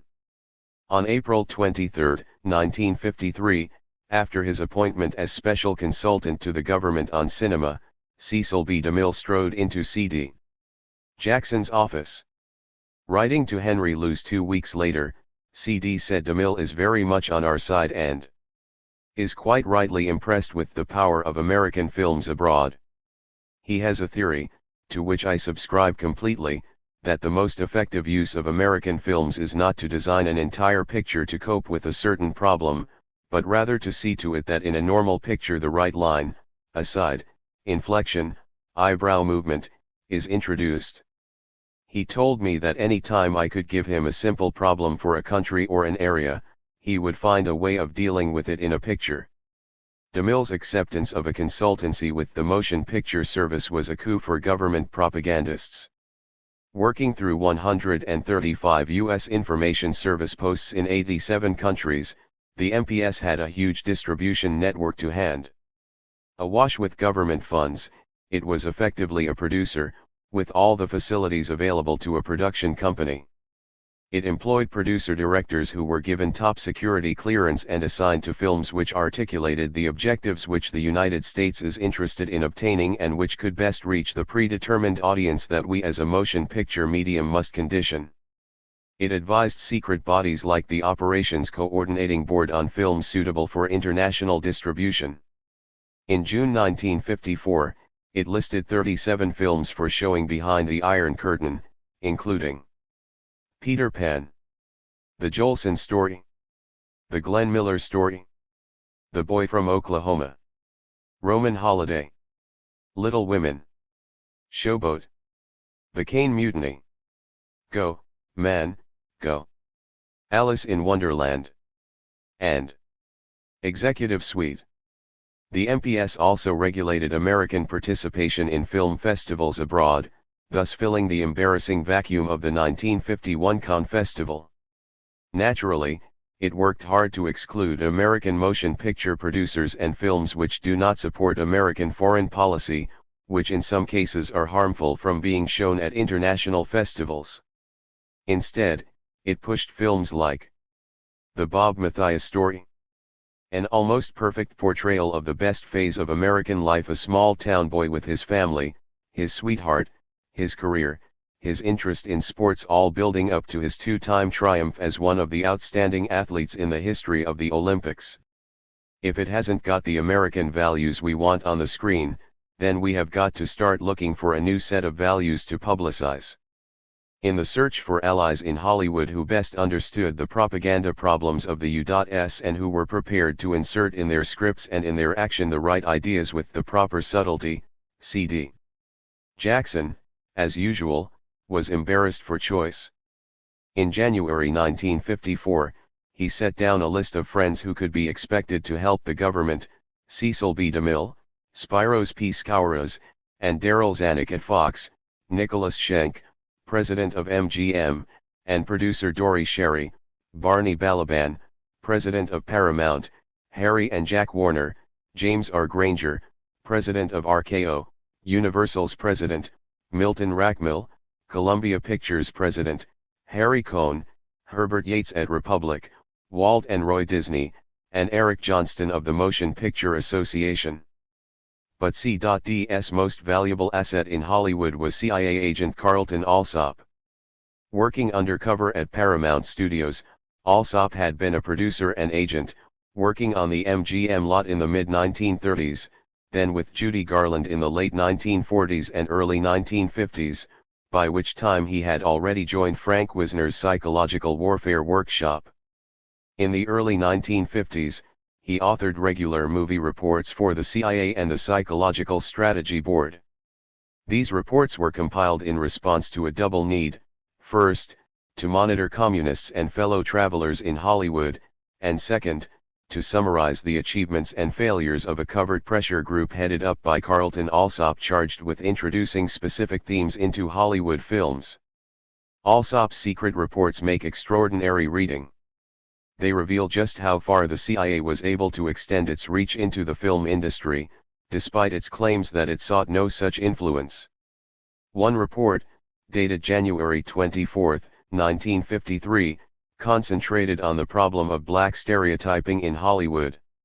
Under the heading Negroes in Pictures, Alsop reported that he had secured the agreement of several casting directors to plant well-dressed Negroes as a part of the American scene, without appearing too conspicuous or deliberate. Sangaree, which is shooting, doesn't permit this kind of planting, unfortunately, because the picture is period and late in the South. It will consequently show plantation Negroes. However, this is being offset to a certain degree, by planting a dignified Negro butler in one of the principal's homes, and by giving him dialogue indicating he is a freedman and can work where he likes. Alsop also reported that some Negroes will be planted in the crowd scenes in the comedy film Caddy. At a time when many Negroes had as much chance of getting into a golf club as they had of getting the vote, this seemed optimistic indeed.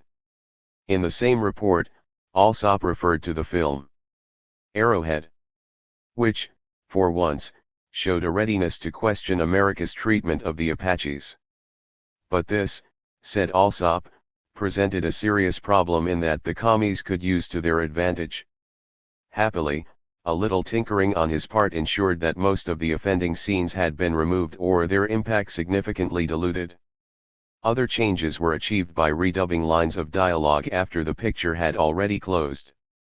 Presented on a commercial and patriotic basis, Alsop encountered no opposition from the movie's producer, Nat Holt. The Soviets never lost an opportunity to underline America's poor record in race relations. In 1946, James Burns, Truman's Secretary of State, found himself stumped and defeated when he attempted to protest Soviet denial of voting rights in the Balkans, only to find the Soviets replying, rightly, that the Negroes of Mr. Burns' own state of South Carolina were denied the same right. Alsop's efforts in Hollywood were part of a broader campaign to discredit Soviet claims about American discrimination, low pay, unequal justice, and violence against African Americans. For his part, C.D. Jackson wanted to confront the issue head-on and argued, "It is time we stop explaining in terms of this dreadful blot on our scutcheon and look the whole world in the eye." To this end, psychological warfare experts on the Operations Coordinating Board established a secret cultural presentation committee whose chief activity was to plan and coordinate tours of Black American artists. The appearance on the international stage of Lentine Price, Dizzy Gillespie, Marian Anderson, William Warfield, the Martha Graham Dance Troupe, and a host of other multiracial and Black American talent during this period was part of this covertly supervised export program. As was the extended tour of what one covert strategist described as the Great Negro Folk Opera, Porgy and Bess, which traveled through Western Europe, South America, and then the Soviet bloc for more than a decade. Its cast of 70 African Americans living demonstration of the American Negro as part of America's cultural life. Curiously, the rise of this Black American talent was in direct proportion to the demise of those writers who had first given voice to the poor status of blacks in American society. In 1955, the Russian magazine Inostrannaya Literatura carried 2 short stories by Erskine Caldwell which caused American propagandists to choke on their breakfast. The first story is entitled Crazy Money, and it is innocuous, wrote John Parker of the U.S. Information Agency. The second story, however, is vicious. It is entitled Masses of Men, and deals with corporate knavery, Negro poverty, and the rape of a 10-year-old girl for 25 cents. The USIA's concern was taken up by the American Committee for Cultural Freedom, which promised to pressure Caldwell into publicly disclaiming the story. Echoing Sidney Hook's complaints of 1949 that Southern writers reinforced negative perceptions of America, with their novels of social protest and revolt and American degeneracy and inanity, the American Committee now resolved to steer clear of incestuous Southerners. Their work gives an exceedingly partial and psychologically colored account of our manners and morals. This was no isolated judgment but one taken up by many cultural Cold Warriors, including Eric Johnston, who led the assault on the Southerners from his office in Hollywood. We'll have no more Grapes of Wrath. We'll have no more Tobacco Roads. We'll have no more films that show the seamy side of American life. Sales of books by Caldwell, Steinbeck, Faulkner, and Richard Wright slumped in this period. Back in Hollywood, Carlton Alsop was ever alert to portrayals of American seediness. In one report, he warned of a screenplay based on a novel called Giant by Edna Ferber. This, he said, was one to watch, because it touches upon the following three problems: 1. Unflattering portrayal of rich, uncouth, ruthless Americans. 2. Racial denigration of Mexicans in Texas. 3. Implication wealth of Anglo-Texans built by exploiting Mexican labor. Alsop's solution was simple: I'll see to it that it is killed each time someone tries to reactivate it at Paramount. He was only partially successful. Warner Brothers, not Paramount, made the film, James Dean's Last, in 1956. Alsop's reports continued to measure the political temperature in Hollywood, detailing the intricate job of nursing producers and studios into accepting what the CIA labeled its Hollywood formula. Out came the negative stereotypes, in came the characterizations which represented a healthy America. Have succeeded in removing American drunks, generally in prominent, if not principal roles, from the following pictures, announced Alsop. Houdini. Drunken American reporter. Cut entirely. This may need a retake to correct. Legend of the Incas. Removed all heavy drinking on part of American lead from script. Elephant Walk. Keeping drunkenness to strict plot purposes only. Leaninger and the Ants. All heavy drinking by American lead is being cut out of script. On the subject of pictures striking at religion, Alsop was especially sensitive, when one studio started developing the screenplay for D'Annunzio's Daughter of Iorio. In collaboration with Alberto Moravia, Alsop was convinced it would be 100% anti-clerical, and wondered, how can we stop this one? I suppose the Vatican should do something about it? Don't think I'm taking too much of a pro-Catholic attitude which may be coloring my outlook. In this battle for the minds, the first step the commies must take is to debunk religion. Even more troubling was Roberto Rossellini's Francesco, Giulier di Dio. His treatment of the life of Saint Francis. This is really something, Alsop wrote. You couldn't hope for a better picture debunking religion than this. Saint Francis and his companions are characterized in such an extreme oversimplified manner, that you get the feeling they are a bunch of nincompoops, not all there mentally and some of them perhaps homosexuals. Alsop had joined Wisner's OPC at the same time as Phineas Farr, a writer with Hollywood connections who had worked with John O'Hara. Recruited to the psychological warfare workshop, Alsop and Farr were run by Howard Hunt, a former OSSER whose taste for black propaganda earned him a job running CIA training courses in political and psychological warfare. Shortly after George Orwell's death in 1950, Howard Hunt had dispatched Alsop and Farr to England to meet the author's widow, Sonia. They were not there to console her but to invite her to sign over the film rights to Animal Farm. This she duly did, having first secured their promise that they would arrange for her to meet her hero Clark Gable. From this, wrote Howard Hunt, was to come the animated cartoon film of Orwell's Animal Farm, which the CIA financed and distributed throughout the world. The rights having been acquired, Hunt set about securing a producer who could front for the CIA. He settled on Louis de Rochemont, who had employed Hunt when he made The March of Time. A series of monthly documentaries of which Time Incorporated was the parent corporation. In liaison with Hunt and using CIA funds injected by Alsop and Farr, de Rochemont began production of Animal Farm on November 15, 1951. Chosen to make the most ambitious animated film of its time was the British firm of Hallis and Batchelor Cartoon Films Ltd. Hungarian-born John Hallis had come to England in 1936 and worked on Music Man, the first English cartoon in Technicolor.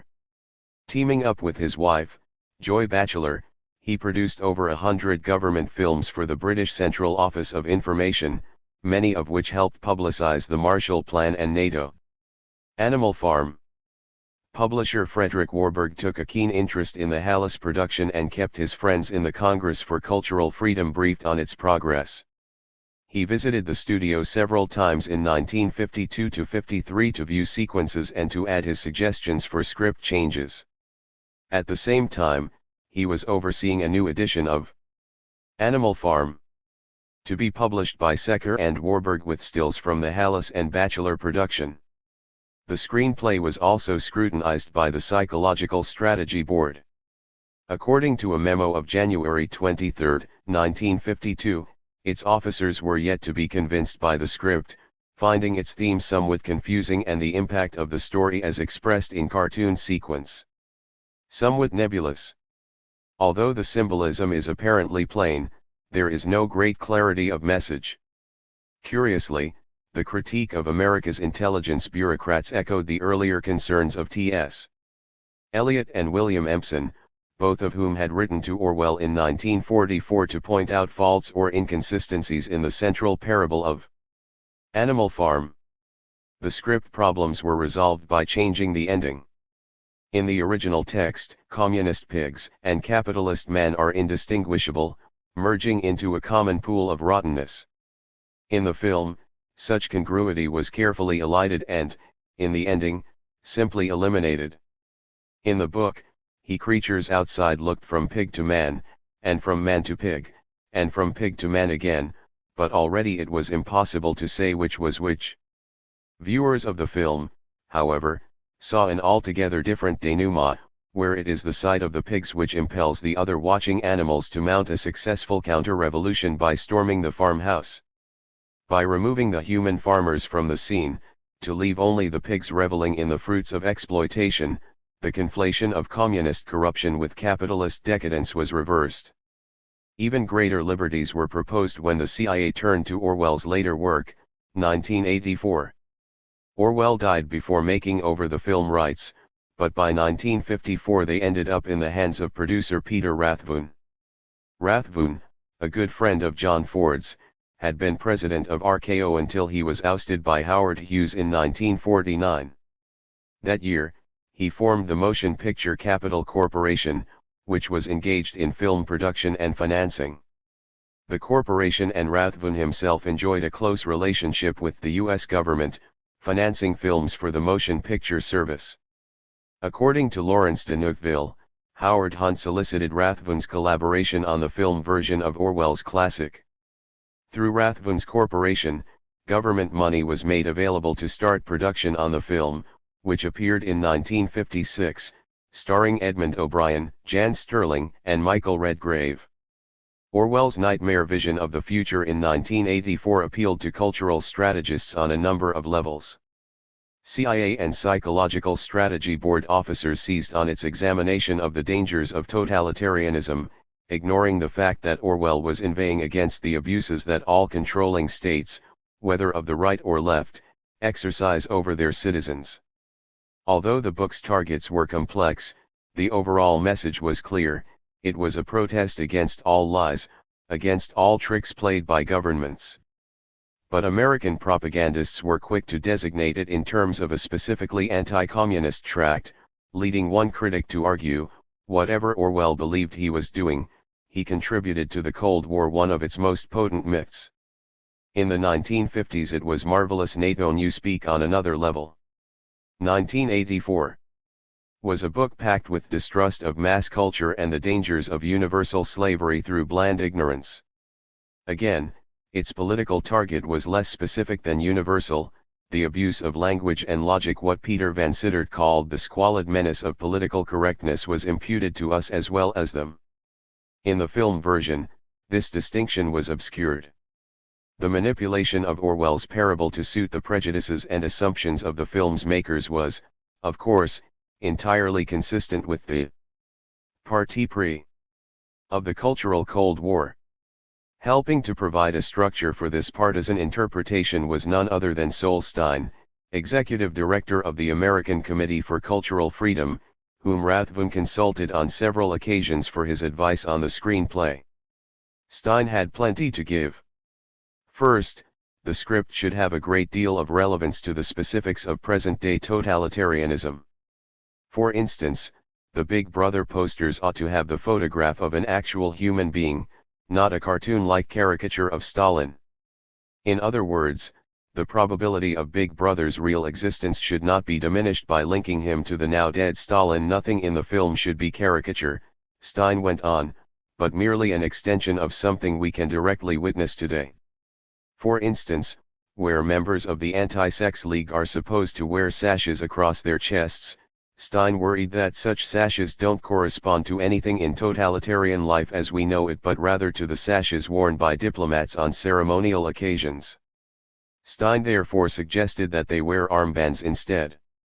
Similarly, where Orwell had introduced trumpets in the novel, Stein wanted them eliminated because, for Americans, trumpets were associated with pageantry. But it was the ending which most exercised Stein, who told Rathbun, "The problem with the ending, as I understood it, is that it ends on a note of total despair. Winston Smith is robbed of his humanity and he has capitulated to the totalitarian state." I think we agreed that this presents a situation without hope when, in actuality, there is some hope. Hope that human nature cannot be changed by totalitarianism and that both love and nature can survive even the horrendous encroachments of Big Brother. Stein proposed that Rathbun drop Orwell's ending in favor of the following resolution: Julia gets up and walks away from Winston. Couldn't Winston also leave the cafe, not go after Julia but in the opposite direction, and as he walks despondently along the street, couldn't he see the children's faces, not the faces of the child who tattled on her father but the faces of children who have managed to maintain some of their natural innocence? He begins to walk faster, and the music comes up stronger until Winston is again near the secluded spot where he and Julia found refuge from the totalitarian world. Again we see the blades of grass, the wind in the trees, and even perhaps, through Winston's eyes, another couple nestling together. It is such things that for Winston, and for us, stand for the permanence that Big Brother cannot destroy. And as Winston walks away from this scene, we hear on the soundtrack his heart beating and he is breathless as he realizes what it is that Big Brother cannot take away from humanity, what will always be in contrast and in conflict with the world of 1984, and perhaps to clinch this point of view, we can see Winston looking at his hands, 2 fingers on his left hand, 2 fingers on his right hand, and he knows that 2 plus 2 make 4. As he realizes this, we continue to hear his heart beating, and by extension, the human heart beating louder, as the film ends. The film actually concluded with 2 different endings, one for American audiences and one for British.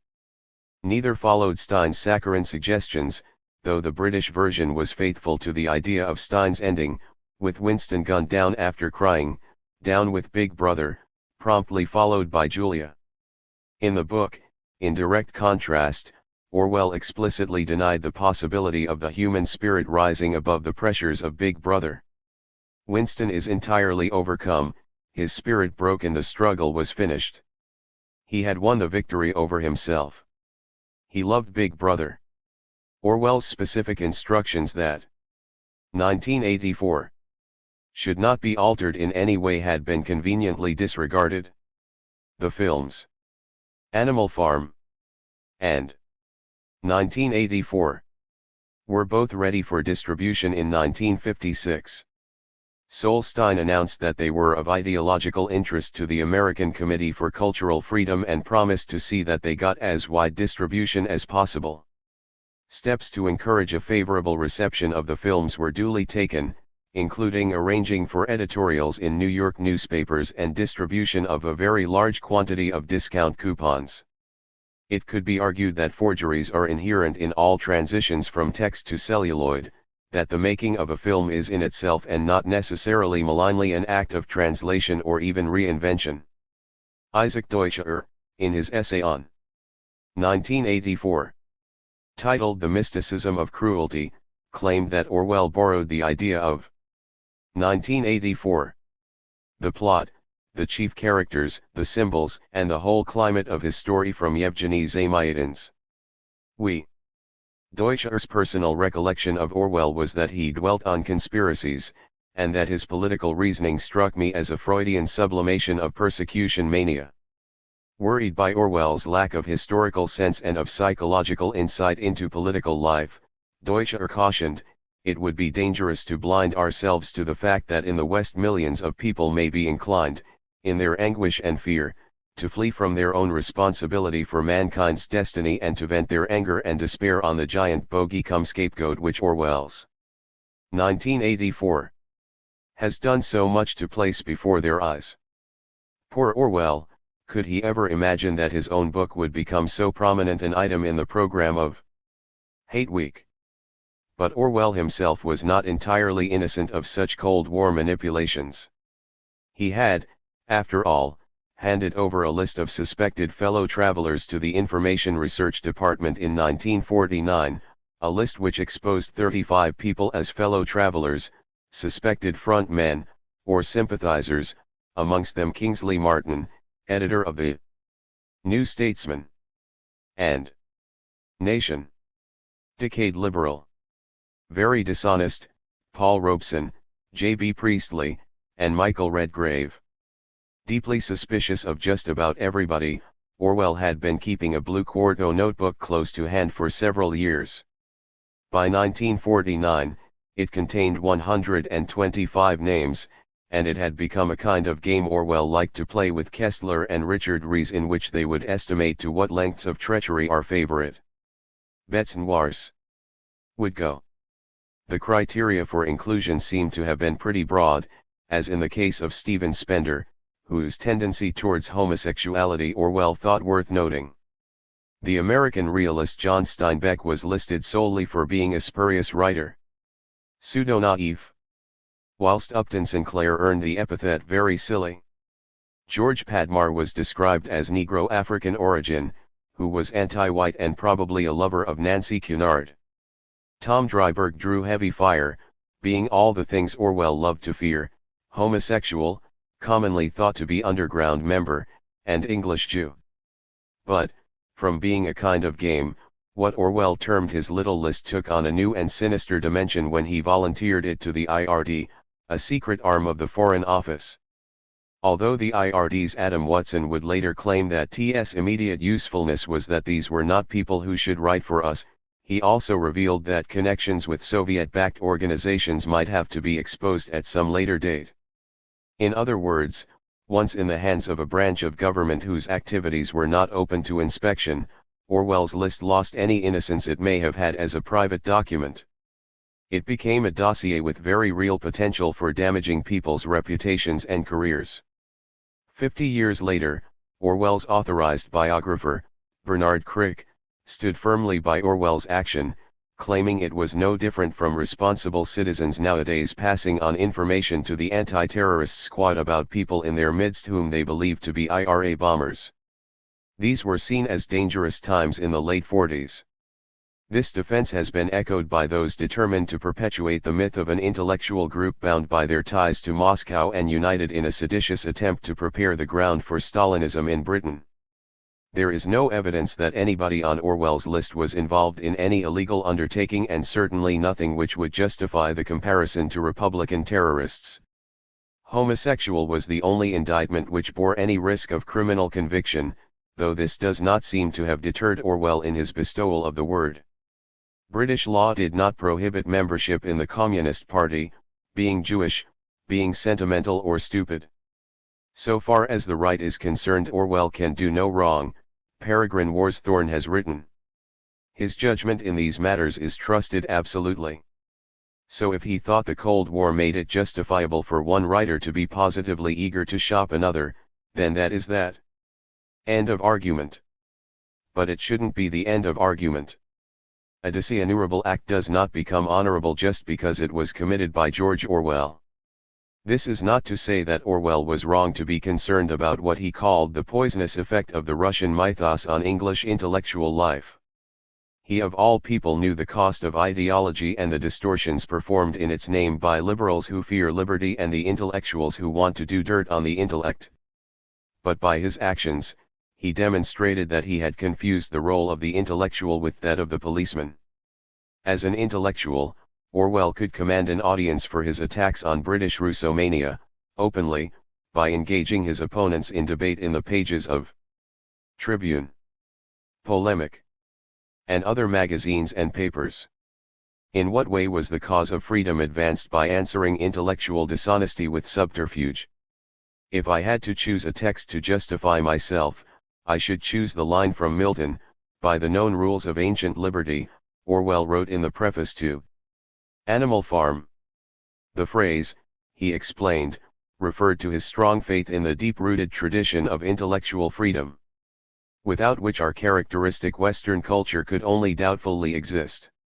He followed with a quote from Voltaire, "I detest what you say, I will defend to the death your right to say it." Months before his own death, Orwell seemed to be saying, "I detest what you say, I will defend to the death your right to say it, but not under any circumstances." Commenting on what she saw as Orwell's move to the right, Mary McCarthy remarked it was a blessing he died so young.